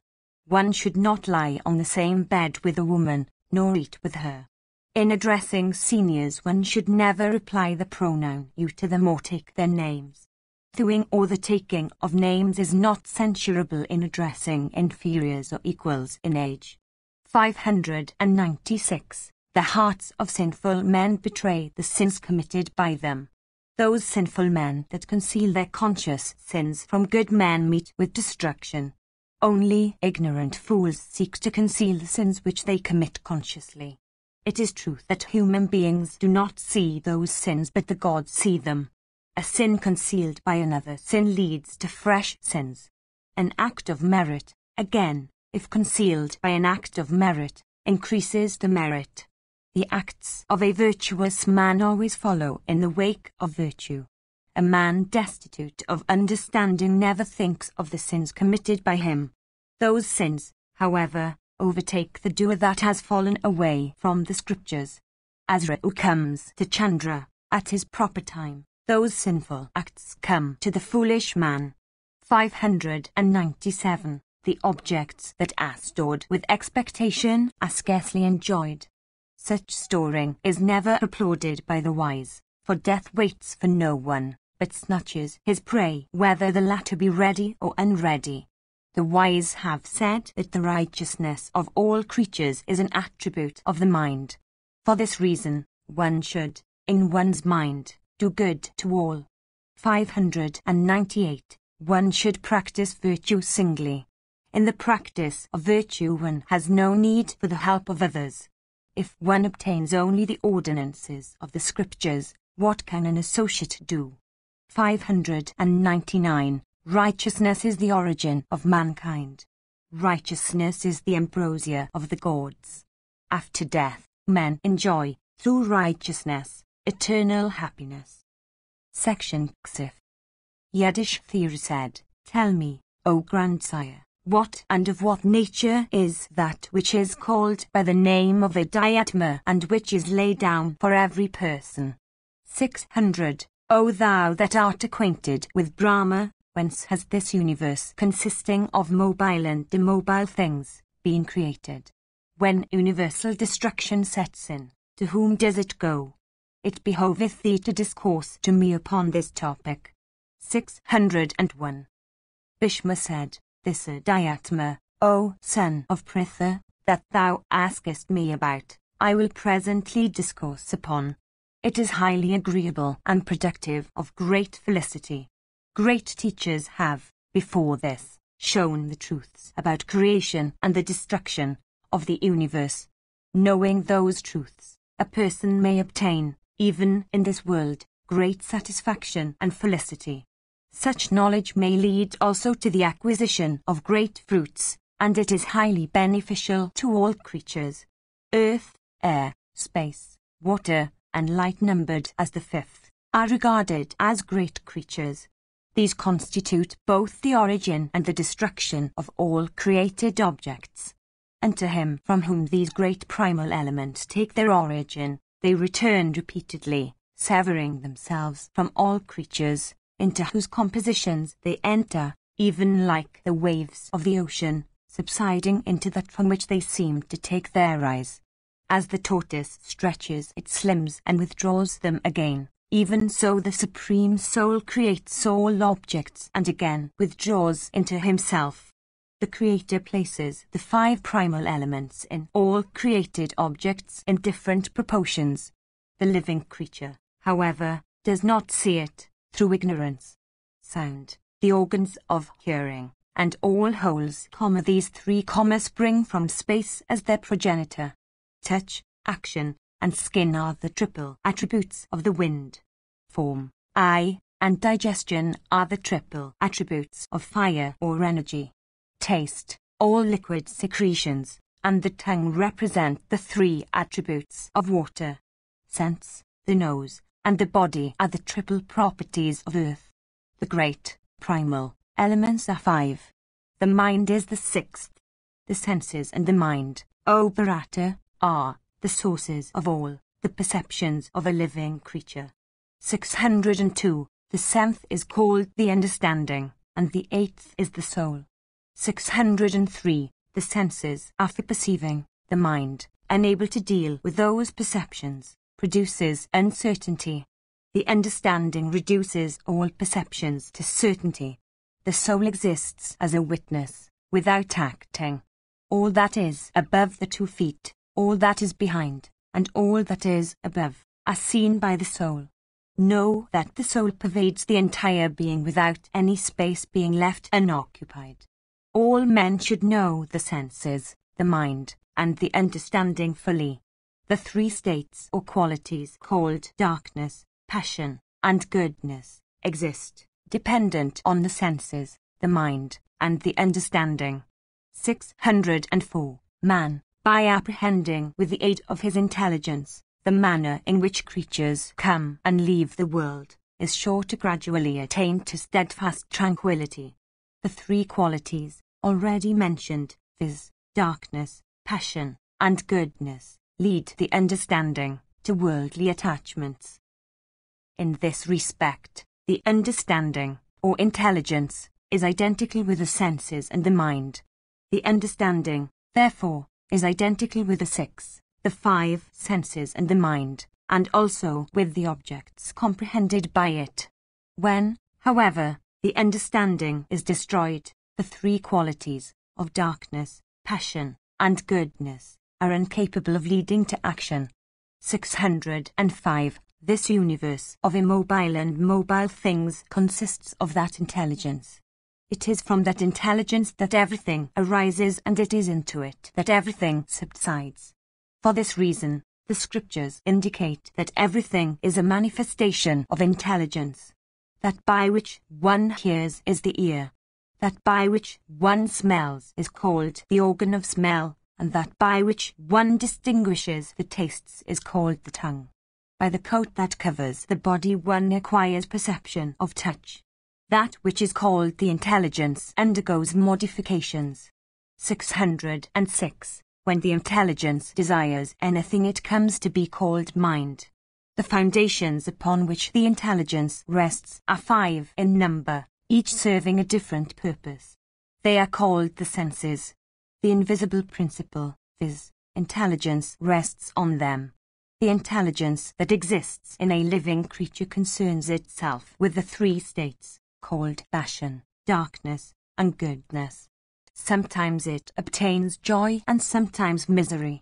Sometimes it becomes divested of both joy and misery. Even thus the intelligence exists in the minds of all men. Sometimes the intelligence, which is made up of the triple states, already mentioned, transcends those 3 states, by yoga, like the Lord of Rivers, viz., the ocean, with his surges, transgressing his high continents. 607. That intelligence which transcends the 3 qualities exists in the mind in a pure state of unmodified existence alone. The quality of darkness, however, that impels to action, soon pursues it. At that time, the intelligence sets all the senses to action. The properties of the 3 are even thus: joy dwells in goodness, sorrow in passion, delusion in darkness. All the states that exist of the mind are included in the 3 that have been named. I have now, O Bharata, told thee about the course of the understanding. An intelligent man should subdue all his senses. The 3 qualities of goodness, passion, and darkness are always attached to living creatures. 3 kinds of intelligence also are noticeable in every creature, viz., that which depends upon goodness, that upon passion, and that upon darkness, O Bharata. The quality of goodness brings happiness, the quality of passion produces sorrow, And if these two combine with the quality of darkness, then neither happiness nor sorrow is produced, but, instead, only delusion or error. Every state of happiness that appears in the body or the mind is said to be due to the quality of goodness. A state of sorrow, disagreeable to oneself, that comes, is due to nothing but the quality of passion. One should never think of it with fear. 608. That state, again, which is allied with delusion and error, and in consequence of which one knows not what to do, which is unascertainable and unknown, should be regarded as belonging to the quality of darkness. 609. Gladness, satisfaction, delight, happiness, tranquility of heart, these are the properties of the state of goodness. Man sometimes obtains a measure of them. Discontent, heart-burning, grief, cupidity, vindictiveness are all indications of the state of passion. They are seen with or without adequate causes for producing them. Disgrace, delusion, error, sleep and stupefaction that overtake one through excess of ill luck are the various properties of the state of darkness. 610. That person whose mind is far-reaching, capable of extending in all directions, mistrustful in respect of winning the objects it desires, and well-restrained, is happy both here and hereafter. 611. Mark the distinction between these two subtle things, viz., intelligence and soul. One of these, viz., intelligence, puts forth the qualities. The other, viz., the soul, does nothing of the kind. A gnat and a fig may be seen to be united with each other. Though united, each, however, is distinct from the other. Similarly, intelligence and soul, though distinguished from each other by their respective natures, yet they may always be seen to exist in a state of union. A fish and water exist in a state of union. Each, however, is different from the other. The same is the case with intelligence and soul. The qualities do not know the soul, but the soul knows them all. The soul is the spectator of the qualities and regards them all as proceeding from itself. The soul, acting through the senses, the mind, and the understanding numbering as the seventh, all of which are inactive and have no self-consciousness, discovers the objects amid which it exists, like a covered lamp showing all objects around it by shedding its rays through an aperture in the covering. The understanding or intelligence creates all the qualities. The soul only beholds them as a witness. Even such is certainly the connection between the intelligence and the soul. 612. There is no refuge on which either intelligence or soul depends. The understanding creates the mind, but never the qualities. When the soul, by means of the mind, sufficiently restrains the rays that emanate from the senses, it is then that it becomes manifest to the understanding, like a lamp burning within a vessel that covers it. That person who renounces all ordinary acts, practices penances, devotes himself to study the soul, taking a delight therein, and regards himself as the soul of all creatures, acquires a high end. As an aquatic fowl, while moving over the waters, is never drenched in that element, even thus does a person of wisdom move in the world, among creatures. By the aid of one's intelligence one should act in the world after this fashion, without grief, without joy, with an equal life for all, and destitute of malice and envy. One living in this way succeeds in creating the qualities, instead of being oneself affected by them, like a spider creating threads. 613. The qualities should, indeed, be regarded as the threads of the spider. Some say that the qualities in respect of such men are not lost. Some say that they are all lost. Those who say that they are not lost rely upon the revealed scriptures, viz., the Srutis, which do not contain any declaration to the contrary. They, on the other hand, who say that the qualities are all lost rely on the Smritis. Reflecting upon both these opinions, one should judge oneself as to which of them is right. One should thus get over this hard and knotty question which is capable of disturbing the understanding by doubt, and thereby win happiness. When that doubt will be removed, one will no longer have to indulge in sorrow of any kind. Men of filthy hearts may by knowledge obtain success, like persons plunging in a well-filled stream purifying themselves of all filth. One who has to cross a broad river does not feel happy at only seeing the other shore. If the case were otherwise, that is, if by only beholding the other shore one could reach it by a boat, then might one become happy. The matter is otherwise with one acquainted with the truth. The mere knowledge of truth will bring him happiness. As soon as such knowledge begins to bear fruits, the person may be regarded to have reached the other shore. They who thus know the soul is freed from all worldly objects and is but the one, are said to obtain high and excellent knowledge. 614. A person, by knowing the origin and the end of all creatures, which is even such, and by reflecting upon the matter, gradually obtains infinite happiness. He that has understood the triple aggregate, viz., that it is liable to destruction instead of being eternal, and reflecting upon it, casts it away, succeeds by yoga to behold the truth and obtain perfect felicity. The soul is incapable of being seen unless the senses, which are employed on diverse objects and are difficult of being controlled, be all duly restrained. He that knows this is really wise. What other indication is there of a wise man? Acquiring this knowledge, men possessed of intelligence regard themselves to be crowned with success. That which inspires the ignorant with fear can never inspire fear in persons of knowledge. There is no higher end for anybody than emancipation. In consequence, however, of the excess or otherwise of good qualities, the sages say that differences are observable in respect of the degree of emancipation. A person by acting without expectation of fruits succeeds, by those acts, in annihilating his sinful acts of a former period. To one possessed of wisdom, the acts of a former period, thus washed off, and those of this life also, which are accomplished without expectation of fruit, do not become productive of any disagreeable consequence, such as immunement in hell.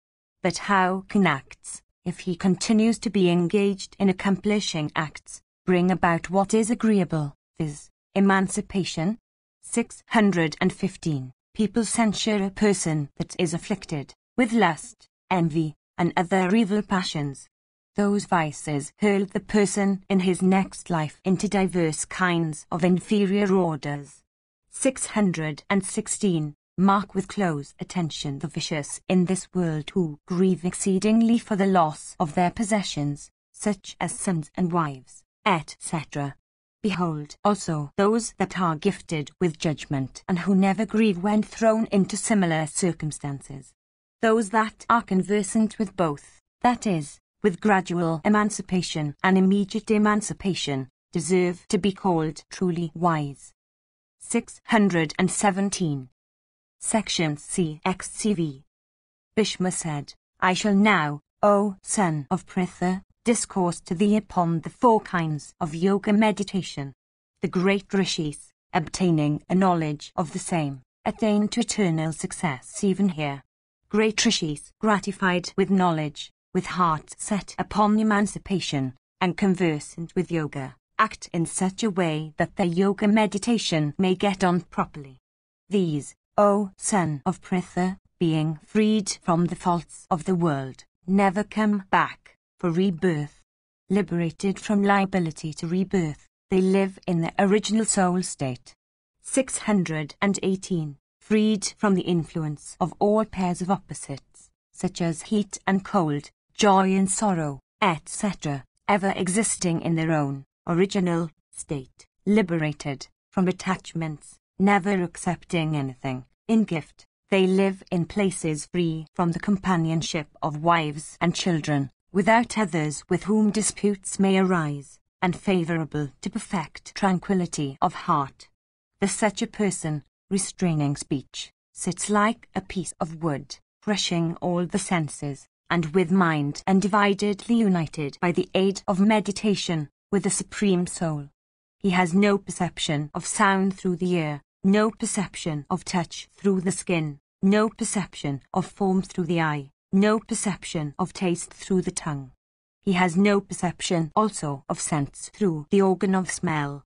Immersed in yoga, he would abandon all things, wrapped in meditation. Possessed of great energy of mind, he has no desire for anything that excites the five senses. The wise man, withdrawing his five senses into the mind, should then fix the unstable mind with the five senses into the intellect. Possessed of patience, the yogin should fix his mind, which always wanders, among worldly objects, so that his five gates, under the influence of training, may be made stable in respect of things that are themselves unstable. He should, in the firmament of the heart, fix his mind into the path of meditation, making it independent of the body or any other refuge. I have spoken of the path of meditation as the first, since the yogin has first to crush his senses and the mind, and direct them to that path. The mind, which constitutes the sixth, when thus restrained, seeks to flash out like the capricious and flighty lightning moving in frolic among the clouds. As a drop of water on a lotus leaf is unstable and moves about in all directions, even so becomes the yogin's mind when first fixed on the path of meditation. When fixed, for a while the mind stays in that path. When, however, it strays again into the path of the wind, it becomes as flighty as the wind. The person conversant with the ways of yoga meditation, undiscouraged by this, never regarding the loss of the toil undergone, casting aside idleness and malice, should again direct his mind to meditation, observing the vow of silence. When one begins to set his mind on yoga, then discrimination, knowledge, and power to avoid evil are gained by him. 619. Though feeling annoyed in consequence of the flightiness of his mind, he should fix it in meditation. The yogin should never despair, but seek his own good. As a heap of dust or ashes, or of burnt cow dung, when drenched with water, does not seem to be soaked, indeed, as it continues dry if drenched partially, and requires incessant drenching before it becomes thoroughly soaked, even thus should the yogin gradually control all his senses. He should gradually withdraw them from all objects. The man that acts in this way succeeds in controlling them. 1. Mahabharata, by oneself directing one's mind and senses to the path of meditation, succeeds in bringing them under perfect control by steadfast yoga. The felicity that he feels who has succeeded in controlling his mind and senses is such that its like can never be obtained through exertion or destiny. 620. United with such felicity, he continues to take a pleasure in the act of meditation. Even in this way yogins attain to nirvana, which is highly blessed. Section Kskvai. Yiddish theory said, Thou hast discoursed on the four modes of life and their duties. Thou hast also spoken of the duties of kings. Thou hast recited many histories of diverse kinds and connected with diverse topics. I have also heard from thee, O thou with great intelligence, many discourses connected with morality. I have, however, one doubt. It behoveth thee to resolve it. I wish, O Bharata, to hear of the fruits that silent reciters of sacred mantras acquire by their practice. What are the fruits that have been indicated for such men? What is that region to which they go after death? It behoveth thee also, O sinless one, to tell me all the rules that have been laid down in respect of such silent recitation. When the word reciter is uttered, what shall I understand by it? Is such a man to be regarded as following the ordinances of Sankhya or yoga or work? 621. Or, is such a man to be regarded as observing the ordinances about mental sacrifices? How is the path of the reciters to be called? Thou art, as I think, of universal knowledge. Tell me all this. Bhishma said, in this connection is cited the old history of what transpired between Yama, time, and a certain Brahmana. Sages conversant with the means of attaining to emancipation have spoken of two methods, viz., the Sankhya and the Yoga. Amongst these, in the former, which is otherwise called the Vedanta, renunciation has been preached with respect to silent recitation.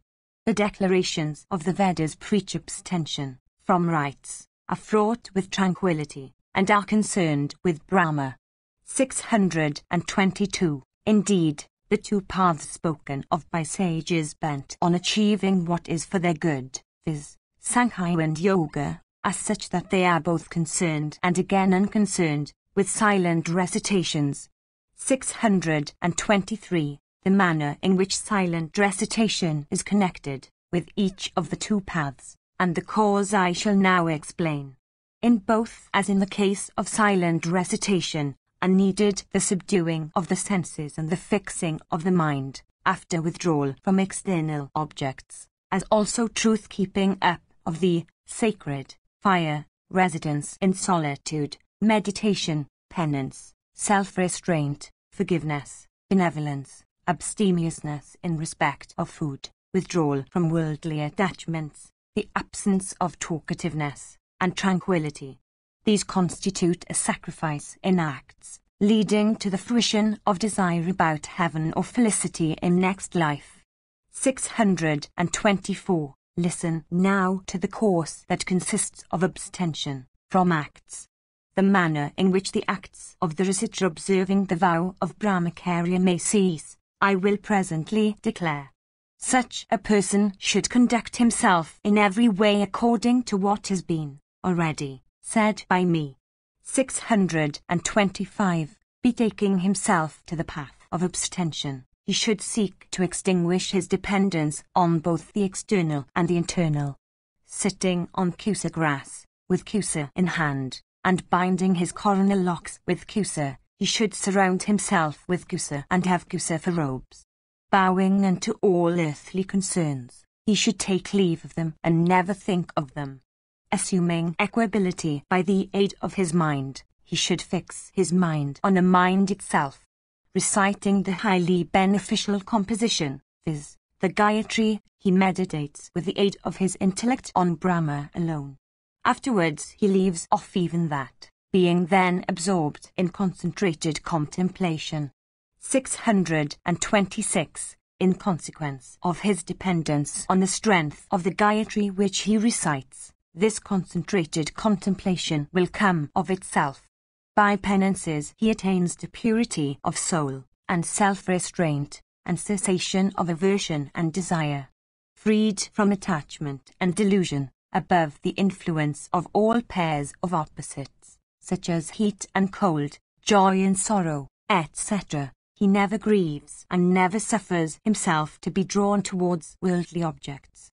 He does not regard himself as the actor nor as the enjoyer or sufferer of the consequences of his acts. He never, through selfishness, fixes his mind on anything. Without being employed in the acquisition of wealth, he abstains also from disregarding or insulting others, but not from work. The work in which he is employed is that of meditation. He is devoted to meditation, and seeks meditation unalterably. By meditation he succeeds in bringing about concentrated contemplation, and then gradually leaves off meditation itself. In that state he enjoys the felicity which attaches to the abandonment of all things.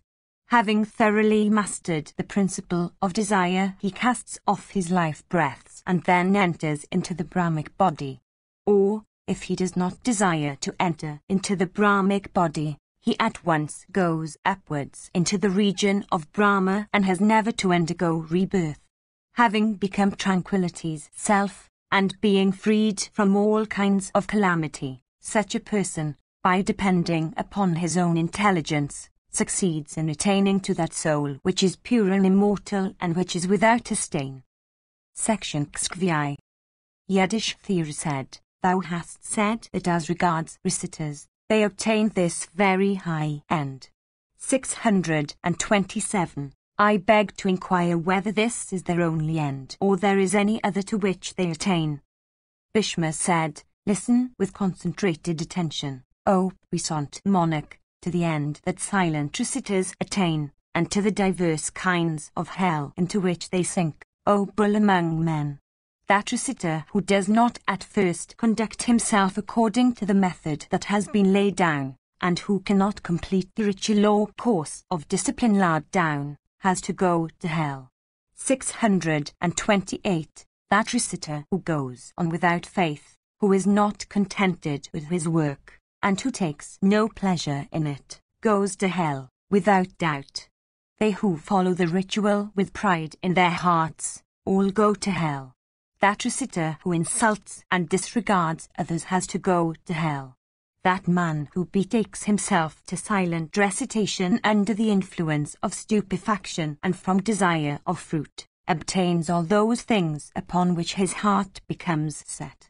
629. That reciter whose heart becomes set upon the attributes that go by the name of divinity, has to incur hell and never becomes freed from it.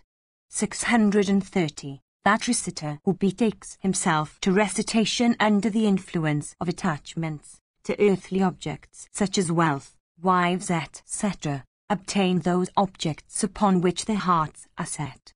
That reciter of wicked understanding and uncleansed soul who sets himself to his work with an unstable mind, obtains an unstable end or goes into hell. That reciter who is not endued with wisdom and who is foolish, becomes stupefied or deluded, and in consequence of such delusion has to go to hell where he is obliged to indulge in regrets.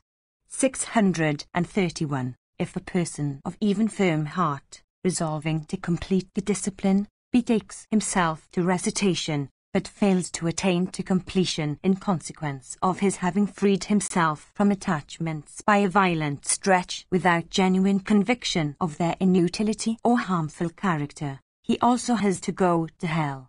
632. Yudhishthira said, when the reciter attains to the essence of that which exists in its own nature, without being anything like created or born objects, which is supreme, which is indescribable and inconceivable, and which dwells in the syllable forming the subject of both recitation and meditation. Indeed, when reciters to a state of Brahma, why is it that they have again to take birth in embodied forms? Bhishma said, in consequence of the absence of true knowledge and wisdom, reciters obtain diverse descriptions of hell. The discipline followed by reciters is certainly very superior. These, however, that I have spoken of, are the faults that appertain to it. Section XVI. Yudhishthira said, tell me what description of hell is obtained by a reciter? I feel, O king, a curiosity to know this. It behoveth thee to discourse on the subject. Bhishma said, thou hast sprung from a portion of the God of righteousness. Thou art by nature observant of righteousness. Listen, O sinless one, with undivided attention, to these words resting on righteousness as their basis. Those regions that are owned by the high-souled gods, that are of diverse aspects and colours, of diverse descriptions and productive of diverse fruits, and that are of great excellence, those cars again that move at the will of the riders, those beautiful mansions and halls, those various pleasure gardens embellished with golden lotuses, those regions that belong to the four regions and Sukra and Vrihaspati and the Maruts and Viswadevas and Sadyas and the Aswins, and the Rudras and the Adityas and the Vasas, and other denizens of heaven, are, O sire, spoken of as hells, when compared with the region of the Supreme Soul. The region last spoken of is without any fear of change for the worse, uncreate, and therefore, in its true nature, without pain of any kind, such as ignorance and delusion, without any agreeable or disagreeable element, beyond the reach of the three attributes of Sattva, Rajas, and Tamas, freed from the 8 incidents, viz., the 5 primal elements, the senses, the mind, and the intellect, without the three distinctions between the knower, the known, and act of knowing, freed also from the four attributes, seeing, hearing, thinking, and knowing. 633, without the fourfold causes of knowledge, without joy and delight and sorrow and disease. Time, in his forms of past, present, and future, arises there for use. Time is not the ruler there. That supreme region is the ruler of time as also of heaven. That reciter who becomes identified with his soul, by withdrawing everything into it, goes thither. He has, after this, never to feel any sorrow. This region is called supreme. The other regions, of which I have first spoken, are hell. I have not told thee of all those regions that are called hell. Indeed, in comparison with that foremost of regions, all the others are called hell. Section 6. Yudhishthira said, Thou hadst referred to the dispute between time, Mritu, Yama, Ikshvaku, and a Brahmana. It behoveth thee to narrate the story in full. Bhishma said, In connection with this subject that I am discoursing upon, is cited the old history of what transpired between Surya's son Ikshvaku and a certain Brahmana, and time and Mritu. Listen to me as to what occurred, and what was the conversation that took place between them, and the place where it happened. There was a certain Brahmana of great fame and pious behavior. He was a reciter, possessed of great wisdom. He was conversant with the 6 Angas of the Vedas. He was of the Kusika race and son of Pippalada. 634. He acquired, by his austerities, spiritual insight into the Angas. 635. Residing at the foot of Himavat, he was devoted to the Vedas. Silently reciting the Gayatri composition, he practiced severe austerities for attaining to Brahma. 1,000 years passed over his head while he was engaged in the observance of vows and fasts. The goddess of Gayatri or Savitri showed herself to him and said, I am gratified with thee. Continuing to recite the sacred mantra, the Brahmana remained silent and spoke not a word to the goddess. The goddess felt compassion for him and became highly gratified. Then that progenitrix of the Vedas applauded that recitation in which the Brahmana had been engaged. After finishing his recitation, for that day, the Brahmana stood up and, bending his head, prostrated himself before the goddess's feet. The righteous suit reciter, addressing the goddess, said, By good luck, O goddess, thou hast been gratified with me and shown thyself to me. If, indeed, thou art gratified with me, the boon I ask is that my heart may take pleasure in act of recitation. Savitri said, What dost thou ask, O regenerate Rishi? What wish of thine shall I accomplish? Tell me, O foremost of reciters, everything will be as thou wishest.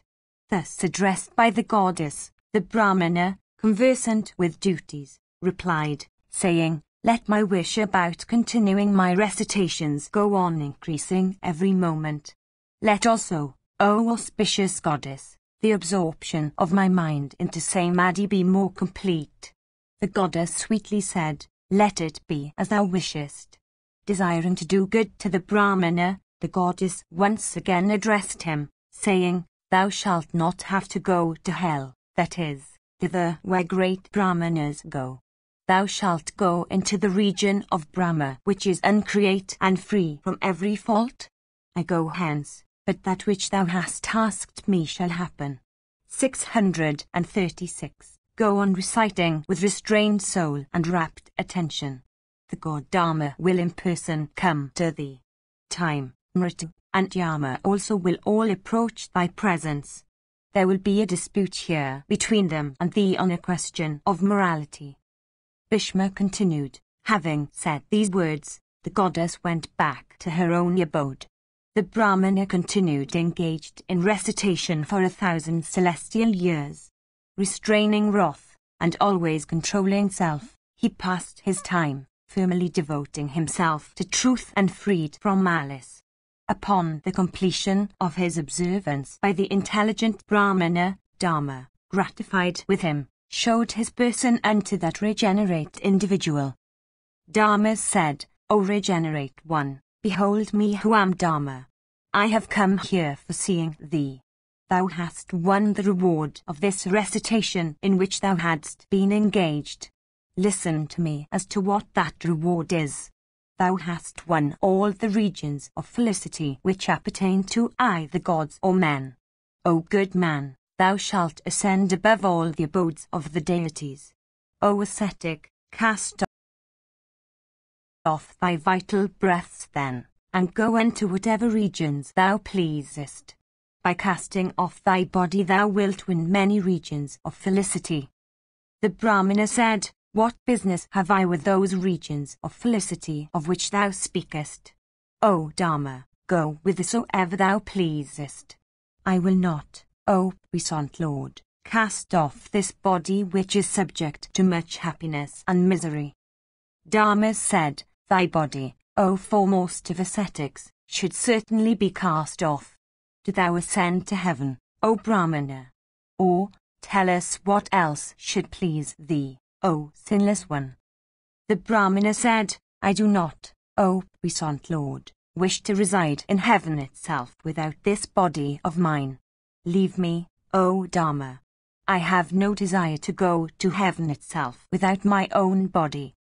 Dharma said, Without, thus, setting thy heart on thy body, cast it off and be happy. Go into regions that are free from the attribute of passion.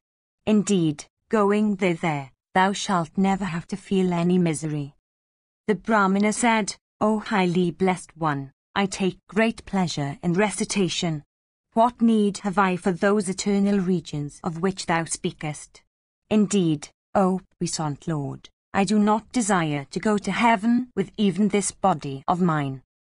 Dharma said, If thou dost not wish to cast off thy body, behold, O regenerate one, there is time, and there is Mritu, and there is Yama, who are all approaching thee.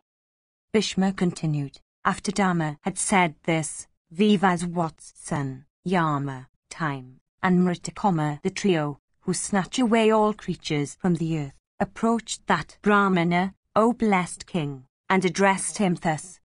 Yama said, I am Yama. I say unto thee that a high reward awaits thee for these well-performed penances of thine, and for this pious conduct that thou hast observed. Time said, Thou hast won a high reward which is, indeed, commensurate with this course of recitation that thou hast finished. The time is come for thee to ascend to heaven. I am Time, and I have come to thee. Mritu said, O thou that art conversant with righteousness, know me for Mritu herself in her proper form. I have come to thee in person, urged by Time, for bearing thee hence, O Brahmana. The Brahmana said, Welcome to Surya Sun, to Time possessed of high soul, to Mritu, and to Dharma. What shall I accomplish for you all? Bhishma continued, In that meeting, the Brahmana gave them water to wash their feet, and the usual articles of the Arghya. Highly gratified, he then addressed them, saying, What shall I do for you all by exerting my own might? Just at that time, O monarch, king, Ikshvaku, who had set out on a sojourn to holy waters and shrines, came to that spot where those deities had been assembled together. The royal sage Ikshvaku bowed his head and worshipped them all. That best of kings then inquired after the welfare of all of them. The Brahmana gave the king a seat, as also water to wash his feet, and the usual Arghya. Having next made the usual inquiries of courtesy, he said, Thou art welcome, O great monarch. Tell me all this thy wishes. Let thy noble self tell me what I shall have to accomplish for thee by putting forth my might. The king said, I am a king. Thou art a Brahmana in the observance of the 6 well-known duties. I cannot ask, I will give thee some wealth. That is well known. Tell me how much I shall give thee. The Brahmana said, There are 2 kinds of Brahmanas, O monarch. Morality of righteousness also is of two kinds, addiction to work and abstention from work. As regards myself, I have abstained from acceptance of gifts. Give presents unto them, O King, that are addicted to the duty of work and acceptance. I shall not, therefore, accept anything in gift. On the other hand, I ask thee, what is for thy good? What, indeed, shall I give thee? Tell me, O foremost of kings, and I shall accomplish it with the aid of my penances. The king said, I am a Kshatriya. I do not know how to say the word give. The only thing, O best of regenerate persons, that we can say, by way of asking, is give us battle. The Brahmana said, Thou art content with the observance of the duties of thy order. Similarly, I am content with the duties of mine, O king.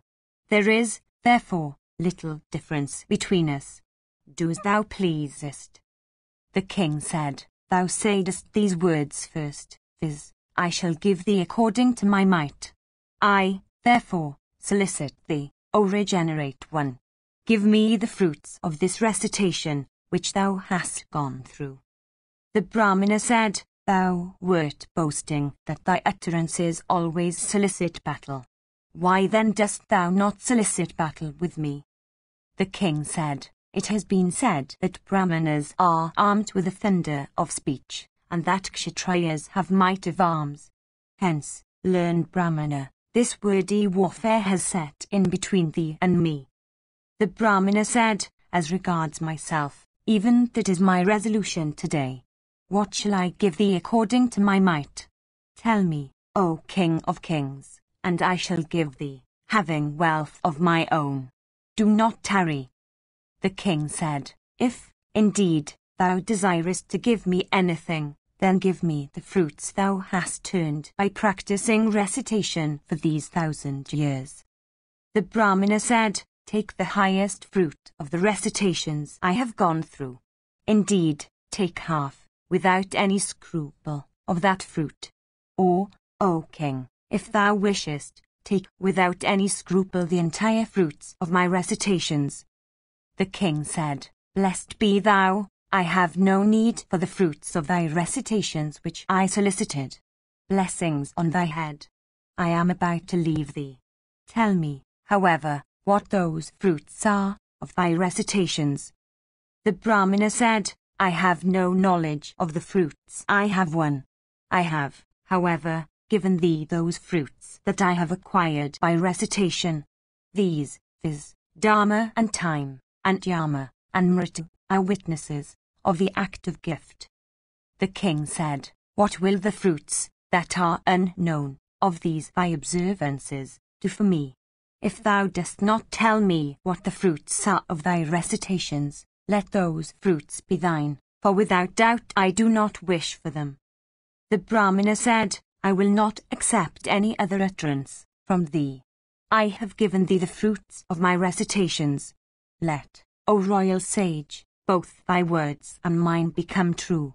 As regards my recitations, I never cherished any specific desire to accomplish. How then, O tiger among kings, should I have any knowledge of what the fruits are of those recitations? Thou saidst, Give. I said, I give. I shall not falsify these words. Keep the truth. Be calm. If thou request to keep my word, O king, great will be thy sin due to falsehood. O chastiser of foes, it does not become thee to utter what is untrue. Similarly, I dare not falsify what I have uttered. I have, before this, unhesitatingly said, I give. If, therefore, thou art firm in truth, accept my gift. Coming here, O king, thou didst solicit of me the fruits of my recitations. Therefore, take what I have given away, if, indeed, thou art firm in truth. He who is addicted to falsehood has neither this world nor the next. Such a person fails to rescue his deceased ancestors. How again shall he succeed in doing good to his unborn progeny? The rewards of sacrifices and gifts as also of fasts and religious observances, are not so efficacious in rescuing a person from evil and hell as truth, O bull among men, in both this and the next world. All the penances that have been undergone by thee and all those that thou wilt undergo in the future for hundreds and thousands of years do not possess efficacy greater than that of truth. Truth is one undeteriorating Brahma. Truth is the one undeteriorating penance. Truth is the one undeteriorating sacrifice. Truth is the one undeteriorating Veda. Truth is awake in the Vedas. The fruits attached to truth have been said to be the highest. From truth arise righteousness and self-restraint. Everything rests on truth. Truth is the Vedas and their branches. Truth is knowledge. Truth is the ordinance. Truth is the observance of vows and fasts. Truth is the primeval word Om. Truth is the origin of creatures. Truth is their progeny. It is by truth that the wind moves. It is by truth that the sun gives heat. It is by truth that fire burns. It is on truth that heaven rests. Truth is sacrifice, penance, Vedas, the utterance of sermons, mantras, and Saraswati. It hath been heard by us that once on a time truth and all religious observances were placed on a pair of scales. When both were weighed, that scale on which truth was seen to be heavier. There is truth where righteousness is. Everything increaseth through truth. Why, O king, dost thou wish to do an act that is stained with falsehood? Be firm in truth. Do not act falsely, O monarch. Why wouldst thou falsify thy words? Give me, which thou hast uttered. If thou refusest, O monarch, to accept the fruits that I have given thee of my recitations, thou shalt then have to wander over the world, fallen away from righteousness. That person who does not give after having promised, and he also that does not accept after having solicited, are both stained with falsehood. It behoveth thee, therefore, not to falsify thy own words. The king said, to fight and protect subjects are the duties of Kshatriyas. It is said that Kshatriyas are givers of presents. How then shall I take anything from thee in gift? The Brahmana said, I never insisted on thee, O king, for accepting anything from me in the first instance. I did not seek thy house. Thyself, coming here, didst solicit me. Why then dost thou not take? Dharma said, Know ye both that I am Dharma himself. Let there be no dispute between you. Let the Brahmana become endued with the reward attaching to gift, and let the monarch also obtain the merit of truth. Heaven said, Know, O great king, that I am heaven's self in my embodied form, come hither in person. Let this dispute between you cease. You are both equal in respect of the merit or rewards earned. The king said, I have no use with heaven. Go, O heaven, to the place you have come from. If this learned Brahmana desires to repair to thee, let him take the rewards that I have won by my acts in life. The Brahmana said, In my younger days I had, through ignorance, stretched my hand for acceptance of gifts. At present, however, I recite the Gayatri, observing the duty of abstention. 637. Why dost thou, O king, tempt me thus, me who have for a long time observed the duty of abstention? I shall myself do what my duty is. I do not wish to have any share of the rewards won by thee, O monarch. I am devoted to penances and to study of the Vedas, and I have abstained from acceptance. The king said, If, O Brahmana, thou art really to give me the excellent reward of thy recitation, then let half that reward be mine, thyself taking at the same time half the reward that I myself have won by my acts. Brahmanas are engaged in the duty of acceptance. Persons born in the royal order are engaged in the duty of giving. If thou art not unaware of the duties, lay down for both the orders, let our fruits be equal, according to the suggestion I have made. Or, If thou dost not wish to be my equal in respect of our rewards, take then the whole of the rewards that I may have won. Do take the merit I have won, if thou wishest to show me grace. Bhishma continued, At this time, 2 individuals of very ungainly aspect came there. Each had his arm upon the other's shoulder, both were ill-dressed. They said these words, Thou owest me nothing. I really owe thee. If we dispute in this way, here is the king who ruleth individuals. I say truly, thou owest me nothing. Thou speakest falsely. I do owe thee a debt. Both of them, waxing very hot in dispute, then addressed the king, saying, See, O monarch, that none of us may become stained with sin. Vairupa said, I owe my companion, Vikrita, O monarch, the merits of the gift of a cow. I am willing to pay off the debt. This Vikrita, however, refuses to take repayment. 638. Vikrita said, This Vairupa, O monarch, oweth me nothing. He speaks a falsehood with the appearance of truth, O king. The king said, Tell me, O Vairupa, what is that which thou owest thy friend here? It is my resolution to hear thee and then do what is proper. Vairupa said, Hear attentively, O king, all the circumstances in detail, about how I owe my companion, viz., this Vikrita, O ruler of men. This Vikrita had, in bygone days, for the sake of winning merit, O sinless one, given away an auspicious cow, O royal sage, and to a Brahmana devoted to penances as the study of the Vedas. Going unto him, O king, I begged of him the reward of that act. With a pure heart, Vikrita made a gift to me of that reward. I then, for my purification, did some good acts. I also purchased 2 Kapla cows with calves, both of which used to yield large quantities of milk. I then made a present, according to due rites and with proper devotion, of those 2 cows unto a poor Brahmana living by the Ansha 639 method.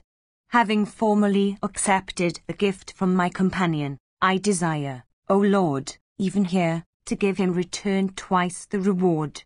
640. The circumstances being such, O tiger among men, who amongst us 2 shall be innocent and who guilty, according to your judgment. Disputing with each other about this, we have both come to thee, O monarch. Whether thou judgest rightly or wrongly, establish both of us in peace. If this my companion does not wish to take from me in return a gift equal to what he gave me, thou shalt have to judge patiently and set us both on the right track. The king said, Why do you not accept payment that is sought to be made of the debt that is owing to thee? Do not delay, but accept payment of what thou knowest is thy due. Vikrita said, This one says that he owes me. I say unto him that what I gave away. He doth not, therefore, owe me anything. Let him go whithersoever he wishes. The king said, He is ready to give thee. Thou, however, art unwilling to take. This does not seem proper to me. I think that thou deservest punishment for this. There is little doubt in this. Vikrita said, I made a gift to him, O royal sage. How can I take it back? If I am guilty in this, do thou pronounce the punishment, O puissant one. Vairupa said, If thou refusest to take when I am ready to give, this king will certainly punish thee, for he is an upholder of justice. Vikrita said, Solicited by him I gave him what was my own. How shall I now retake that? Thou mayst go away. Thou hast my leave. The Brahmana said, Thou hast heard, O king, the words of these 2. Do thou take without scruple that which I have pledged myself to give thee.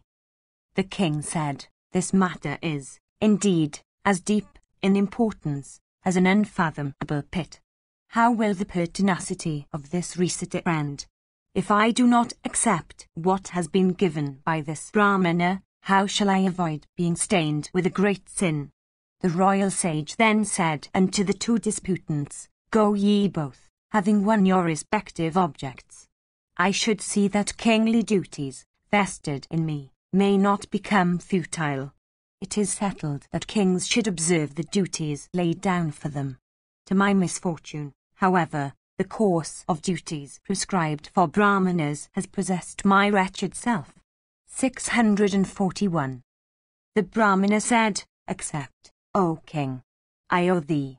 Thou didst solicit it, and I also have become pledged to give thee. If, however, thou refuse to take, O monarch, I shall without doubt curse thee. The king said, Fie on kingly duties, the settled conclusion about the operation of which is even such. I should, however, take what thou givest, for only this reason, viz., rendering the two courses of a duty exactly equal. 642. This is my hand, that was never before stretched forth for acceptance of gifts, is now stretched forth for acceptance as also for giving away. Give me what thou owest me. The Brahmana said, If I have won any fruits by reciting the Gayatri, accept them all. The king said, These drops of water, behold, O foremost of Brahmanas, have fallen upon my hand. I also desire to give thee. Accept my gift. Let there be equality between us, through thy accepting my gift as I have accepted thine. Vairupa said, Know, O king, that we two are desire and wrath. It hath been by us that thou hast been induced to act in this way. Thou hast made a gift in return to the Brahmana. Let there be equality between thee and this regenerate person in respect of regions of felicity in the next world. This Vikrita really does not owe me anything. We appealed to thee for thy own sake. Time, Dharma, Mritu, and we too have examined everything about thee, here in thy very presence, by producing this friction between thee and that Brahmana. Go now, as thou choosest, to those regions of felicity which thou hast won by means of thy deeds. Bhishma continued, I have now told thee how reciters obtain the fruits of their recitation, and what, indeed, is their end, what the spot, and what the regions that a reciter may win. A reciter of Gayatri goes to the supreme god Brahman, or repairs to Agni, or enters the region of Surya. If he sports there in his new, energetic form, then stupefied by such attachment, he catches the attributes of those particular regions. 643. The same becomes the case with him if he goes to Soma, or Vayu, or earth, or space. The fact is, he dwells in all these, with attachment, and displays the attributes peculiar to those regions. If, however, he goes to those regions after having freed himself from attachments, and feels a mistrust respecting the felicity he enjoys, and wishes for that which is supreme and immutable, he then enters even that. In that case he attains to the ambrosia of ambrosia, to a state free from desire and destitute of separate consciousness. He becomes Brahma's self, freed from the influence of opposites, happy, tranquil, and without pain. 644. Indeed, he attains to that condition which is free from pain, which is tranquillity's self, which is called Brahma, whence there is no return, and which is styled the one and immutable. He becomes freed from the four means of apprehension. 645. The 6 conditions, and also the other 6 and 10 attributes. 646. Transcending the Creator, Brahman, he attains to absorption into the one Supreme Soul. Or, if under the influence of attachments, he wishes not for such absorption, but desires to have a separate existence as dependent on the supreme cause of everything, then obtains the fruition of everything for which he cherishes a wish. Or, if he looks, with aversion, upon all regions of felicity, which have been, as previously stated, called hells, he then, driving off desire and freed from everything, enjoys supreme felicity even in those very regions. 647. Thus, O monarch, I have discoursed to thee about the end attained by reciters. I have told thee everything. What else thou wishest to hear? Section CC. Yudhishthira said, Tell me, O grandsire, what reply was given by either the Brahmana or the monarch to Virupa after the conclusion of the latter's speech? What kind of end was it, amongst those described by thee, that they obtained? What, indeed, was the discourse that happened between them, and what did they do there? Bhishma said, The Brahmana, saying, Let it be as thou hast said, worshipped Dharma and Yama and time and Mritu and heaven, all of whom were worthy of worship. He also worshipped all those foremost of Brahmanas that had come there by bending his head unto them. Addressing the monarch then, he said, Endued with the reward of my recitations, O royal sage, attain thou to a position of eminence. With thy leave I shall set myself to my recitations again. O thou of great might, the goddess Savitri gave me a boon, saying, Let thy devotion to recitations be continuous. The king said, If thy success in recitation has become fruitless, in consequence of thy having given away those fruits unto me, and if thy heart be set upon practicing again, go, O learned Brahmana, half and half with me, and let the reward of thy recitations themselves be thine. 648. The Brahmana said, Thou hast made strenuous efforts before all these persons, for making me a sharer of the rewards in store for thee as the consequences of thy own acts. Let us then become equal in respect of our rewards in next life, and let us go to receive that end which is ours. Knowing the resolve to which they came there, the chief of the gods came to that spot, accompanied by the deities and the regents of the world. The sadhyas, the viswas, the mantras, diverse kinds of loud and sweet music, the rivers, the mountains, the seas, the sacred waters, the penances, the ordinances about yoga, the Vedas, the sounds that accompany the singing of the Samans, Saraswati, Narada, Parvata, Viswavasu, the Hagas, the Huas, the Gandharva Chitrasana with all the members of his family, the Nagas, the Sadhyas, the Munis, the god of gods, viz. Prajapati, and the inconceivable and thousand-headed Vishnu himself, came there. Drums and trumpets were beat and blown in the firmament. Celestial flowers were rained down upon those high-souled beings. Bands of apsaras danced all around. Heaven, in his embodied form, came there. Addressing the Brahmana, he said, Thou hast attained to success. Thou art highly blessed. Next addressing the monarch, he said, Thou also, O king, hast attained to success. Those two persons then, O monarch, viz., the Brahmana and the king, having done good to each other, withdrew their senses from the objects of the world. Fixing the vital breaths prana, apana, samana, udana and vyana in the heart, they concentrated the mind in prana and apana united together. They then placed the two united breaths in the abdomen, and directed their gaze to the tip of the nose, then immediately below the two eyebrows. They next held the two breaths, with the aid of the mind, in the spot that intervenes between the two eyebrows, bringing them there very gradually. With bodies perfectly inactive, they were absorbed with fixed gaze. Having control over their souls, they then placed the soul within the brain. Then piercing the crown of the high-souled Brahmana, a fiery flame of great splendor ascended to heaven.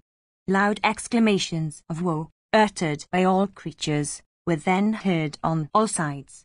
Its praises hymned by all, that splendor then entered Brahman's self.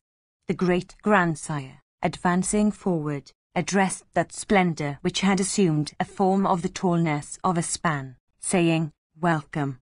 And once more he uttered these words, Verily, reciters attain to the same end with the yogins. The attainment by the yogin of his end is an object of direct vision unto all these, here assembled. As regards reciters, there is this distinction, that the honor is ordained for them of Brahmins advancing forward to receive them after their departure from earth. 649. Dwell thou in me. Apostrophe. Thus spoke Brahman, and once more imparted consciousness into that splendor. Indeed, the Brahmana then, freed from all anxieties, entered the mouth of the Creator. The monarch, Ikshvaku, also, after the same manner, entered the divine grandsire like that foremost of Brahmanas. The assembled deities saluted the self-born and said, a very superior end is, indeed, ordained for us. This exertion, that we have seen thee put forth, is for us. As regards ourselves, we came hither for beholding it. Thou hast made these two equal, rendered them equal honor, and bestowed upon them an equal end. The high end that is reserved for both yogins and reciters has been seen by us today. Transcending all regions of felicity, these two are capable of going whithersoever they wish. Brahman said, he also that would read the great Smriti, viz., the Veda, and he too, who would read the other auspicious Smritis that follow the former, viz., Manus, and the rest, would, in this way, attain to the same region with me. He also who is devoted to yoga, will, without doubt, acquire in this manner, after death, the regions that are mine. I go hence. Go ye all to your respective places for the accomplishment of your ends. Bhishma continued, having said these words, that foremost of gods disappeared therein then. The assembled deities, having previously taken his leave, returned to their respective abodes. All those high-souled beings, having honored Dharma, proceeded with well-pleased hearts, O monarch, walking behind that great deity. These are the rewards of reciters and this their end. I have described them to thee as I myself had heard of them. What else, O monarch, dost thou wish to hear of? Section CCI. Yudhishthira said, what are the fruits of the yoga represented by knowledge of all the Vedas, and of the various observances and vows? How also may the creature's soul be known? Tell us this, O grandsire. Bhishma said, in this connection is cited the old narrative of the discourse between that lord of creatures, viz., Manu, and the great Rishi, Vrihaspati. In days of old, the foremost of celestial rishis, viz., Vrihaspati, who was a disciple of Manu, bowed to his preceptor and addressing that lord and first of all creatures, said, what is the cause of the universe? Whence have the ordinances about sacrifices and other pious observances flowed? What are those fruits which the learned say are attached to knowledge? Tell me also truly, O illustrious one, what is that which the very Vedas have not been able to reveal? What are those fruits which are adored by eminent personages conversant with the science of Atha, with the Vedas, and with the mantras, through sacrifices and plentiful gifts of kine? Whence do those fruits arise? Where are they to be found? Tell me also this old history, viz., whence have the earth, all earthly objects, wind, sky, aquatic creatures, water, heaven, and the denizens of heaven, all sprung? Man's inclinations tend towards that object about which he seeks knowledge. I have no knowledge of that ancient and supreme one. How shall I rescue myself from a false display of inclinations towards him?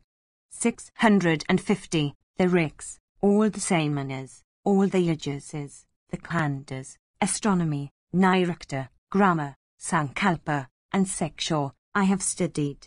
But I have no knowledge of the nature of the great creatures, the 5 primal elements, that enter into the composition of everything. 651. Tell me all I have asked thee, by using only simple assertions and distinguishing adjectives or attributes. Tell me what the fruits are of knowledge and what those fruits that are attached to sacrifices and other religious rites. Explain to me how also an embodied being departs from his body and how he attains to another body. Manu said, that which is agreeable to one is said to constitute one's happiness. Similarly, that which is disagreeable to one is said to constitute one's misery. By this I shall obtain happiness and keep off misery. From a sentiment like this flow all religious acts. The efforts for the acquisition of knowledge, however, arise from a sentiment for avoiding both happiness and misery. 652. The ordinances about sacrifices and other observances that occur in the Vedas are all connected with desire. He, however, who liberates himself from desire, succeeds in attaining to Brahma. That man who, from desire of winning happiness, walks in the path of acts which are of diverse kinds, has to go to hell. 653.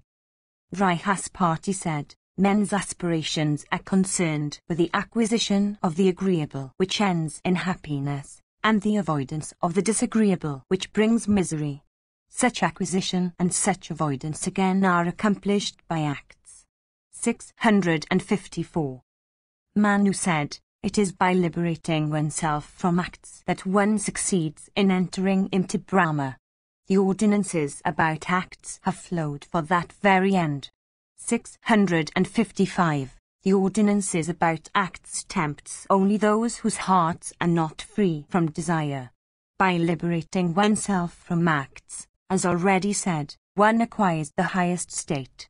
One desirous of felicity, emancipation, betaking oneself to religious rites, becomes purified from attachments, by acts having for their object the purification of the soul, and at last wins great splendor.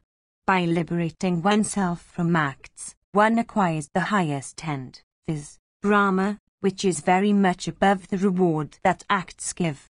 Creatures have all been created by mind and act. These again are the two best paths adored by all. Outward acts produce fruits that are transitory as also eternal. For acquiring the latter there is no other means than abandonment of fruits by the mind. 656. As the eye, when night passes away and the veil of darkness is removed from it, leads its possessor by its own power, so the understanding, when it becomes endued with knowledge, succeeds in beholding all evils that are worthy of avoidance. 657. Snakes, sharp-pointed cursor blades, and pits, men avoid when they perceive them lie on their way. If some tread upon nor fall into them, they do so through ignorance. Behold the superiority of the fruits of knowledge over those of ignorance.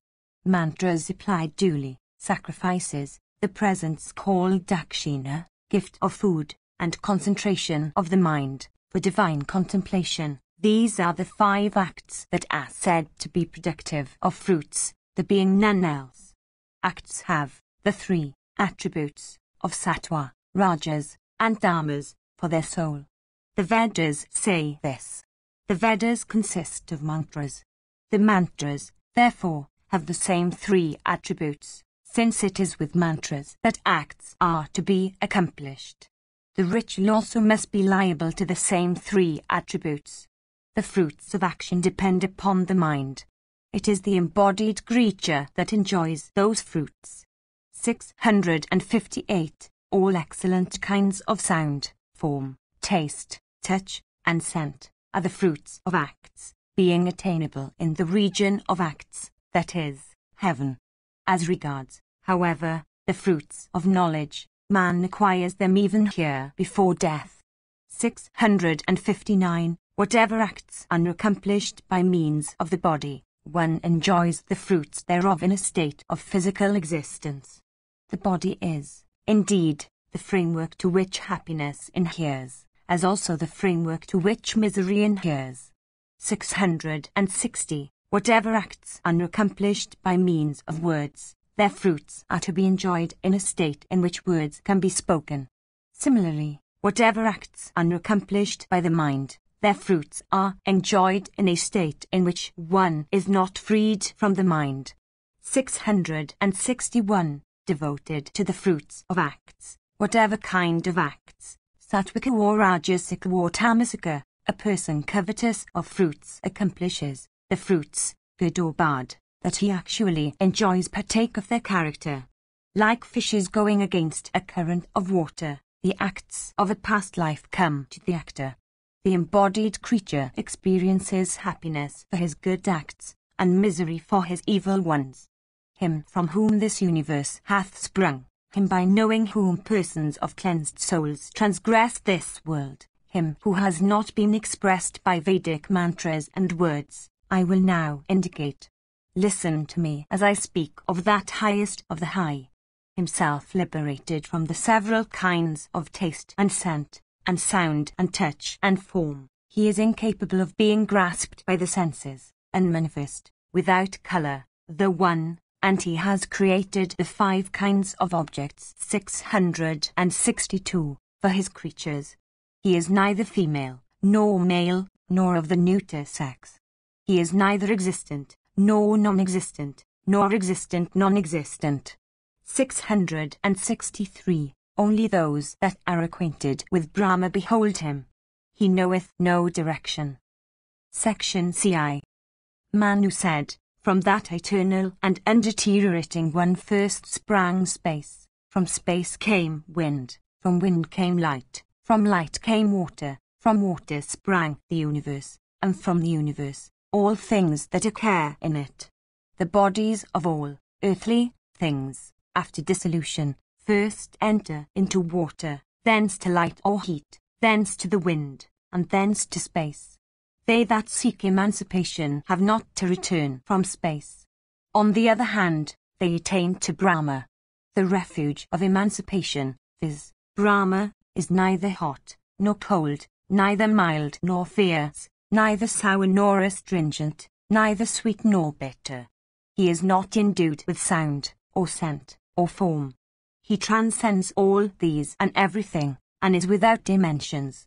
664. The skin perceives touch, the tongue, taste, the nose, scent, the ears, sounds, and the eyes, forms.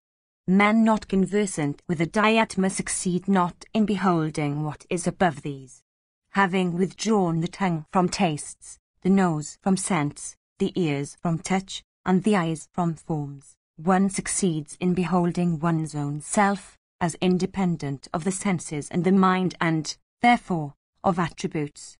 665. It hath been said that that which is the cause of the actor, the act, the material with which the act is done, the place and the time of the act, and the inclinations and propensities in respect of happiness and misery, is called the self, or soul.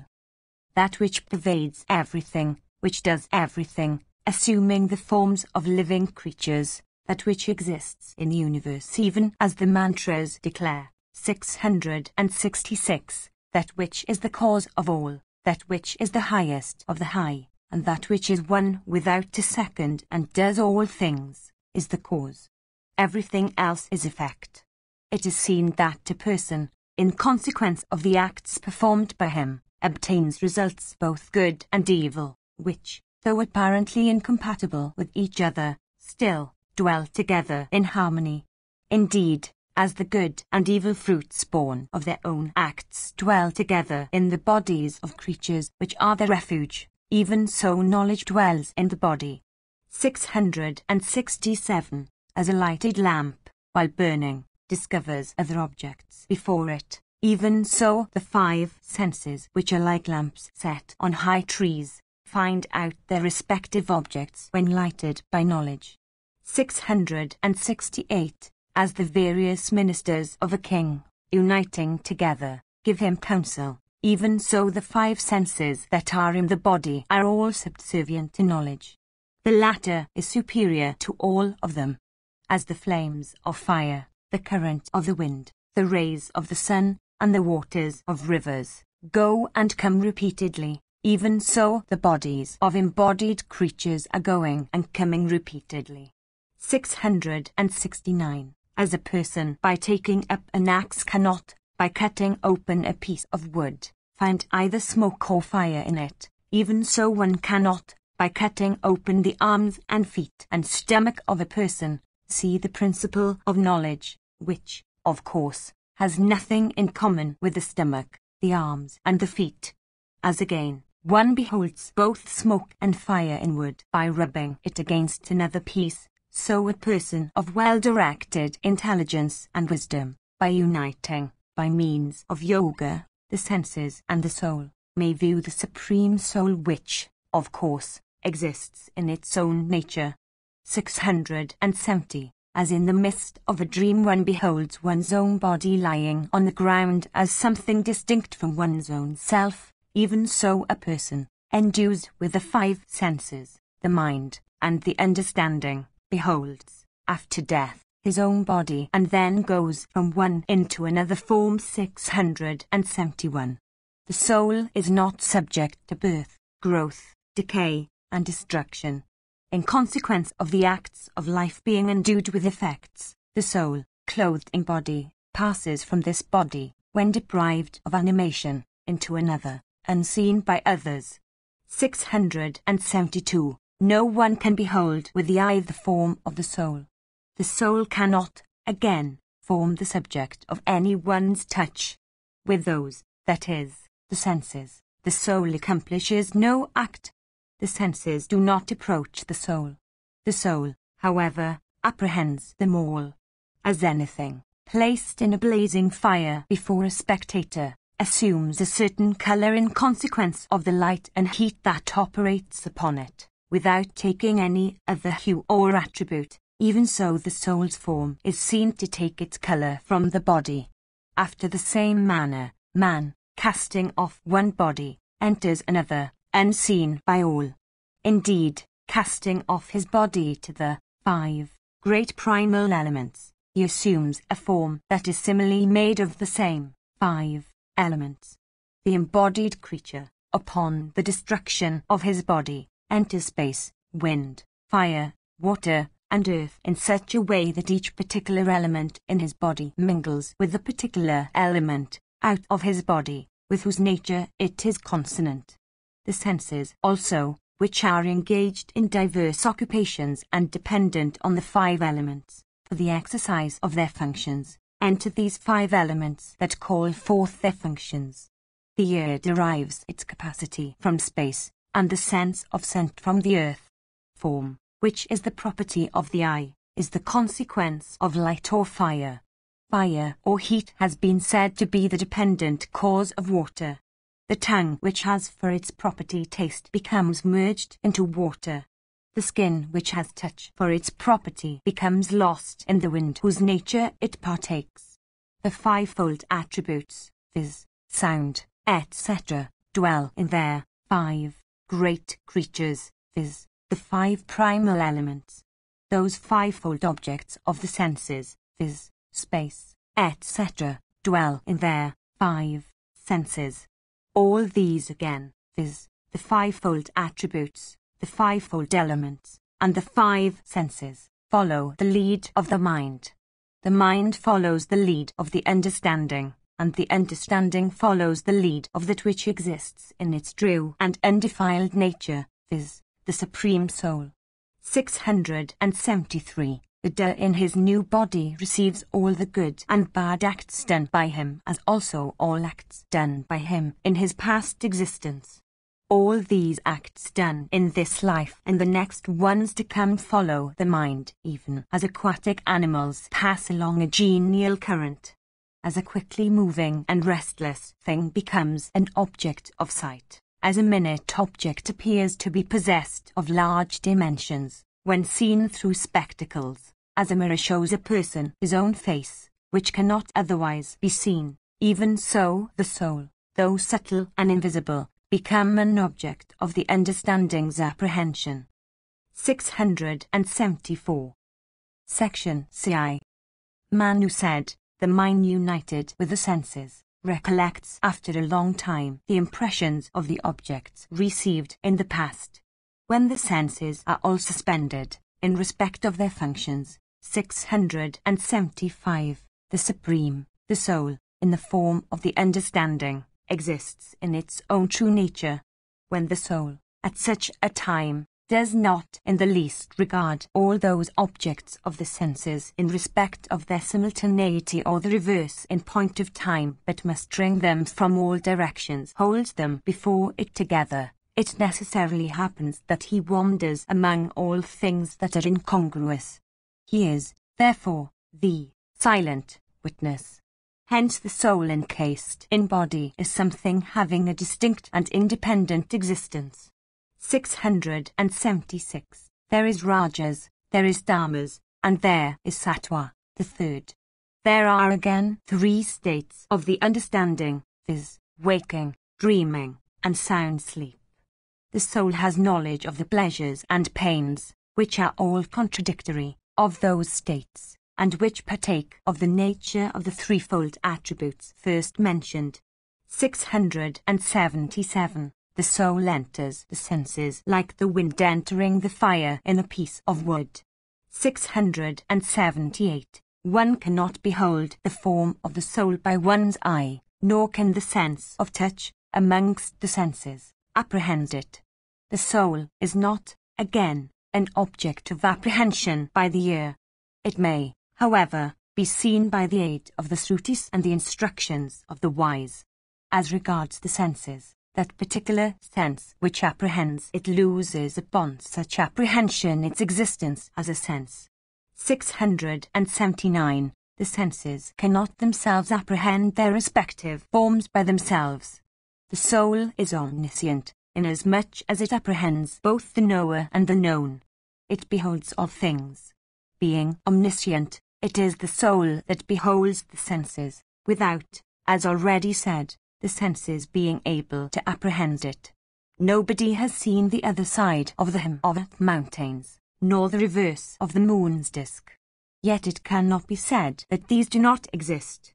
Similarly, though never apprehended by the senses, yet nobody can say that the soul, which dwells in all creatures, which is subtle, and which has knowledge for its essence, does not exist. People see the world reflected on the moon's disk in the form of spots.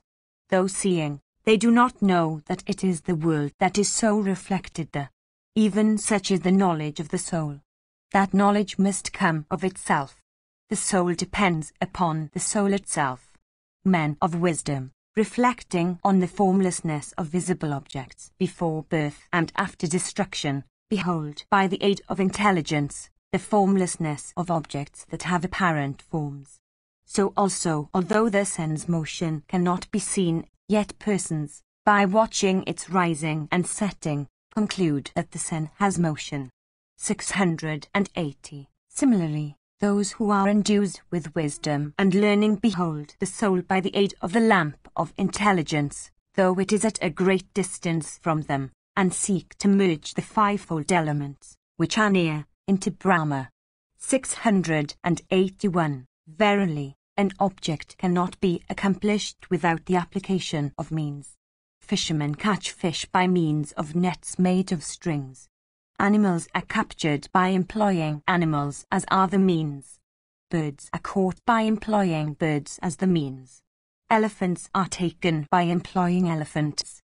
In this way, the soul may be apprehended by the principle of knowledge. We have heard that only a snake can see a snake's legs. After the same manner one beholds, through knowledge, the soul encased in subtle form and dwelling within the gross body.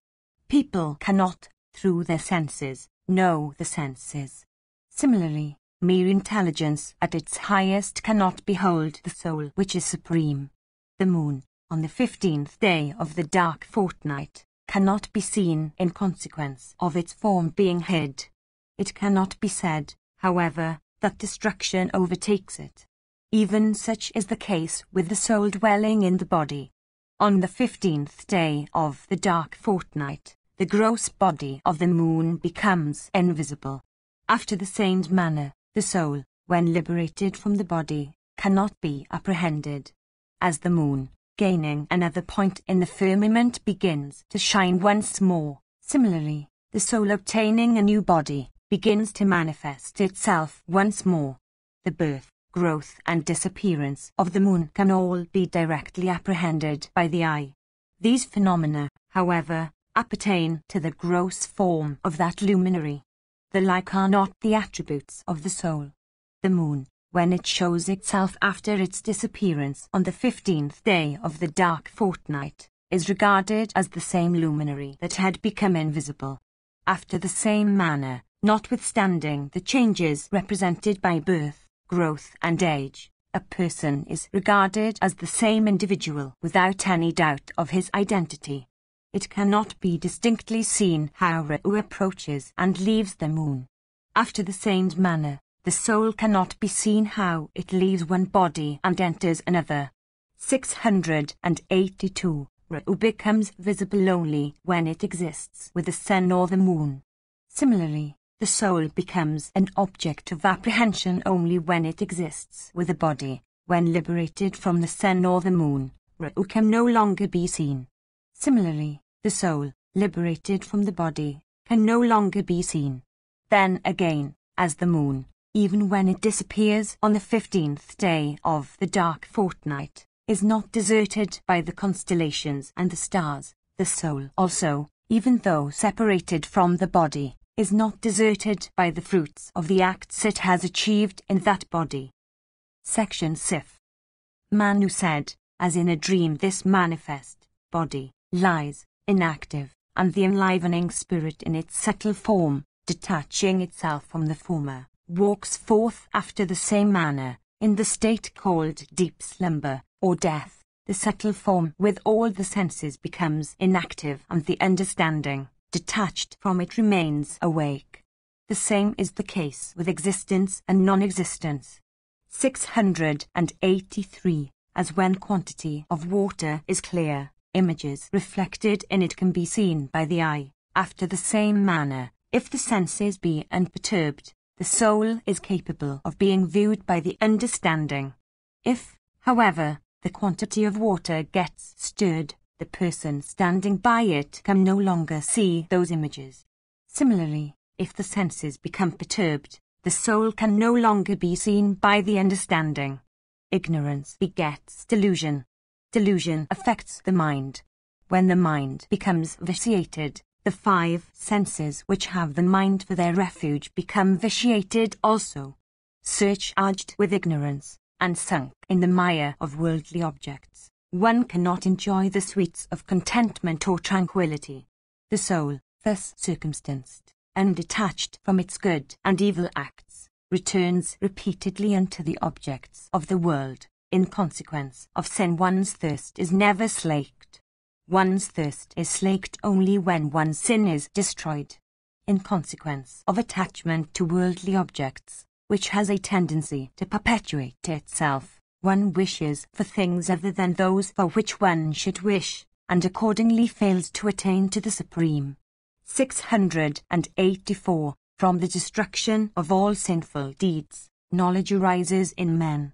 Upon the appearance of knowledge, one beholds one's soul in one's understanding, even as one sees one's own reflection in a polished mirror. One obtains misery in consequence of one's senses being unrestrained. One obtains happiness in consequence of one's senses being restrained. Therefore, one should restrain one's mind by self-effort from objects apprehended by the senses. 685. Above the senses is the mind, above the mind is the understanding, above the understanding is the soul, above the soul is the supreme or great. From the unmanifest hath sprung the soul, from the soul hath sprung the understanding, from the understanding hath sprung the mind. When the mind becomes associated with the senses, then it apprehends sound and the other objects of the senses. He who casts off those objects, as also all that are manifest, he who liberates himself from all things that arise from primordial matter, being so freed, enjoys immortality.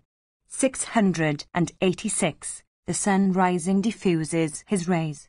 When he sets, he withdraws unto himself those very rays that were diffused by him. After the same manner, the soul, entering the body, obtains the 5-fold objects of the senses by diffusing over them his rays represented by the senses. When, however, he turns back, He is said to set by withdrawing those rays unto himself. 687. Repeatedly led along the path that is created by acts, he obtains the fruits of his acts in consequence of his having followed the practice of acts. 688. Desire for the objects of the senses keeps away from a person who does not indulge in such desire. The very principle of desire, however, leaves him who has beheld his soul, which, of course, is entirely free from desire. 689. When the understanding, freed from attachment to the objects of the senses, becomes fixed in the mind, then does one succeed in attaining to Brahma, for it is there that the mind with the understanding withdrawn into it can possibly be extinguished. Brahma is not an object of touch, or of hearing, or of taste, or of sight, or of smell, or of any deductive inference from the known. Only the understanding, when withdrawn from everything else, can attain to it. All objects that the mind apprehends through the senses are capable of being withdrawn into the mind. The mind can be withdrawn into the understanding can be withdrawn into the soul, and the soul into the Supreme. 690. The senses cannot contribute to the success of the mind. The mind cannot apprehend the understanding cannot apprehend the manifested soul. The soul, however, which is subtle, beholds those all. Section CCV. Manu said, upon the appearance of the physical and mental sorrow, one does not become able to practice yoga. It is advisable, therefore, for one not to brood over such sorrow. The remedy for sorrow is abstention from brooding over it. When sorrow is brooded over, it comes aggressively and increases in violence. One should relieve mental sorrow by wisdom, while physical sorrow should be cured by medicaments. Wisdom teaches this. One should not, while under sorrow, behave like a child. The man of wisdom should never cherish a desire for youth, beauty, length of life, accumulation of wealth, health, and the companionship of those that are dear, all of which are transitory. One should not grieve singly for a sorrow that affects a whole community. Without grieving, one should, if one sees an opportunity, seek to apply a remedy. Without doubt, the measure of sorrow is much greater than that of happiness in life. To one who is content with the objects of the senses, death that is disagreeable comes in consequence of his stupefaction. That man who avoids both sorrow and happiness succeeds verily in attaining to Brahma. Such persons, who are possessed of wisdom, have never to grieve. 691. Worldly possessions bring about sorrow. In protecting them thou canst not have any happiness. They are again earned with misery. One should not therefore regard their loss. 692. Pure knowledge, or Brahma, is regarded, by ignorance, as existing in the diverse forms that are objects of knowledge. Know that mind is only an attribute of knowledge. When the mind becomes united with the faculties of knowledge, then the understanding, which bodies forth the forms of things, sets in. 693. When the understanding, freed from the attributes of action, becomes directed towards the mind, after being withdrawn from outward objects, then does it succeed in knowing Brahma by meditation or yoga, ending in complete absorption. Samadhi. The understanding flowing from ignorance, and possessed of the senses and attributes, runs towards external objects, like a river issuing from a mountain summit and flowing towards other regions. When the understanding, withdrawn into the mind, succeeds in absorbing itself into contemplation that is free from attributes, it attains to a knowledge of Brahma like the touch of gold on a touchstone. The mind is the apprehender of the objects of the senses. It must first be extinguished, before Brahma can be attained. Dependent upon the attributes of objects that are before it, the mind can never show that which is without attributes. Shutting up all the doors constituted by the senses, the understanding should be withdrawn into the mind. In this state, when absorbed in contemplation, it attains to the knowledge of Brahma. As the fivefold great creatures, in their gross form, upon the destruction of the attributes by which they are known, become withdrawn into their subtle form called Tanmatra, after the same manner the understanding may dwell in the mind alone, with the senses all withdrawn from their objects. When the understanding, though possessed of the attribute of certainty, dwells in the mind, busied with the internal, even then it is nothing but the mind, without being anything superior to it. When the mind or consciousness, which attains to excellence through contemplation, succeeds in identifying attributes with what are considered as their possessors, then can it cast off all attributes and attain to Brahma, which is without attributes. 694. There is no indication that is fit enough for yielding a knowledge of what is unmanifest, Brahma. That which cannot form the subject of language, cannot be acquired by anyone. With cleansed soul, one should seek to approach the Supreme Brahma, through the aid afforded by penances, by inferences, by self-restraint, by the practices and observances as laid down for one's own order, and by the Vedas. Persons of clear vision, besides seeing the Supreme within themselves, seek Him in even external forms by freeing themselves from attributes. The Supreme, which is called by the name of Jnana, that is, that which should be known, in consequence of the absence of all attributes or of its own nature, can never be apprehended by argument. When the understanding becomes freed from attributes, then only it can attain to Brahma. When unemancipated from attributes, it falls back from the Supreme. Indeed, such is the nature of the understanding that it rushes towards attributes and moves among them like fire among fuel.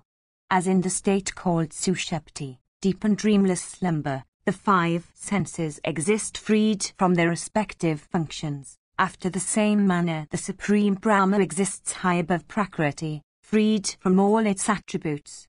Embodied creatures thus betake themselves to action in consequence of attributes. When they abstain therefrom, they attain to emancipation. Some again, by action, go to heaven. The living creature, primordial nature, the understanding, the objects of the senses, consciousness, conviction of personal identity, are called creatures, for they are subjected to destruction.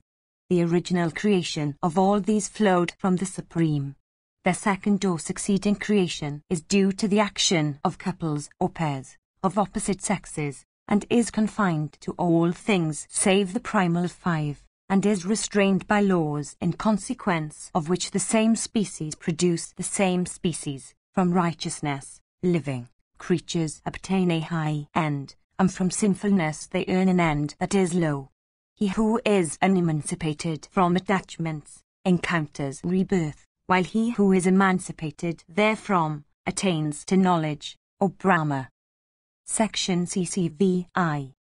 Manu said, when the fivefold attributes are united with the five senses and the mind, then is Brahma seen by the individual like a thread passing through a gem.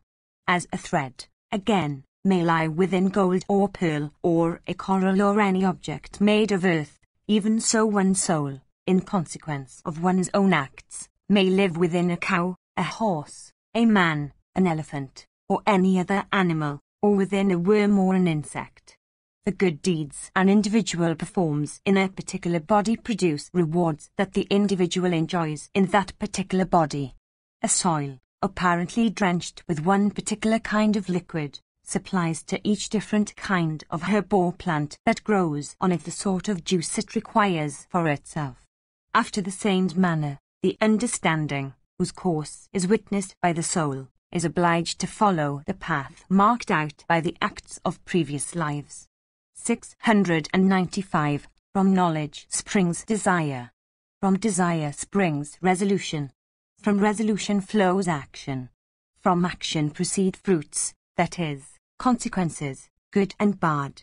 Fruits, therefore, are dependent on actions as their cause. Actions have the understanding for their cause.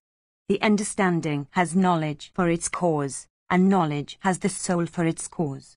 That excellent result which is achieved in consequence of the destruction of knowledge, of fruits, of the understanding, and of acts, is called knowledge of Brahma. 696. Great and high is that self-existent essence, which yogins behold. They that are devoid of wisdom, and whose understandings are devoted to worldly possessions, never behold that which exists in the soul itself. Water is superior to the earth in extension, light is superior to water, wind is superior to light, space is superior to wind, mind is superior to space, understanding is superior to mind, time is superior to understanding. The divine Vishnu, whose is this universe, is superior to time. That God is without beginning, middle, and end. In consequence of his being without beginning, middle, and end, he is unchangeable. He transcends all sorrow, for sorrow has limits. 697. That Vishnu hath been called the Supreme Brahma. He is the refuge or object of what is called the highest. Knowing him, they that are wise, freed from everything that owns the power of time, attain to what is called emancipation. All these, that we perceive, are displayed in attributes. That which is called Brahma, being without attributes, is superior to these. 698. Abstention from acts is the highest religion. That religion is sure to lead to deathlessness, emancipation. The rich, the ajases, and the samans, have for their refuge the body. They flow from the end of the tongue. They cannot be acquired without effort and are subject to destruction. Brahma, however, cannot be acquired in this way, for, without depending upon the body, it depends upon that is, the knower or soul, which has the body for its refuge. Without beginning, middle, or end, Brahma cannot be acquired by exertion, like to what is necessary for the acquirement of the Vedas. The rich, the samans, the ajases have each a beginning. Those that have a beginning have also an end. But Brahma is said to be without beginning. And because Brahma hath neither beginning nor end, it is said to be infinite and unchangeable. In consequence of unchangeableness, Brahma transcends all sorrow as also all pairs of opposites. Through unfavorable destiny, through inability to find out the proper means, and through the impediments offered by acts, mortals succeed not in beholding the path by which Brahma may be reached. In consequence of attachment to worldly possessions, of a vision of the joys of the highest heaven, and of coveting something other than Brahma, men do not attain to the Supreme. 699. Others beholding worldly objects covet their possession. Desirous of such objects, they have no longing for Brahma in consequence of its transcending all attributes. 700. How shall he that is attached to attributes which are inferior arrive at a knowledge of him that is possessed of attributes that are superior? It is by inference that one can arrive at a knowledge of him that transcends all this in attributes and form. By subtle intelligence alone can we know him. We cannot describe him in words. The mind is seizable by the mind, the eye by eye. 701. By knowledge the understanding can be purified of its dross. The understanding may be employed for purifying the mind. By the mind should the senses be controlled. Achieving all this, one may attain to the unchangeable. One who has, by contemplation, become freed from attachments, and who has been enriched by the possession of a discerning mind, succeeds in attaining to Brahma, which is without desire and above all attributes. As the wind keeps away from the fire that is embedded within a piece of wood, even so persons that are agitated by desire for worldly possessions keep away from that which is supreme. Upon the destruction of all earthly objects, the mind always attains to that which is higher than the understanding, while upon their separation the mind always acquires that which is below the understanding. That person, who, in conformity with the method already described, becomes engaged in destroying earthly objects, attains to absorption into the body of Brahma. 702. Through the soul is unmanifest, yet when clothed with qualities, its acts become unmanifest. When dissolution of the body comes, it once more becomes manifest. The soul is really inactive.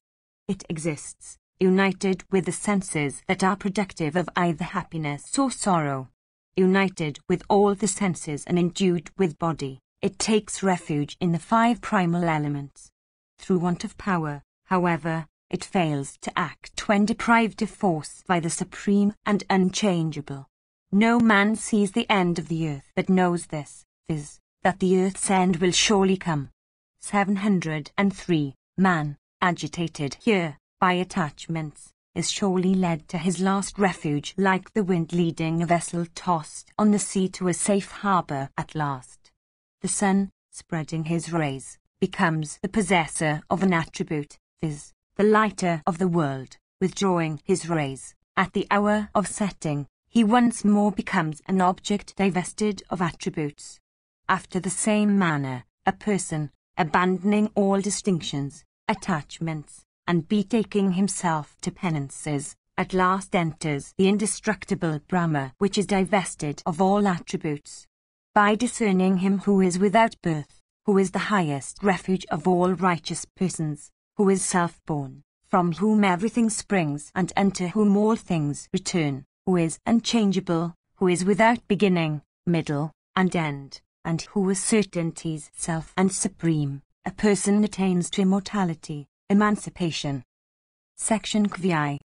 Yudhishthira said, O grandsire, O thou of great wisdom, I desire to hear in detail, O chief of the Bharatas, of that lotus-eyed and indestructible one, who is the creator of everything but who has been created by none, who is called Vishnu, in consequence of his pervading everything, who is the origin of all creatures and unto whom all creatures return, who is known by the names of Narayana and Hrishikesa and Govinda and Kesava, and who is incapable of being vanquished by anyone. Bhishma said, I have heard of this subject from Jamadani's son Rama, while he discoursed on it, from the celestial Rishi Narada, and from Krishnadvapayana. Asitadevala, O son, Valmiki of austere penances, and Markandeya, speak of Govinda as the most wonderful and the supreme. Kesava, O chief of Bharata's race, is the divine and puissant Lord of all. He is called Purusha, and pervades everything, having made himself many. Listen now, O Yudhishthira of mighty arms, to those attributes which great Brahmanas say are to be met within the high-souled wielder of Saranga. I shall also, O Prince of men, recite to thee those acts which persons conversant with old histories ascribe to Govinda. He is said to be the soul of all creatures, the high-souled one, and the foremost of all beings. He created, by his will, the 5-fold elements, viz., wind, light, water, space, and earth. That puissant Lord of all things, that high-souled one, that foremost of all beings, having created the earth, laid himself down on the surface of the waters. While thus floating upon the waters, that foremost of all beings, that refuge of every kind of energy and splendor, created consciousness, the firstborn of beings in the universe. We have heard that he created consciousness along with a mind, consciousness, which is the refuge of all created things. That consciousness upholds all creatures and both the past and the future. After that great being, O mighty armed one, viz., consciousness, had sprung, an exceedingly beautiful lotus, possessed of effulgence like the sun's, grew out of the navel of the Supreme Being, floating on the waters. Then, O Son, the illustrious and divine Brahman, the grandsire of all creatures, sprang into existence from that lotus, irradiating all the points of the horizon with his effulgence. After the high-souled grandsire had, O mighty armed one, thus sprung from the primeval lotus, a great Asura of the name of Madhu, having no beginning, started into birth, springing from the attribute of darkness, Dharmas, the foremost of all beings, viz., the supreme divinity, for benefiting Brahman, slew that fierce Asura of fierce deeds, engaged even then in the fierce act of slaying the grand sire. From this slaughter, O son of the Asura named Madhu, all the gods and the Danavas and men came to call that foremost of all righteous persons by the name of Madhusudana, slayer of Madhu. 704. After this, Brahman created, by a fiat of his will, 7 sons with Daksha completing the tale. They were Marichi, Atri, Angiras, Pulastya, Pulaha, Kratu, and the already mentioned Daksha. The eldest born, viz., Marichi, begat, by a fiat of his will, a son named Kasyapa, full of energy and the foremost of all persons conversant with Brahma.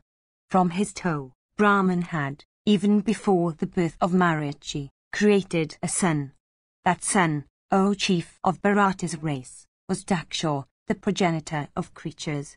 705, and to Daksha were firstborn 3 and 10 daughters, O Bharata, the eldest of whom was called Diti. Marichi's son Kasyapa, O sire, who was conversant with all duties and their distinctions, who was of righteous deeds and great fame, became the husband of those 13 daughters. The highly blessed Daksha, besides the 3 and 10 already spoken of, next begat 10 other daughters. The progenitor of creatures, viz., the righteous Daksha, bestowed these upon Dharma. Dharma became further of the Vasas, the Rudras of immeasurable energy, the Viswadevyas, the Sadhyas, and the Maruts, O Bharata. Daksha next begat 7 and 20 of the younger daughters. The highly blessed Soma became the husband of them all.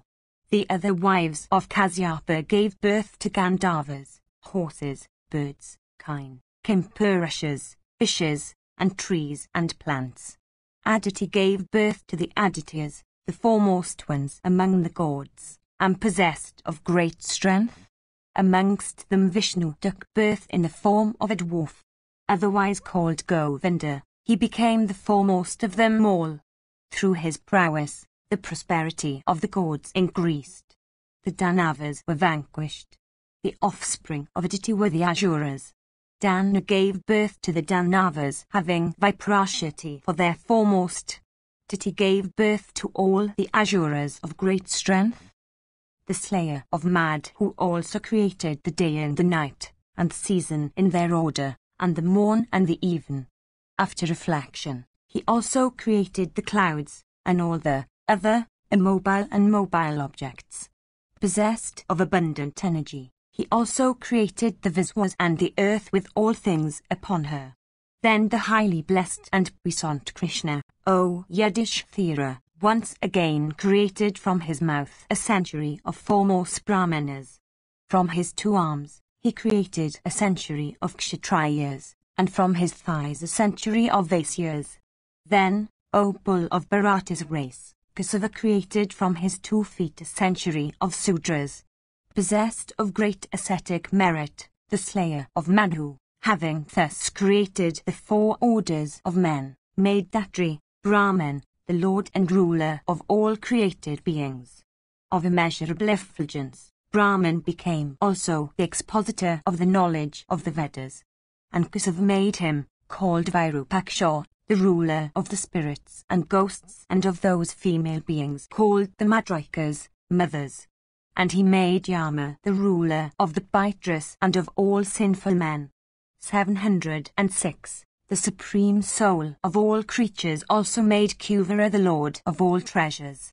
He then created Varuna the lord of waters and governor of all aquatic animals.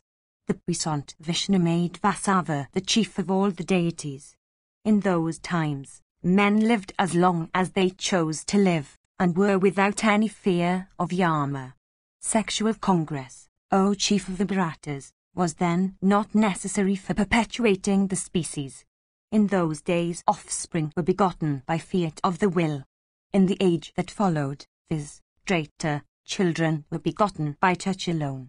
The people of that age even, O monarch, were above the necessity of sexual congress. It was in the next age, viz., Dwapara, that the practice of sexual congress originated, O king, to prevail among men. In the Kali age, O monarch, men have come to marry and live in pairs. I have now told thee of the supreme Lord of all creatures. He is also called the ruler of all and everything. I shall now, O son of Kunti, speak to thee about the sinful creatures of the earth. Listen to me. 707. Those men, O king, are born in the southern region and are called Antrakas, Gokas, Pulindas, Savaras, Jatchukas, Madrakas. 708. Those that are born in the northern region, I shall also mention. They are Yamas, Kamvojas, Gandras, Kairatas and Barbaras. All of them, O sire, are sinful, and move on this earth, characterized by practices similar to those of chandlers and ravens and vultures. In the Krita age, O sire, they were nowhere on earth. It is from the Treta that they have had their origin and began to multiply, O chief of Bharata's race. When the terrible period came, joining Treta and the Dwapara, the Kshatriyas, approaching one another, engaged themselves in battle. 709. Thus, O chief of Kuru's race, this universe was started into birth by the high-souled Krishna, that observer of all the worlds, viz., the celestial Rishi Narada, has said that Krishna is the supreme God. 710. Even Narada, O king, admits the supremacy of Krishna and his eternity, O mighty armed chief of Bharata's race. 711. Thus, O mighty armed one, is Kesava of unvanquishable prowess. That lotus-eyed one is not a mere man. He is inconceivable. Section Kvi. Yudhishthira asked, who were the first Prajapatis, O bull of Bharata's race? What highly blessed rishis are there in existence, and on which points of the compass do each of them dwell? Bhishma said, Hear me, O chief of the Bharatas, about what thou askest me. I shall tell thee who the Prajapatis were and what rishis are mentioned as dwelling on which point of the horizon. There was at first one eternal, divine, and self-born Brahman. The self-born Brahman begat 7 illustrious sons. They were Marichi, Atri, Angiras, Pulastya, Pulaha, Kratu, and the highly blessed Vasishta, who was equal to the self-born himself. These 7 sons have been mentioned in the Puranas as 7 Brahmanas. I shall now mention all the Prajapatis who came after these. In Atri's race was born the eternal and divine Vahi the Ancient, who had penances for his origin. From Vahi the Ancient sprang the 10 Prishatasas. The 10 Prishatasas had one son between them, viz., the Prajapati called by the name of Daksha. This last has 2 names in the world, viz., Daksha and Kasyapa. Marichi had one son called Kasyapa. This last also has 2 names. Some call him Arishthanmai, and some Kasyapa. Atri had another son born of his loins, viz., the handsome and princely Soma of great energy. He performed penances for 1,000 celestial yugas. The divine Aryaman and they who were born unto him as his sons, O monarch, have been described as setters of commands and creators of all creatures. Sasavindu had 10,000 wives. Upon each of them their lord begat 1,000 sons, and so the tale reached 10,000. Those sons refused to call anybody else save themselves as Prajapatis. The ancient Brahmanas bestowed an appellation on the creatures of the world, derived from Sasavindu. That extensive race of the Prajapati Sasavindu became in time the progenitor of the Vrishani race. These that I have mentioned are noted as the illustrious Prajapatis. After this, I shall mention the deities that are the lords of the 3 worlds. Bhaga, Ansa, Aryaman, Mitra, Vana, Savitri, Datri, Vivaswat of great might, Tvashtri, Pushan, Indra, and Vishnu known as the 12th comma. These are the 12 Adityas, all sprung from Kasyapa. Nasitya and Dasra are mentioned as the two Aswins. These two are the sons of the illustrious Martanda, the eighth in the above tale. These were called first the gods and the two classes of Pitris. Tvashtri had many sons. Amongst them were the handsome and famous Viswarupa, Ajakapat, Bridna, Virupaksha, and Rayavata.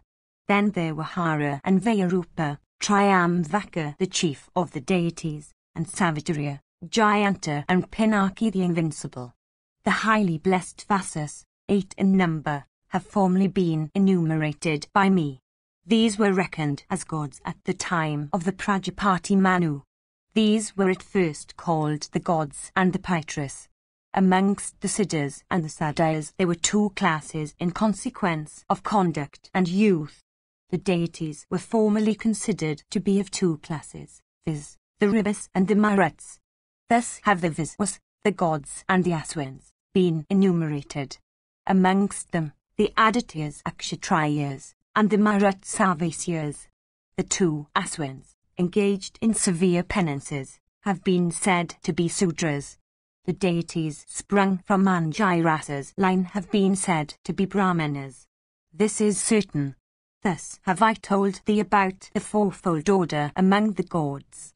The person who, after rising from his bed at morn, recites the names of these deities, becomes cleansed of all his sins, whether committed by himself intentionally or unintentionally, or whether born of his intercourse with others. Yavkriti, Ravya, Avavasu, Paravasu, Ozya, Kashivat, and Valak have been said to be the sons of Angiras. These, and Kanwa son of Rishi Meditathi, and Vahashada, and the well-known 7 Rishis who are the progenitors of the 3 worlds, all reside in the east. Anmukha, Vimukha, Saphastyacharya of great energy, Pramukha, Imavaha, and the divine Drivarata, and Maitravaranas Sanagastya of great energy. These regenerate rishis all reside in the south.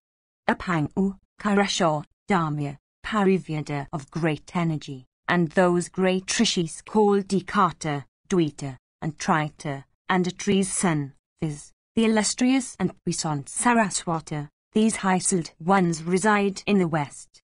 Atreya, and Vasishta, and the great Rishi Kasyapa, and Kotama, Viradwa, and Viswamitra, the son of Gusika, and the illustrious son of the high-souled Richika, viz., Jamadani, these 7 live in the north.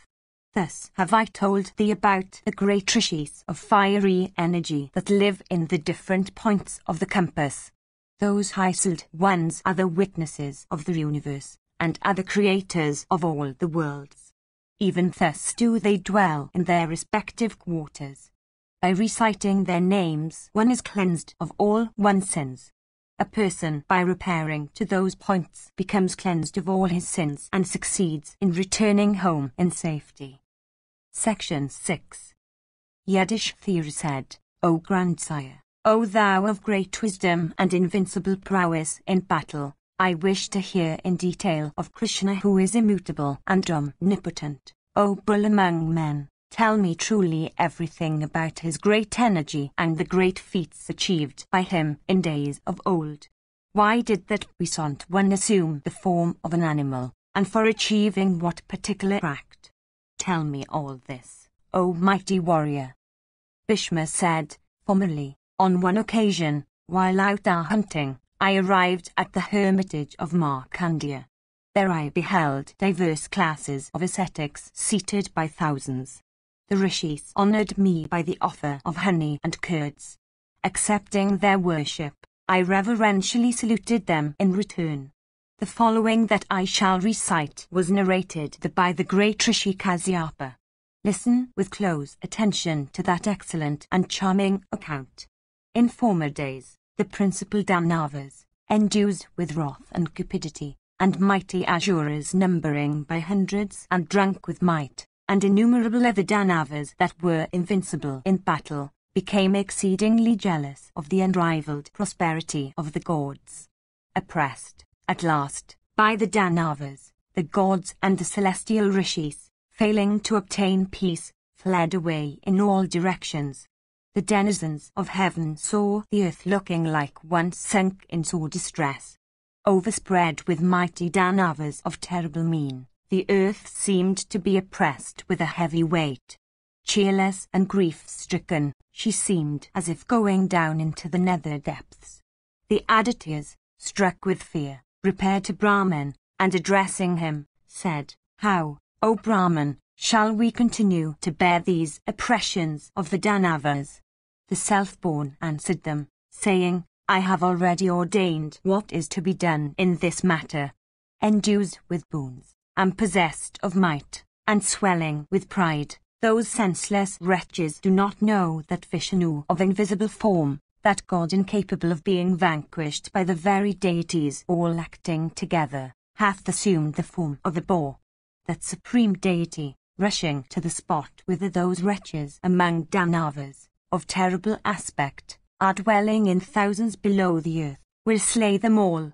Hearing these words of the grandsire, foremost ones among the deities felt great joy. Some time after, Vishnu, of mighty energy, encased in the form of a boar, penetrating into the nether regions, rushed against those offspring of Diti.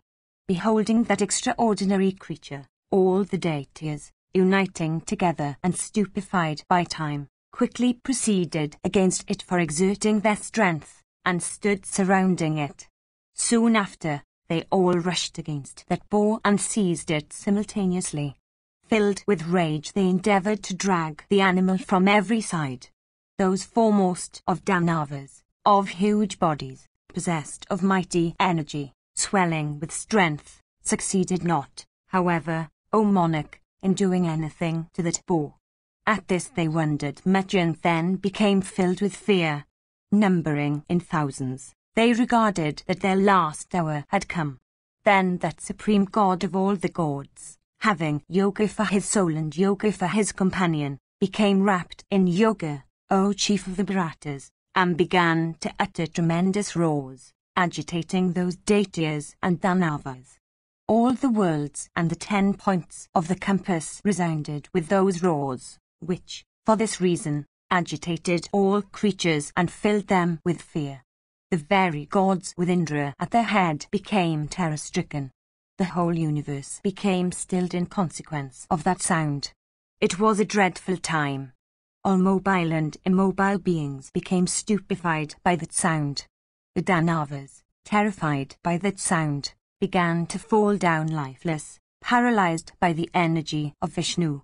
The boar, with its hoofs, began to pierce those enemies of the gods, those denizens of the nether regions, and tear their flesh, fat, and bones.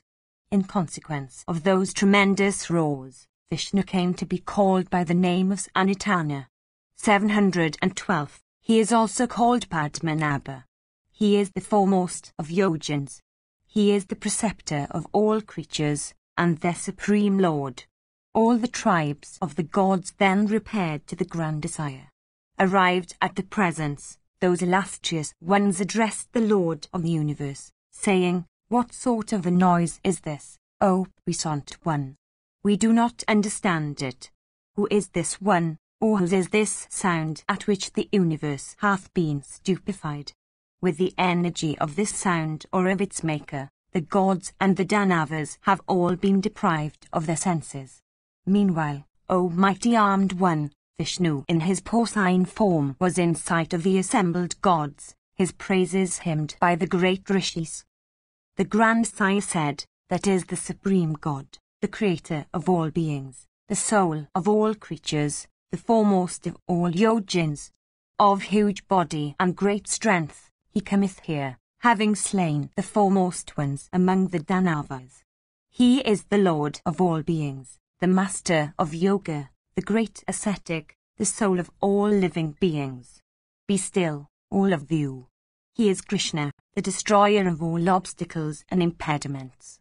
713. That supreme God, of immeasurable splendor, that great refuge of all blessings, having achieved a most difficult feat that is incapable of being accomplished by others, has returned to his own unmixed nature. 714. It is he from whose navel the primeval lotus had sprung. He is the foremost of yogins, of supreme soul. He is the creator of all beings. There is no need for sorrow or fear or grief, ye foremost of gods. He is the ordainer. He is the creating principle. He is all-destroying time. It is he who upholds all the world. The roars that have alarmed you are being uttered by that high-souled one. Of mighty arms, he is the object of the universal worship. Incapable of deterioration, that lotus-eyed one is the origin of all beings and their lord. Section CCX. Yiddish theory said, "Tell me, O sire, of that high yoga by which, O Bharata, I may obtain emancipation. O foremost of speakers, I desire to know everything about that yoga truly." Bhishma said, in this connection is cited the old narrative of the discourse between a preceptor and his disciple on the subject of emancipation. There was a regenerate preceptor who was the foremost of rishis. He looked like a mass of splendor. Possessed of a high soul, he was firm in truth and a complete master of his senses. Once on a time, a disciple of great intelligence and close attention, desirous of obtaining what was for his highest good, touched the preceptor's feet, and standing with joined hands before him, said, "If, O illustrious one, thou hast been gratified with the worship I have offered thee, it behoveth thee to solve a great doubt of mine. Whence am I and whence art thou? Tell me this fully. Tell me also what is the final cause. Why also, O best of regenerate ones, when the material cause in all beings is the same, their origin and destruction happen in such dissimilar ways. It beseems thee, O thou of great learning, also to explain the object of the declarations in the Vedas, about difference of rights in respect of different classes of men, the meaning of the injunctions of the Smritis and of those injunctions which apply to all classes of men. 715. The preceptor said, "Listen, O disciple, O thou of great wisdom. This that thou hast asked me is undisclosed in the very Vedas and is the highest subject for thought or discourse. It is called a Dhyatma and is the most valuable of all branches of learning and of all sacred institutes. Vasudeva is the supreme cause of the universe. He is the origin of the Vedas, viz. Om. He is truth, knowledge, sacrifice, renunciation, self-restraint, and righteousness. Persons conversant with the Vedas know him as all-pervading, eternal, omnipresent, the creator and the destroyer, the unmanifest, Brahma, immutable. Hear now the story of him who took his birth in Vrishani's race. A Brahmana should hear of the greatness of that god of gods, viz. Him called Vishnu of immeasurable energy, from the lips of Brahmanas. A person of the royal order should hear it from persons of that order. One who is a Vaisya should hear it from Vaisyas, and a high-souled Sudra should hear it from Sudras. Thou deservest to hear it. Listen now to the auspicious account of Krishna, that narrative which is the foremost of all narratives. Vasudeva is the wheel of time, without beginning and without end. Existence and non-existence are the attributes by which his real nature is known. The universe revolves like a wheel depending upon that Lord of all beings. O best of men, Kesava, that foremost of all beings, is said to be that which is indestructible, that which is unmanifest, that which is immortal, Brahma, and immutable. The highest of the high, and without change or deterioration himself, he created the Pitras, the gods, the Rishis, the Yakshas, the Rakshasas, the Nagas, the Asuras, and human beings. It is he who also created the Vedas and the eternal duties and customs of men. Having reduced everything into non-existence, he once more, in the beginning of a new yuga, creates Prakriti, primordial matter. As the diverse phenomena of the several seasons appear one after another according to the season that comes, after the like manner creatures start forth into existence at the beginning of every celestial yuga. corresponding with those creatures that start into life is the knowledge of rules and duties that have for their object the regulation of the world's course. 716. At the end of every celestial yuga, when universal destruction sets in, the Vedas and all other scriptures disappear, like the rest. In consequence of the grace of the self-born, the great rishis, through their penances, first reacquire the lost Vedas and the scriptures. The self-born Brahmin first acquired the Vedas. Their branches called the Angas were first acquired by the celestial preceptor Vrihaspati. Bhrigu's son Sugra first acquired the science of morality that is so beneficial for the universe. The science of music was acquired by Narada, that of arms by Bharadwaja, the history of the celestial rishis by Gajya, that of medicine by the dark-complexioned son of Atri. Diverse are their rishis, whose names are connected therewith, promulgated diverse are the sciences such as Nyaya, Vaishika, Sankhya, Patanjala, etc. Let that Brahma which those rishis have indicated by arguments drawn from reason, by means of the Vedas, and by inferences drawn from the direct evidence of the senses, be adored. Neither the gods nor the rishis were, at first, able to apprehend Brahma which is without beginning and which is the highest of the high. Only the divine creator of all things, viz., the puissant Narayana, had knowledge of Brahma. From Narayana, the rishis, the foremost ones among the deities and the asuras, and the royal sages of old, derived the knowledge of that highest remedy of the cure of sorrow.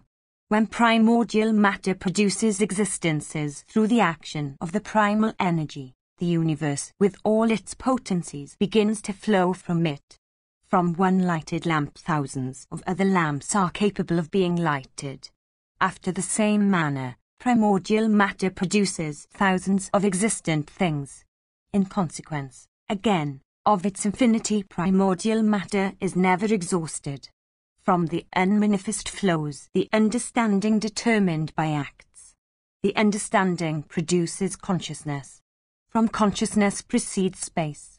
From space proceeds wind. From the wind proceeds heat. From heat proceeds water, and from water is produced the earth. These 8 constitute primordial Prakriti. The universe rests on them. From those 8 have originated the 5 organs of knowledge, the 5 organs of action, the 5 objects of the first 5 organs, and the one, viz., the mind, forming the 16th, which is the result of their modification. The ear, the skin, the 2 eyes, the tongue, and the nose are the 5 organs of knowledge. The 2 feet, the lower duct, the organ of generation, the 2 arms, and speech, are the 5 organs of action. Sound, touch, form, taste, and smell are the 5 objects of the senses, covering all the things. The mind dwells upon all the senses and their objects. In the perception of taste, it is the mind that becomes the tongue, and in speech it is the mind that becomes words. Endued with the different senses, it is the mind that becomes all the objects that exist in its apprehension. These 16, existing in their respective forms, should be known as deities. These worship him who creates all knowledge and dwells within the body. Taste is the attribute of water, scent is the attribute of earth, hearing is the attribute of space, vision is the attribute of fire or light, and touch should be known as the attribute of the wind. This is the case with all creatures at all times. The mind, it has been said, is the attribute of existence. Existence springs from the unmanifest of Prakriti, which, every intelligent person should know, rests in that which is the soul of all existent beings. These existences, resting upon the supreme divinity that is above Prakriti and that is without any inclination for action, uphold the entire universe of mobiles and immobiles. This sacred edifice of 9 doors 717 is endued with all these existences. That which is high above them, viz., the soul, dwells within it, pervading it all over. For this reason, It is called Purusha. The soul is without decay and not subject to death. It is knowledge of what is manifest and what is unmanifest. It is again all-pervading, possessed of attributes, subtle, and the refuge of all existences and attributes. As a lamp discovers all objects great or small, irrespective of its own size, after the same manner the soul dwells in all creatures as the principle of knowledge, regardless of the attributes or accidents of those creatures. Urging the ear to hear what it hears, it is the soul that hears. Similarly, employing the eye, it is the soul that sees. This body furnishes the means by which the soul derives knowledge. The bodily organs are not the doers, but it is the soul that is the doer of all acts. There is fire in wood, but it can never be seen by cutting open a piece of wood. After the same manner, the soul dwells within the body, but it can never be seen by dissecting the body. The fire that dwells in wood may be seen by employing proper means, viz., rubbing the wood with another piece of wood. After the same manner, the soul which dwells within the body may be seen by employing proper means, viz., yoga. Water must exist in rivers. Rays of light are always attached to the sun. After the same manner, the soul has a body. This connection does not cease because of the constant succession of bodies that the soul has to enter. 718. In a dream, the soul, endued with the fivefold senses, leaves the body and roves over wide areas. After the same manner, when death ensues, the soul, with the senses in their subtle forms, passes out of one body for entering another. The soul is bound by its own former acts. Bound by its own acts done in one state of existence, it attains to another state. Indeed, it is led from one into another body by its own acts, which are very powerful in respect of their consequences. How the owner of a human body, leaving off his body, enters another, and then again into another. How, indeed, the entire range of beings is the result of their respective acts, of past and present lives, I will presently tell you. Section CCXI. Bhishma said, all immobile and mobile beings, distributed into 4 classes, have been said to be of unmanifest birth and unmanifest death. Existing only in the unmanifest soul, the mind is said to possess the attributes of the unmanifest. 719. As a vast tree is ensconced within a small unblown as water flower and becomes observable only when it comes out, even so birth takes place from what is unmanifest. A piece of iron, which is inanimate, runs towards a piece of lodestone. Similarly, inclinations and propensities due to natural instincts, and all else, run towards the soul in a new life. 720. Indeed, even as those propensities and possessions born of ignorance and delusion, and inanimate in respect of their nature, are united with soul when reborn, after the same manner, those other propensities and aspirations of the soul that have their gaze directed towards Brahma become united with it, coming to it directly from Brahma itself. 721. Neither earth, nor sky, nor heaven, nor things, nor the vital breaths, nor virtue and vice, nor anything else, existed before, save the chit soul. Nor have they any necessary connection with even the chit soul defiled by ignorance. 722. The soul is eternal. It is indestructible. It occurs in every creature. It is the cause of the mind. It is without attributes. This universe that we perceive hath been declared, in the Vedas, to be due to ignorance or delusion. The soul's apprehensions of form, etc., are due to past desires. 723. The soul, when it becomes endued with those causes, viz., desire, is led to the state of its being engaged in acts. In consequence of that condition, for those acts again produce desires to end in acts anew, and so on, this vast wheel to existence revolves, without beginning and without end. 724. The unmanifest, viz., The understanding, with the desires, is the nave of that wheel. The manifest, that is, the body with the senses, constitutes its assemblage of spokes, the perceptions and acts from its circumference. Propelled by the quality of rajas, passion, the soul presides over it, witnessing its revolutions. Like oilmen pressing oilseeds in their machine, the consequences born of ignorance, assailing the universe of creatures, which is moistened by rajas, press or grind it in that wheel.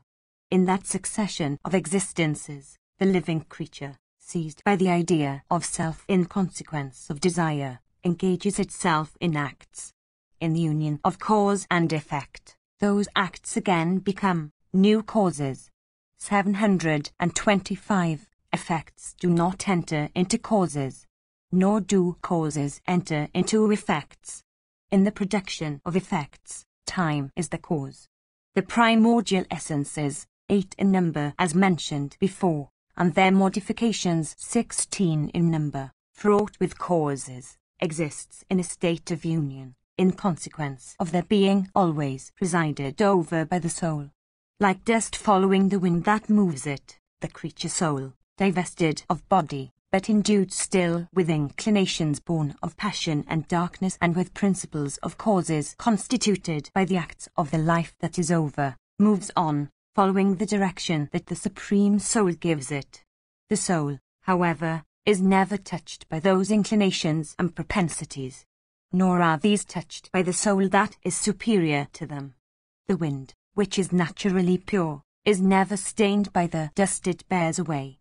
726. As the wind is truly separate from the dust it bears away, even so, the man of wisdom should know, is the connection between that which is called existence or life and the soul. No one should take it that the soul, in consequence of its apparent union with the body and the senses and the other propensities and beliefs and unbeliefs, is really endued therewith as its necessary and absolute qualities. On the other hand, the soul should be taken as existing in its own nature. Thus did the divine Rishi solve the doubt that had taken possession of his disciple's mind. Notwithstanding all this, people depend upon means consisting of acts and scriptural rites for casting off misery and winning happiness. Seeds that are scorched by fire do not put forth sprouts. After the same manner, if everything that contributes to misery be consumed by the fire of true knowledge, the soul escapes the obligation of rebirth in the world. Section XI. Bhishma said, persons engaged in the practice of acts regard the practice of acts highly. Similarly, those that are devoted to knowledge do not regard anything other than knowledge. Persons fully conversant with the Vedas and depending upon the utterances contained in them are rare. They that are more intelligent desire the path of abstention from acts as the better of the two, viz., heaven and emancipation. 727. Abstention from acts is observed by those that are possessed of great wisdom. That conduct, therefore, is laudable. The intelligence which urges to abstention from acts is that by which one attains to emancipation. Possessed of body, a person, through folly, and endued with wrath and cupidity and all the propensities born of passion and darkness, becomes attached to all earthly objects. One, therefore, who desires to destroy one's connection with the body, should never indulge in any impure act. On the other hand, one should create by one's acts a path for attaining to emancipation, without wishing for regions of felicity in the next world. 728. As gold, when united with iron, loses its purity and fails to shine, even so knowledge, when existing with attachment to earthly objects and such other faults, fails to put forth its splendor. 729. He who, influenced by cupidity and following the dictates of desire and wrath, practices unrighteousness, transgressing the path of righteousness, meets with complete destruction. 730. One who is desirous of benefiting oneself should never follow, with excess of attachments, earthly possessions represented by the objects of the senses. If one does it, wrath and joy and sorrow arise from one another, and make one miserable. When everyone's body is made up of the 5 original elements, as also of the 3 attributes of goodness, passion, and darkness, whom shall one adore and whom shall one blame with what words? Only they that are fools become attached to the objects of the senses. In consequence of folly they do not know that their bodies are only modifications. 731. As a house made of earth is plastered over with earth, even so this body which is made of earth is kept from destruction by food which is only a modification of earth. Honey and oil and milk and butter and meat and salt and a treacle and grain of all kinds and fruit and roots are all modifications of earth and water. Recluses living in the wilderness, giving up all longing for rich and savoury food, take simple food, that is again unsavoury, for only supporting the body.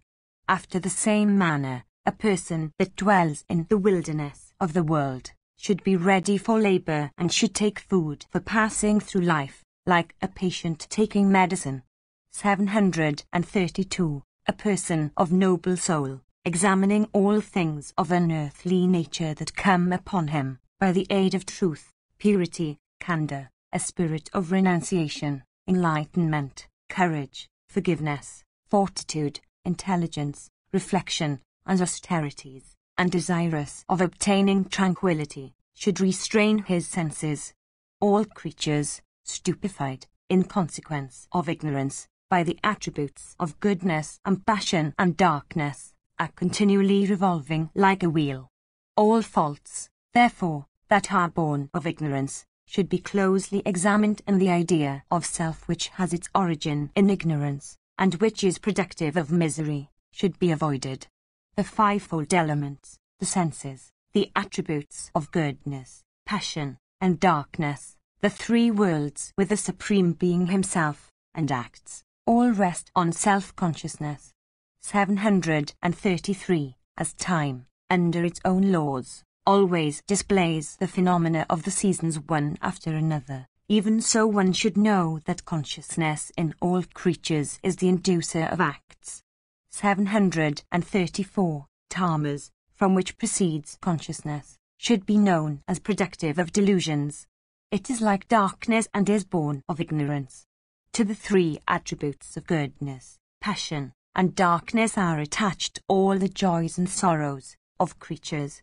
Listen now to those consequences that spring from the attributes of goodness, passion, and darkness. Contentment, the satisfaction that arises from joy, certainty, intelligence, and memory, these are the consequences born of the attribute of goodness. I shall now mention the consequences of passion and darkness. Desire, wrath, error, cupidity, stupefaction, fear, and fatigue belong to the attribute of passion. Cheerlessness, grief, discontent, vanity, pride, and wickedness all belong to darkness. Examining the gravity or lightness of these and other faults that dwell in the soul, one should reflect upon each of them one after another, for ascertaining which of them exist, which have become strong or weak, which have been driven off, and which remain. Yiddish theory said, what faults are abandoned by persons desirous of emancipation? What are those that are weakened by them? What are the faults that come repeatedly, and are, therefore, incapable of being got rid of? What, again, are regarded as weak, through stupefaction, and, therefore, as permissible? What, indeed, are those faults upon whose strength and weakness a wise man should reflect with the aid of intelligence and of reasons? I have doubts upon these subjects. Discourse to me on these, O grandsire.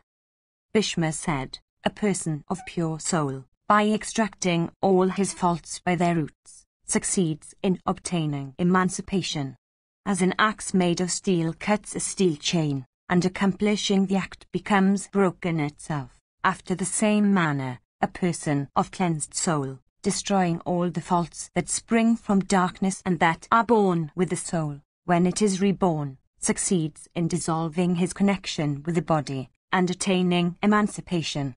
735. The qualities having their origin in passion, those that spring from darkness, and those stainless ones characterized by purity, viz., those included under the quality of goodness, constitute, as it were, the seed from which all embodied creatures have grown. Amongst these, the attribute of goodness alone is the cause through which persons of cleansed souls succeed in attaining to emancipation. A person of cleansed soul, therefore, should abandon all the qualities born of passion and darkness. Then again, when the quality of goodness becomes freed from those of passion and darkness, it becomes more resplendent still. Some say that sacrifices and other acts performed with the aid of mantras, and which certainly contribute to the purification of the soul, are evil or cruel acts. This view is not correct. On the other hand, those acts are the chief means for dissociating the soul from all worldly attachments, and for the observance of the religion of tranquility. Through the influence of the qualities born of passion, all unrighteous acts are performed, and all acts fraught with earthly purposes, as also all such acts as spring from desire, are accomplished. Through qualities born of darkness, one does all acts fraught with cupidity and springing from wrath. In consequence of the attribute of darkness, one embraces sleep and procrastination and becomes addicted to all acts of cruelty and carnal pleasure. That person, however, who, possessed of faith and scriptural knowledge, is observant of the attribute of goodness, attends only to all good things, and becomes endued with moral beauty and soul free from every taint. Section XI. Bhishma said, from the attribute of passion arises delusion or loss of judgment. From the attribute of darkness, O bull of Bharata's race, arise wrath and cupidity and fear and pride. When all these are destroyed, one becomes pure. By obtaining purity, a person succeeds in arriving at the knowledge of the Supreme Soul, which is resplendent with effulgence, incapable of deterioration, without change, pervading all things, having the unmanifest for his refuge, and the foremost of all the deities. Invested in his Maya, men fall away from knowledge and become senseless, and in consequence of their knowledge being darkened, yield to wrath. 736. From wrath, they become subject to desire. From desire spring cupidity and delusion and vanity and pride and selfishness. From such selfishness proceeds various kinds of acts. 737. From acts spring diverse bonds of affection, and from those bonds of affection spring sorrow or misery, and from acts fraught with joy and sorrow proceeds the liability to birth and death. 738. In consequence of the obligation of birth, the liability is incurred of a residence within the womb, due to the union of vital seed and blood. That residence is defiled with excreta and urine and phlegm, and always fouled with blood that is generated there. Overwhelmed by thirst, the chit soul becomes bound by wrath and the rest that have been enumerated above. It seeks, however, to escape those evils. In respect of this, women must be regarded as instruments which set the stream of creation a-going. By their nature, women extra, and men extragena in respect of attributes. For this reason, persons of wisdom should not pursue women in especial, among other objects of the world. 739. Indeed, women are like frightful mantra powers. They stupefy persons reft of wisdom. They are sunk in the attribute of passion. They are the eternal embodiment of the senses.